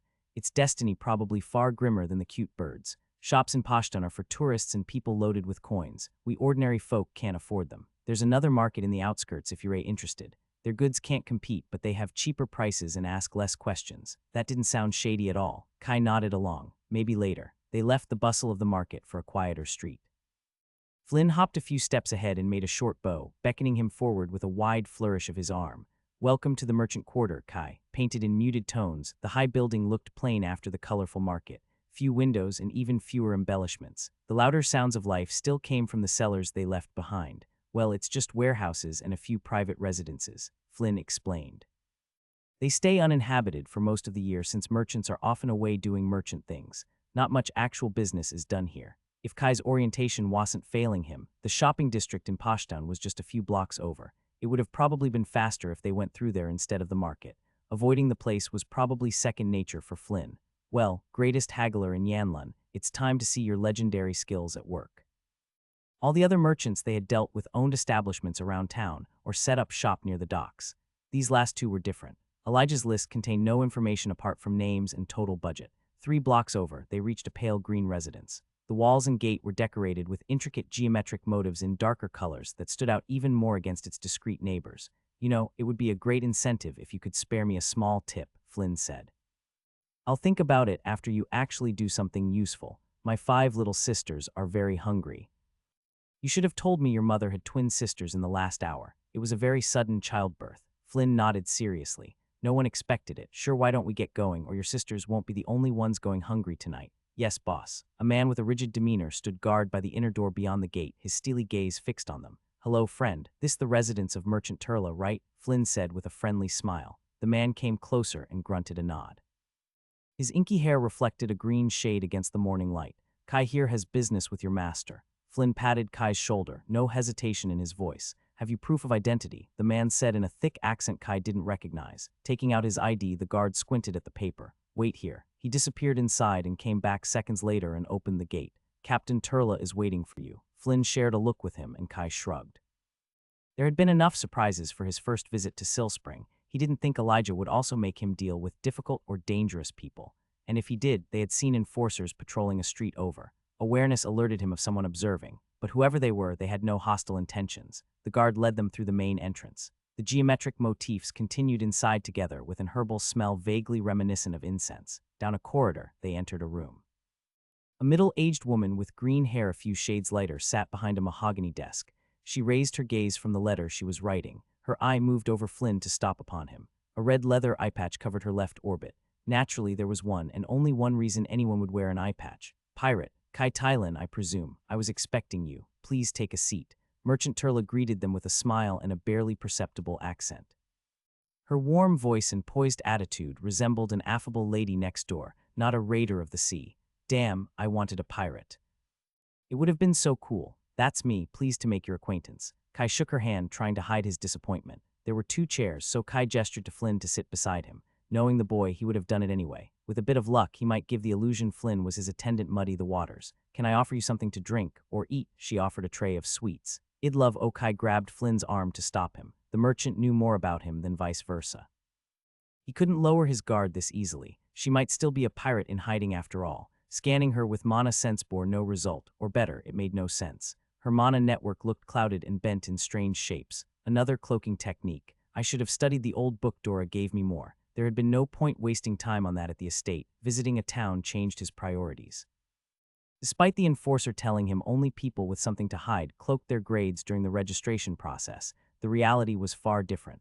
Ironically, the biggest group was among the Republic's officials. A lot of them sent back confounding results. A significant share of tourists and many merchants did too. Kai deactivated his skill. He might be able to pierce the veil given time and attention. However, the more focus he put, the easier it was for someone to perceive his touch. Uncovering Merchant Turla's grades was to satisfy his curiosity more than anything else. It wasn't worth the risk of offending her. There was no condescension in the woman's tone because of his age. Kai learned green hair was a defining feature of the natives of the Shattered Isles. He only had a vague idea of where they were located. Before he could extract more information, an attendant carried 5 small wooden boxes and left them on the table between them. A crafty glint shone in the quiet merchant's eyes. It wasn't easy, but I managed to find all the goods your master ordered. The pollen of an aqua lotus is extremely hard to source in this season, to not even mention the dried essence of a storm eel or the roots of. Kai had no idea of the nature of any of those materials, let alone their market price. No doubt it was all part of Elijah's challenge. Luckily, it's not my problem. Here goes the power of delegation. Flynn. With a glance, Kai let the boy take over the negotiations. Merchant Turla's eyes shifted between them, quickly switching her pitch to the other boy. All Kai had to do was sit back and watch. Elijah might want him to gain experience dealing with merchants. With no details given, it was up to his interpretation, and he chose to complete his task in the most efficient way possible. No one could be good at everything. Kai couldn't imagine Elijah would disagree with delegating a task to someone more capable unless that task was fighting. If Flynn was a tenth as good as he proclaimed, Kai would learn as much from seeing him at work against a merchant, while also getting a better deal. Given he would pay the boy based on how much money he helped him save, Kai was confident Flynn would not hold anything back. The mask of the friendly lady next door rapidly fell away as the negotiations proceeded. Their voices rose more heated as numbers were thrown around. Kai considered himself a decent haggler, but he never enjoyed the tedious back and forth. Especially when he was outmatched, and few people were worse than a professional merchant. What he really liked the most was saving money. If he could do that without lifting a finger, all the better. Observing from the sidelines was fun too. Flynn seemed determined to save till the last chip. Kai got comfortable in his seat and enjoyed the show. Is this what it's like having people do all the work for you while you stand back and relax? Half an hour of a sweaty shouting match later, they walked out of the residence with their goods. The final price had been 9 silver messars, 21 coppers, and 70 chips out of their budget of 12 silvers. Even knowing the butler, he must have given him some wiggle room with the money. Kai felt pretty good about it. Elijah wasn't that generous. Flynn was loudly munching on the sweets he somehow snatched from Turla when no one was looking. Noticing his gaze, the boy put his hand over the stash in his pocket. "I'm not sharing." His words came out mumbled due to all the candies he stuffed in his mouth. Kai rolled his eyes. "Good job." Kai smiled at his megalomaniac friend. "Then I guess I won't need to pay you. What are some dirty, cold coins compared to the glory? I mean, if it was just for me, but my 6 little sisters caught a cold last night. I could really use a little change." Kai extended an empty hand, hinting at his stolen sweets. "You could have taken your own," Flynn grumbled, putting a single pink sugar cube in his hand. Kai gave him a long look, reciprocating with a single copper chip. "This isn't what we agreed. We agreed you'd be paid at the end." Still, one merchant to go. This was for the candy. Even that sugar cube was worth more than that. Maybe in a shop, but I have to take into consideration the risk of buying stolen goods. Kai put the pink cube in his mouth, leaving behind a fuming Flynn. Raspberry. I should have taken a handful too." After some dramatic protest and a few tears, the best haggler in the world accepted Kai would not budge and hurried towards their destination. Merchant Rivhani had arrived last night, so they hoped to find him near the docks. The 2 kids made their way through the swarm of people that filled the streets. Asking around, they found the Prospera, the merchant's vessel, and tracked down the owner near a warehouse. They were arguing with a grouchy sailor to warn his captain when an unexpected voice sounded behind them. "Long time no see, Kai." A young merfolk was strolling towards him with a white pointy smile. The passers-by spared him a few glances before continuing their way. "Rise," the merchant's smile widened. "What are you doing here, my friend? You know, competent apothecaries are very scarce. Your skills must have grown since last time. What do you think about another commission? I promise you won't lose out." Flynn did mention something about merfolk this morning. With all the nonsense the boy spouted, he had not given it much thought. Should have known it was him. There must not be many mermen in the archipelago. Unfortunately, I have to leave Silspring soon after I complete my master's tasks. Maybe some other time. Kai meant it. Last time things got a bit wild, but he also made good money. It would be nice to have some coin of his own again. "Are you sure you can't spare a week or just a few days?" Kai shook his head. "Sorry, that's too bad. I guess it can't be helped." "What are you doing in front of my warehouse?" Master Rizey, a large man dressed in excessive layers of red silk, hurried from the warehouse, his triple chin bouncing with each step. "Is that kid bothering you? What are you doing just standing there? Help Master Rizey." The man yelled at the grouchy sailor who observed the whole exchange in silence. "Kai's my guest, Rivhani," the merman said with an unexpected authoritative tone, then sighed, lowering his voice to a whisper. "You can't imagine how hard it is to find competent people around here." "My apologies, Master Rizey. Doesn't matter, let's go inside. Do you have time for some tea and a chat, Kai? I have some goods to pay and pick up with Merchant Rivhani. Guess I might squeeze in a discount with a bit of luck." "Oh," Rizey exclaimed in realization. "Should have guessed it was for you. Who else would have ordered a water sphere in the archipelago?" Kai followed Rizey inside the warehouse with Flynn. Large crates and chests were orderly piled and moved by half a dozen busy workers. "My apologies, I didn't recognize your guest, Master Rizey." Merchant Rivhani continued fawning over the merfolk till they reached an office. A lavish meeting room with 2 sofas around a coffee table. "Rivhani, could you take care of the refreshments for my guests?" Kai wasn't an expert in merfolk's body language, but he easily recognized forced courtesy when he heard it. "Of course, Master Rizey. I'll bring the finest refreshments." Closing the door behind him, the merman let out another grumble and invited them to take a seat. He came with the ship, and he's surprisingly good at sniffing out a bargain. "Do you not travel on the Fortuna anymore?" Kai asked. "That's my father's ship. He took it with him when he left. Right now, he's probably sailing down the Golden Coast chasing profit." "Oh, I am sorry. No need. I have 3 vessels now, and it was my decision to stay behind. The economy of the archipelago is rapidly expanding. It would have been a waste to leave after spending so much time familiarizing with the region and building contacts." Rizey passed his scaled hand over his tired eyes. Even the yellow and silver crest going down his back flopped down. Kai didn't fail to notice both the merfolk race and profession had advanced from last time, reaching orange and orange grade. "Sorry, I didn't want to bother you with the details. It's been a while since I had a conversation about anything else. Tell me about you. Did you also start employing more people?" He gestured to Flynn. "Oh no, he is just a temporary companion.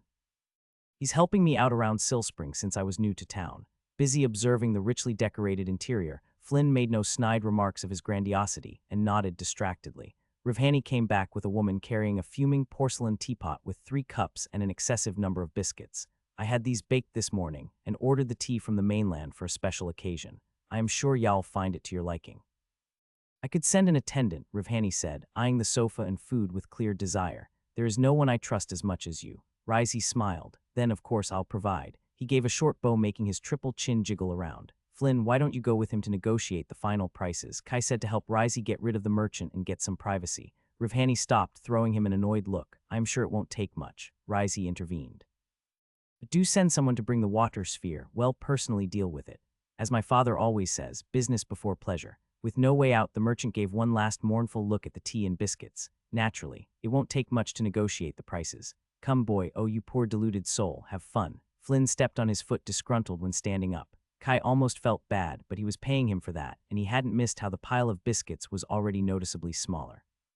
Waiting for the steps to grow faint, Kai and Rizey shared a knowing smile. Somehow I can't imagine Sane saying business before pleasure. We are merchants, not soldiers. My father loves mixing the two. The merman leaned forward to pour 2 cups of tea. It had a pleasant fresh scent. The flavor didn't disappoint either. With each sip he could recognize a different taste. This is really good, Kai said, surprised. Not as good as Vuria's, but close. I bet it's Solufair tea. Rivhani bought it for himself.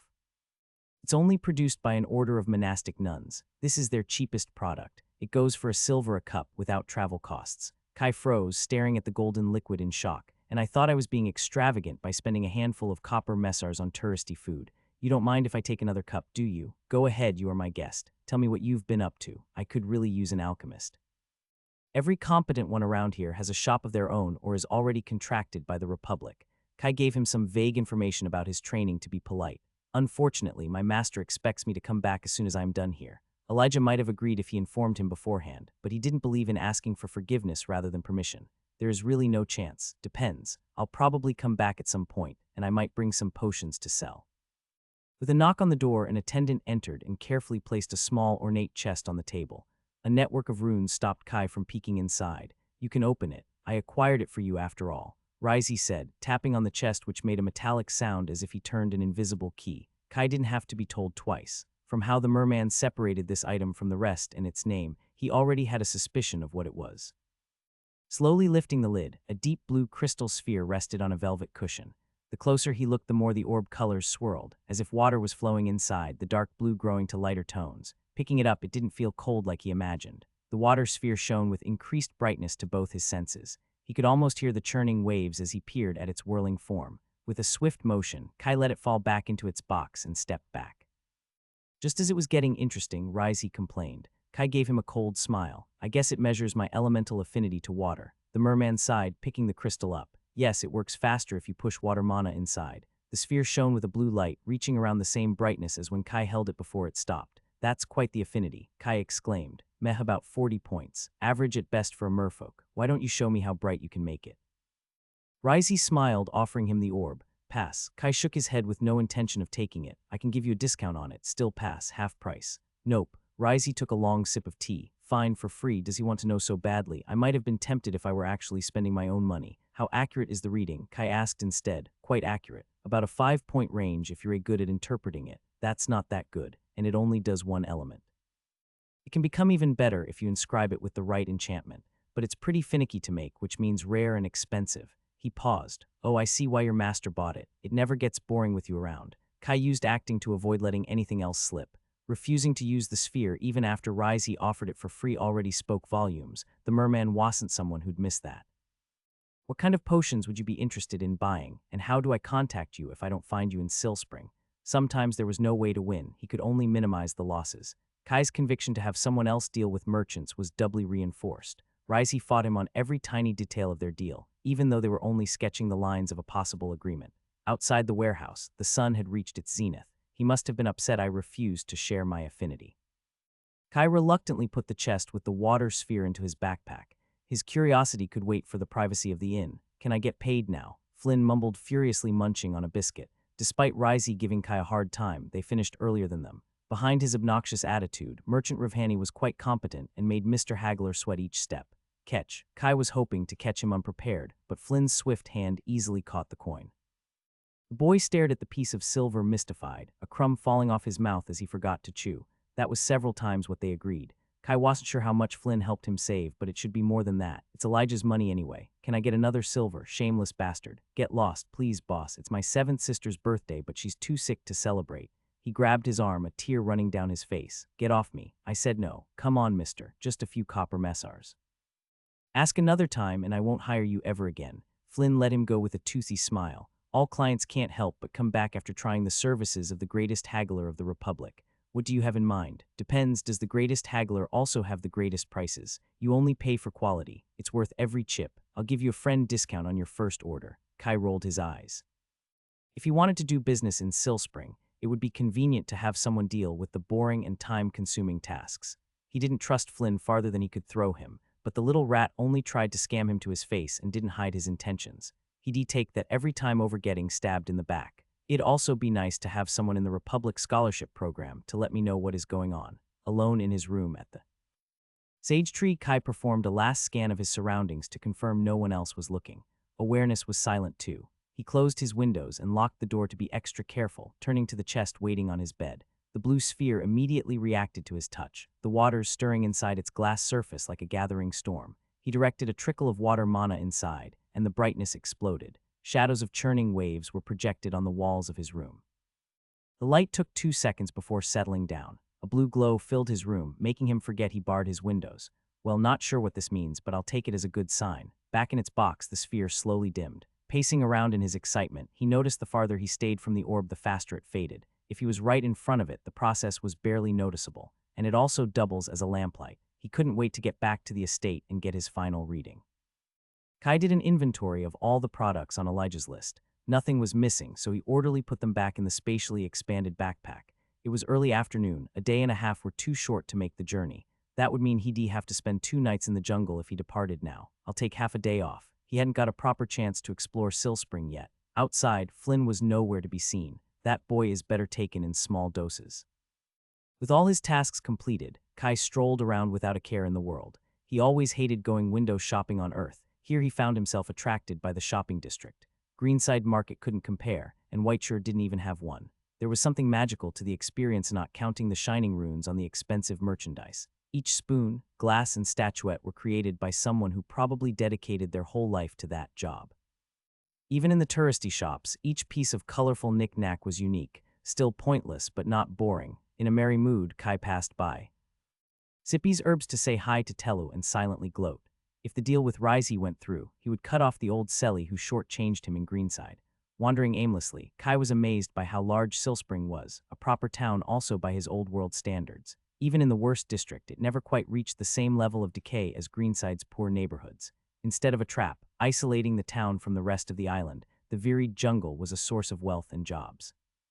And while the tourists were obnoxious to have around, they brought some much-needed cash. The next day, Kai was almost disappointed when, upon opening his door, he didn't find Flynn waiting there. Kai went downstairs to check out of the inn. The main hall was quiet, with only a couple of tables occupied by people having breakfast. "Hi, boss, are you leaving already? Lucky that I got here early." Messy brown hair and cunning green eyes. "Good morning, Flynn. I am just that fortunate.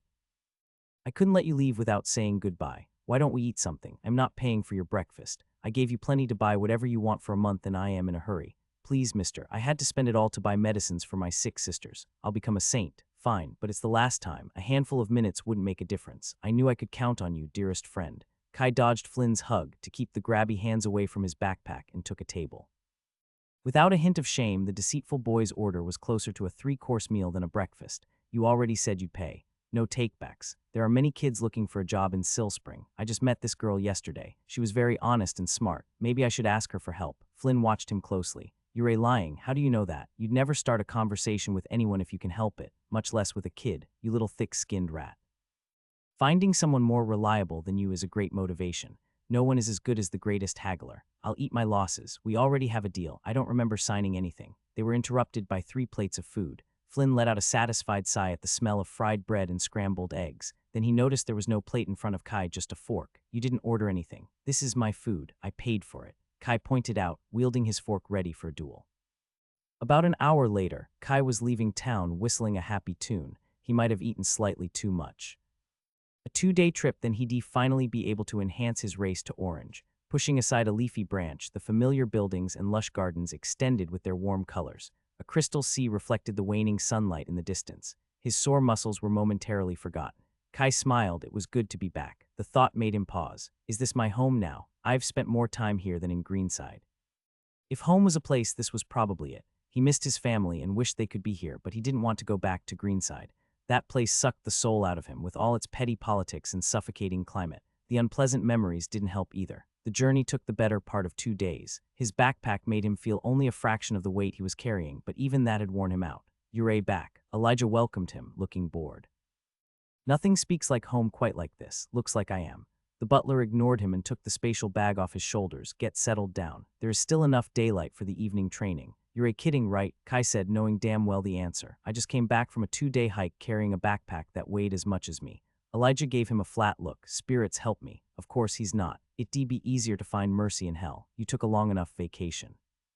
And y'all discard steady runner after the enhancement. We need to make the most of it. You'd better not have slacked. Not a hint of compassion in the man's icy eyes. Too exhausted to fight a hopeless case, Kai headed for his house. It would all seem better after a shower. Be ready in an hour, Elijah warned. I need to find a better home, or kick out the current inhabitants. At least one of them. The exhaustion of the travel flowed down his body with the cold water. It couldn't replace a good night's sleep, but being clean and relaxed in the familiar environment of his living room was nice. I need to figure out how to build a shower. After he reincarnated, it had been hard to resign to the lack of modern comforts, but knowing there was no other choice helped him make peace with it. Then the estate revealed that there was another choice. Each time he left, their absence got more stark and painful to endure. There were 2 ways to build a shower, through engineering like on Earth or through magic. Kai didn't know much about the first, but his rune skill was improving steadily. He managed to successfully engrave runes for cold, heat, breeze, and meta effects like amplify and channel. A shower would be a complicated project, requiring him to combine runes well beyond his current reach. Still, he had no doubt in his mind. He'd make it work, no matter how long it took. Kai was ready for his training with half an hour to spare. Elijah had been unusually generous. He probably needs time to sort through the stuff I brought. That must be it. A power nap was tempting, but he'd likely get woken up early, ruining the experience. Weighing his options, his eyes fell on his moon lily. The plant looked better than when he left. Kai smiled. An orange flower was resilient enough to last months on its own, but Dora must have taken care of it anyway. Kai headed to the garden to thank her. He barely had time to look around when she hurried to greet him. How was your journey? Did you enjoy visiting the town? Did any merchant give you a hard time? Met anyone interesting? Dora crushed him in a hug before he could respond. It was fine. Kai picked out a couple of leaves that had gotten trapped in her curly red hair. Silspring was nice. Come, you must tell me everything. Are you hungry? Silly me, of course you are. All those days on the road without a decent meal. Resistance was futile. She dragged him into the kitchen and sat him down. I'm sorry I didn't prepare anything in advance. I wasn't sure when you'd be back. It's early for dinner, but I can start preparing. It's not necessary. Kai vainly tried to stop her as a pile of food materialized in front of him. I've eaten plenty. For better or worse, none of his teachers did half measures. Kai recounted the best part of last week as he nibbled on the food.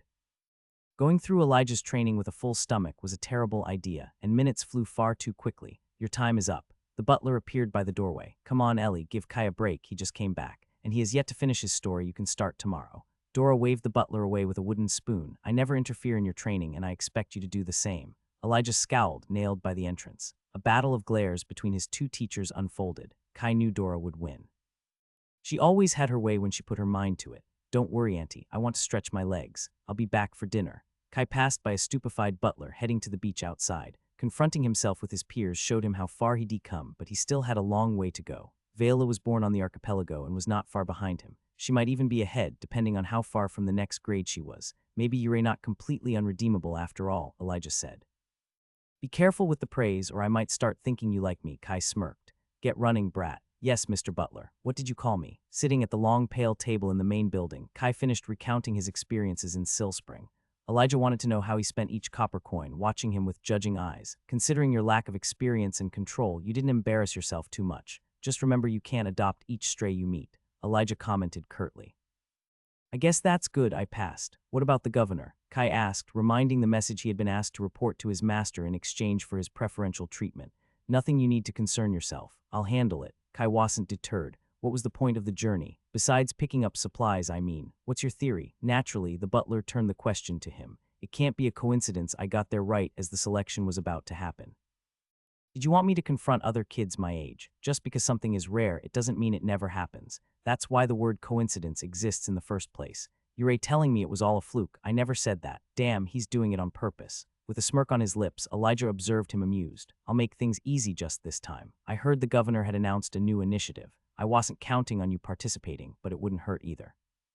The gods know you need more experience with people. It was a coincidence in the sense it wasn't the main reason I sent you there. You needed to show your face before reaching Orange and make your ID. So next time they see you, they'll think you just enhanced your race. You're a welcome, dear apprentice, Elijah said and stood up.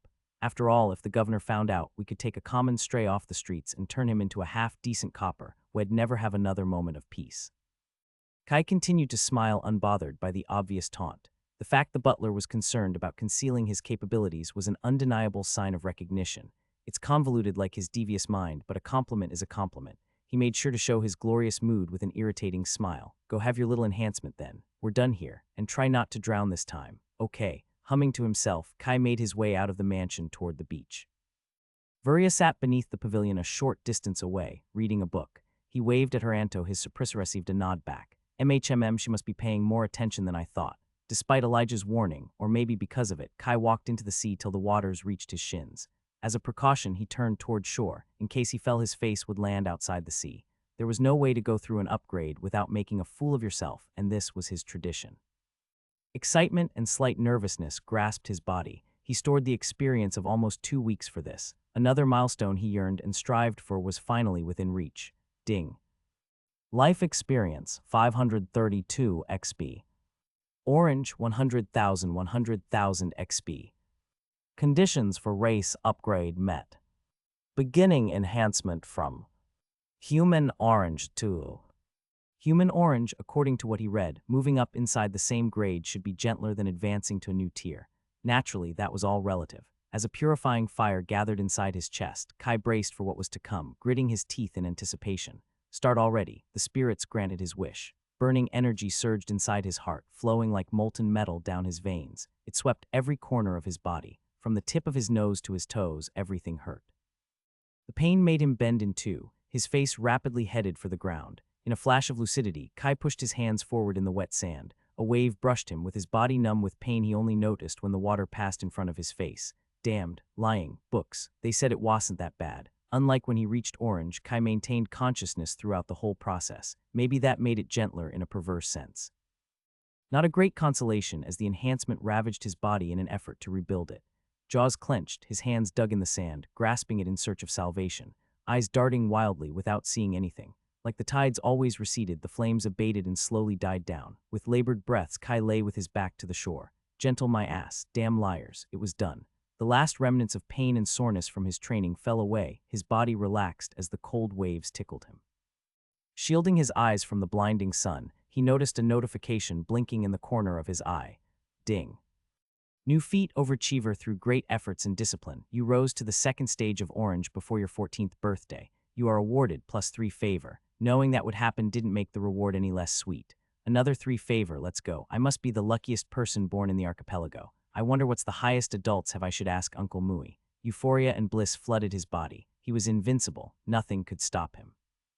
Kai took a few tentative steps, easily finding his balance. The sudden increase in strength was compensated by dexterity. Without hesitation, he did a handstand. He had been wrong, his balance wasn't as good as before, it was better. Walking on his hands around the beach, a grin split his face. Kai almost expected Elijah to jump out of a shadow to douse his mood with scathing comments. Nothing happened. The world was perfect. He couldn't remember the last time he felt this much joy.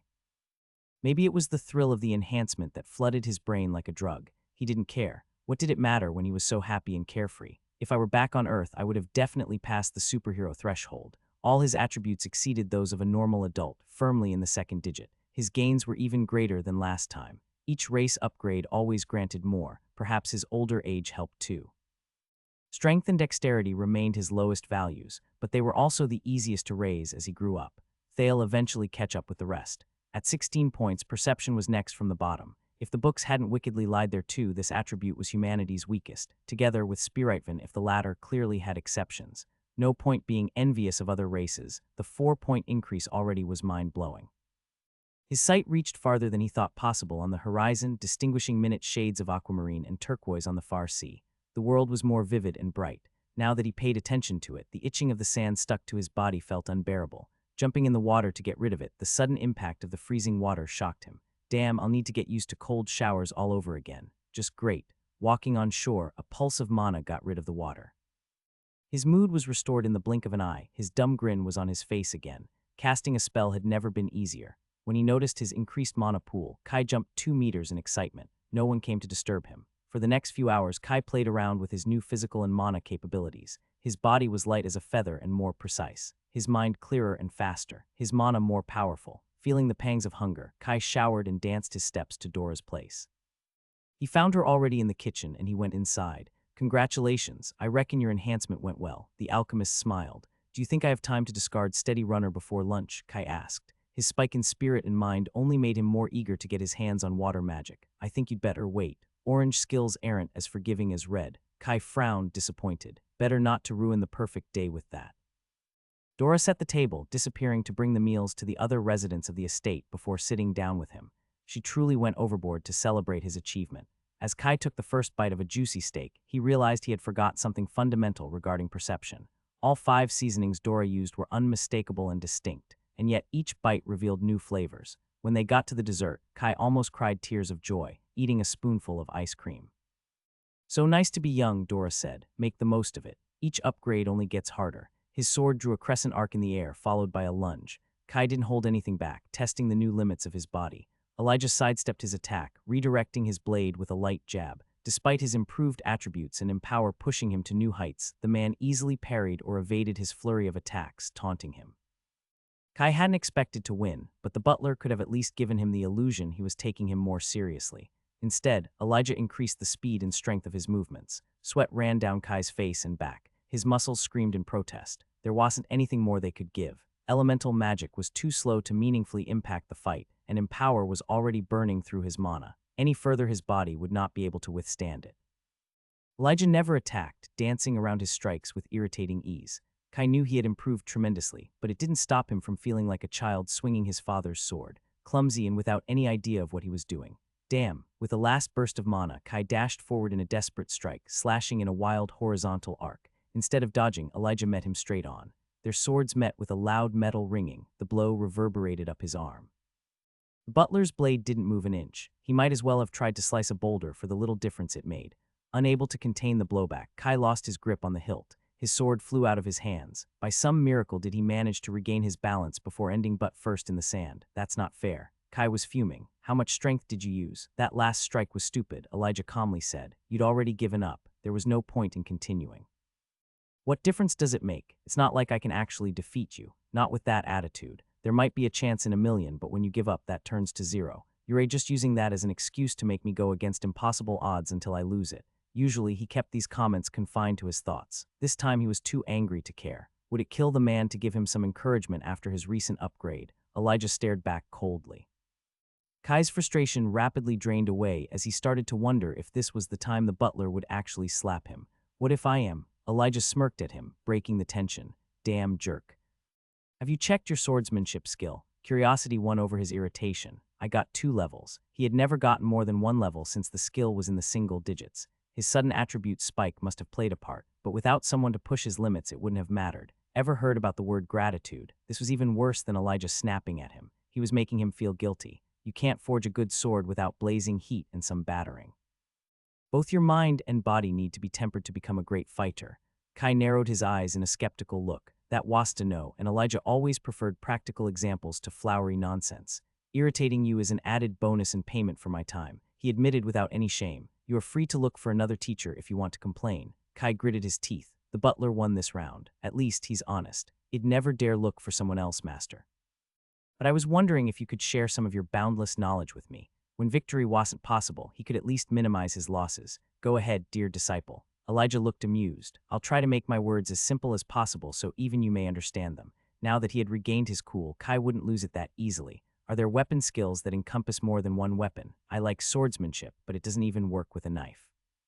It was the ever-present dilemma of limited skill slots. They would never be enough, so he needed to find any workaround, and make the most of the ones he had. "Yes, there are," Elijah answered. "Weapon skills are one of the most studied fields. Beyond the basic red skills you learned, there are wider ones such as polearms or blades, or even further with the melee and ranged weapon skills till the legendary Weapon Master, which allows you dominion over every kind of arm. Why did nobody tell me before? How do I get it?" With a single skill, he would be able to use anything to defend himself.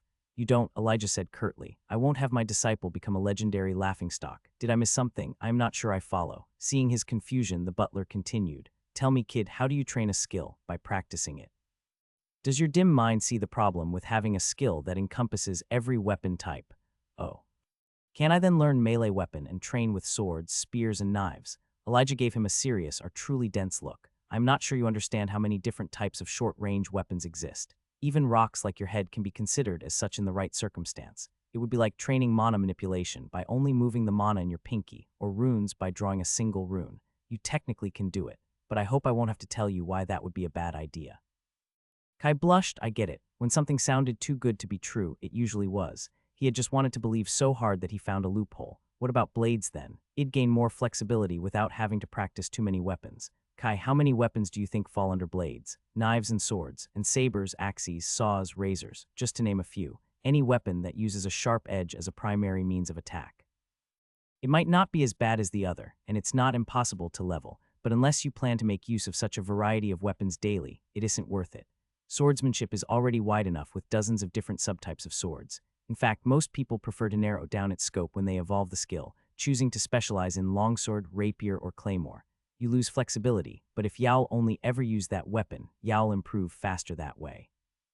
So I should look to specialize further rather than expand my scope? Kai asked. That depends on you. Each weapon your skill encompasses that you don't use will drag you down. However, being able to switch between different arms will make you more unpredictable and harder to counter. There is no universal right choice, only what works best for you. Kai nodded, thoughtful. Naturally, the guide offered no loopholes, only trades. Then if I want to use a knife or spear, I need to take a second skill.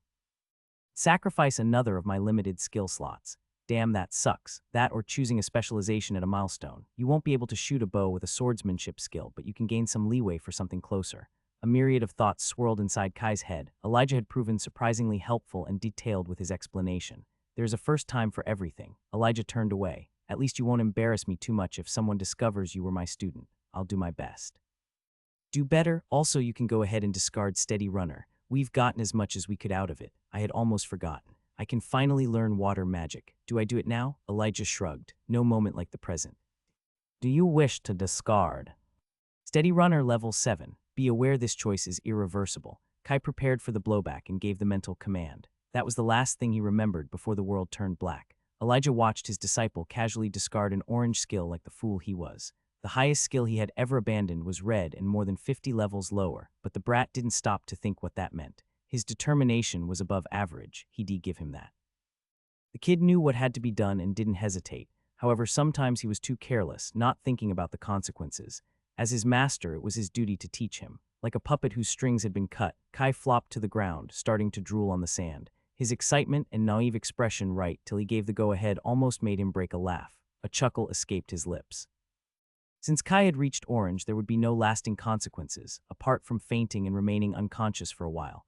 There were too many factors to say exactly how long. Nothing quite like first-hand experience to remember a lesson. There was only one problem. Now he had a fainted kid drooling on the sand, and no servants to take care of it. Worse yet, Theodora had just started to cook for him again. Damn, a throbbing headache welcomed him. Kai wished to go back to sleep. His mind was muddled, and he was not exactly sure of what was going on or where. Massaging his temples, he opened his eyes. White sheets, fluffy bed. This was his room. No one had kidnapped him. What the hell did I do? Slowly standing up, he leaned against the wall to maintain the balance. He was awake, but it somehow felt like moving through a fevered dream. With a lucid thought, he used a burst of empower, a trick he recently discovered to wake himself up in the morning and stave off tiredness. Mana surged through his body, rousing his muscles and mind. His memories trickled back, the details still fuzzy. The conversation with Elijah, choosing to discard Steady Runner and then nothing. Blank. He underestimated the toll of abandoning an orange grade skill by quite a margin. Well, at least it wasn't for nothing. Ding. New skill learned, Water Magic Level 1, mold the ever-flowing water mana to your desires and attune yourself with the fluid water. That made him feel better. Outside, the sun blinded him momentarily. He couldn't exactly remember how much time had passed, but it looked like it was late morning. Took you long enough. The butler welcomed him with a somber look. Kai glared back. Why did you tell me this would happen? What difference would that have made? Would you truly have preferred knowing how bad it was going to be? Maybe. Probably. Still an asshole move. With the headache pulsing in his head, Kai didn't have the mental capacity to ponder the question or argue back. How long was I out for? About 3 days. What? Trust me, Elijah said. I wished it had been shorter too. The butler left him there as his brain struggled to make sense of the situation. 3 whole days were gone just like that. Kai had imagined puking his guts out or losing all sense of balance and falling to the ground. He had not considered fainting, and certainly not for 3 days. The alchemist hurried out of the garden when he came closer. "Oh dear, you should have told me you were planning to discard the skill. Come." With some food in his tummy, Kai started to feel better. He wasn't full yet, but Dora told him he shouldn't gorge himself after fasting for 3 days. "Are there going to be other side effects?" Kai asked, worried. "No, you are through the worst of it," Dora reassured him. "Your mind couldn't handle the shock of losing such a large part of itself, so it shut down to protect you. Just remember to never discard skills higher than your grade. Yeah, I won't be able to forget that even if I try." They moved to lighter topics. Dora kept him company till lunch, then they went to work in the garden. Taking care of mana plants always helped. Kai still felt weird. It was impossible to describe the visceral sense of emptiness and meaning, like unbalanced but not in a physical sense.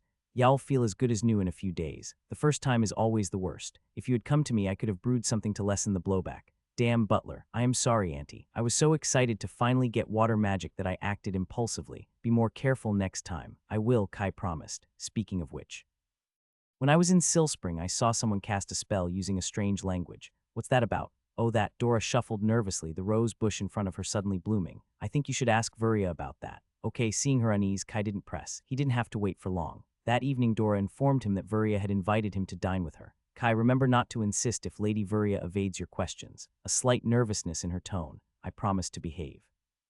"Not like I would have done any differently if you hadn't told me. I'm not suicidal." Passing by his house to shower and wear his best set of clothes, Kai headed to the main mansion with some trepidation. What the hell is going on? The door was open, like usual. He knocked anyway before stepping inside. The large table had been set for 3 people, laden with plates of steaming food. The flame of several crimson candles gave the normally beautiful hall an unsettling vibe. Vuria and Elijah sat there. "Come sit, child," the mage commanded. Kai paused, the attention of his teachers on him. Acting took over, making his nervousness and hesitation melt away in the outside. Vuria sat at the head of the table, Elijah on her right. With only one more place set for dinner, Kai took a seat on her left. A flowery scent filled the air. A subtle smell, sweet and dry, unlike any plant he tended in the garden. He didn't take long to identify the culprit, the candles.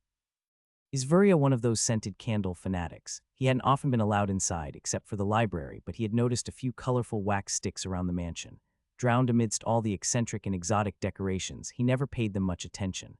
The rare times he walked the halls at night, the rooms were lit with mana-fueled crystals. "You wanted to see me?" Kai asked. "It's time we have a chat." Vuria nodded. "But not before eating. I don't want to let the food go cold." Her focus was taken by the silver serving tray. Lobsters, crabs, and shrimps were neatly arranged on wide salad leaves. A booklet rested beside her plate. Should have expected it. Without another choice, Kai tried to ignore his nervousness and do the same. There were 9 different pieces of silverware by his plate. Oh great. Stealing glances at his 2 teachers, Kai served himself a big crab with gravy and began eating. He had breakfast with Vuria enough times to know she didn't care much about table manners. Elijah was quite the opposite and gave him a warning glance from across the table. Vuria ate with her casual grace, each movement the steps of a ballet dancer. She continued leisurely eating, as if they were not dining at the same table. It was maddening how nonchalant she acted after setting up this mysterious charade. Still, her lack of interest wasn't a terrible thing. It was reassuring to know she wouldn't care even if he floundered. Kai had never seen Aleha eat before. He had to begrudgingly admit Elijah's actions carried a dignified air. Contrary to the mage, the man's manners felt like a deliberate and conscious choice. Using acting to stealthily copy them, the awkward meal passed painfully slow.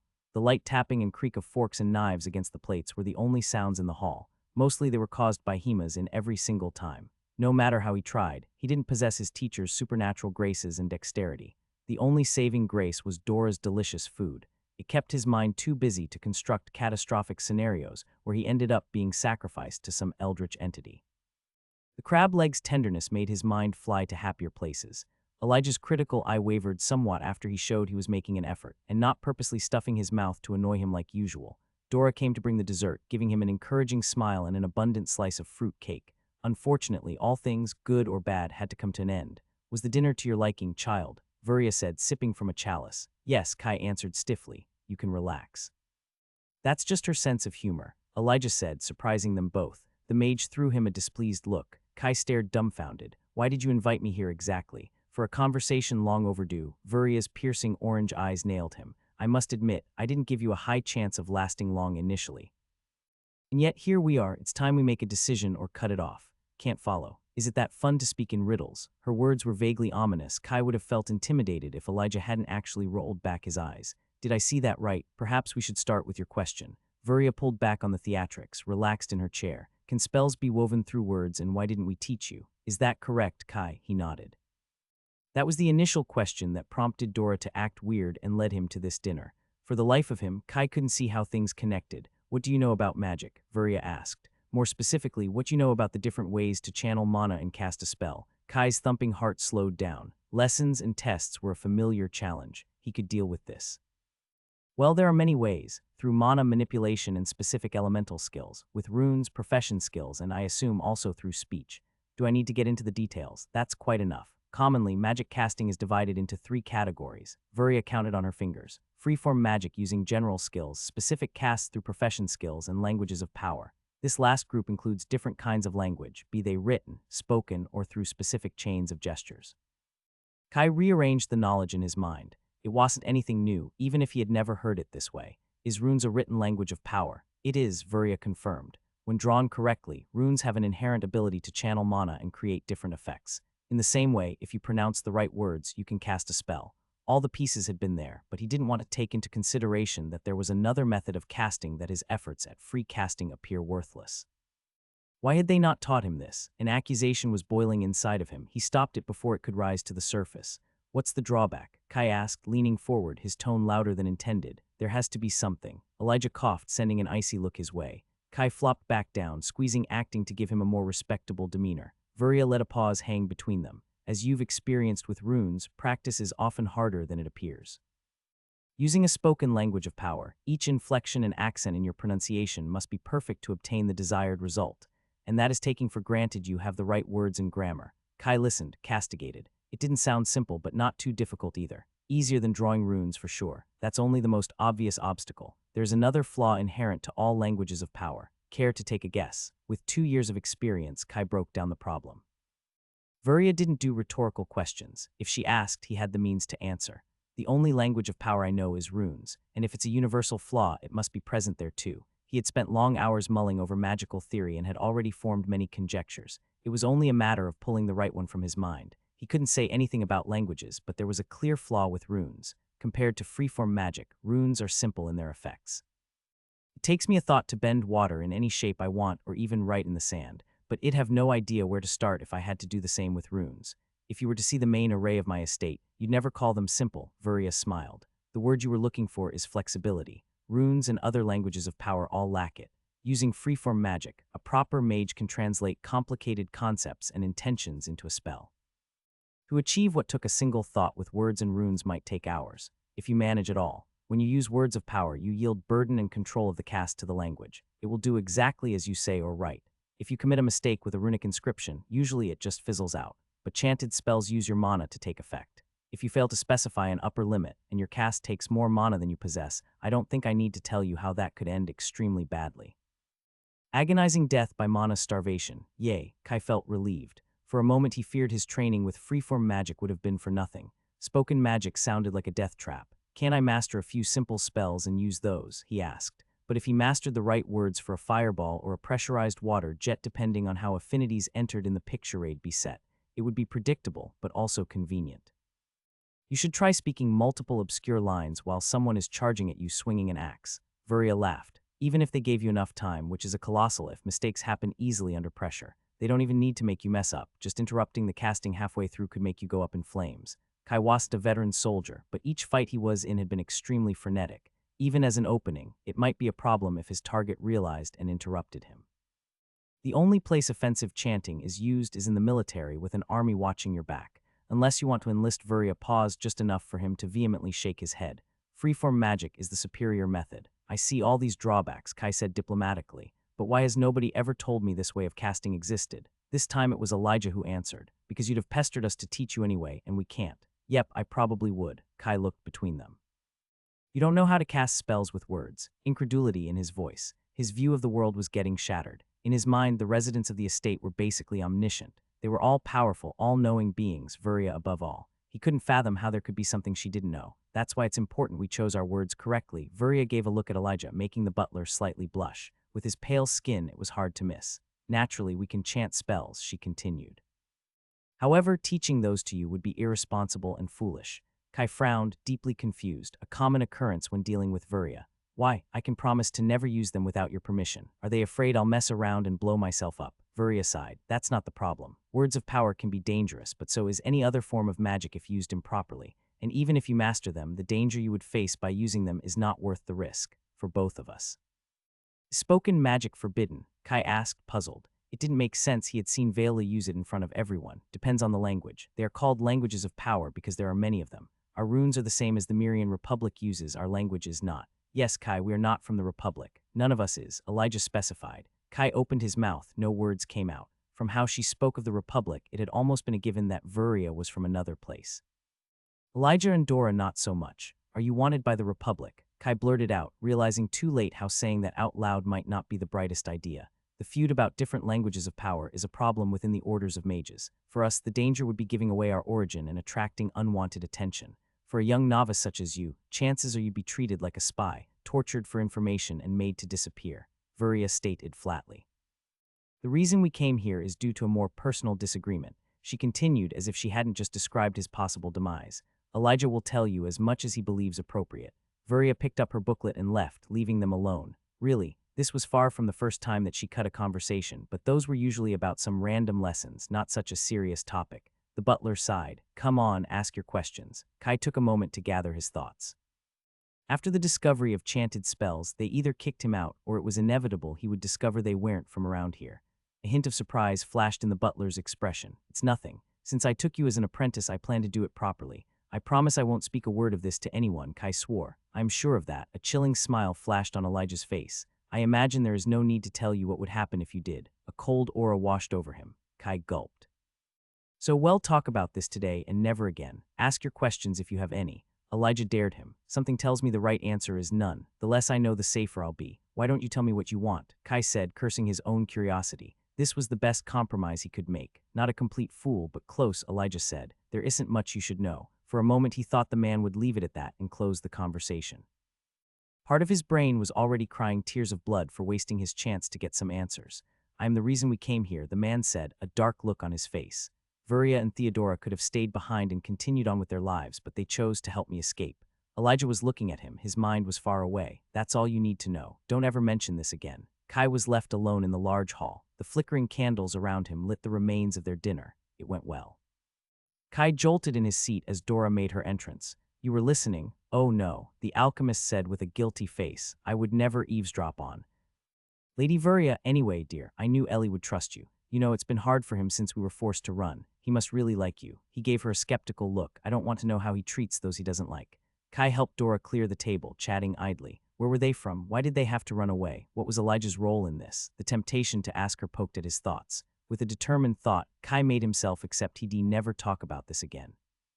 He owed at least this much. The fletching of the arrow tickled her cheek. No wind to worry about in the undergrowth of Virid, the vast tree canopies shielded them from any gust of sea breeze. Making the last adjustments to her posture, her fingers released the bowstring.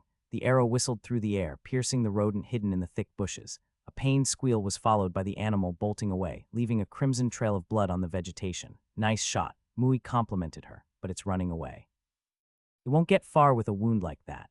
As usual, her teacher tried to spin things in a positive light. The truth was she failed. With its form concealed by the shrubs, her predictions of where its vital organs stood had been off. I should have tried Mana Sense. The skill was frustrating to use and to train with a limited range. Kia could see why Mui said it was a waste of time, but her repertoire didn't include 14 high-level skills, without even counting his profession and attributes. She had to make do with the means she had, and Mana Sense gave good XP, pushing her closer to finally reaching orange like her brother. Damn him and his cushy training in a villa. Kendra pushed away Kai's smirking face from her mind and dashed into the dense vegetation after her prey. Mui had been right, it wasn't going to get far. Bushes were shaking, branches snapping not far away. Blood dyed the bark of a bony magnolia. With keen eyes and tracking, she easily followed the trail. There it was. Limping, eyes wide open in fear, heaving of the ground. With her back pressing against a big trunk, Kia knocked another arrow, her fingers fumbling with the string of her bow. Taking a deep breath to calm her mind, she pivoted around the tree and shot. It hit straight in its head, instantly putting an end to the animal's death throes. May the spirits embrace your souls in the realm beyond. Mui was already there, blade in hand. A good catch. It's going to sell well. The hunter knelt beside their prey.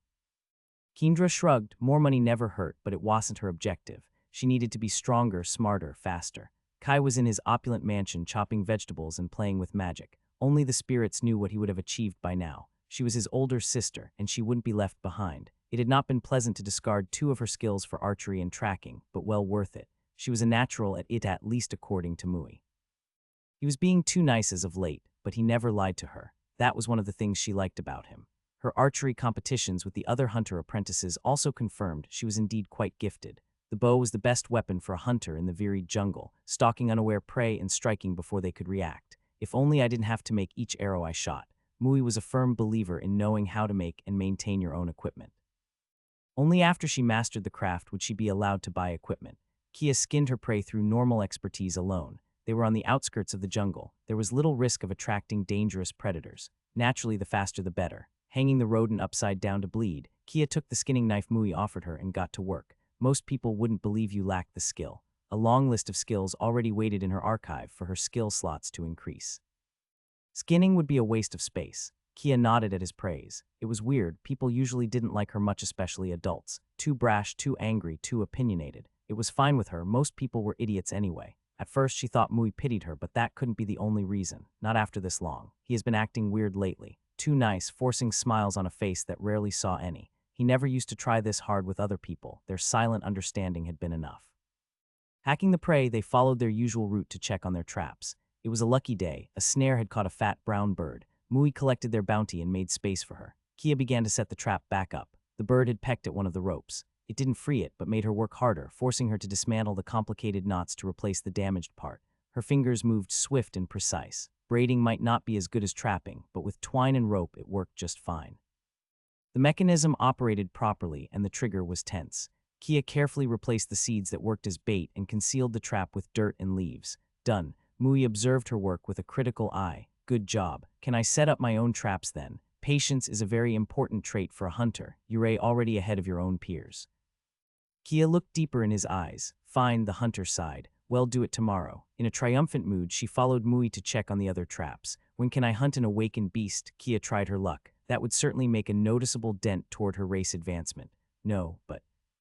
I said no, you're not ready yet. This time, his tone was final. Whatever the reason, Mui was being so affable had a limit. Her mood soured. Everybody kept telling her how good she was. Then why couldn't she catch up to her little brother? No matter what she did, Kai stayed forever out of her reach. Her gaze stopped on a patch of coral flowers. An unexpected gust of wind made their blue petals gently wave. The irritation flowed away. His favorite color. Kia stopped to pick them up with care.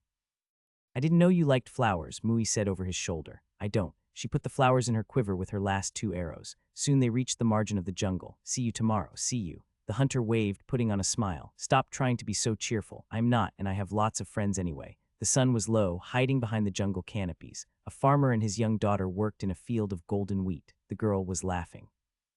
Kia followed the farmland toward the eastern edge of the town, keeping away from the people working under the sun, but those soon became rare. A field extended before her, unlike any other. There were no crops or trees. The grass was dotted with altars of rocks and wood positioned in a roughly regular pattern. An old woman knelt in silence, praying for the spirits to accept her husband. The tombstones represented the heaviness of the body, while the spirit had left to join the ancestors of the archipelago. Kia walked past the grieving widow, stopping in front of a rectangular rock. A crown of withered flowers rested upon the name her mom engraved herself, Relin Tylen. Kia set down her hunting equipment and sat on the grass, taking the coral flowers out of her quiver and starting to weave them together with expert hands. Replacing the withered crown, Kendra laid down beside her father. She stared at the morphing clouds in the sky, enjoying the light breeze. No words were uttered. Why did you leave me? Unwelcomed voices interrupted her. Raising her head, a group was coming closer, too busy chatting to notice her. Kia jumped to her feet and picked up her things. With one last glance at the crude stone, she left, walking to the opposite side of the cemetery to avoid them. The long shadows coming from the jungle trees clouded the names on this side of the cemetery. Kendra's eyes fell on yet another rock left unnamed and grimaced. Fucking pig, you didn't deserve to get buried. With a lump in her throat, she didn't look at that grave a second time. She had hoped the murderer's death would bring her peace. And it did in the beginning. She clearly remembered when she woke up that morning, one of the happiest days of her life. She didn't know how, but her brother had kept his end of the bargain and got rid of that worm. As he promised, no one suspected them. People murmured, her friends acted strange for a while, but in a few weeks everyone had already forgot. Sometimes the spirits claimed people early, and that pig wasn't known for enjoying their favor. Those had been brief, glorious days. Justice had been made. Then time passed. The satisfaction dissolved like water under the summer sun. The dull pain for the loss of her dad did not. That remained. Maybe if I had been the one to sink my blade in his belly and gutted him like a fish. Her brother had been too kind. From what she heard, the man had died in a handful of seconds. Some days she wished he would come back alive so she could kill him a second time. Useless in life, useless in death. It might give a few more days of satisfaction, but eventually it wouldn't change anything. She knew the truth in her bones. There was no point denying it. The pain was part of her. It was there to stay. Her dad would never be able to pick her up or compliment her for her braids. Kia sprinted along the farmland until exhaustion forced her to stop. Fatigue and labored breaths helped distract her thoughts. Pushing on, she continued running on the muddy streets of Greenside till she reached her ugly house. Spirits, I hate this town. Where did you go? Mui has already left your share. He said you took an amazing shot. Alana was busy chopping a large piece of meat into thin slices. We are getting spoiled with all the meat you bring, sweetheart. Kia hardly spared her mother a glance. Are you? Oh, she had already barred herself in her room. I've tried everything. Nothing seems to work. These days I feel lucky if I get her to say a half-dozen words. Alana paced back and forth, gesticulating animatedly to her frustrations. I don't know what to do anymore. With a defeated expression, she flopped on the sand beside Mui. What had begun with a few conversations about her daughter's progress had turned into a more regular occurrence. It was nice to have someone to talk to. Since Relin died, she missed it dearly. The hunter sat straight like a rock jutting from the ocean, looking at the waves with an inscrutable expression. He was so different from Relin. His ideal day had been spent buried in dusty tomes, while Mui preferred hunting awakened beasts. And yet they were similar in many ways. They shared that same steady presence, that common tranquility no matter the circumstances. You're doing fine, his deep voice sounded reassuring. Kia just needs more time. I know these things take time, but it's been years, and she has already improved a lot. When I started training her, there was a morning when she didn't greet me with a glare. Now, well, less than half the time. She gave him a look. I wouldn't call that ideal. I just think I should do more. Alana, I've not known Kia for as long as you, but was she ever a happy and sweet girl, even before your husband died? Why, well, she stopped for a moment to think, digging deep into her memories. Kia's piercing screams as a baby, her glares as a toddler, and... Probably not, she admitted, but she wasn't this irascible. She used to smile sometimes. Isn't this the age where kids are supposed to be sweet? What will happen when she hits her teenage years? Only the spirits know. Maybe she'll learn patience and greet us each day with a smile. None of your children are exactly normal, and I mean this in the best way possible. Oh yes, what's wrong with them? Alana dared him. Absolutely nothing. Your oldest finds more pearls than expert divers and has more patience than us combined. Alea has been doing fine for herself. Kia, apart from her temper, has picked up hunting faster than anyone I've seen. She's almost as good as me at her age. Almost? Alana laughed at his embarrassed expression. She knew it wasn't arrogance. He was probably underplaying himself a bit. Yes, well, Mui stumbled on his words. I started training earlier than Kia. Anyway, then there is Kai. Yes, what about my sweet boy? He's an absolute monster. May the spirits protect from the trouble hell get into after he gets his profession. Alana pushed him jokingly. My children are perfect as they are. She laughed as the hunter dramatically fell into the sand, knowing full well he did that on purpose. She'd have an easier time moving a boulder. Honestly, she wasn't sure why he put up with her. She always ended up doing most of the talking, a nice way to call her rantings. He listened in silence, really listened, without ever looking annoyed or bored and offering advice when she beckoned. Come, she offered him a hand to get up. You can join us for dinner, if it's not a bother. He accepted her hand and stood back up, dusting off the sand. Don't worry, it's weirder when you aren't there. Peering out of the jungle's reach, Kai smiled jovially at the town in the distance. The smell of freshly dug earth greeted him on the cultivated land that stretched before him. With winter over, a swarm of men and women reversed onto the fields like busy ants. How are you doing, old Ven? Any news? I ain't dead yet. Been 2 years since that charlatan said it'd be joining the ancestors. And I'm still waiting. He scowled at him, resting his hands on his hoe. What's got O in such a chipper mood? That was old Ven's version of a heartfelt welcome. It wasn't a case he worked so far out close to the jungle edge. The path from the estate ended in his field. Numerous visits had led them to become acquainted with each other. Anything new in Silspring? Same all. Streets are fillin' with loitering fools, crooks and loafers, tourists, merchants, and everyone else save old Ven's 4th and 7th nieces. Kai translated in his head. Out here's the only place I can get some peace. They shun an honest day of work like the plague. Nothing new from the Republic. Nah, the only time they show their faces is to collect taxes. They never forget those. He spit on the ground. Old Ven might not be the most charming geezer, but he was an honest man. And it was the best way to get a heads up on anything new in town. Just make sure to walk on my turnips over there. He pointed to a patch of ground. These mainland's crops are all weird. They could use some of your luck. There were two reasons why old Ven tolerated him, the briefness of his visits and his luck. Kai infused some of his nature mana in the turnips as he passed by. He still wasn't sure if the geezer knew what he was doing. Old Ven never asked anything. The only thing that mattered to him was having a more bountiful harvest than the other farmers. Kai waved at the few farmers he was familiar with and made his way to the gate. The enforcer on duty did a second take but didn't stop him. After the selection, he kept a low profile, never using the governor's recommendation or showing off his skills, even if some people made that particularly hard. "How's going, kid?" Kai endured in silence as Captain Zareth ruffled his hair. How can he always know when I arrive? Kai had hoped, with all the young talents flocking from the surrounding towns, the man would lose interest. No such luck thus far. You grew a couple of fingers since the last time I saw you. He squared him out. I guess you're nearing that age. No, not him too. He already had one embarrassing conversation with Dora. Then Vuria gave him a book on the human body, and Elijah offered to answer questions on his own volition. As usual, reality rudely refused his wishes. You're growing up. If you notice some changes in your body, know that's perfectly normal. Of course you are. Zareth patted him on the back. Going through a rebellious phase is perfectly normal. Kai clenched his fists. Worse yet, they were right. The signs were all there. He was going through puberty for a second time. If you have any questions, you can come ask me. I'd rather drown. I will, Kai said, hoping to get rid of him. How's your training proceeding? You must be pretty close to the second stage of Orange. I won't ask how close, but let's say less than 10,000 XP. His fingers unconsciously moved to the metal pendant that masked his grade. Vuria told him the amulet wasn't infallible, so he better avoid people with powerful scanning skills. He was working on that part, something like that. The amulet should give him a sign if Zareth tried to use a skill on him. He was safe for now, but antagonizing the captain of the local garrison would be a terrible idea. Spirits grant me patience. You're approaching the next enhancement with a good pace. When did you reach it? Kai asked. Since the man was determined to chatter on, he might as well satisfy his curiosity. I was about your age, but I was born at the peak of red. The captain eyed the bag on his back. Is another batch of potions in there? Heard you're making good money. Here to sell some more. I'm visiting family. Kai considered lying, but Zareth would know before the hour was over. Oh, they came to Silspring. Why didn't you tell me? I could have given them a tour. Trust me, I know all the best places in town. I must have forgotten. Well, no problem. You can introduce me now. I can help you with the address. It seems we've been walking in circles. What a strange coincidence. Kai knew Zareth wasn't so dense to miss the obvious hints. The captain knew exactly what was going on and enjoyed messing with him. Your family must be the couple with 2 daughters who bought a house a few months ago. They live near the market in one of the nicer areas. Zareth scratched his beard. I think your older sister works as a fisher and the young one hunts in the jungle, right? Kai stopped in his tracks. The description and place left little doubts, but...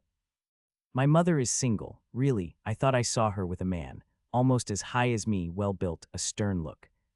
Kai let out a sigh of relief. That's just Uncle Mui. My younger sister has an apprenticeship under him. He's just a friend. Oh right, I must have been mistaken. Anyway, catch you around. Captain Zareth left just like that. That's weird. That man had always been an odd one. Kai had no time to worry about that now. He hadn't been able to help his family move since Elijah had refused to give him time off for the last few months.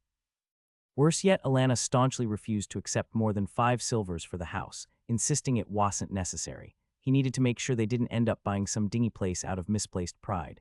Moving to Silspring had been his idea after all. Better climate, higher wages, nicer people, and the mail didn't take months to arrive. The idea seemed worth throwing out there, and his mother had been surprisingly easy to convince. Kia also jumped on the proposal when she heard she could still access the varied jungle from Silspring.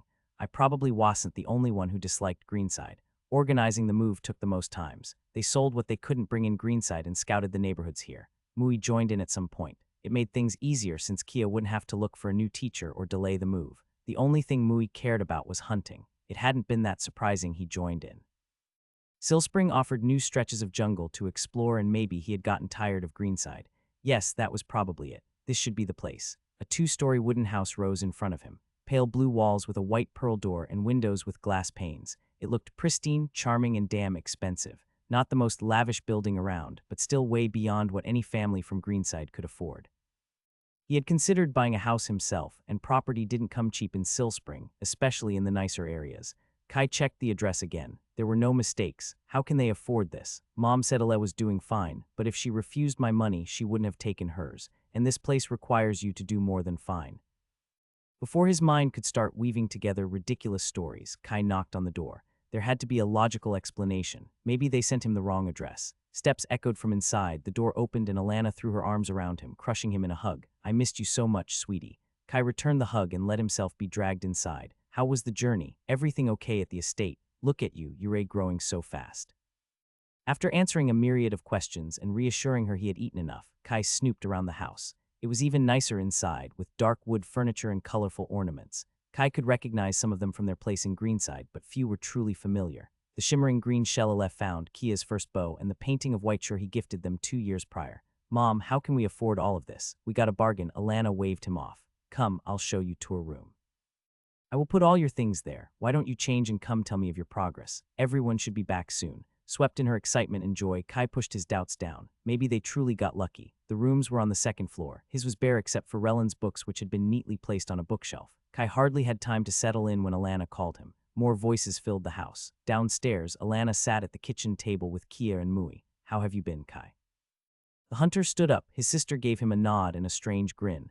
Good, how was your move, uncle? A weird tension swept the room. Mui sat back down beside his mother. Kai, Alana began. From her first word, the truth hit him in the gut. The world faded in the background. His mom continued talking and the hunter joined in. At some point, he must have sat down, gazing emptily. Kia was smiling brightly at his face. The rational part of him kept insisting it was fine. His mother was still young and Mui was a nice guy. They seemed happy together. He should be glad for them. And yet he couldn't. He felt betrayed, blindsided. The undeniable sign had moved on from his dad. I need a moment. Kai walked out of the house, hunching his shoulders. I am such an idiot. Even if he spent very little time at home in the last few years, the signs had all been there. The smiles, the shared glances. Each time he came back, Mui was at their house. He justified that with his role as Kia's teacher. Only now he realized how ridiculous that sounded. Kai wandered aimlessly through the crowded streets, trying to make sense of his thoughts and emotions. Eventually, he found his way to the sea, away from the cramped docks. Sparse people around. How are you doing, Kai? Still hanging on. Eleni sat down on the sand beside him. Long hair tied in a braid and 2 pearls earrings. At 17, 6 years older than him, she was a grown woman by the archipelago standards. How did you find me? His sister laughed. You're more predictable than you think. It wasn't all that hard. Kai turned back to the waves gently crashing on shore. There's going to be low tide. Yep, I was about to go scour the seas when I heard you had arrived and run away from home. Mom and Mui are quite worried. I needed some time to think. Kai rested his head on his knees. How long? How long have they been together? Yes. Mom told us about a year ago, but I suspected it for some time. That's. Why did nobody tell me when I last visited? Betrayal burned in his thoughts. Mom didn't want to distract you from your training. Kai gave her a long look. I could have handled it. Well, look where we are, Ale replied with a similar glance, pointing out the obvious. I think she was afraid of how you'd react. Still, she told you and Kia. It's not the same thing. She couldn't have kept the ruse up for much longer with us living together, and I was not. Kai finally found what was bothering him so much. It wasn't their relationship, and it wasn't that sense of betrayal. Change was never easy, but he could deal with it. It was guilt. His mother and Mui had been together for long enough to move and buy a house together. Alana wasn't someone with last-moment whims. They must have planned and discussed it for months, all the while they hadn't told him. He hadn't been there. Sure, he visited once in a while and sent letters, but he couldn't lie. He had put his training and his goals before anything. Was it a surprise they didn't treat him the same when he spent hardly a month with them in the last 3 years? His family was getting distant and the fault was his. Let's go home before Mom gets worried. Ale offered him a hand. Do I have to? Tell them I went to live with the fishes. Come on, little brother. Waiting, it's not going to make it any easier. Kai reluctantly stood up. How was he going to show his face after he ran off like that? How did you and Kia react when she told you? Ale gave him a knowing smile. Kia ran off into the jungle for 2 days. Mom was about to ask the enforcers for help. Yep, it's already better, and that's not all, Ale whispered. The month after that, Kia tried to accidentally shoot him with an arrow 3 times. Really? Ale nodded. He easily dodged them, and Kia probably knew. But yes, she really did. I can feel the shame flowing away. With a lighter heart, they headed home. What about you, old sis? What about me? Were you not upset even for a moment when Mom told you? No, someone like Mom couldn't stay alone forever, and Mui makes her happy. Then she hurried to add, but I saw the signs early. So maybe that's because I had more time to prepare. Spirits, she's a saint. How are you able to do that? To be so good with everybody. I'm not perfect. I just got an easy win with you and Kia, she laughed. But if you really want to know, it starts with listening and watching what other people do. Then you add a lot of effort and patience. Is this how Kia feels with me? I'll never be the best son. It's not even a contest. They were 2 blocks away when Mui found them first. Ale gave him an encouraging glance, and then one to Mui. Kai, I just want you to know that the hunter started what looked like a rehearsed speech. It's fine, uncle. I get it. Just don't expect me to call you dad. Kai said, walking past him. The Baquer archipelago and Elide's map. If you were wondering about the archipelago geography and the 7 major islands, I hope this answers your questions. Keep in mind that the distance between the islands is not on scale, and I pulled them closer together to make a clearer map. I might also make some minor changes as I continue writing the story, but this should remain a pretty accurate representation of the Baquer archipelago. Have fun finding Whiteshore, Greenside, Silspring, High Arbor, and focal places of the story like Vuria's estate and Yade's tree. Credits to my brother who helped me draw this map. Sometime next week, I'll move this chapter in a glossary at the begging of the book, so it will be easier to look up when needed. The unfamiliar wooden ceiling stared back at him. Yep, that really happened. Slipping out of his blankets, an anonymous and empty room welcomed him, the place of a stranger. At least the bed is comfortable. Mui sure didn't skimp with his money. Sitting upright on the soft mattress, the world faded away as glowing, multicolored particles began to swirl around him.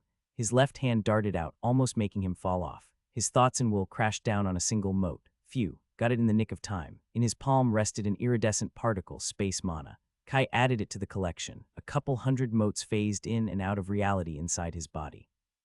Almost enough to cast one of Dora's cantrips. Even with all the levels in mana sense and attuned meditation, he couldn't reliably gather space mana in a reasonable timespan. It was up to chance and quick reflexes. It was incredibly tricky to visualize the mind-bending spells possible with spatial magic, and only gathering enough mana to cast once a month wasn't ideal for improving. It was more of a hobby than anything, a fun game and an act of defiance to all those who told him he couldn't practice space magic. Maybe I am truly going through a rebellious phase. Damn it. Being stuck in a child's body had frustrated him to no end, but now that he had reached puberty, he wished childhood could have lasted longer. In 3 more years, he would unlock the second seal, an adult in his culture. I never reached adulthood in my first life, even if I was older. Before he could get swept up in his fears for the future, Kai turned to something more reliable, his routine. His daily meditation always helped make him feel centered. Today he would need it more than ever. About an hour later, Kai felt ready to face the inevitable. He paused in front of his door to gather his courage and headed downstairs. Had a nice rest, sweetie. Alana greeted him, looking over her shoulder. She and Mui were cooking breakfast over the stove, closely working around each other. A sleepy Kia rested her head on the table, but immediately perked up when she saw him coming. This is fine. Heard the journey to the estate was long, kid, Mui said. The word assumed a whole new meaning under the new circumstances. I'm not your kid, I'm used to it. Kai sat on a chair, examining the wooden pattern of the table like it hid the secrets of the universe. A plate of food was placed in front of him just as he was about to understand the meaning of life. Y'all have to get used to it one way or another. Wearing a smile with the help of acting, he started eating. It was admittedly good, an abundant mix of sweet biscuits and salty tarts, an obvious attempt to bribe him. From how Kia stopped staring at him like a hawk to scarf down the meal, it wasn't an everyday occurrence. Alana discreetly elbowed Mui. How is your training going? Fine. Kai continued to give curt answers as Mui and Alana vainly tried to start a conversation. The hunter had never been one for small talk, and he preferred him that way. They both looked so desperate to please him. Kai wished he could give them what they wanted. It was just so damn weird. With his plate empty, he was trying to come up with an excuse to get out when his savior walked downstairs. I'll be going to buy groceries, Aless said. Can I come with you? There were a few things I was looking to buy. Okay, but I want to avoid the rush, so. Kai didn't wait for her to finish. He dashed into his room, got on some proper clothes, and jumped down the stairs, all in record time. I'm ready. We can go. I'll see you later. Mom, Mui. He waved and fumbled with the lock of their door. Here, Aless showed him how it was done, and they were out on the streets. I think you can let go of my hand now. We're far enough, Aless said, pointing out he was still dragging her around. Oh, sorry. What are you looking to buy without any money? She squared him up and down. Kai checked his pockets. They were all empty. In his hurry, he had forgotten his satchel. I prefer to go for an investigative round before shopping. Aim, do you think I offended them? He added, staring at his feet. They'll be fine. They knew it wouldn't be easy. It's just that they are so. He looked for a word that wouldn't make him sound like a jerk. Suffocating. Yes, they are trying too hard, and it only makes things weirder. Would it have been better if they behaved like nothing happened? Yes, I mean, I don't know. Maybe you're too good at this. It's not fair. Oleg giggled. There was no way this wouldn't feel awkward. He needed time to wrap his head around the fact his mother and Mui were. Erg, stupid brain, don't you dare think of that. They silently agreed to drop the argument, losing themselves in the bustling market. They weren't the only ones who hoped to avoid the rush hour. Packs of people already crowded the stalls, and it was going to get worse till midday. While Pashtan was where silver flowed like water, the market was the beating heart of Silspring. There was a kind of charm to the experience. All the smells, the sights, the talking. After a long period of isolation at the estate, being surrounded by other human beings, all with their own stories, helped him feel connected to the world. Kai let his sister lead the way. He He might have known the town for longer, but he never truly lived here, let alone go buy groceries. Alec greeted each merchant with familiarity as if she had grown up here, never losing her smile even while haggling prices down. "Do I have something on my face?" Alec asked. A polite way to point out he had been staring. "No, nothing. You're just really good at this." "Do you have a skill for what?" Alec watched him confused, dealing with people and making friends. His sister's chuckle was enough of an answer. Kai wanted to dig a hole to bury himself. "Of course she doesn't. It's just a habit. Try going out more and y'all be able to do it too." Somehow Kai highly doubted that. How can you remember the names of everyone you meet without a skill?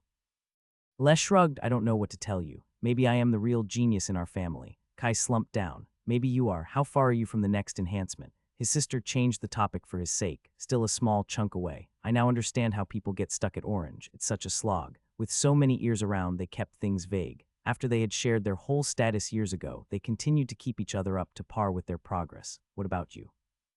Kai asked, doing the math in his head. "Your goal must be close. A couple weeks to a month, I think. Depends on how many low tides we get." "That's great," Kai congratulated her. After reaching the second seal and losing the bonus of life experience, the norm was to use general skill to improve your race. His sister had also been siphoning off part of her profession XP toward orange. In the short term, there would be fewer benefits. Professions gave a far higher and faster return on investment, which was why most people rushed through the levels to upgrade them.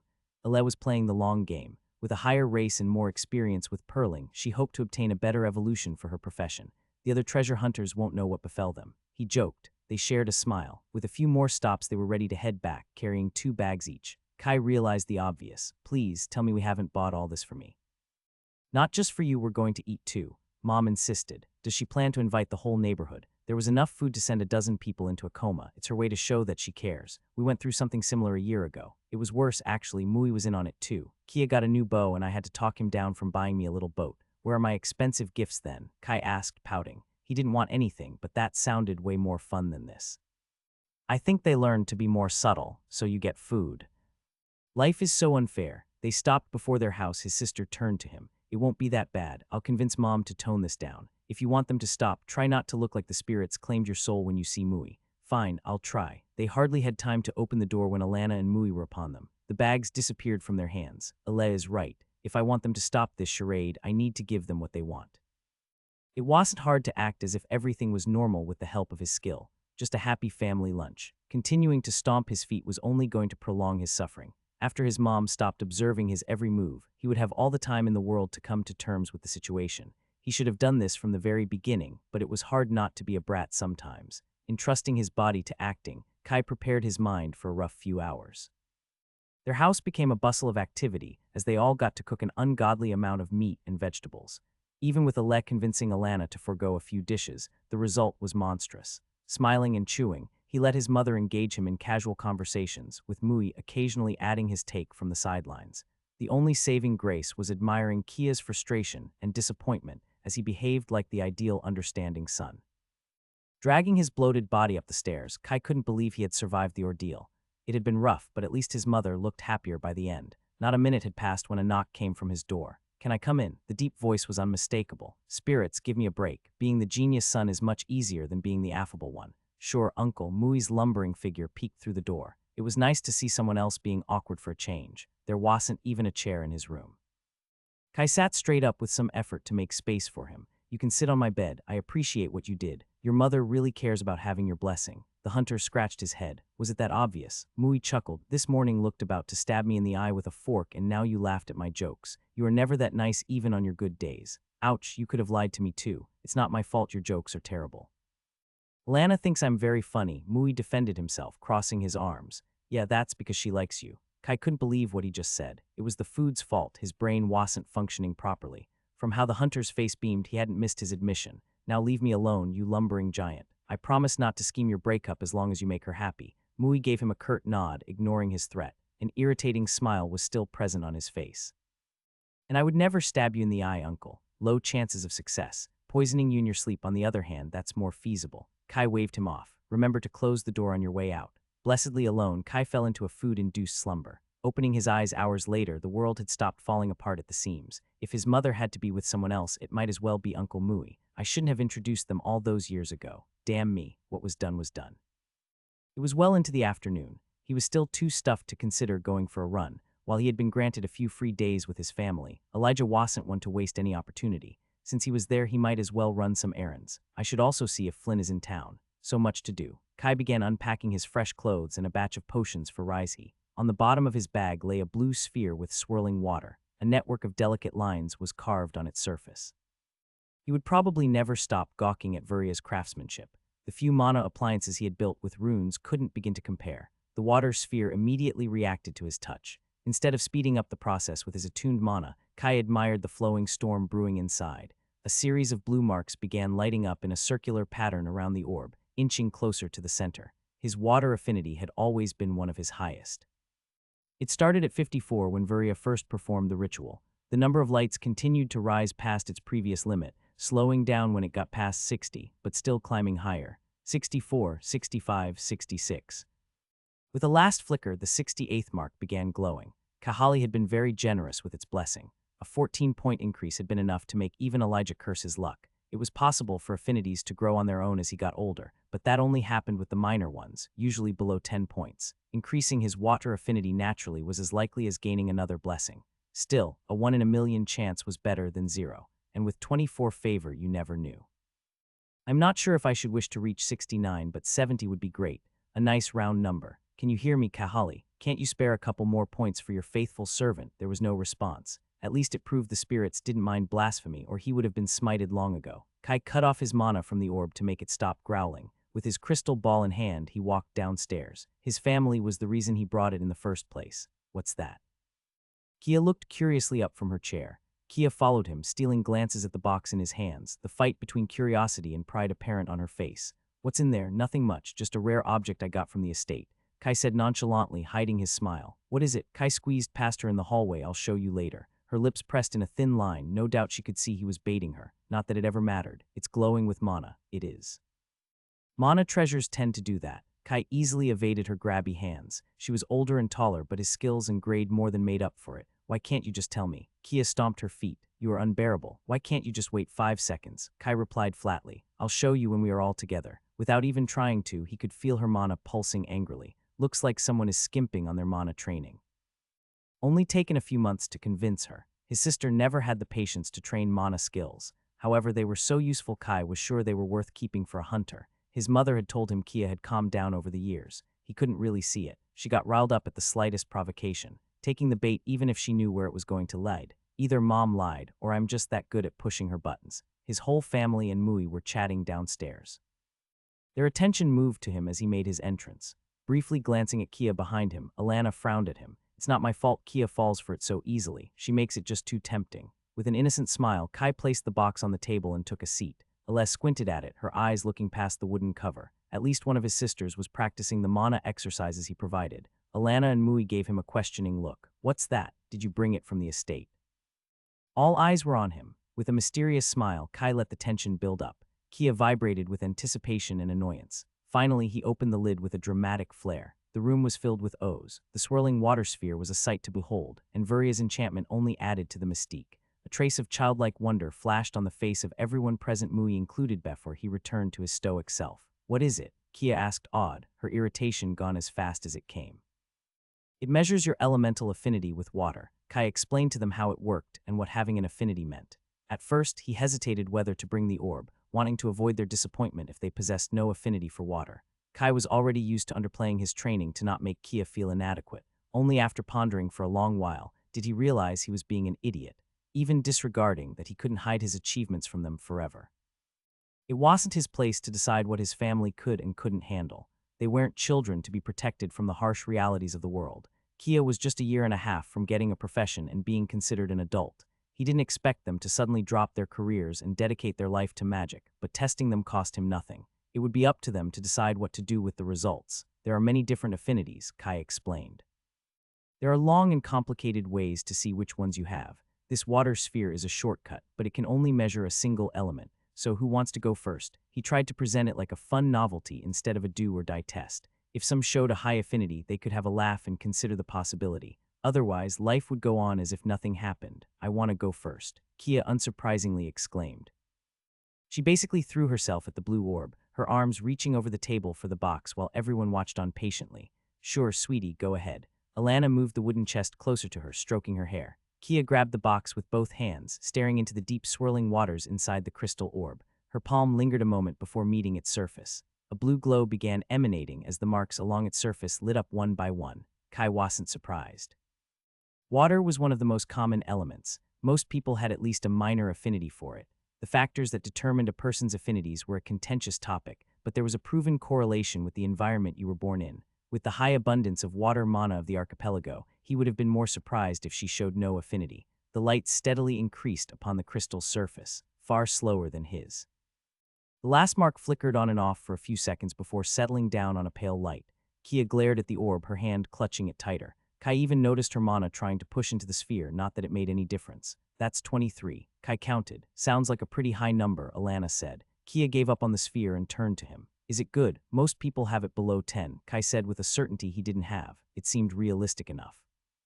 No one ever did large-scale testing of these things, and if they did, he hadn't been able to get his hands on them. Close enough to the truth. How high is yours? Kia asked. More than that. Water probably isn't your element. He smirked at her, hiding a sugar-coated truth behind his tease. With no one stepping forward, Alana took hold of the box. Let's see what I get. Her tone was light and casual, treating the test like the game Kai envisioned. The marks had barely dimmed when a new wave swept through them. His mother stared mystified at the sight before exclaiming, "Look how many little lights. I must be lucky." "What do you say, Kai? Could I have become a mage too?" "With 37, probably yes," Kai answered absent-mindedly. That was really good. Above 30 is considered a major affinity in the Republic. I guess my talent for magic needs to come from somewhere. Dad also kept mana sense and manipulation, even if he said he wasn't very good at them. Kia looked sulky but didn't storm off. Maybe Alana was right that she had matured. Alana still showed no interest, maintaining a polite smile. "My turn then," Mui said, taking the sphere. Everyone looked with bated breath. Kai could hear some anticipation in his uncle's tone. Someone didn't become such a good hunter without a competitive spirit. With a timid flickering, the first marks began to glow. 1, 2, 3, 4. The lights stopped. The family continued to stare intently at the crystal. The marks remained unchanged. A soft chuckle cut through the silence. Noticing everyone's attention was on her, Kia castigated her expression. "Looks like water isn't your element either," a hint of amusement obvious in her tone. "I spoke too soon. She still can't stand getting beaten at something." Mui's large shoulders hung low. He looked downcast. Kai swallowed a taunting comment, taking pity on his beaten puppy look. 4 was really low for such a common affinity. Water must truly not be his element. It's impossible that someone who unlocked mana manipulation by accident doesn't have any good affinities. Alana consoled Mui with a pat on the back. "Don't worry, I'll protect you with my magic." The hunter smiled and they shared an intense look Kai would have rather not seen. Spirit's mercy. Get a room far away from this house. So sister, there's only you remaining. Kia pressed her older sibling, eager to get another show. "I am fine," Ale pushed the box back. "I prefer to keep the mystery." "That's not fair. We've all touched it. It's your turn." Kai hasn't. Ale threw him under the bus. "What do I have to do with this?" Kia didn't seem interested in him. Probably because she knew his result would be higher than hers. "She's right," Kai, Mui piled on. "You brought this glass ball but haven't told us what you got." Kai threw the hunter a dirty look. "Just because we had one conversation, don't think we are even. I can barely tolerate you staying in the house we bought with your money, or we can just keep the mystery," Ale proposed conciliatory. It was too late for that. Alana pushed the box in front of him. "Why don't you show us, sweetie? I'm curious too." Kai sighed and compiled, "If you insist." The marks quickly lit up in their spiraling pattern around the sphere, slowly down and then stopping. All eyes focused on the glowing signs. "My affinity is 50, Kai announced. With his control of mana, it was easy to cut off the connection at the desired result. With his sister's low mana sense, they would never notice. Hopefully, Kia won't get a stroke of envy. Even if they inquired about affinities, 50 isn't ridiculously high. Kai didn't miss the irony of tricking his family right after he decided to be more honest with them. Change was hard, and right now he didn't feel like there was a point in telling them. He trusted them, but part of him felt hesitant to reveal his entire abilities. "Baby steps. I'll get there." "Stop gawking. You always knew I was a genius," Kai said with modesty. "Now it's your turn, sis." The ball was in Ale's park. He didn't know why she refused to touch it the first time. His older sister looked unwilling, but with everyone watching her, there was no escape. Reluctantly placing her hand on the orb, Kai immediately knew something strange was up. Like a tidal wave sweeping through all the blocks, the marks flared to life. The room went silent. His heart skipped a beat. 58, that was the final number. Just 10 points lower than his affinity after he received the blessing. Well, damn me. 4 moons hang overhead in the night sky, their reflection twinkling on the sea. The breeze among the trees and the distant chatter of the town were the only sounds present. You knew. Kai stared at his sister. They were alone, out of the cramped house to get some air. Ale didn't deny it. I had my suspicions, but I didn't know how high exactly. I never expected you'd bring out a magic ball to measure elemental affinity. Why did you tell me? Kai used acting to hide his feelings and not make it sound accusing. His pride wasn't so fragile to buckle so easily, not anymore. What hurt him was that she had kept it hidden from him, not even a passing mention. Speaking about their training and progress was their thing. I am sorry. It was only a suspicion. My profession gave me some hints, but I didn't know if I was just reading into things. Alef fiddled with the fringes of her dress. You know, I'm not like you and Kia. I didn't reach orange years before my peers. I'm not special. Kai was stunned, frozen on the spot. 1,000 thoughts whirled in his head. He sieved through them, afraid to say the wrong thing. That's not true. Kai stepped closer. You have always been special, Kia and I were the problem children. WWE always make mom worry and cause headaches. When mom has a problem, she doesn't come to us for advice. She comes to you. He forced himself to take a pause to breathe. We both know you are the one who kept our family together after dad died. Finding a job when you weren't even 14 and making sure mom took care of herself. I wasn't even there. His voice cracked and his eyes turned lucid. He had to stop again before his words turned incoherent. Silent tears flowed down Alez's face. He could feel his cheek becoming wet too. He crushed her in a hug, hiding his face in her dress. Don't ever say you're not special. You are the best of us, and clearly you also have more talent. Kai mumbled. The response came equally jumbled. I am the older sister. It's my duty to keep an eye on my two troublemakers. They sat on the sand, admiring the waves, calming down their racing hearts. They decided to head home before their mother sent Mui to look for them. So how high is it really? His sister suddenly asked. What do you mean? Your affinity, how high is it? You had told me it was very high before, but never said how much. 50 seems like a conveniently round number, and you didn't look very distraught when I got 58. Damn, I should have gone for 51. I'm not Kia, I don't get all sour and sulky if someone beats me. Kai crossed his arms, offended. Sure, little brother, as you say. Fine, Kai lowered his voice to a whisper. 68, so you're still the family's genius. Kai let her ruffle his hair without glaring back. You should consider studying magic too. Your affinity would make many people green with envy. His sister still didn't get how incredible she was. I'll think about it, she said diplomatically. I don't know much, but I doubt having one affinity means I can be a mage. I've seen how you used your mana skills. I don't even come close. I've met a few people with mana skills, and I was hardly better than them. Kai mulled silently. He didn't want to pressure her into something she didn't want, and what she said wasn't technically wrong, but having a high affinity sure was promising. By any chance were any of these people with mana skills apprenticing to become mages? His sister stumbled on his steps. I don't know. I think they were just training their mana skills, hoping to get an apprenticeship in High Arbor. Kai gave her a long look. So you are only slightly better than people who spend all their days training with mana. It seems clear you have absolutely no talent for magic and should give up already. Even in the low light, Kai could see his sister blushing. Just promise y'all seriously think about it, Kai said. I swear on the great Kahali. Just wait till I show you a couple tricks with elemental magic. After you see them, y'all never go back. I'm going out, Kai announced, heading for the door. Okay, stay safe, don't come back too late. Alana gave him a worried glance. Not only did he have to deal with the lumbering figure of the hunter first thing in the morning, his mom also looked at him like he was about to break. Kai almost preferred Kia's taunting about his lacking magical talent, and this was supposed to be a relaxing vacation. The brisk morning air welcomed him outside. Their large house was becoming suffocating. It's all going to pass, just give it time. Taking a deep breath to reset his mood, Kai did a quick stretching and headed down the streets in a jog. It was frowned upon to run at full speed inside the town boundaries. Children without a profession were the sole exception, their attributes low enough not to be dangerous. Naturally, if he were to go all out, it would raise more than a few eyebrows. Away from the richer districts, the large straight streets grew smaller and meandering. On both sides, cramped buildings leaned against each other to reach some sort of balance. The day began earlier here, with kids and adults already going about their business. Kai easily found his way through the maze of winding streets and alleyways. He couldn't tell if his increase in mind made him smarter, but it definitely improved his memory. The docks were closer to Pashton and the merchant district, but the most direct path to the sea cut through the dregs. He had made numerous visits over the years, but he had never felt at risk like in Greenside. Growing stronger and more skilled had played a factor too. It certainly helped boost his confidence. Without conscious thought, Kai's eyes and ears were constantly scanning his surroundings by habit. Elijah had drilled in his soul to never let his guard down, submitting him to far harsher training than stray pebbles to ensure he'd never forget. Together with danger sense, there was little that escaped his notice, especially if someone was targeting him. The soft presence of people passing glances brushed against his consciousness to be quickly forgotten. A sharper prickle made him falter. It lasted just a moment. A subtle pulse of mana sense pinpointed the source.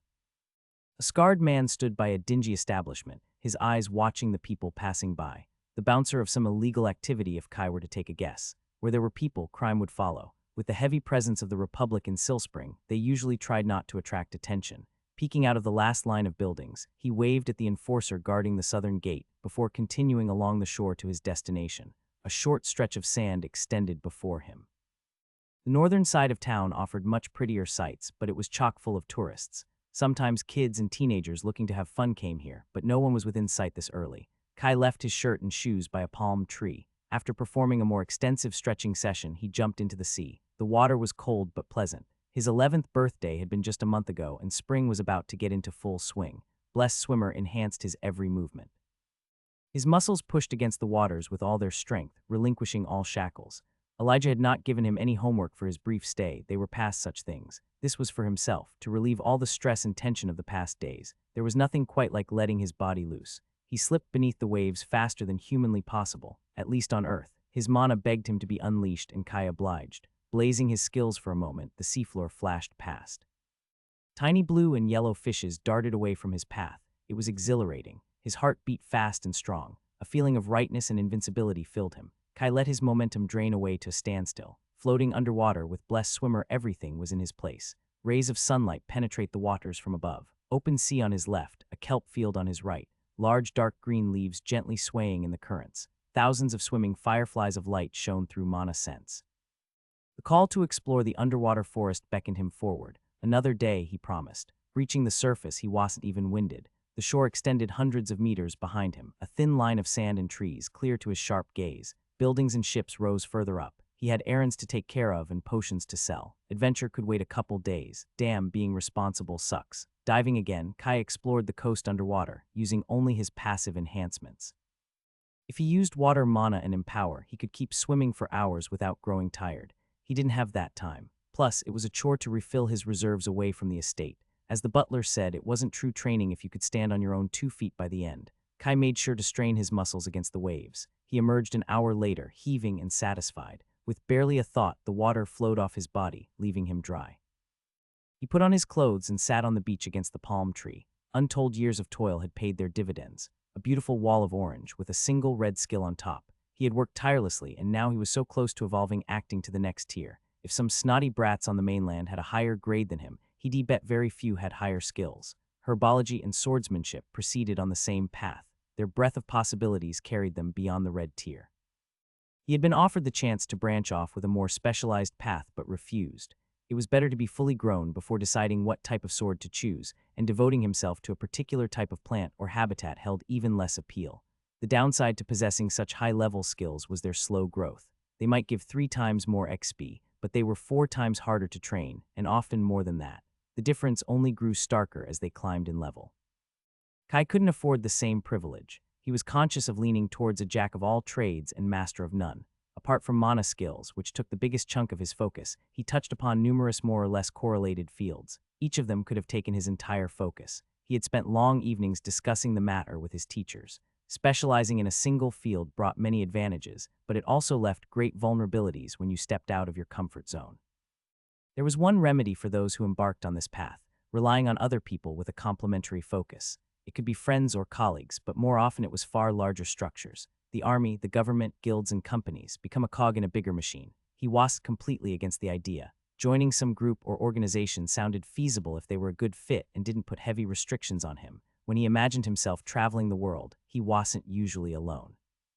Kai knew he might not be the most sociable person, but fate certainly never helped him on that front. How could he relate to his peers when they were years younger than him, and the difference wasn't any smaller skill-wise? On the Baquer archipelago, there was only one organization with the resources to satisfy his needs if he chose to specialize, and he'd rather cut off his hand than join the Myrian Republic. It didn't leave much choice.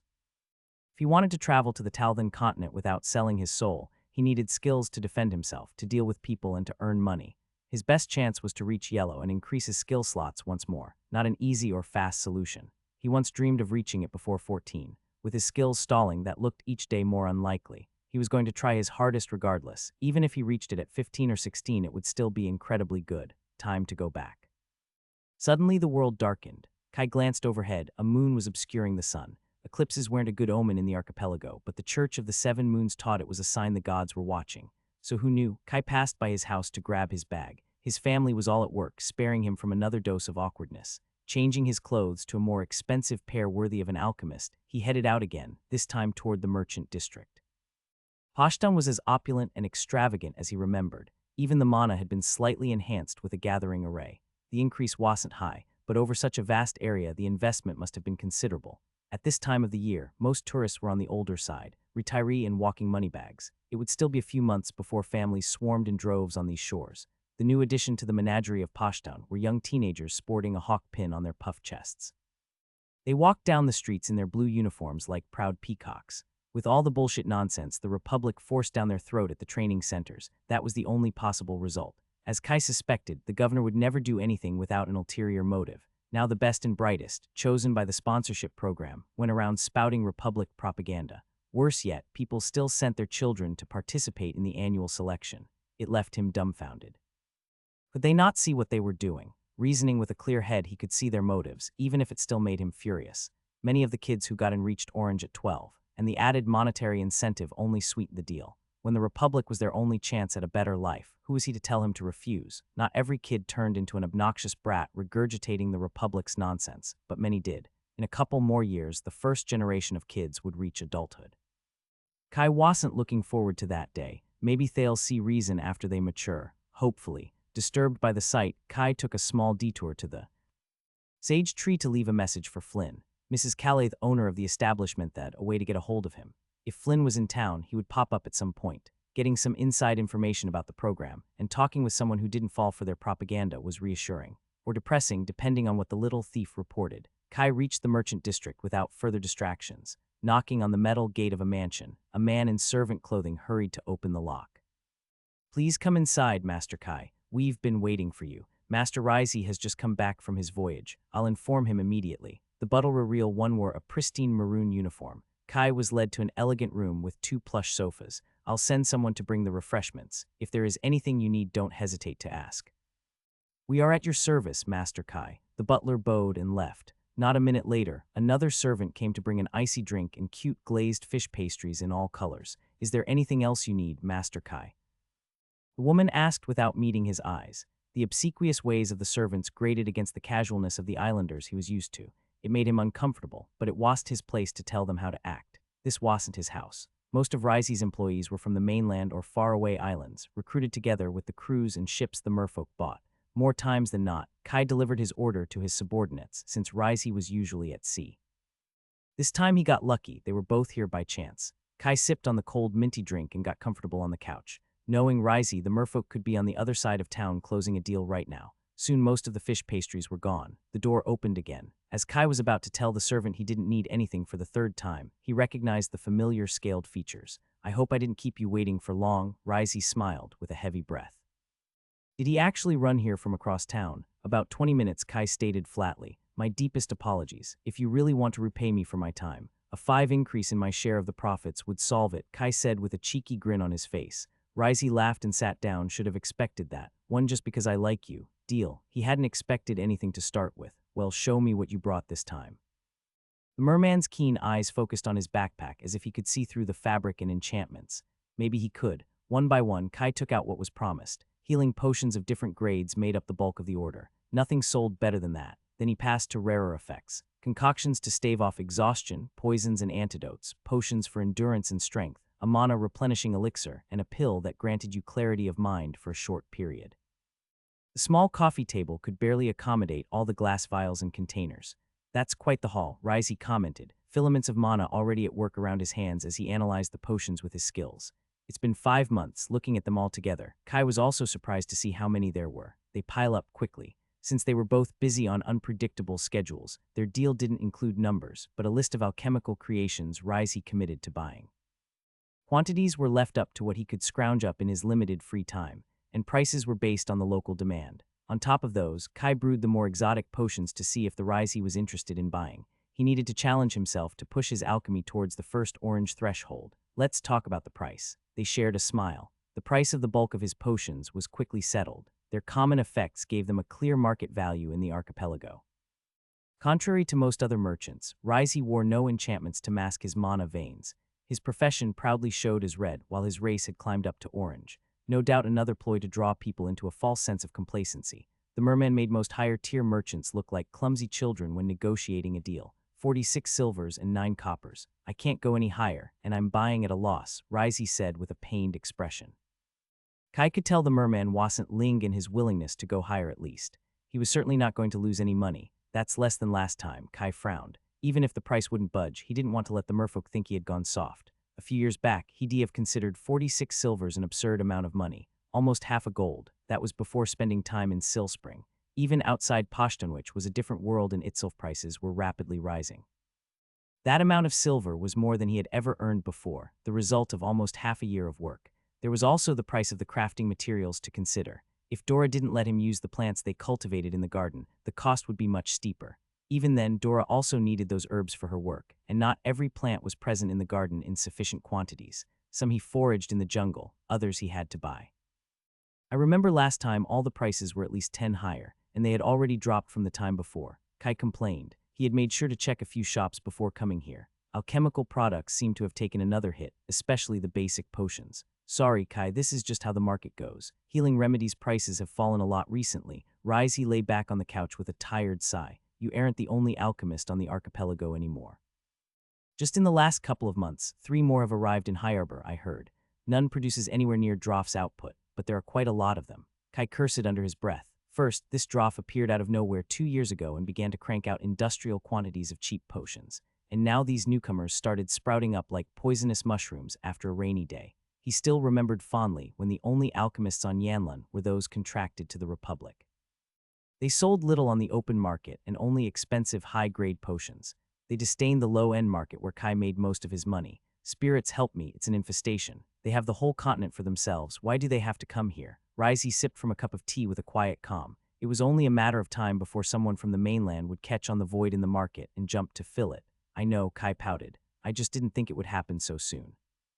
I thought it'd have a few good years. His fingers fiddled with an empty glass vial. The gravy train was coming to an end. There was nothing he could do about it. Come now, it's not as bad as you think. Rizey waved away his worries. The prices will stabilize soon. With the margins getting thinner, they can't go much lower. And trust me, none of the new alchemists can afford to sell at a loss to undercut the competition. Apart from Dorf maybe, but we have an understanding. Kai narrowed his eyes suspiciously. Is Dorf supplying you too? Rizey shrugged. I like you, Kai. But while the quality of your potions is excellent, your quantities can't keep up with the demand. I need to turn a profit to pay my employees. Betrayal stabbed his heart. Kai pressed his lips shut before he said something he would regret. Rizey was right, of course. He ran a mercantile enterprise, not a charity. He couldn't abandon a market just to avoid hurting Kai's feelings. And yet, it still burned. Does it really have to be Dorf? That man had been the bane of his existence. The harbinger who signed the beginning of the end, cutting into his profits. Some of his products had even reached Silspring. Despite never having met him, Kai had grown a personal dislike for the man. He's the one with the best quality and quantities. Rizey gave him an apologetic smile. Of course he is damned Dorf. What kind of name is that? With only the scraps of time left from his training and no profession, Kai would never be able to compete. Swallowing his annoyance, he nodded to Rizey. Don't worry, I understand. If you want some advice, the merchant began tentatively, waiting for his tacit approval before continuing. For now, the foreign alchemists all stay in High Arbor. It's not a surprise, really. The city alone makes up about a third of the economy of the archipelago. It's the biggest market by far and the easiest place to find raw materials. Kai didn't let his surprise show, curious about where Rizey was going with this. The merman made it seem like those facts were common knowledge. Nothing could be further from the truth. Silspring didn't even have a newspaper, and the only source of information was word of mouth and hearsay. Moving goods around the archipelago isn't easy. For most people, that is. Rizey continued with a proud smirk. By staying holed up in High Arbor, where there is an excessive supply, their potions lose value. You have a great advantage in Silspring by cutting travel costs. The merman leaned forward. Kai could almost see Messar signs in his eyes. Sure, someone will connect the dots sooner or later and try to move out. But if you establish your presence here now, customers tend to stick with what they know. Rizey reined the excitement back in. At least that's what I do. I think I can see why you became a merchant. Kai nodded thoughtfully. He couldn't find any fault with Rizey's reasoning. There were just a few logistical problems. I'll think about it. But if I were to sell locally, wouldn't it make more sense to cut you out? The merman laughed. Yeah, you're right. Guess I let my mouth run faster than my brain. I let myself get carried away. Kai gave him a long look. To follow your plan, I would need to brew enough potions to satisfy Silspring market and get into local distribution. He looked into the merman's pale eyes, observing his reaction. I don't have the time nor the connections to do that. I guess we're stuck with each other then. It must be fate. The hint of a smile appeared on the merchant's thin blue lips. Yeah, as if you hadn't thought of that already. Should have known it. You never make such blunders. Do we have a deal for the 46 silvers? The merchant said, hinting at the price they had been discussing, and 9 coppers, Kai specified before accepting his cold hand. Naturally, that's what I meant. Sure you did. 2 servants were summoned to take away the boxes containing the results of months of work. Kai listened to the jiggle of silver coins falling into his bag with great satisfaction. Despite the fall in prices, he had still earned more money than some people saw in their lifetime. But most islanders don't live in such an expensive town or plan to travel to the mainland, a small voice in his head reminded. We can get to the fun stuff now. Rizey wasted no time, eager to get his palmed and scaly hands on the remaining potions. Less than a tenth was left from the original pile, an assortment of the most rare and peculiar concoctions. Elixirs that affected the mind and mana, the highest-grade salves and poisons he could brew, and one-of-a-kind experiments. They were the most costly in terms of both raw ingredients and time. They also sported the biggest number of failed tries before he managed to produce a functioning product without severe side effects. The haggling resumed. There were no local market prices to use as a base point for most of the potions, which meant he could make a killing or lose a ton of money. Treading into uncharted waters, it soon became clear Kai wasn't the predator but the prey. He had gotten his fair share of experience negotiating, but he couldn't delude himself. There was no chance he would beat an experienced merchant with a profession. At best, he would recoup the costs for the ingredients and his time. Despite their supposed friendship, Rizey showed him no mercy in the continuous back and forth. Mana's sense caught strange pulses in the ambient essence, probably the trace of an unknown skill. He had no idea what it did or how to counter it, but danger sense showed no reaction. The merman weaved together dramatical and reasonable claims until Kai had no idea what to believe. Even when the merman reluctantly conceded, Kai suspected it was all a way to dupe him. So that's 16 silvers and 38 coppers. Rizey shook his hand with a radiant smile. Wasn't that fun? Have you ever considered trying as a merchant? You are a natural. Kai responded with a strained smile. That had not been fun at all. It was like fighting an uphill battle with only one certainty. You couldn't win, just minimize your losses. Spirit's mercy, this was exhausting. You couldn't have gone easier on me, Kai complained. Now, what would be the fun in that? You should take it as a compliment. Not many can go toe-to-toe with a merfolk merchant and not lose terribly. Toe-to-toe, sure. The words echoed through his thoughts with a simple and clear implication. His exhausted mind couldn't help but replay the negotiations, thinking what he could have done differently. Nope, I am done. Next time I'll call Flynn to deal with this. The sparkling silver coins helped raise his mood a little. I brewed those potions to improve my alchemy. Everything I get on top is just a bonus. Reframing the events helped somewhat. It would have been much easier to hang on to the idea if Rizey didn't look so radiant. Do you want to stay for lunch? Your loss, I wouldn't even have charged you for the meal. How generous of you. Maybe next time I need to get some air. I look forward to the potions y'all bring next time. Rizey waved him goodbye. Out on the streets with a bag full of silver, Kai felt marginally better. His stomach grumbled, demanding to be fed. Conscious of the small fortune he was carrying, Kai kept to the main streets, a healthy dose of paranoia kicking in. Danger sense reassured him people weren't staring longer than usual, even if it felt like it. The presence of patrolling enforcers reassured him and made him feel ashamed a moment later. His eyes darted over the passers-by. All his senses tensed to notice anything out of the ordinary. When a presence tried to sneak on him, he reacted without a second thought. Water mana was already condensing when he recognized the face. Ahi, that was uncalled for. Flynn massaged his arm. You've gotten even more violent since the last time we met. Is this how you greet your dearest friend? Why did you try to sneak up on me? I'm just never mind, Kai said. I'm sorry if I overreacted. How have you been? The little thief wasn't so little anymore. Flynn was in the middle of a growth spurt, towering a head and a half over him with his lanky frame. Casual clothes hid his wiry frame. The cunning green eyes remained the same he remembered, as did the messy brown hair. Just a tad less disheveled than he remembered. I'm a merciful friend, so I'll forgive you this time, Flynn said, right as he punched him in the shoulder. Now we're even. Kai took the hit without a sound and a good quick flare of empower. Thankfully, the last specialization focused on improving his endurance. Disappointment at his lack of reaction flashed through Flynn's eyes. Did you get your profession? Kai asked. That punch carried much more strength than it should have. A wide smile appeared on Flynn's face. Of course I did. My little sister was extremely impressed with what I got. Suffering through all those boring lessons was worth something after all. Under Kai's mana sense, bright mana channels revealed the undeniable proof of a red profession and an orange race. He could see Flynn's ego already blowing up to obscure the sun, eagerly waiting for his questions and envy. Kai swallowed his congratulations and turned around. We can catch up later. Now I am busy. What are you carrying in that bag to make you so tense? He inquired, staring at it curiously. Just the usual supplies. You got a payday, didn't you? Damn it, keep your voice down, Kai hissed, throwing suspicious looks over his shoulder. Wow, it must have been a big one. Flynn's eyes sparkled. Bigger than last time. Kai grabbed him by the arm and started dragging him down the street. Be quiet. Fine, but you're buying me dinner. Deal, just shut up. And I expect you to share some information too. Reaching the sage tree, Kai took a corner table and secured his bag in the seat beside him. Despite his paranoia, danger sense didn't detect anything out of the ordinary. Relax, Flynn sat across from him. No one is going to jump out of the shadows to rob you. And even if they did, I'd take care of them. You haven't met Elijah. Kai watched Flynn flex his arm with skepticism. Oh my, I suddenly feel safe now. Are you doubting my awesome abilities? I don't know where you get that impression. Kai tapped nervously on the table. I'll try not to take your lack of confidence personally, Flynn said. But if it makes you feel better, I've seen plenty of tourists flaunting purses bulging with silver. You're not unique. That does actually make me feel a tiny bit safer. Do any of them get robbed? Not usually. Usually, well, some just go looking for it. Flynn called a server to order their lunch. The enforcers keep a strict eye in Poshtown and in the richer districts, but they can't be everywhere. Some moneybags get duped into scams or pickpocketed, and once in a while a fool wanders off to the outskirts or outside the walls believing themselves untouchable and comes back naked the next day. Really? Oh yeah, it was hilarious seeing their pompous bare asses walk back, Flynn chuckled. I wish you could have seen it too. I don't, but thanks. How come I've never heard of it?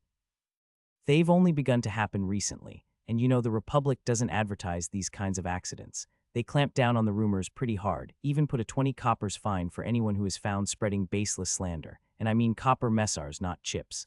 Flynn said, leaning closer to whisper. Did they catch the culprits? Nope. The enforcers made a big fuss but couldn't find a clue. No one knows who did it. Just another mystery, people whisper in the night, he said with a dramatic flair. It was indeed strange. With such high-profile cases, the Republic must have poured all its resources into finding the culprit.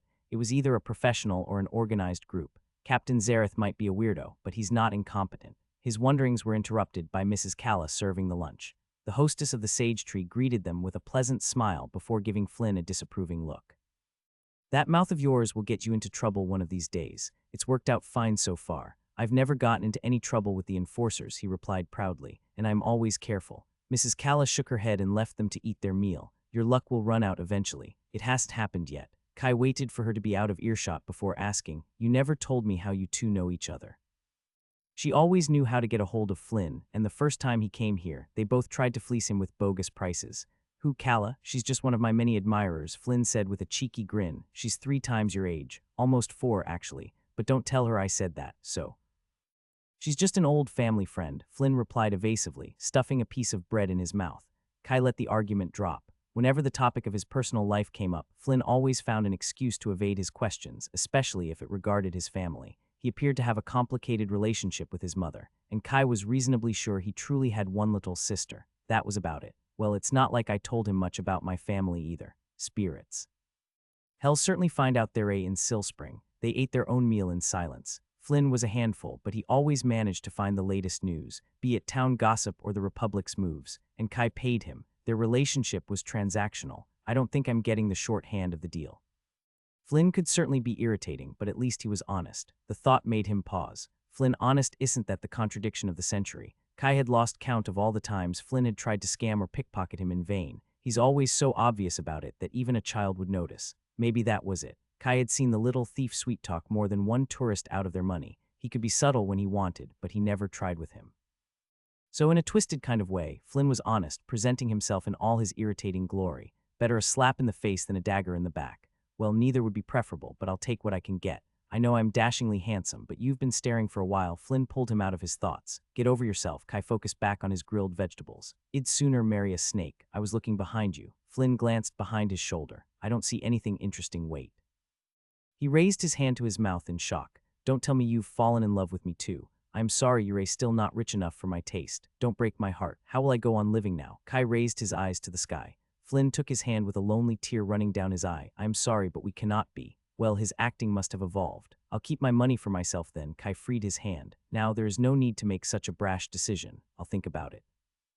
Do you have any news from the Republic? Flynn dropped the melodramatic charade. What you wanna know, boss? I've got everything. The names of the clerks who accept bribes, how to evade the new taxes, or maybe you want to know about the enforcer with a secret romance. There's also the one who lit his pants on fire. Funny story, that one. I also got news on the little princess' latest achievement. He winked at him. You want to know about the golden brat, don't you? Look, I don't judge. I like them rich too. What about the scholarship program? Kai asked with a flat face. Oh, that, it's still boring as ever. They now make us swear allegiance to the Myrian Republic thrice a day during the boot camp, in the morning and before each meal. Can you believe it? It wasn't good news, but within his expectations. Do they still plan to keep it going again next year? Yep, though I heard they'll decrease the spots and be more strict with the requirements. There were also rumors of a special class that only takes the most talented kids from the archipelago, but they haven't asked me, so that's probably not true. Kai raised an eyebrow to prompt him to continue. Okay, it might be possible they didn't ask me cause I've already gotten a profession, but I wouldn't put too much weight into it either way. There are always crazy conspiracies going around in the training camp in Hawkfield, and none of my sources could confirm it. Flynn leaned back on his chair, eating the last crumbs on his plate with a satisfied expression.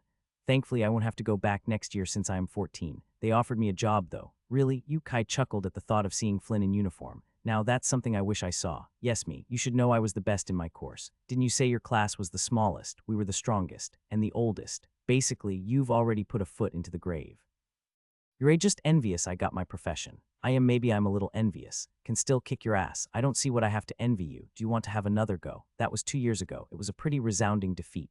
After Flynn came back from the boot camp for the first time, he acted all high and mighty. He believed himself unbeatable with the new skills he gained after reaching Orange. A brief sparring session later, the world was in balance again. Only one of them was left standing. You bring that up every time, because it's one of my fondest memories. I'll forever guard it in my heart. If the little twerp thought he could beat him just because he got a profession and a few years on him, he was dead wrong. Do you accept? I'll bet you 5 silvers on it. Kai could see temptation and caution fighting on his face. I don't have that kind of money. 2 silvers then. You said the Republic rewarded the top kids, didn't you? And I paid you plenty the last few times. That was ages ago. I spent it all on my twin sister's birthday party. Sure, Kai gave him a skeptical look. Flynn wouldn't meet his gaze. Does this become bullying if I pressure him into getting a beating? Damn, I'm such a merciful god. You said you had news about Viola. Flynn jumped at the chance to change the topic. Yep, straight from High Arbor. But maybe I should be the one asking. I didn't know you were on a first-name basis with her. We've only met once years ago. I'm just curious. And she was the person closest to him skill-wise. With an ample number of teases throughout, Kai got the information he wanted and then some. There was little substance. Hordes of people praised Vela like a goddess, but the stories of her accomplishments were all spiced up with ridiculous exaggerations. Looks like she managed to get the love of the masses in the end. Kai squeezed Flynn dry of all he was worth it. The bizarre stories on the enforcers would make for nice ammunition next time Zareth came to pester him. What? Kai asked when they stepped outside the sage tree. Stop looking at me with that beaten puppy look. Aim, dear friend, what can you spare for poor old Flynn for his service? I've paid for lunch. I brought you the gossip of months. That wasn't easy to get. Isn't my presence reward enough, dear friend? Kai smiled warmly. Fine. Kai stared blankly. His brain was having trouble understanding what was going on. What? Am I dreaming? Did someone slip something in my drink while I wasn't watching? I said fine. This time it's on the house, in the name of our friendship. Kai narrowed his eyes. Damn, he's gotten sneaky. Okay, fine, I'll pay you. You don't have to. I said I'll pay you, just not here. Outside, his paranoia kicked back in. He was about to open his bag and reveal his small fortune in the middle of the road. Or show he had a spatial bag that was worth just as much. Where are we going then? Flynn asked. At my house. You finally bought one. It's my family place. They moved here. Oh, why did you tell me? I could have given them a tour of the town. I should really make better acquaintances. Kai shrugged. They moved while I was in town. There was no denying Flynn's talent at gathering information. Hiding the truth would only make him more curious once he learned of it. If I act like I don't care, he won't either. Hopefully, are they rich? Flynn asked as they walked down one of the best neighborhoods, not far from the sage tree. No, it's my uncle paid for it, but I don't think he has much left after buying the house. Kai couldn't bring himself to utter different words. Flynn gave a low whistle when they stopped in front of the building with the blue pastel walls and white door. Your uncle must be the most generous person in the archipelago. Does he accept new nephews? All the spots are taken. Wait here. Kai was about to insert his key in the lock when the door opened. Oh, Kai, you're back. Oleg greeted him in surprise. Her hair, usually tied behind her back, fell down her shoulders. I am in a bit of a hurry. I was about to join Mom at the market. Right then she looked over his shoulders. Who's your friend there? Hi, I am Flynn, Kai's best friend. Oleg looked at him confused. Best friend. Don't trust anything he says. I'll be back in a moment. Kai squeezed past his sister. He left the bag in his room, grabbed 2 silvers and dashed back down. Flynn was laughing loudly at something his sister said. Did I miss something? They couldn't have been talking about me. I was away for less than 20 seconds. No, nothing, Aless said. Well, it better go. Mum is waiting. It was fun meeting you. Flynn stared at his sister with a dumb smile as she walked away, not even turning at the sound of silver. Your sister has a really nice smile. No, Kai snapped his fingers in front of his face. What, don't even think about it in your dreams. Why not? Afraid your sister will fall for my charm. Kai laughed in his face, just that y'all start pestering her too. She said I was funny, she was trying to be nice. Aless says that to everybody. Did she say that to you? Flynn gave him a cheeky smile that begged to be slapped. 1,000 times. Now take your silver and get lost. Kai pushed the 2 coins in his hand. Flynn didn't glance at them, his gaze fixed on where Aled disappeared. If I find out you followed her, the enforcers won't even find your bones. Shouldn't you let her decide? Why should we waste her time? And she isn't rich, so she's not your type. I was being immature earlier. Now I've grown up. That was less than an hour ago. I had a life-changing event. Don't you dare, Kai hissed. If only there was a skill to make glares kill. She'd still be oceans out of your league even if there were 100 of you. Only one way to find out. Flynn threw one of the silver messars to him and disappeared into an alley. Just wait, I'll skin you alive when I catch you. He considered running after him, but he wouldn't be able to catch the sneaky rat unless he used Empower. That would definitely attract some attention. Kai gritted his teeth and slammed the door shut. It's not a big deal. Girls her age don't date younger boys, especially if they are their little brother's friends. And he's Flynn, a clam would have higher chances. Marching to his room, he took out his alchemy station to see what non-lethal poisons he could brew. Dora taught him plenty about itching powders, puking, and laxative potions. He still had to decide whether he'd use it or not, but being prepared never hurt. By the end of his stay in Silspring, the atmosphere in the house had lost most of its awkwardness and tension. Alana's meals were back to normal proportions for her standards, and her laughs didn't last 3 seconds too long. Despite the front he put forth, Kai was still conflicted. It would take some time to get used to Mui's new role in his life. Thankfully, his mother stopped treating him with the same care as a ticking time bomb. Fake it till you make iter till I manage to get rid of Mui, whatever happens first. Are you sure you can't stay another day? Alana asked for the 100th time. It's only been a week. It was dark outside, and Kai was busy packing for the journey. Mom, I told you I can't delay. Elijah puts a lot of importance on punctuality. Alana paced in front of his bed. That man is too strict. You should be able to take some time off. You're still a child. They were clear from the start. It was an all-or-nothing deal. I can't walk back on that after all the help they gave me, Kai said, not for the first time. His mother huffed, annoyed, but didn't refuse his words. Kai stopped putting his alchemy tools inside the expanded bag and grabbed her hand. I'll be back before you know it. You promise? Alana's gaze weighed on him. Yes, Mom, I promise. I'm sure I can convince them to give me some time off. You should spend at least 3 months with us. I'll see what I can do, Kai answered. Elijah was unlikely to grant him that long. We can reach a compromise if I continue my training in Silspring. Alana crossed her arms, a furrow on her brow. I expect to hear news from you soon, or I'll come to the estate myself. I'll send you a letter with the next boat that stops by the estate. Even though he took care of many errands, Vuria still ordered the bulk of the supplies to be delivered by sea. Satisfied, Alana left him free to pack his stuff. I'll go prepare you something for the journey. Life at the estate was hard but simple. He knew how to face those challenges. Dealing with his family was complicated. He couldn't deny there was some relief in the idea of going back. Guilt immediately followed. He needed to do better. I've already missed so much being away from my family. Elijah will understand. With everything ready, Kai went downstairs to help Alana cook and make sure she didn't go overboard. Tonight it was only them. Both his sisters and Mui were out hunting at sea or in the jungle. Kai insisted they shouldn't change their plans for him. They could say their goodbyes in the morning. It's just one day, Mom. I don't need to bring a 3-course meal. Don't be silly. The journey is long, y'all need a lot of energy. Their argument was stopped by the metallic click of their door opening. I'm back, Alez's voice greeted. How did it go? Kai asked. The low tide was a short one. I mostly scouted some promising locations for the next big tide. Ale made her way to the kitchen. Are you leaving in the morning? Spirits, not you too. Yes, Alana answered in his stead. Kai cleared his throat. I'll go for a walk. Better to cut and run. If they allied against him, it would be the end. An hour after dusk, numerous lights and people still filled the streets of Silspring. The cheery bustle of numerous voices resounded from Poshtown. It wasn't the peaceful moonwalk he imagined, but Kai found he enjoyed it all the same. The sounds of life and people having fun carried their own charm. Well-lit pubs, peddlers, and groups of friends strolling the streets. All those people were individuals with their own stories and desires. His stay at the estate had muddied the waters. Coming back made him fully realize this was his world and his life. The distance he felt since he was reborn was entirely gone. He wasn't a spectator watching the world from the outside. He was part of it. Earth felt more dreamlike and foreign than Elide's. Kai roamed among the nightlife of Silspring, silently observing the passers-by. There was no denying he was different from them, but that had little to do with his reincarnation. Any 11-year-old who spent half his life grinding skills would stick out in a crowd. He was about to head back home when someone called his name. Wait, Kai, a figure stumbled in his direction. Flynn stopped in front of him, swaying slightly. Are you drunk? Kai asked. His beauty sleep waited, and dealing with a drunk teenager wasn't in his plans. Nope, I only drank 1 cup, his speech slurred. And the bartender said it was fruit juice. You didn't think it tasted funny, thought it had gone bad. It was a cheap pub, Kai sighed. Why did you drink it then? Flynn shrugged, staring at his feet downcast. I told you my sister wouldn't be interested. As expected, Ale had friend-zoned him to oblivion. After a day, Kai had thought he would be over his crush. Was Ale really that savage with the rejection? I wish I could have been there. Flynn mumbled something under his breath. What, your sister? She said I was cute. His unfocused eyes looked up. But not cute handsome, more like a puppy wagging its tail cute. She said that. Kai suppressed the grin that threatened to show on his lips. Flynn already looked like a beaten dog. Way to go, sis, that's what she meant. Her tone was clear. I'm good at those things, you know. You should have listened to me. Yes, I'm sorry, Kai. When your sister said she was glad you had a friend, I've not been a very good friend. It's fine. I've not been that great either. No, you have. You didn't turn me away even if I nag you. Damn boy, your standards are low. Even after I said I would pursue your sister to annoy you. You did what? Kai stepped forward threateningly, making Flynn stumble back and fall on his butt.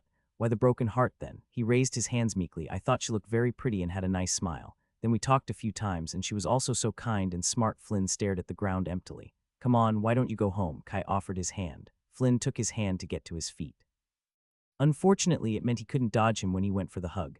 I am sorry, he mumbled again. Spirits grant me strength. It's fine, Kai patted him on the back, having to wait long, painful seconds before he finally let him go. You are my best friend. Spirits, I hope that's a lie. Where's your house? Following Flynn's confused directions, they wandered in circles for a while. When they found the right house, it was about what Kai expected.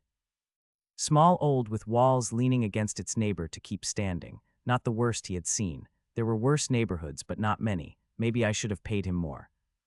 Is this it? Flynn nodded. It's better if you go now. He walked him forward in a mostly straight line. I brought you till here. I might as well meet your family. Flynn halted his steps. I don't think that would be a good idea. Why not? You've met mine. Kai was about to knock on the door, but Flynn stopped his hand. Please, he whispered, suddenly looking worried. I don't want them to see you. Fine, but you owe me one. Stay out of trouble. Flynn slipped inside and closed the door behind him. Kai considered snooping around, but he was too tired to care. He did respect Flynn's wishes tonight. With a wide yawn, he turned back looking for his way home. He had a long journey ahead, and he needed all the sleep he could get. What a weird guy. Something is definitely up. Kai woke up feeling rested. Reaching Orange had reduced his need for sleep. The majority of benefits were granted during the advancement between one color and the next, while enhancement inside a grade only had a minor effect. Skipping his meditation, Kai walked downstairs, backpack on his shoulder. Alana and Mui were already up, and his sisters soon joined him. Ale with a smile, Kia with disheveled hair and a surly expression. She looked at him like a cat after he stepped on its tail. Goodbye, Kai. I really hope you come back soon, Kia said. Can I go back to sleep now? It's dawn. We should at least have breakfast together. Alana stopped her. Kia growled silently and stomped her feet to the table. She sat down without ever stopping her glares at him. Don't look at me. I don't want this any more than you do. Ignoring the grumpy cat, Alana set the table. They had a quiet conversation and a brief goodbye. Kia ran back to her room after stuffing her mouth with enough food to make their mother happy. Mui can accompany you, Alana said after crushing him in a hug. The hunter opened his mouth to say something but closed it again. He took a few seconds to find the right answer. I'll see you off and make sure nothing happens. Yay, Alana waved him goodbye. I'll wait to hear from you soon. I will. The walk through town with the hunter was silent. They both tried to avoid each other's gaze. They were almost at the gates when Mui spoke. Kai, I just want you to know I never. It's fine, uncle. They reached the farmland. Are you sure, if there is anything I can? I said we're fine. The tree line was approaching quickly. After that, he would not see him for a while. Oh damn, Kai stopped in his tracks. He took a deep breath before speaking without a pause. It's weird having you lumbering around the house, and I would have liked to have been warned earlier, but it's fine. You make Mom happy, and I'm glad you're there to take care of them. Without giving Mui the chance to reply, Kai speedily headed towards the green wall of trees like a man stranded in the desert towards an oasis. I can't believe I said that. Unfortunately, he was no match for the hunter, who easily walked beside him. Kai watched straight ahead to avoid seeing whatever look Mui had on his face. Thank you, Kai, that was very kind. Shut up. His ears were already burning. Even without looking, Kai could feel the smile radiating from the hunter's face. Just a little longer and he would step into the varied jungle. I promised to look after them and keep them safe. Kai risked a look back. Mui looked stoic like he meant every word. You better. Catching sight of the path, Kai jumped into the green sea with a burst of empower. There had been enough hugs for the day. In his mana sense, Mui stood at the edge of the forest. There was nothing better than pushing his body to the limit to clear his head. Kai focused on the path ahead. He didn't have a running skill anymore, but his attributes had grown to compensate, and his legs were longer. Despite having gotten far better at pacing himself, reaching the estate before midnight would be a challenge. He would need to use Empower with precision and monitor his mana reserves. Kai took control of the skill. He needed finesse, not power. Empower could strengthen each part of his body separately. He needed to focus mainly on his legs, but it wasn't that simple. The human body wasn't made of separate compartments. It was all interconnected, and running involved most of his body to different degrees. If he only strengthened his legs, his other muscles might get injured. This was especially important since he needed to keep this up for an entire day. Muscles and ligaments he could usually ignore would get strained over time. Kai meticulously controlled the skill. Flooding his entire body with mana was as easy as it was inefficient. All other times, he had needed a potion to push through the last stretch. The difficulty of the task helped pass the time. He didn't have enough brainpower to get bored, and not getting stranded in the jungle was a powerful motivator to keep his focus. Hours flew by. Kai stopped to eat lunch when he saw the tree that signaled the first third of his journey. That had been one of his best ideas. Leaving marks on the bark of the trees helped keep a consistent pace and his sanity. He remembered the horrible feeling of running without knowing where he was. Kai stuffed his mouth with food, downed a bottle of water, and resumed his march without delay. Using an evolution to enhancement of Empower to boost his endurance had been another brilliant idea. It allowed both to reduce the backlash when he overloaded the skill and to push his body for longer. As the light dimmed with the setting sun, Kai took out a crystal covered in a network of runes. Not his prettiest creation, but it did its job. A white glow illuminated his way when he pressed the rune on the top. Lighting runes were easy to replicate. The hard part had been engraving the switch button and the ability to store mana for later use. Noticing the tree marking the last tenth of the journey, Kai slightly increased his pace. Poking his head beyond the last leafy branch, the familiar buildings revealed themselves to him. His smile widened when he noticed he had gained another level in Empower. Home sweet home. You made a good time without potions. Elijah appeared beside him. Thanks. The man nodded, walking down the paved path. Kai hurried after him. My mother asked if it would be possible for me to spend some time in Silspring. Maybe it would have been better to wait before making his request, but Elijah seemed in a good mood, and he had promised Alana. Naturally, I would continue my training there, Kai added. Yes, it would do you good to spend time in a town, Elijah said. Did he agree just like that? Thank you, master. You should rest. We'll have a full day tomorrow. The butler melded back into the shadows and disappeared. Kai was puzzled. They had found an understanding over the years, but Elijah was rarely this nice to him. Maybe he missed me. Now that mana had stopped flowing through his body, Kai had a hard time keeping his eyes open. He barely managed to shower himself before flopping into his bed. I'll figure it out in the morning.